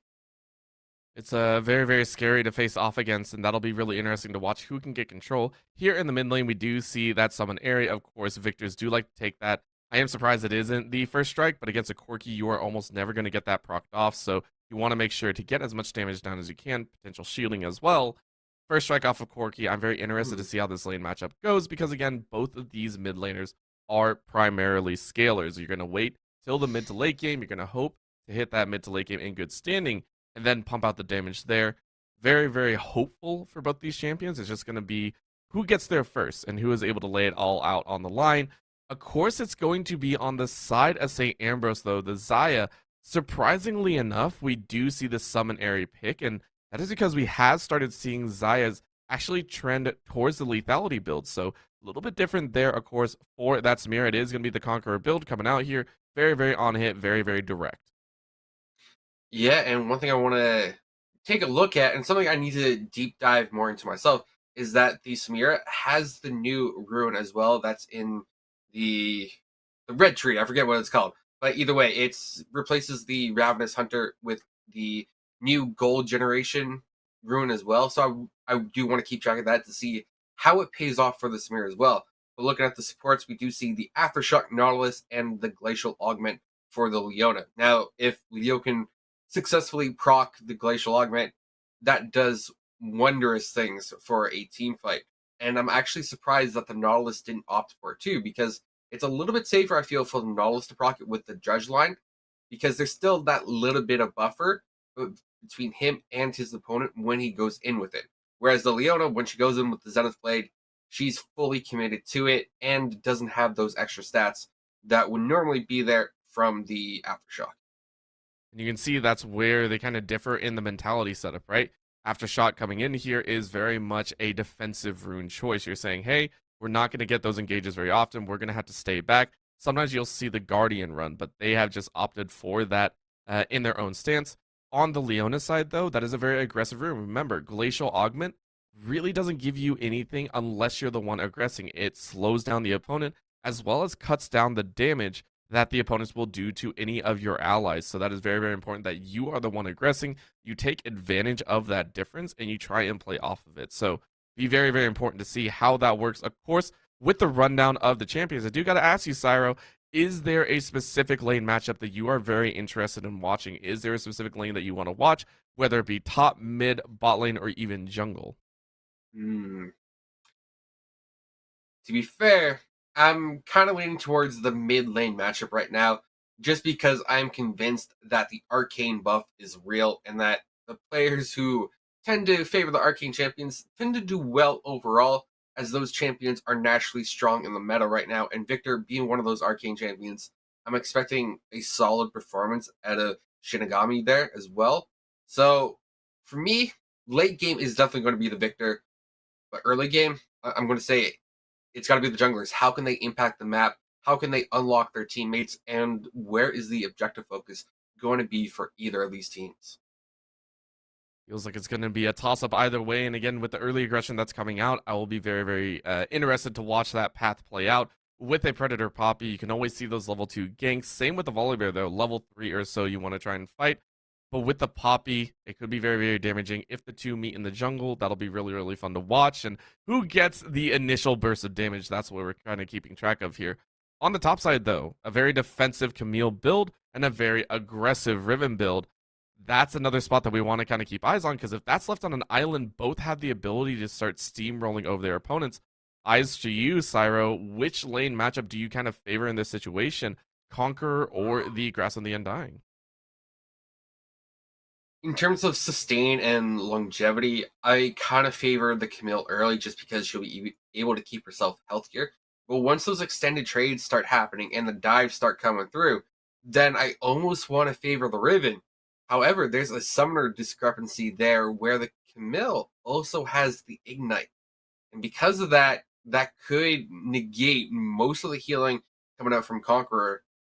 And we all know those true damage procs on Camille are nothing to sneeze at. So overall, I'm favoring Camille just a little bit, being a hyper carry, and I think she has a little bit better itemization looking at the other team. Yep. It's going to be such a big chance. And I think it is very, very true that we do have to kind of keep eyes on this Camille, really see how that Ignite works, how it's going to lay down, and if you can get a lead. So we are going to try and take a look there and maybe even keep eyes on the top lane of the Riven. Because again, I love a good Riven. I love a good Riven pop-off as well. We love seeing that Blade of the Exile come out and really destroy the rest of the team. Bot lane, of course, keeping eyes on the ADCs and really wondering what will happen there. And hopefully see a lot of engages. Again, these are two of the most enjoyable supports to come out here. Again, the Nautilus loves to engage, so does the Leona. It's all about who gets the appropriate aggression off first. Really, really interested to see it. So again, we'll be getting underway. We appreciate your patience here. We're just having a few technical delays on the back end. Should be into game shortly. But of course, if you're interested, go ahead and talk to yourselves or your friends and decide who you want to come out on top with these picks. Are you a fan of the Victor a little bit more? Or are you a fan of the Corki? Are you a fan of the Volibear or a fan of the Poppy? Lay down your own bets as we are underway with game number 1. Teams set up and ready to go as we do see the ever so lovely Rift here. We get a perfect bird's eye view as everyone is prepped in that football defensive line. And interestingly enough, the first thing I notice is that the red team, they have that deep vision down onto the enemy red buff, which means that they'll know where Volibear starts regardless. Because how Ambrose has that vision on the enemy red buff, well, they'll know where Poppy starts. And that way they'll be able to at least track the junglers for the first few levels while the pathing is more or less rigid and stationary. There's not too many creative pathing that these two champions will do. Really, really good to keep that in mind as well. And keeping the idea of the path, you can already see the pings going down here as Schooniverse has been spotted out by Ricardo. A great deep ward on that red buff by the side of Sac State has given them that information. Balloon in the bot side, though, throws out a little bit of a dredge line and says, hey, I want to go for it. I want to see what we can get. Top side, though, Keybladed getting a huge chunk taken out. That's a great little buffer. Level 2, though, Ish is not going to enjoy that. In the mid lane, we see a little bit of a dance as NorCal also eats a lot of damage back. Massive exchanges going the way of St. Ambrose. Yeah, and there's so many little micro plays happening as well that I absolutely love to see. But right now, Ish being forced up a river and away from this XP is absolutely vital. And this was one of the micro decisions I was talking about. They forced Ish away from the XP, zoned the Leona off, so therefore the Leona's under level, taking a big chunk away there too, and overall just swings so much lane priority over to St. Ambrose. Whereas in top lane, Prey was able to dodge the tower when he went in on Keybladed there, furthering extending the advantage that he got off the trade. So it's these little micro things, because a step too far here or a misplayed there could really keep the game in even state. But already, St. Ambrose is looking good, and NorCal, well, NorCal's been gone. Dead. Easy kill, though, by Shinigami. Beautiful pickup there, and that will bolster into the rest of the fight. Here we go in the bot side. We see Ish getting tanked up, and that's just a simple kill. St. Ambrose showing off that fantastic 6-1 potential that they have been leaning in towards. Phenomenal play. Yep. And now we do see that there's still 2 up here top. Poppy is there as well, but Prey is able to get out as the hook shot was more than enough because Ricardo was a little bit too far away to really get in there with the dash denial. That's the hard thing about ganking a Camille, and you can see now with the mid lane freeze that Yagi has set up here, this is going to work so well in favor of St. Ambrose. They are taking everything on the map, leaving nothing to chance. The exchange of the scuttles has gone through, and honestly, Schooniverse has had a fantastic time, right? Being able to maintain their advantage. Of course, we do understand that the scoreboards at the bottom of the screen are bugged. We do apologize for that, and we'll try and keep you in tune with who is currently up and available. There we go. Now it's all set back. We do love to see a pretty scoreboard. Yes, unfortunately, the bug there is not actually part of the April Fool's package that went out. I know we had some of that earlier on stream with scuttle crabs that were bigger than the dragon, and with 4k HP, they were truly a sight to be seen. And luckily didn't affect the competitive integrity of these matches.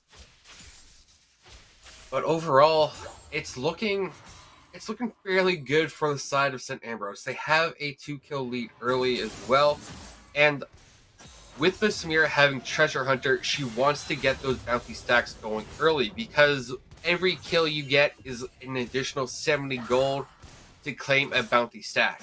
And having early gold infusions early will help you snowball into the mid and late game, because later on that gold doesn't mean as much. So hopefully this Samira can really get off the ground soon. That is, of course, what you're hoping for. Really try and steamroll your way forward, but at this point, you are locked out of your CS. Every single lane is currently up in the CS factor. Chitoge in the bot side on this Xayah is keeping steady pace, has a great wave built up. The main chasm of CS, though, is in that mid lane. Yagi building up a fantastic 10 CS lead. Should be able to pick up the rest, bolster that to an even 15. And you can see NorCal already building into that Hex Drinker, saying, I have to get the defensive posturing first. That's all I can do here. Yeah, and staying alive is probably one of the best things that you can do, because if you start giving away extra gold early, it makes your job so much harder to come back into this. And the Victor, already up 16 CS right now, is absolutely monstrous with that kill as well. But these two top laners love to trade, and with that adaptive shield, I forgot to mention that earlier, that is going to enable the Camille to trade a lot more aggressively. But also, having a Sheen to Ribbons and now Iron Spike definitely did wonders there for the early trades. But those trades should even up a little bit as the first dragon, an Infernal Drake, goes over to the side of St. Ambrose. Is going to head their way as an easy smite comes down. That's an extra 3%. Dredgeline goes out to try and find Ricardo in the enemy jungle, but Yagi is going to dance as well. This is not the place that Ricardo wants to be in, as Ish is going to follow up. This could be a massive jungle fight that could benefit either side. That's a great glacial passive that's going to knock down so many people. Balloon is going to get chomped down, but that's a kill on the Corki on the back end. Heal goes up as Drop almost goes down. The nice little stasis field from Yagi is going to keep everyone low, but look at the ulti. Zaps of Bound, as that is going to be a kill. Kill straight it back, but of course Yagi might be able to get it alive. No, it's going to be the shield burst from Ish that takes it home, and it's a nice trade of kills. Turned a win for Sac State. Yeah, that was absolutely massive there for Sac State. They still lose out on the Dragon, but picking up 3 kills does help them overall in terms of gold for the team. But really, I was worried about that turn from the Victor. We saw the Death Ray, the Chaos Storm come down, and then people started dropping and scattering. It was definitely something that we had to keep our eyes on. But also, Drop picked up 3 bounty stacks there, I believe, for the Treasure Hunter, which I believe is close to 200 gold there. Close. That should give a huge bolster in terms of the itemization coming through, and you can already see it, right? Vamp Scepter and Noon Quiver and Boots in 2 pots are still all available. That is a powerful, powerful purchase. That's going to be matched only by the lethality coming out, the Serrated Dirk and Vamp Scepter and the Tear of the Goddess for Chitoge. That one is going to be a bit harder to swallow here. And if the Xayah and Nautilus do not recognize that damage difference, might be cause for a little bit of concern. Sac State Gold Team hope to cause a little bit of an upset here, or they pass into that final week of play. Again, for this squad, if they lose this series, it is going to put them down around 6th to 7th place. That is not a spot you want to be in. Yeah, definitely not ideal there. But with both of their bot lane members hitting level 6 on the Xayah and Nautilus, I want to see a fight now, before Ish hits level 6, and ideally before Drop hits 6. You know, just quickly go through out the ultimate, see what happens.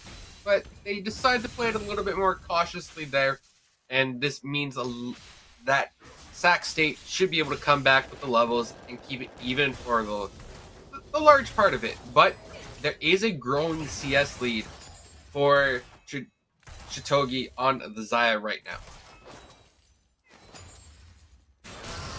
As you said, the growing CS lead, that's something that they can play with. But on the top side, we see Prey deny a dive on Ricardo out of nowhere. We were just watching the passive bot lane.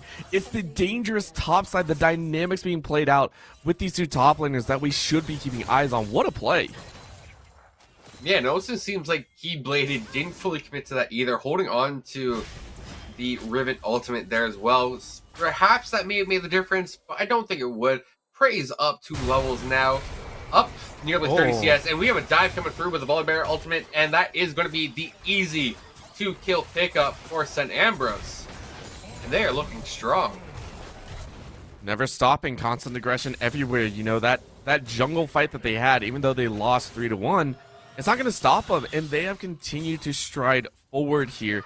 From that stance, they collected I think a total of 3 kills across the board. They've now collected for themselves a 3.5k lead. Mid lane is getting out of control as Shinigami is keeping a massive CS lead here and continuously using those 2 kills that they picked up early to put pressure down on NorCal.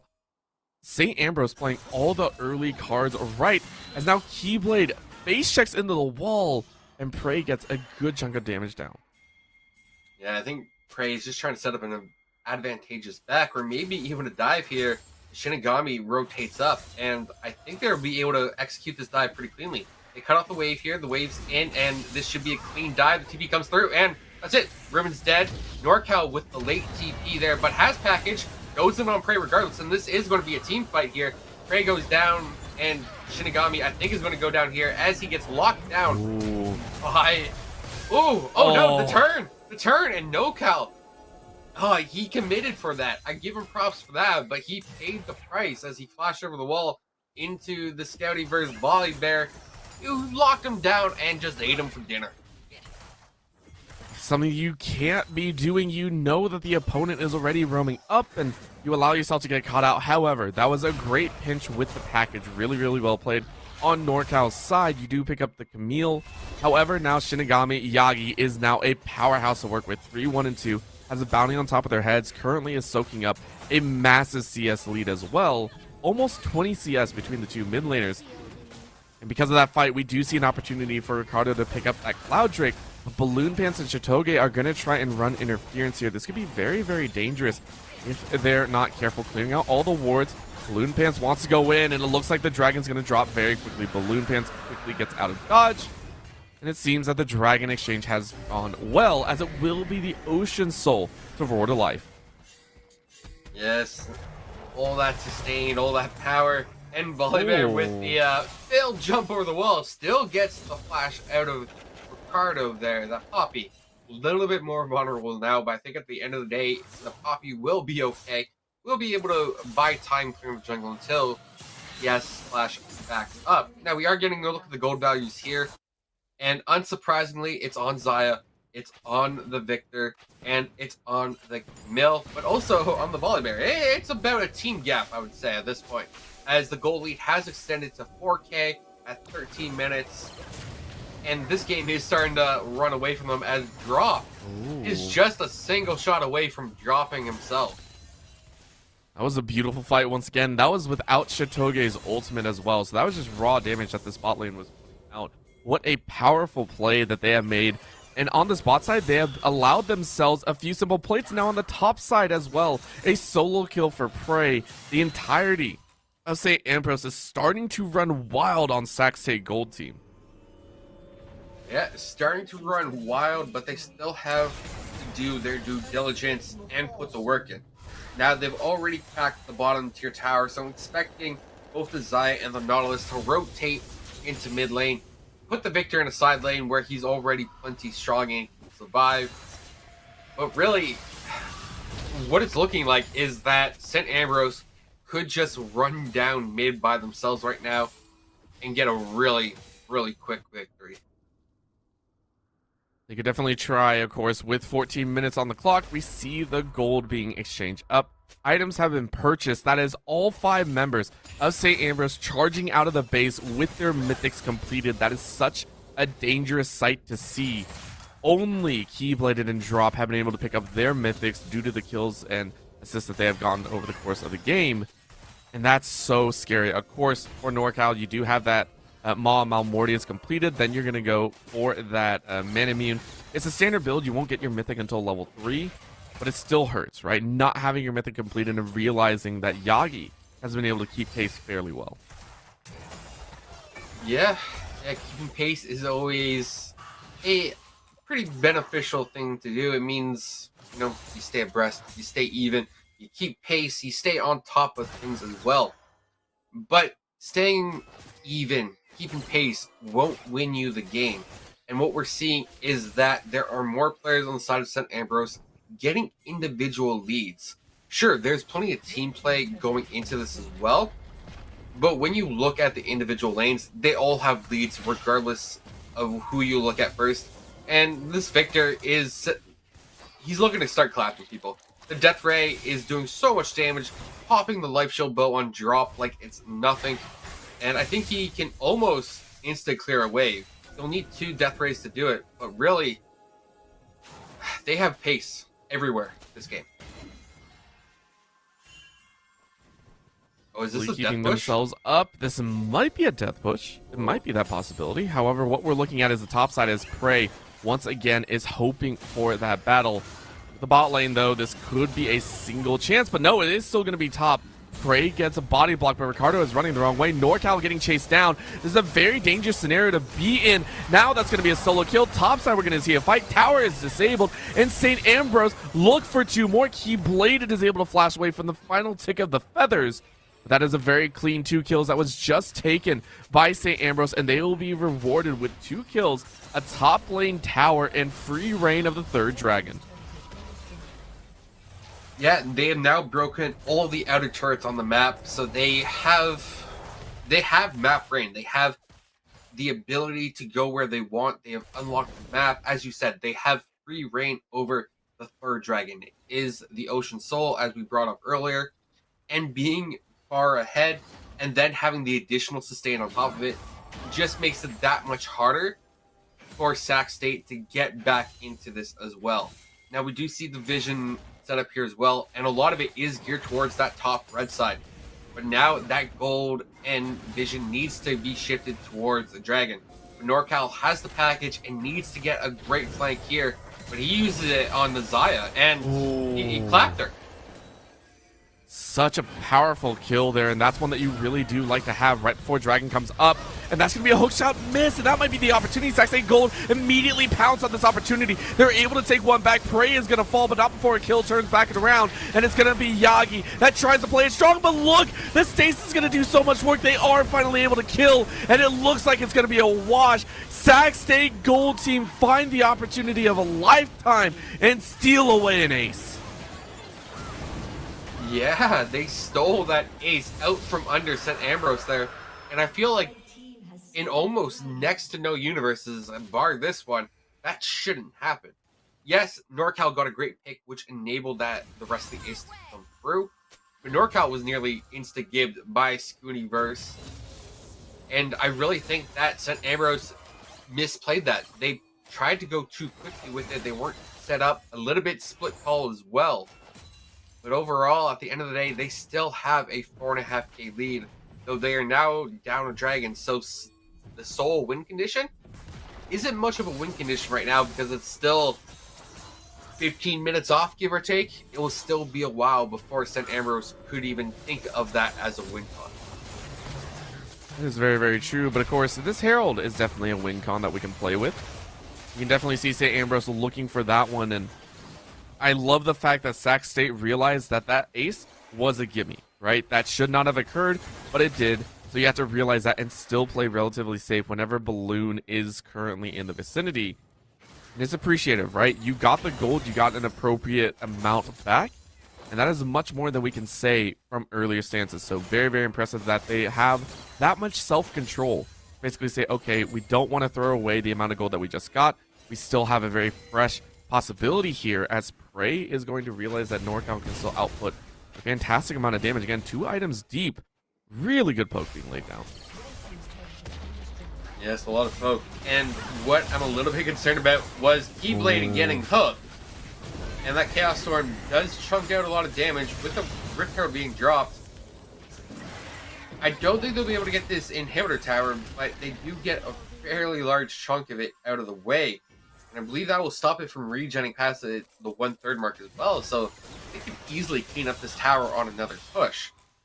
But to loop back to what I wanted to say was that when they got the ace, none of those kills went onto the Samira. None of them did, but they did go to the Corki, and NorCal at this point is already online in the mid to late game, so can be considered a carry threat. You can see it there, 8k in the pocket, plenty to work with here, and again, those rockets will start chunking over and over again. It is something that you do have to keep track of, and we'll really have to keep eyes on. I'm very, very excited to see it. I'm very excited to see if they can maintain some sort of semblance of farm on NorCal. But of course, Keybladed on the top side as well has put themselves in a fine position. 118 farm, drastically behind Prey, who is 173, but still plenty with 3 kills in their pocket. So they should have their second item completed shortly and start being able to rotate out those stuns like crazy. Yeah, landing the CC from Riven is one of her better, but still annoying traits, I find. And we do see Ish getting plenty of vision down as well. Overall, the vision wars seem to be fairly even, with Ish really doing a good job of sweeping wards, dropping their own wards in their stead as well. Now, we do see that the timer is starting to take over to the 21-minute mark, so the game won't be the fastest of the evening, but it's still on a pretty breakneck pace here, if I say so myself. I think I could agree with that. They are chasing towards that mid to late game power spikes. Minute 30 left on that dragon timer, and that'll be the next big objective to play with. Bot side, though, still being danced on by Prey, using that Ignite, going down. Keybladed is going to go quite low. Final chunk is made as Prey gets that solo kill. Again, the wombo combos are good from Saxay, but in the singular fights, it's very, very dangerous with that kill on Keybladed. It is the call to go for this Baron. A ward was silenced out by the pink ward. That's going to be a little bit dangerous because the Victor is on the backside chasing everyone away. Baron down to about 5k. This is going to be a chance. Ricardo has got to find an opportunity. A flash, and Ish misses that Zenith Blade, and that will be the chase in. Balloon Pants is going to throw right back. Is the laser going to work? Yes, it does. Look at the raw damage going through. Ricardo barely survives, but at least drop all alone. The sweep, the slow, the damage, the kill. And St. Ambrose steal away a second. They take Baron. They follow through with a bit more. NorCal is getting chased out. One more laser could do it, but a dive on the tower seals their fate, as it's going to be Ricardo, the last one alive. St. Ambrose say, we are done with this game. We are done with whatever games are being played. No more ace for you, as we're going to storm the base. Yes, they have a minion wave for it as well, but there's 2 alive. Can they stop it? I don't think they can, though. The buff goes down. Ricardo.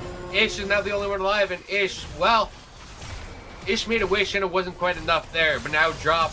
It could be the final drop from the bucket, as this game is going to be over just under 23 minutes with St. Ambrose taking game 1 in this late night series. Of course, it was a fantastic game to watch, and I have to say, Sac State Gold team looked good at some angles, but it was a little bit painful at the very end. After they got those kills, they could not find another opportunity, and that led to their loss. Of course, St. Ambrose playing the early to mid to late in a great fashion. Again, outside of that ace, they were perfectly fine, so it's very interesting to watch how much more they can do. St. Ambrose looking for the 2-0. Sac State Gold team looking for a game 3. We'll be right back with some more NECC action as we continue throughout this late night broadcast.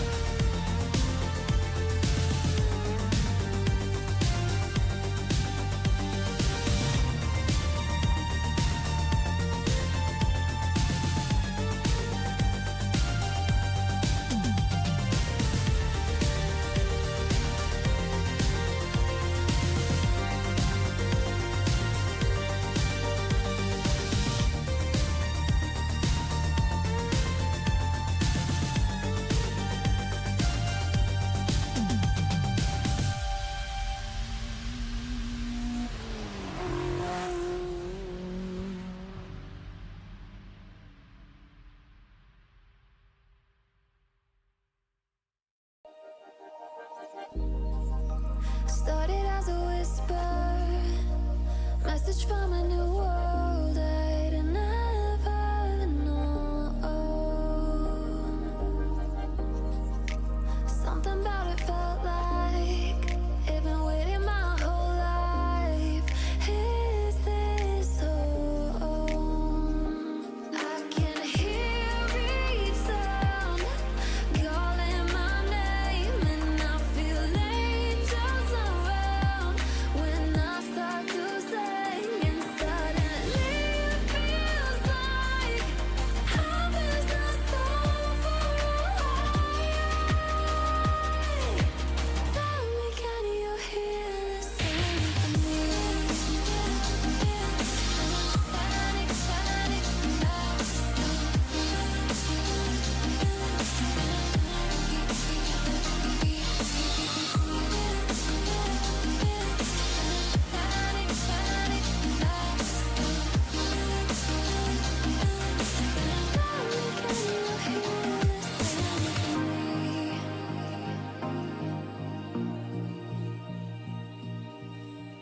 I can't help but think that it's meant to be, that I'm finally right where I'm supposed to.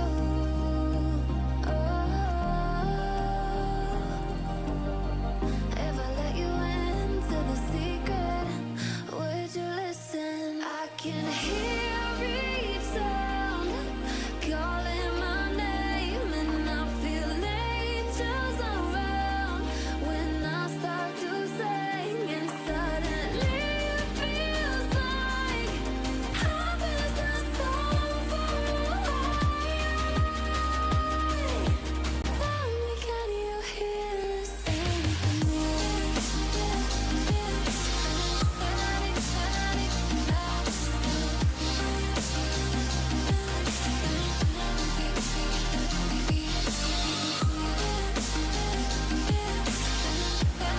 panic,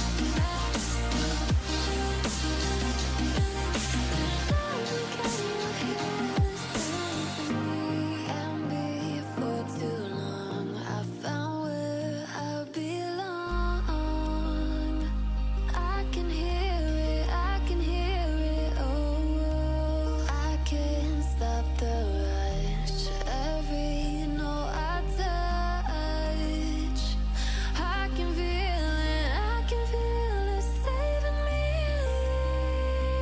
Tell me, can you hear the symphony?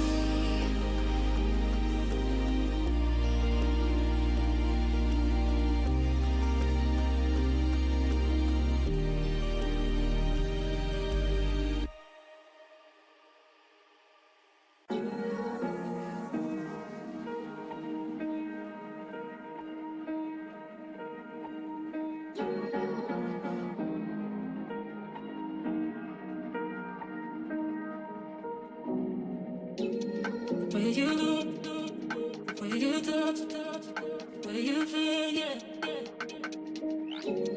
Where you look, where you touch, where you feel, yeah. Yeah, yeah, yeah. Can we talk about me and you? Can we talk about the truth? I wanna know, I wanna know. Can we talk about me and you? Can we talk about me and you? Can we talk about the truth? I wanna know, I wanna know. Can we talk about me and you?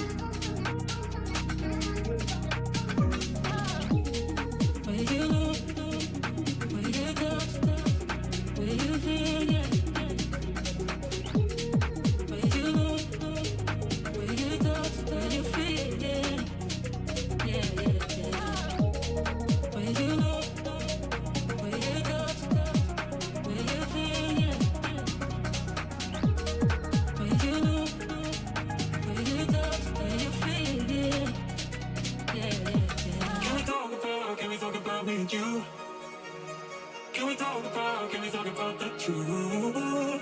I wanna know, I wanna know. Can we talk about me and you? Can we talk about me and you? Can we talk about the truth? I wanna know, I wanna know. Can we talk about me and you?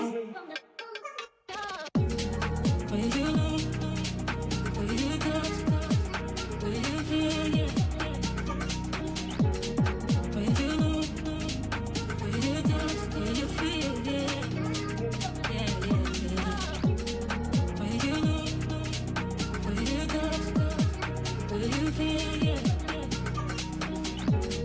Will you know? Will you touch? Will you feel? Yeah. Yeah, yeah, yeah.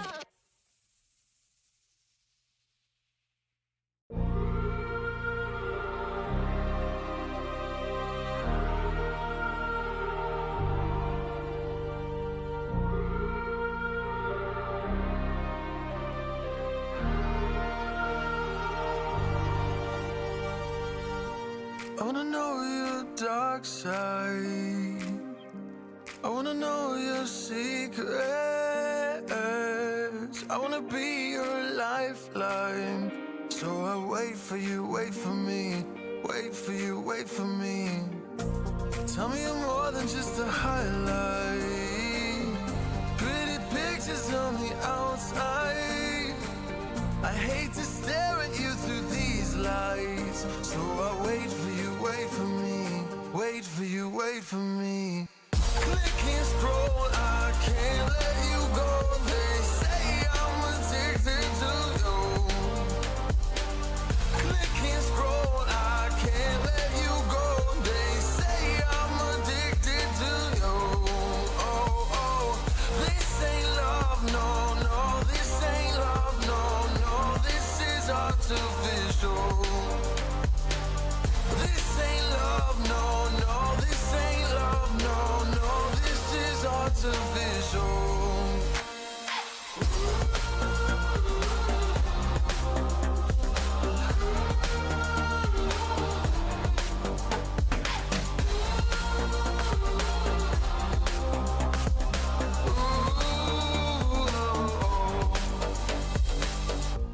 I wanna know you inside and out.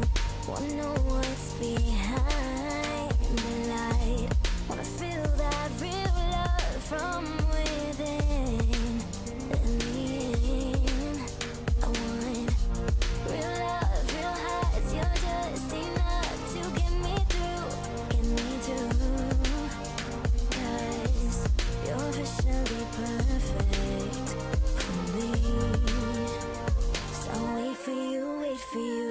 Up all night thinking, passing the time, anxiously waiting. You're mine, losing your winning. You can't get it right. Hoping you see me for more than just night. Up all night thinking, am I on your mind? Will you come meet me and change my life? This love could be deeper, just sinking. Will you love me? Click and scroll, I can't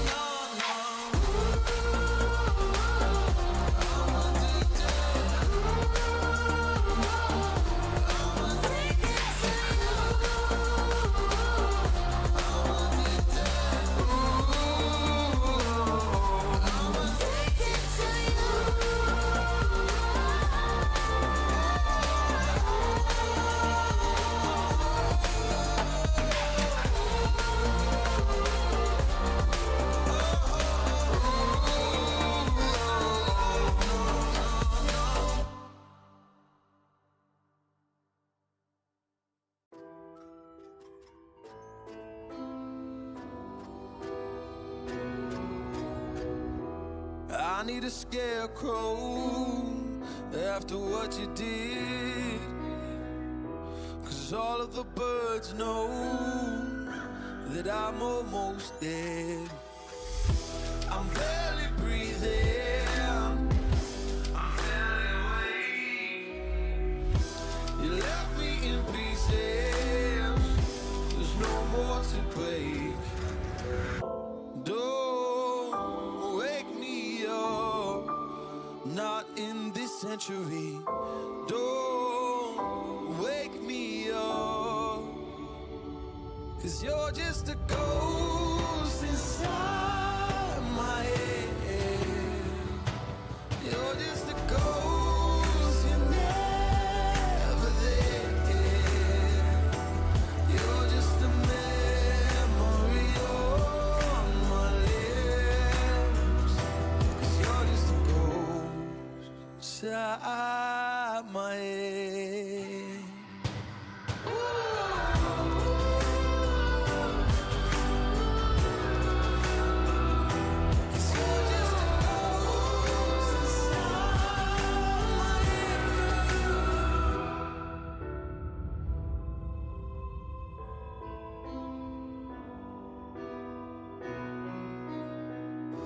I need an angel after what you did. 'Cause you were the devil, you messed with my head. You lied to my mother, you lied to my friends. You said that you'd be there, but this never ends. Don't wake me up, not in this century. Don't wake me up, 'cause you're just a ghost inside my head.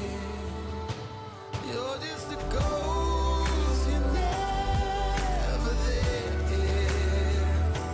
You're just a memory. And welcome back here. We are ready to go with our second game of the evening here in the final series of the Week 8 League of Legends NECC season. Very, very excited to see this one as St. Ambrose gave us a shell shock of a game number one. Sac State Gold team, though, were definitely no slouches as they were able to take some key fights off of that last game. However, St. Ambrose, from start to finish, still looked very coordinated. And into game two, on the red side this time around, they're going to look to complete the 2-0 sweep. Yeah, completing the 2-0 sweep would be the real part out there, because I do believe that they can do it. They were pretty far ahead in game one, and really the only reason why Sac State was in it as long as they were was because St. Ambrose made a couple mistakes around that dragon and gave away an ace. That definitely prolonged the match by a good couple of minutes, but either way, once St. Ambrose was in a position to end it, they did, and did so convincingly. Now, so far, the bans are the same, with the Viego, Ari, Nivea, and Vigar as well. So, overall, bans, nothing too drastic. But we actually do see a change up now as the Victor is banned by Sac State. And that one's very, very necessary, I think. Again, it was Shinigami Yagi that played a fantastic Victor game. The lasers were on point. The stasis fields were perfect as well. Gravitum Storm, the Chaos Storm was phenomenal. Now for the side of Sac State Gold, though, they're going for a very heavy-handed top lane. Now keep in mind, again, there was a pro draft that ran before, so we have some insider knowledge. Prey had picked up that Gwen early in round one of picks, and of course the Ornn was the call of the, I guess, counter pick here. However, of course, as many people know, the Gwen's going to shred through that Ornn fairly quickly, so it's going to be a very dangerous matchup in the top lane. And speaking of the Gwen, it's the true damage that really does the shredding. But ever since her nerfs, I haven't been seeing her too much. I know at one point she was running rampant, but that's definitely been scaled back as well. Still a very strong pick in the tanks, definitely has that shred. And we saw Prey do a wonderful job earlier when trying to take down Keyblade there. So I'm definitely expecting that to continue on as well. And the other picks so far, Jarvan, Syndra, Echo, and of Corki. Now, NorCal did do pretty great on the Corki, so I'm perfectly fine with seeing that run back pick for himself. But now we see the Echo come out as well. That Time Winder is so much fun to play against when he just snaps back to reality with full HP. It's snapping back, but the reality of the situation is that it's going to be running in the jungle, right? It's not as farm heavy as a mid laner might be, and the J4 currently is one of the priority junglers for a lot of people. Once some of those junglers kind of fall out, if the Volibear's not there, maybe looking at a Lee Sin, but the J4 is a primary go-to for a lot of these players. And to have it on Scooniverse, who again in game 1 didn't really have to influence the lanes, now is kind of dedicated to doing that. We can see the composition that they built up. It is a protect the Gwen and protect the ADC composition here for the side of St. Ambrose. For Sac State Gold, though, you're looking for kind of the poke, disengage, and then full-on engage with the orange. So it's a little bit more disjointed for the Sac State Gold team, and it might be more for comfort that they're playing into game 2 here. I would definitely say playing for comfort right now because their team comp feels a little bit disjointed, as you allude to there. The Morgana is a more engaged style support. It's good when you can get in, get the Chains of Corruption, the Soul Shackles onto many people, lock them down, followed by Dark Bindings and the Tormented Soil. But you have the Caitlyn, the Corki, super, super heavy poke champions. And then the top side, you have the Echo, who wants to dive in. You have the Ornn, who wants to go in as well. So there definitely seems to be some mismatch here with the win conditions, but it can still work out as well, providing you play it right. You play it slow. You play it methodical. You get that poke across before committing.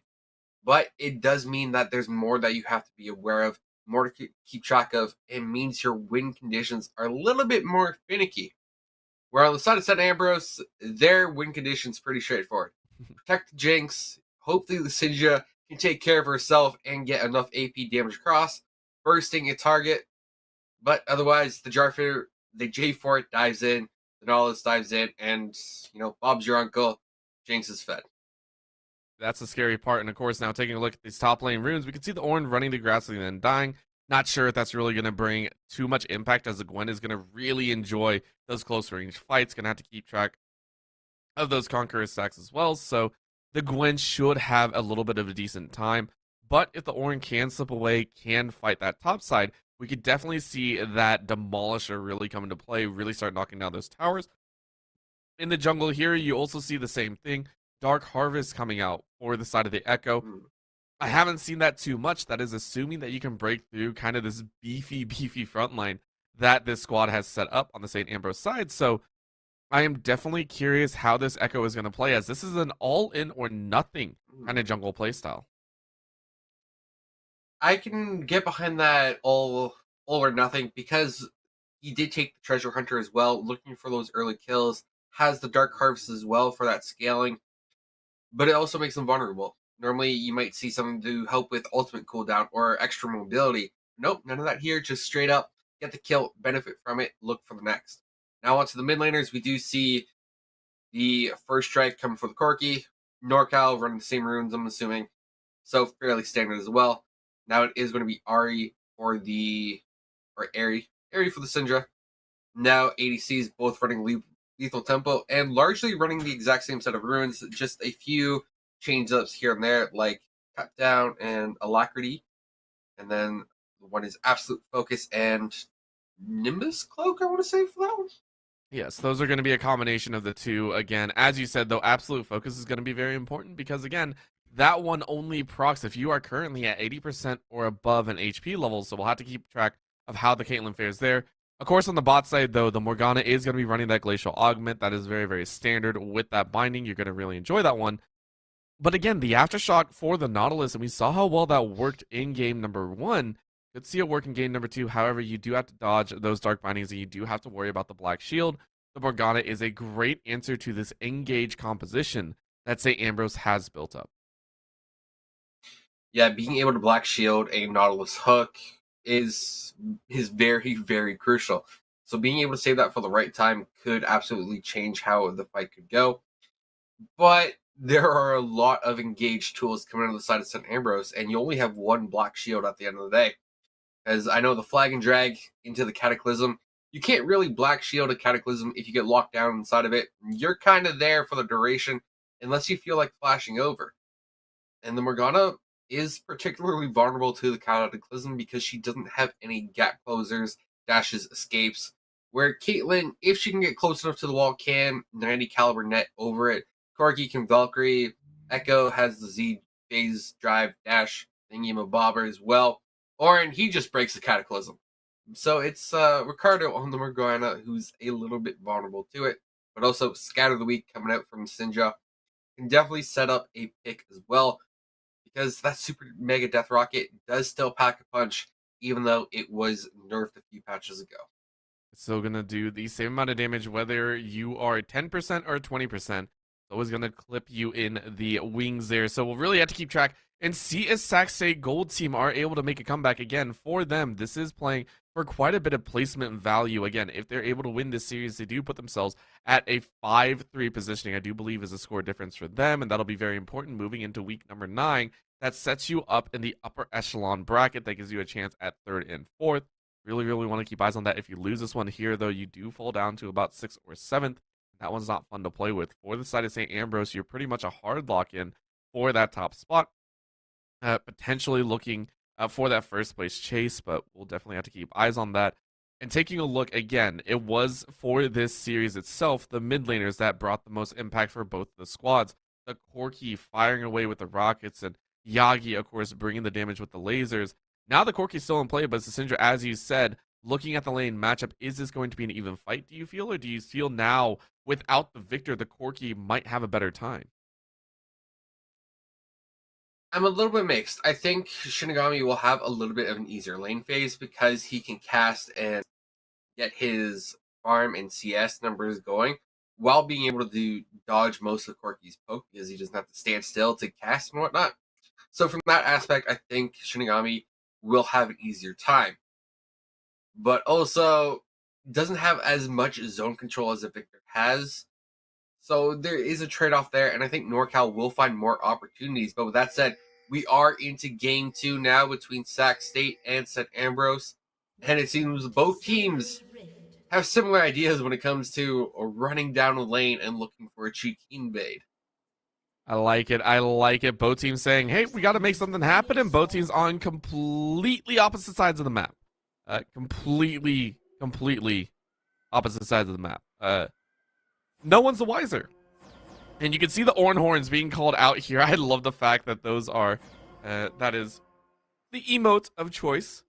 Very, very fun. We are going to see, of course, whether they can play it out. You can hear the pings going down. We do want to see those words being dropped on both sides here. Complete clearance by the side as Sac State on the top side. And St. Ambrose dropping a fairly deep ward in enemy territory, which should help out. The question is anyone going to run into the middle of the lane? That'll be pretty damaging. Nope, no one's going to take the very, very dangerous pass. It's going to be a simple spread back out to their rightful lanes. Yes, and I've been on the tail end of one of those too many times where you go for the invade, but as you leave, that's when you get caught out and things go to hell. But either way, it seems like both teams get the desired wards down, both from the red buff, so they know where each jungler is starting, even though Scoutyverse is the only one actually in vision. They know Ish will be late to lane. And just to make sure everyone is aware and caught the changes, Ish has rotated the top, Ricardo has rotated from jungle to support, and then No BM, No Life has come in as a substitute here into the jungle. That is going to be a huge change as well. Going to be very, very important to keep track of, and really hope to see if that pans out for them. With that change up, the jungle tends to bring with it a very, very big understanding, but that's going to be a major hook. Level 2 immediately almost going to kill. Whoa, that's going to be a rocket to finish it off, and Shitoge takes first blood. Powerful start for St. Ambrose on the bot side. Oh, that was an excellent trade there coming out of St. Ambrose, and getting an early kill on Jinx is so beneficial. It just opens up the lane phase for them, but you know, everybody else is eager Beavers to get in on the action as well, trading heavily in mid and top as well. Jarvan not actually being the one to do a cheeky level 3 gank, but is there to back up the Syndra, who had a kite down into river. Is going to be that chance. However, a binding on the back end does catch the Nautilus, and I mean, you're going to be fine, I think. You're not too worried about what happens. The chase is still on, though. Looks like the pool just narrowly avoided Chitoge, so Chitoge is allowed to recall. Goes ahead and picks up an extra dagger and longsword. Phenomenal purchase power here, as Drop is not going to enjoy that. Yeah, especially this early on. Drop has no reason to back right now. And even if he does, he would still be down an item component, and it just doesn't feel good. Well, that said, the Jarvan is looking towards bot lane now. And I know NorCal is low, but it will be...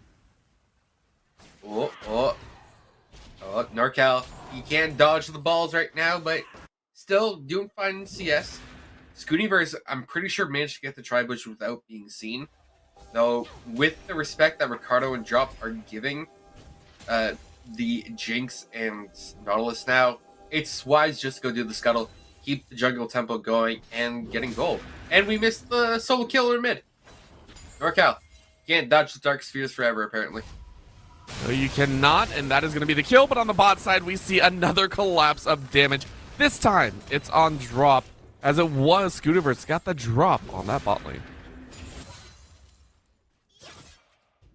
Oh my. I look away and people just drop. It's amazing. It's fun. It's entertaining. Because we're barely 4.5 minutes into the game, and there's a 2k goal lead for Ambrose, which could be minimized just a little bit here. As Prey, well, he trades 1 for 1 here, but that will be the kill going on to the Echo, who definitely is going to benefit from having that gold infusion early. Yep. No Life being able to take the life of Prey in the top side, but keep in mind, again, these have been fights that have gone St. Ambrose's way. That is scary to think about. That is an opportunity for them to play with. And now we are going to see that pool not give away Balloon Pants location. They're going to go ahead and go in. That's going to be the Black Shield going down, but the damage still goes through. Remember, it doesn't block damage. That's going to be a powerful, powerful shot. Rocket lands, but it's not going to be enough. Now Drop is trying to turn it around with that lethal tempo. Is able to lay down so much damage. And Drop, still at full HP, is going to chase the entirety of them all the way out. The zap is going to come through, but Drop is getting turned on here. This is very dangerous. That's a beautiful binding to turn it around. What a play, but they can't follow up because they have no wards. It was too dangerous to follow through on it, so the bot lane of St. Ambrose is allowed to stay alive. However, Shinigami is going to get jumped on. Good Scout of the Week, going to keep themselves alive. Now dance back and forth to mitigate outgoing damage. What a play from Yagi. Yeah, it was the Scouter of the Week and the Flash. Had no hesitation there to flash the parallel convergence coming out of the Echo. And because of that, stays safe. Doesn't die, doesn't get low. Oh. And just because of that, he's able to get the follow-up kill onto NorCal with the power unleashed. So I guess that answers our question now, where this lane phase is going to go into favor of Shinigami once more. And the scary thing is, a Syndra that is ahead by that much is terrifying to deal with. Because again, you look around the map, there is no one tanky. Except for Ish, there is no tank. It is completely a single member that is currently standing in the way that the Syndra cannot pop. And at that time, scaling up higher and higher, whereas the Syndra did not have any damage items. Keep that in mind. Has now just picked up a Lost Chapter. That is the only damage item that we've seen. And that is horrifying to think that NorCal has fallen twice now to the prey of just the Syndra damage. That lane is no longer under NorCal's control. On the bot side, though, no BM, no life, wants to get a cheeky kill. Yes, it's going to be questionable. But I think that wave is going to be slow pushing. It should slow push because I think there was only 3.5 minions and you need 4 alive to manage the freeze correctly. So it will eventually push out, but I think waiting much longer here is a little bit troll from No BM No Life because he's sacrificing so much of his jungle tempo. And you see, there it goes. The parallel convergence goes down, and now he just has to recall. Gonna be a tough chance to have, but of course, with the Hextech Dragon up, you do want to try and get that one And with how Schooner has been playing, Schoonerverse, it does leave it open. So no BM, no life is going to pick up this Hextech Dragon, give themselves a little extra attack speed and ability haste. And they'll be able to play into that very, very well. Sac State Gold Team will enjoy that extra ability to spell sling or attack an opponent down. Next Dragon coming up is the Infernal, a powerful boost to damage outright that I definitely think St. Ambrose are going to try and play for. If St. Ambrose doesn't try and play for it, I would be surprised. Now we do see Scootyverse invading the top lane as well.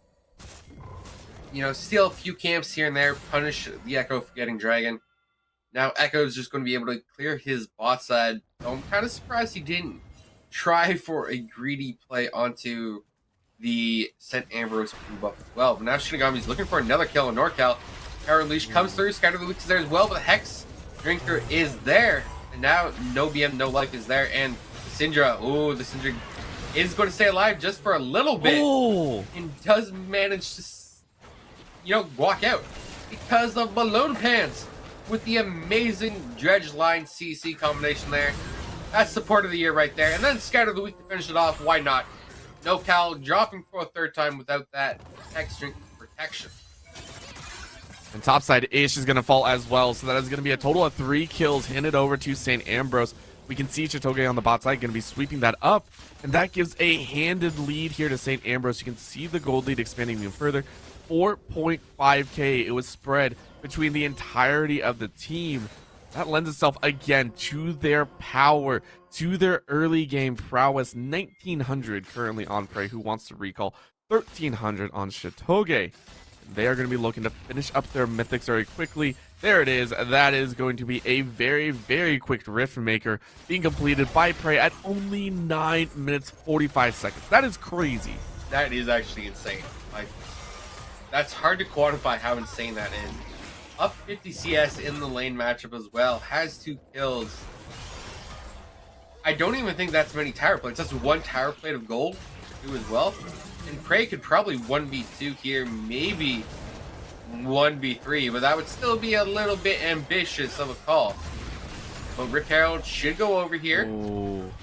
Yeah, they are going to get the clip. No BM, no life is going to be in a lot of danger, but the Q lands, and again, this is the second time that No BM, no life has died with the Chrono Break up.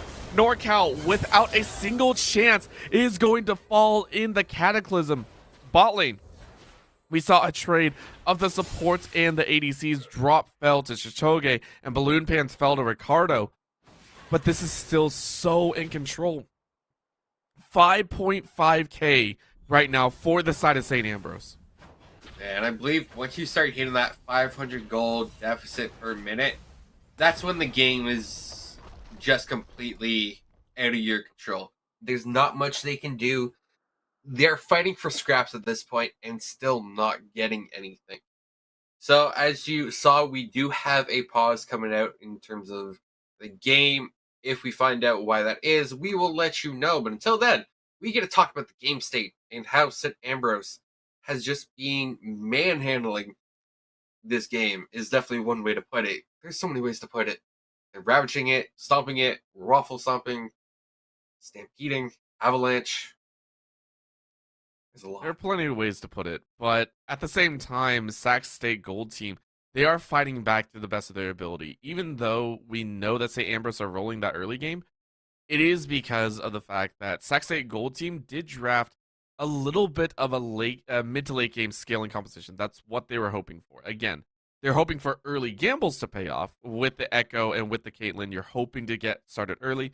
The Ornn is not an early game champion. That Corki is not an early game champion. And you already knew you're walking into a very offensive squad, right? You knew that topside Prey was going to be hard pushing you pretty much the entire time. You knew that Shinigami Yagi was going to be a powerhouse in that mid lane, and you opted for those scenarios. So it's one of those things that Sac State Gold Team, I love the idea that came out from them. They were going to try and go for a little bit of a gamble. It didn't pan out this time, right? So St. Ambrose really capitalizing on that, and I want to see if Sac State are able to turn it around again. The opportunities are potentially there again. If you get to the late game, somehow the ornaments could come into play as well. You could start popping Shinigami Yagi, but again, this constant aggression going in on No BM No Life is going to reap huge dividends for the side of St. Ambrose. Yeah, reaping huge dividends is absolutely crucial there. And we do actually see Shinigami with a blue buff now as well, feeling fairly confident, and with that mana sustain, can do some wondrous things. Now, the Hex Drinker is still on cooldown, so NorCal has to be careful, as that single Scout of the Week chunked him for probably 20% of his HP there. And now Drop is nearly getting bursted by Jinx, who Gale Forces forward. And that's definitely an aggressive play if I've ever seen one. It's too scary, as again, we understand the scoreboard is once again glitched. We'll get that fixed real quickly, as Ricardo, No BM, No Life are going to try and run their way forward. A little bit of a black shield is going to go up, as the Dark Binding just whiffs a little bit. However, they do get the root with the Soul Shackles, but the turnaround is there. Depth Charge is used. Look at the entire collapse here. They are going so hard on this fight. Scout of the Week lands, immediately pops Ricardo. Ricardo is down. No BM, No Life dies with the third time Chrono Break is available. St. Ambrose are just too good right now, as they are powerhousing their way through this game too. Did you see that damage coming out of Shinigami there? That Scout of the Week was monstrous and nearly popped Ricardo by itself. It was absolutely phenomenal and disgusting. Now the Pork Effect comes in. It's NorCal in a 1v3 situation. He's locked up and he is dropped. Very good attempt, but again, NorCal has unfortunately had the short end of the stick. You are down 0-4 against the Syndra, and with the Syndra still up, you try and package down on the bot side. It was a play, it was a desperation play to be made, but you unfortunately do lose out. However, Dragon is available once again. Sac State have been playing on a little bit of a better tempo in regards to that. At this point, it's going to be potentially the last Dragon of the game that you will ever be able to receive. It is going to be picked up, though. 3K and already counting down. Sac State going to get a small consolation prize. Oh, Shinigami could find something here. Gets vision, but just going to take the Raptors for now. And I'm actually surprised that NorCal didn't save the package for a potential Dragon fight. I'm actually a little bit surprised about that. Could have been around the Dragon, but at this point, it's just too easy. No BM, No Life is finally able to get that ulti out, but you don't get out of the Cataclysm. NorCal able to package out, or Valkyrie out, but it's still the death. You take the Dragon, but you lose your own life on the back end. We do see a little bit of a chance. That is going to be the Morgana coming around. Ricardo able to speak and take the kill back. Retribution for the Morgana. Again, though, NorCal is down for a 6th time this game, and Shinigami Yagi is going to break open that first tower for the team. Yeah, this it's outside. Well, okay, to be fair, it is Jinx just wailing away on the tower. But either way, both mid and bot towers drop within seconds of one another. And quite frankly, this game has passed the mark of no return, I would say. We are seeing St. Ambrose with a 10k goal lead right now at 15 minutes. It's a little bit outrageous, as their gold generation and income has accelerated throughout the pace of the overall length of the game. It hasn't remained steady at 500 gold per minute advantage. It's increased. It's terrifying to watch.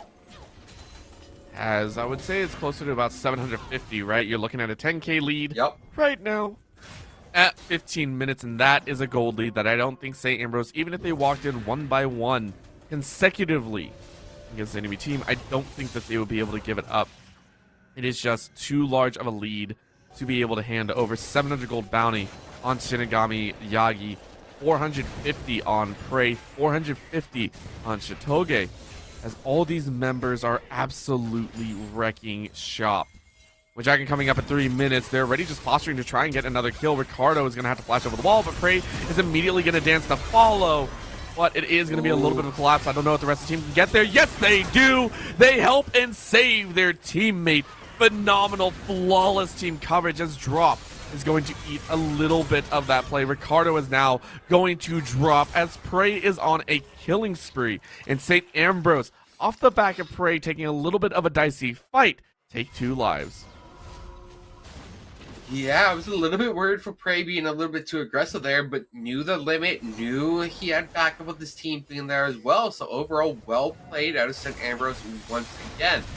And now it's NorCal who has the Valkyrie out, but I don't think that will be enough, as the Jinx flashes after, has the rockets going, doesn't land the final zap, and so NorCal with the flash will be safe for the moment. But now it's Rift Herald that St. Ambrose turns their eyes to. The scary thing is, I have to say, this Baron or this Herald could easily be the game, the make or break moment, right? They could easily push this into the base, and that could be the all-encompassing play. This is going to be a chance steal, but immediately that is denied away. Bot lane, we are going to see Yagi take another kill in that lane. The jungle is no longer safe for Sac State Gold team. And they're just dropping Herald. They're saying, screw it. We're not even worried about the mid or bot lane. We're just going to drop a top. We're going to destroy the entire top side. And we are going to dive Ish. Ish now getting collapsed on. It's too gruesome. We see the kill come through. It's a powerful, powerful fight to be had. Yeah, they're guaranteed at least 2 towers here, I would say. I wouldn't be surprised if they escort the Rift Herald for at least a 3rd charge, because they do shred these towers pretty quickly right now. Yeah, 500 HP. They can get 1 more charge off, maybe even get the inhibitor tower with a great hook onto Ricardo, and also there goes No BM No Life. No BM No Life was able to get the smite down just at the last second, but it doesn't matter because the base is going to be broken. Inhibitor down at 18 minutes is one of the most painful things that you can have. However, even though the inhibitor is down, we know what's going on. Shitoge is now going to get pinched against the wall. Great package. Very well timed and well used. Look at the knockouts. Everyone is going to burn down. Triple kill for NorCal as NorCal is popping off. Make it a quadra kill as NorCal from 0 to hero here with the package play causes a dent to St. Ambrose's wallets. Yeah, that puts so much gold back into his pockets there, but at the end of the day, that's still a lost top inhibitor, tower, and inhib. And now Shinigami gets a kill off of a single combo there. He'd probably kill NorCal here as well. But even though he flashes the ruined tower stump, he still gets dropped. And now it's Sac State onto the Dragon. What's crazy to think about is NorCal actually was able to get the Shadow Penta, right? That was a potential pentakill there, but the timer did run out, so NorCal unfortunately did not get the green light by the announcer. Oh, very, very sneaky here by Ish. Still though, 3 dragons, you're on soul point, and yet St. Ambrose are willing to give that up. They say, we don't even care, we're going to keep pushing your lanes. And that's because even though you have 3 dragons, you do have to worry about that top side. You do have an influx of gold. It's going to be very, very nice. However, it's such a scary side. Drop now has to flash away. Mid lane tower falls down. And you're just bleeding out here. Top lane is going to keep pressuring in. You will not be able to fight for this Baron that's coming up in 30 seconds. Yeah, and I think with the path that St. Ambrose has chosen here is that they start up Baron on spawn. If they don't, I'll actually be surprised. They have Prey, they have Chikogi there, and they should just absolutely run through Baron with the amount of damage they have. These Singers at 2 completed items, they're almost all at 2 completed items. Jinx is, Gwen is, that's your damage. You're more than far enough ahead to do it. But no, they just go mid. No, okay, well, they now were the ping's thinking on about Baron. pushing mid. Now Yeah, the they were pings are thinking on of pushing mid, but they're like, no, we can do Baron. This is a very easy Baron, and you can see the pings going down. They're like, yeah, we know we can do it. No one should have been here. And they just take the Baron and then push the end. Yeah. Yeah. Now, they could go top, but I think they could just push mid, maybe send one person top. But, NorCal staying alive with that Hex Drinker. And you could tell that Shinigami thought he had that as he turned away, which probably gave the Corki enough space to walk away and live there. Yeah, those 5 kills that were able to be picked up by NorCal did section off. I think it bumped 2 levels up is what we actually saw. NorCal, if they were only level 11, would have died there easily. But it was the pentakill, the unofficial pentakill, that was able to bring it back. So now we do get to see the escort of the minions. And again, the super minions already causing a lot of problems here. All 5 members are prepped and ready, and NorCal ready to go. This could be the final push here. Sac State Gold team can't step a little bit too close. Good stun onto the Ornn, but Ish is the one that you actually do want to see stunned up. You want to see that Ornn soak up all the damage. With only 1 inhibitor, it's going to be a little bit difficult because you don't have anywhere else to focus. Sac State can put all of their attention towards this top side. Yes, now the minion wave is starting to slowly push in towards them as well. But being wedged against that edge map wall there really does limit their options. They can't look to pressure side lane if they stay top, but moving to mid, even if it is just to siege the tower, is the better move here overall. It gives them more tempo, can siege the tower, and with a good hook, Balloon Pants forces out the Zanyas, or at least the stopwatch there. Mega Death Rocket won't find much there. Still a little bit early, but they should be able to find the tower with this next minion wave. It is going to be an attempt at the tower. The Zapper goes on the wrong side, as it is going to be the teleport just to ensure the minions do survive.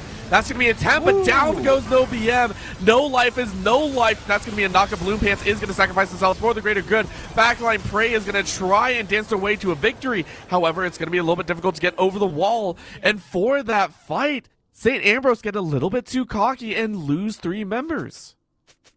Yeah, I think Scooney with the re-engage was a step too far there, because Prey was dealing with the backline, and I think Prey could have gotten out regardless. But either way, you know, lesson learned, they still... Oh, I thought they broke the mid inhibitor. They did not break the mid inhibitor. They do get the T2 bot as well, and this Syndra is sitting at 13-1-3. This is terrifying. That Power Unleashed probably does close to 1,000 damage right now. I mean, it's easily over that if you think about the entire combo. This is going to be Yagi, who is spelling doom. 12k currently in the pocket. NorCal pretty close behind with 11.8. Only a 500 gold difference, so that is where NorCal currently sits. But the levels is what we want to watch for. Shinigami, if they can hit level 16, that is going to apply so much more pressure.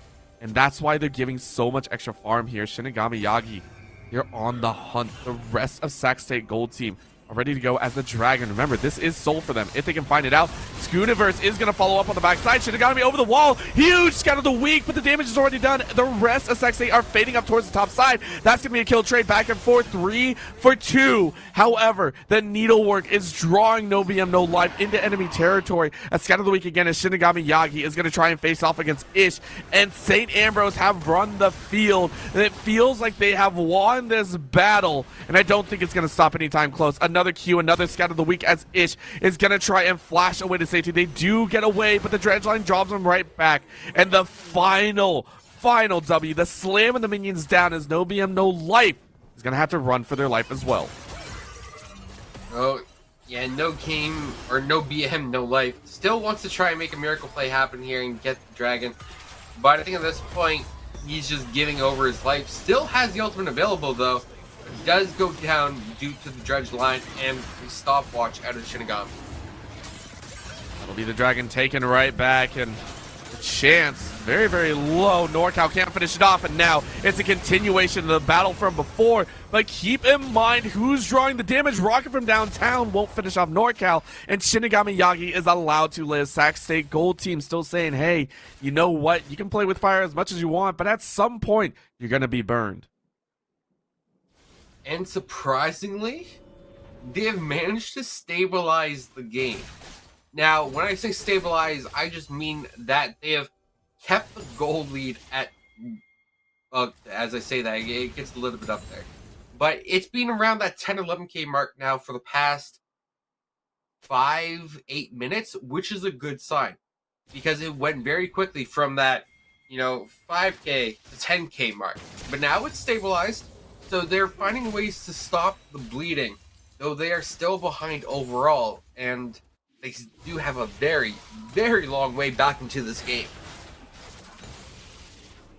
It's possibly going to take forever, and we'll have to keep eyes on that. Of course, Chichoge is ready to go. Baron is going to spawn in a minute, and that's what we want to watch for. Again, both these squads are prepped and ready to go. Remember the last time the Baron was taken by St. Ambrose, they really weren't able to get as much as they would like out of it, and hopefully this time they don't overextend themselves, right? That is not what we want to see happen. Exactly. We don't want to see any overextensions, but we may not get that. You know, NorCal still doing a wonderful job with the poke. Went from 0-6 to 8-7. So NorCal finally finding his beating on the Corki or plane wings or propeller parts. Is it a helicopter or a plane or both? It's both. It's both. It's a Corki. We don't count whatever it is. So it's there. It's there. It's there. It's part of the game. Okay, so we do have a 3-man Baron attempt going on, or a 2-man Baron attempt by St. Ambrose. Prey is drawing 2 members of Sac State to the bot lane. The Super Mega Death Rocket zones the enemy team. And yeah, we call that zoning ult. No one was close to dying. And I think the 2-man Baron may be ambitious here. Could be ambitious, but I think they can still do it. Again, no one's really chancing it, so they are going to finish it off. Skooniverse and Shitoge clear out the Baron. All 5 members are going to hold that buff, and this could be the chance against St. Ambrose. They couldn't end it with 1, but they might be able to end it with the 2nd here. You can see everyone recalling, saying, hey, look, at this point, enough playing around. We have a 12.5k lead. We are going to finish it here. Split off into a potential 1-4. Pressure mid as well. And Prey is going to go to the top side. Very, very clean setup here for the side of St. Ambrose to try and close out this game. Yeah, and I do think that St. Ambrose needs to close it out with this Baron. They haven't shown enough Dragon priority that in a minute 50, if Sac State can get that Dragon, they will. It's just not a win con for St. Ambrose. They need to focus on wave management, getting these 2 towers, sieging correctly, or getting that pick and winning the fight afterwards to end. I do think that they need to force something, though. Definitely going to try it. And again, a 1-4 setup here as that's just a Morgana squashed. Just pop where they stand. A QE is all Shinigami had to lay down again. That is a Rabadon's. That's a Shadow Flame. That's a Luda's Echo. That is every single major item in the books. And again, NorCal eating that damage down to about 40%. Prey takes the top lane inhibitor, and NorCal has to float back to base and try and stay alive. This is going to be the attempt. A nice Cataclysm draws in, dropping no BM, no life, and they're going to have to dance away to safety as well. NorCal coming in with the package. Can you make anything happen? You do zone everyone, and you get the kills. The damage is real, as again, the Corki makes such a massive play. However, you will lose your 2nd inhibitor. You got the kills. You staved off death. That is going to be a Zanya's played out as Shitoge uses that stopwatch to deny the ace in the hole. Ooh. It is literally coming down to what NorCal can do to buy time for his team. The packages have basically been let me dive at the enemy and see what happens, but it's working out. They got the kill into the Syndra there, who is now 18-2-4. And the Syndra still has a 550 gold bounty to her name. Like, this just feels absolutely insane right now with how far Syndra is. However, this is going to be a 3-person dragon steal attempt. You can see the teleport in the backline. Shinigami, Yagi, and Prey are teleporting very deep into enemy territory. This is going to be a pinch of epic proportions. This is going to be so dangerous that they pinch on the lower side. Sac State say, we go for this. We blew up the Jinx. That is going to be 1, but look at the brutal battle on the other side. Scatter the Weak cuts across the entirety of Sac State. That's going to be the Unleashed Power, stealing away a 3rd. And just like that, it's a triple kill for Yagi. Adding on, it's a 21 bomb game as the Syndra shows off in style. NorCal looking to do a little bit of burst damage, but you can't make it happen. This is going to be a chase into base as Prey.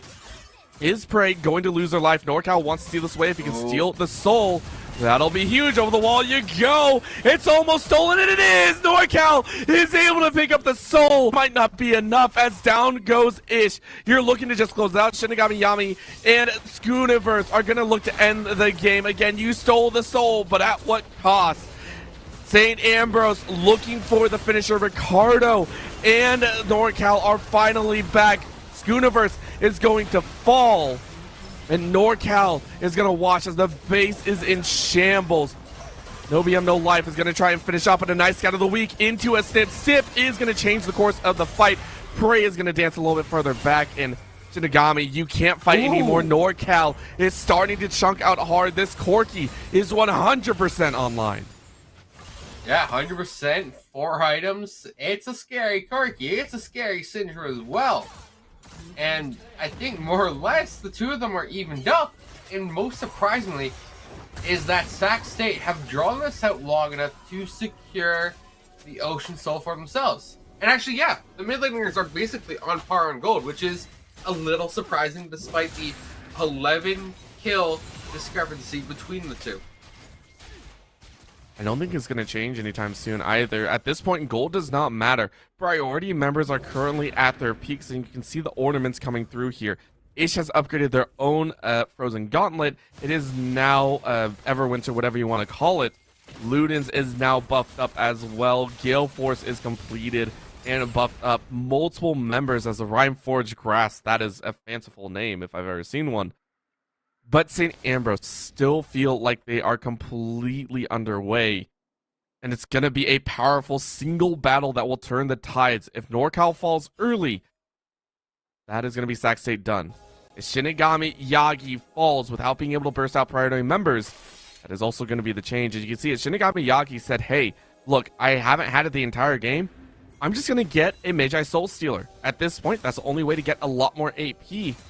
They're going to try and dance it. If they can get at least 2 kills, that immediately gives you a massive stack of AP, and you can run with it here. Sac State, one last defense before the inhibitors come back up. Yeah, we do see Prey starting to set up this bot lane as well. Baron in 20 minutes. It will be the 3rd Baron of the game as well. And I think they are going to look for a fight as they start escorting the minions in as well.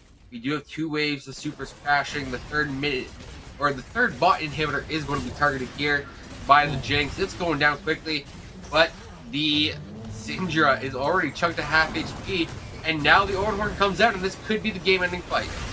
They could definitely try, but they're going to turn around here. Scatter the weak, scatters everyone, and that's the catch that you want. NorCal, but look at the backline. The backline is burst out as well. No BM, no life. This is a front-to-back fight that it looks like Sac State are going to win. Are you freaking kidding me? Sac State blow up 2. It's the Syndra and the J4 that are dead, and NorCal is still alive. Again, look at the healing and regen that Sac State are having. This soul is doing so many wonders for them. And St. Ambrose have almost no heal cut on them. This is a full burst or nothing that you can't let happen. Oh no. Drop. That is such a scary spot to be in. You flash away and you still fall. NorCal ready to go on the back end, though, is going to drop Balloon Pants. But look at the raw damage. Resurrection coming through. They're going to try and package out, but can you get the zap? No, you can't, Shitoge. You got to run. You got to run away from the Echo. Shitoge is now dead. Are you kidding me? Sac State, they've been able to find the fight. They do not get the ace, but it might as well happen. Yeah, now Prey looking for NorCal here. Trying to make something happens in the mist. Has the yield stain, but the parallel convergence keeps NorCal alive. And oh my, this game has turned into a real banger on us, hasn't it?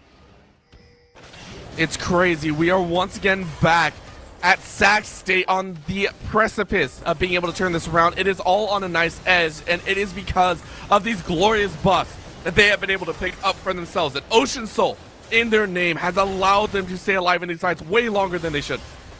Universe gonna go over the wall, misses it, but it's Syndra! Are you kidding me? A steal comes through, and Shinigami Yagi with 22 kills to their name has stolen Baron away.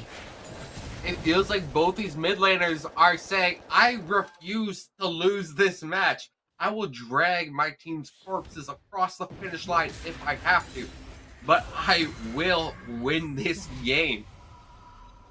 Oh my. Like, now it's Elder Dragon in a minute. That's on the table here. Oh.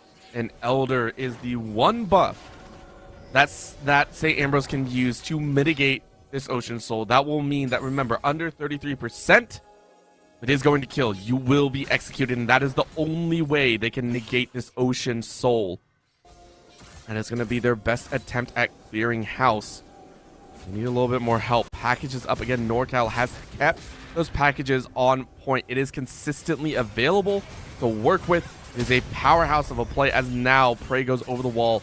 Is now going to find that pink ward that has sat there for at least 10 minutes alone. Chitoge now going to get a great root, and they found him. Oh, no BM, no life instead. Scatter the weak over the wall. It's a powerhouse play for St. Ambrose as they have found a play. It took one. That's all they needed, and they delete 4 off the map. Screw the Elder Dragon. Screw everything else. No one cares. As St. Ambrose say, we are done. We are finished. It is a GG for all involved. St. Ambrose, after a slobber knocker of a game 2, finally take the series 2-0. Yeah, St. Ambrose doing a great job there in a 67 kill match. That is absolutely insane. We were averaging close to 2 kills a minute there for the entirety of it. And even then, towards the end of the game, there was still a fairly large goal lead for St. Ambrose. But my, oh my, I have to give credit where credit is due. NorCal, you proved that your quadra kill wasn't a fluke as you carried your team back into this game. You had the solo steal as well. Unfortunately, you were matched by Shinigami, who had the Baron steal, and I think it's safe to say was the MVP of that match with just how insanely fed they were able to get on the Syndra. And just like that, or not just like that, because that was a 37-minute match. That match was at least 10 minutes longer than I thought it would have gone, as they took an 18-minute top inhibitor. So, Sac State there did a fantastic job of holding on, trying to play the underdog and get back into it. But at the end of the day, St. Ambrose, they get the sweeping victory, but they did have to fight for it. They really, really did. And of course, that will end tonight's broadcast. Congratulations, St. Ambrose, as of course, they take home the 2-0 victory and solidify themselves as a top seed here. They should, of course, go ahead and secure that first or second, depending on how the rest of the matches do play out. So very much congratulations to them. Sac State Gold Team, you're still in the playoffs, but you're going to have to play against some of the top dogs moving into that seeding. So we'll definitely have to keep track of them as well. For everyone tuning in that has stayed with us through this long broadcast, we thank you and we appreciate your entire viewership and support. My name is Orbital. With me has been Cyrus Stims on the broadcast here to close out the evening. Thank you to our entire production crew and have a fantastic night.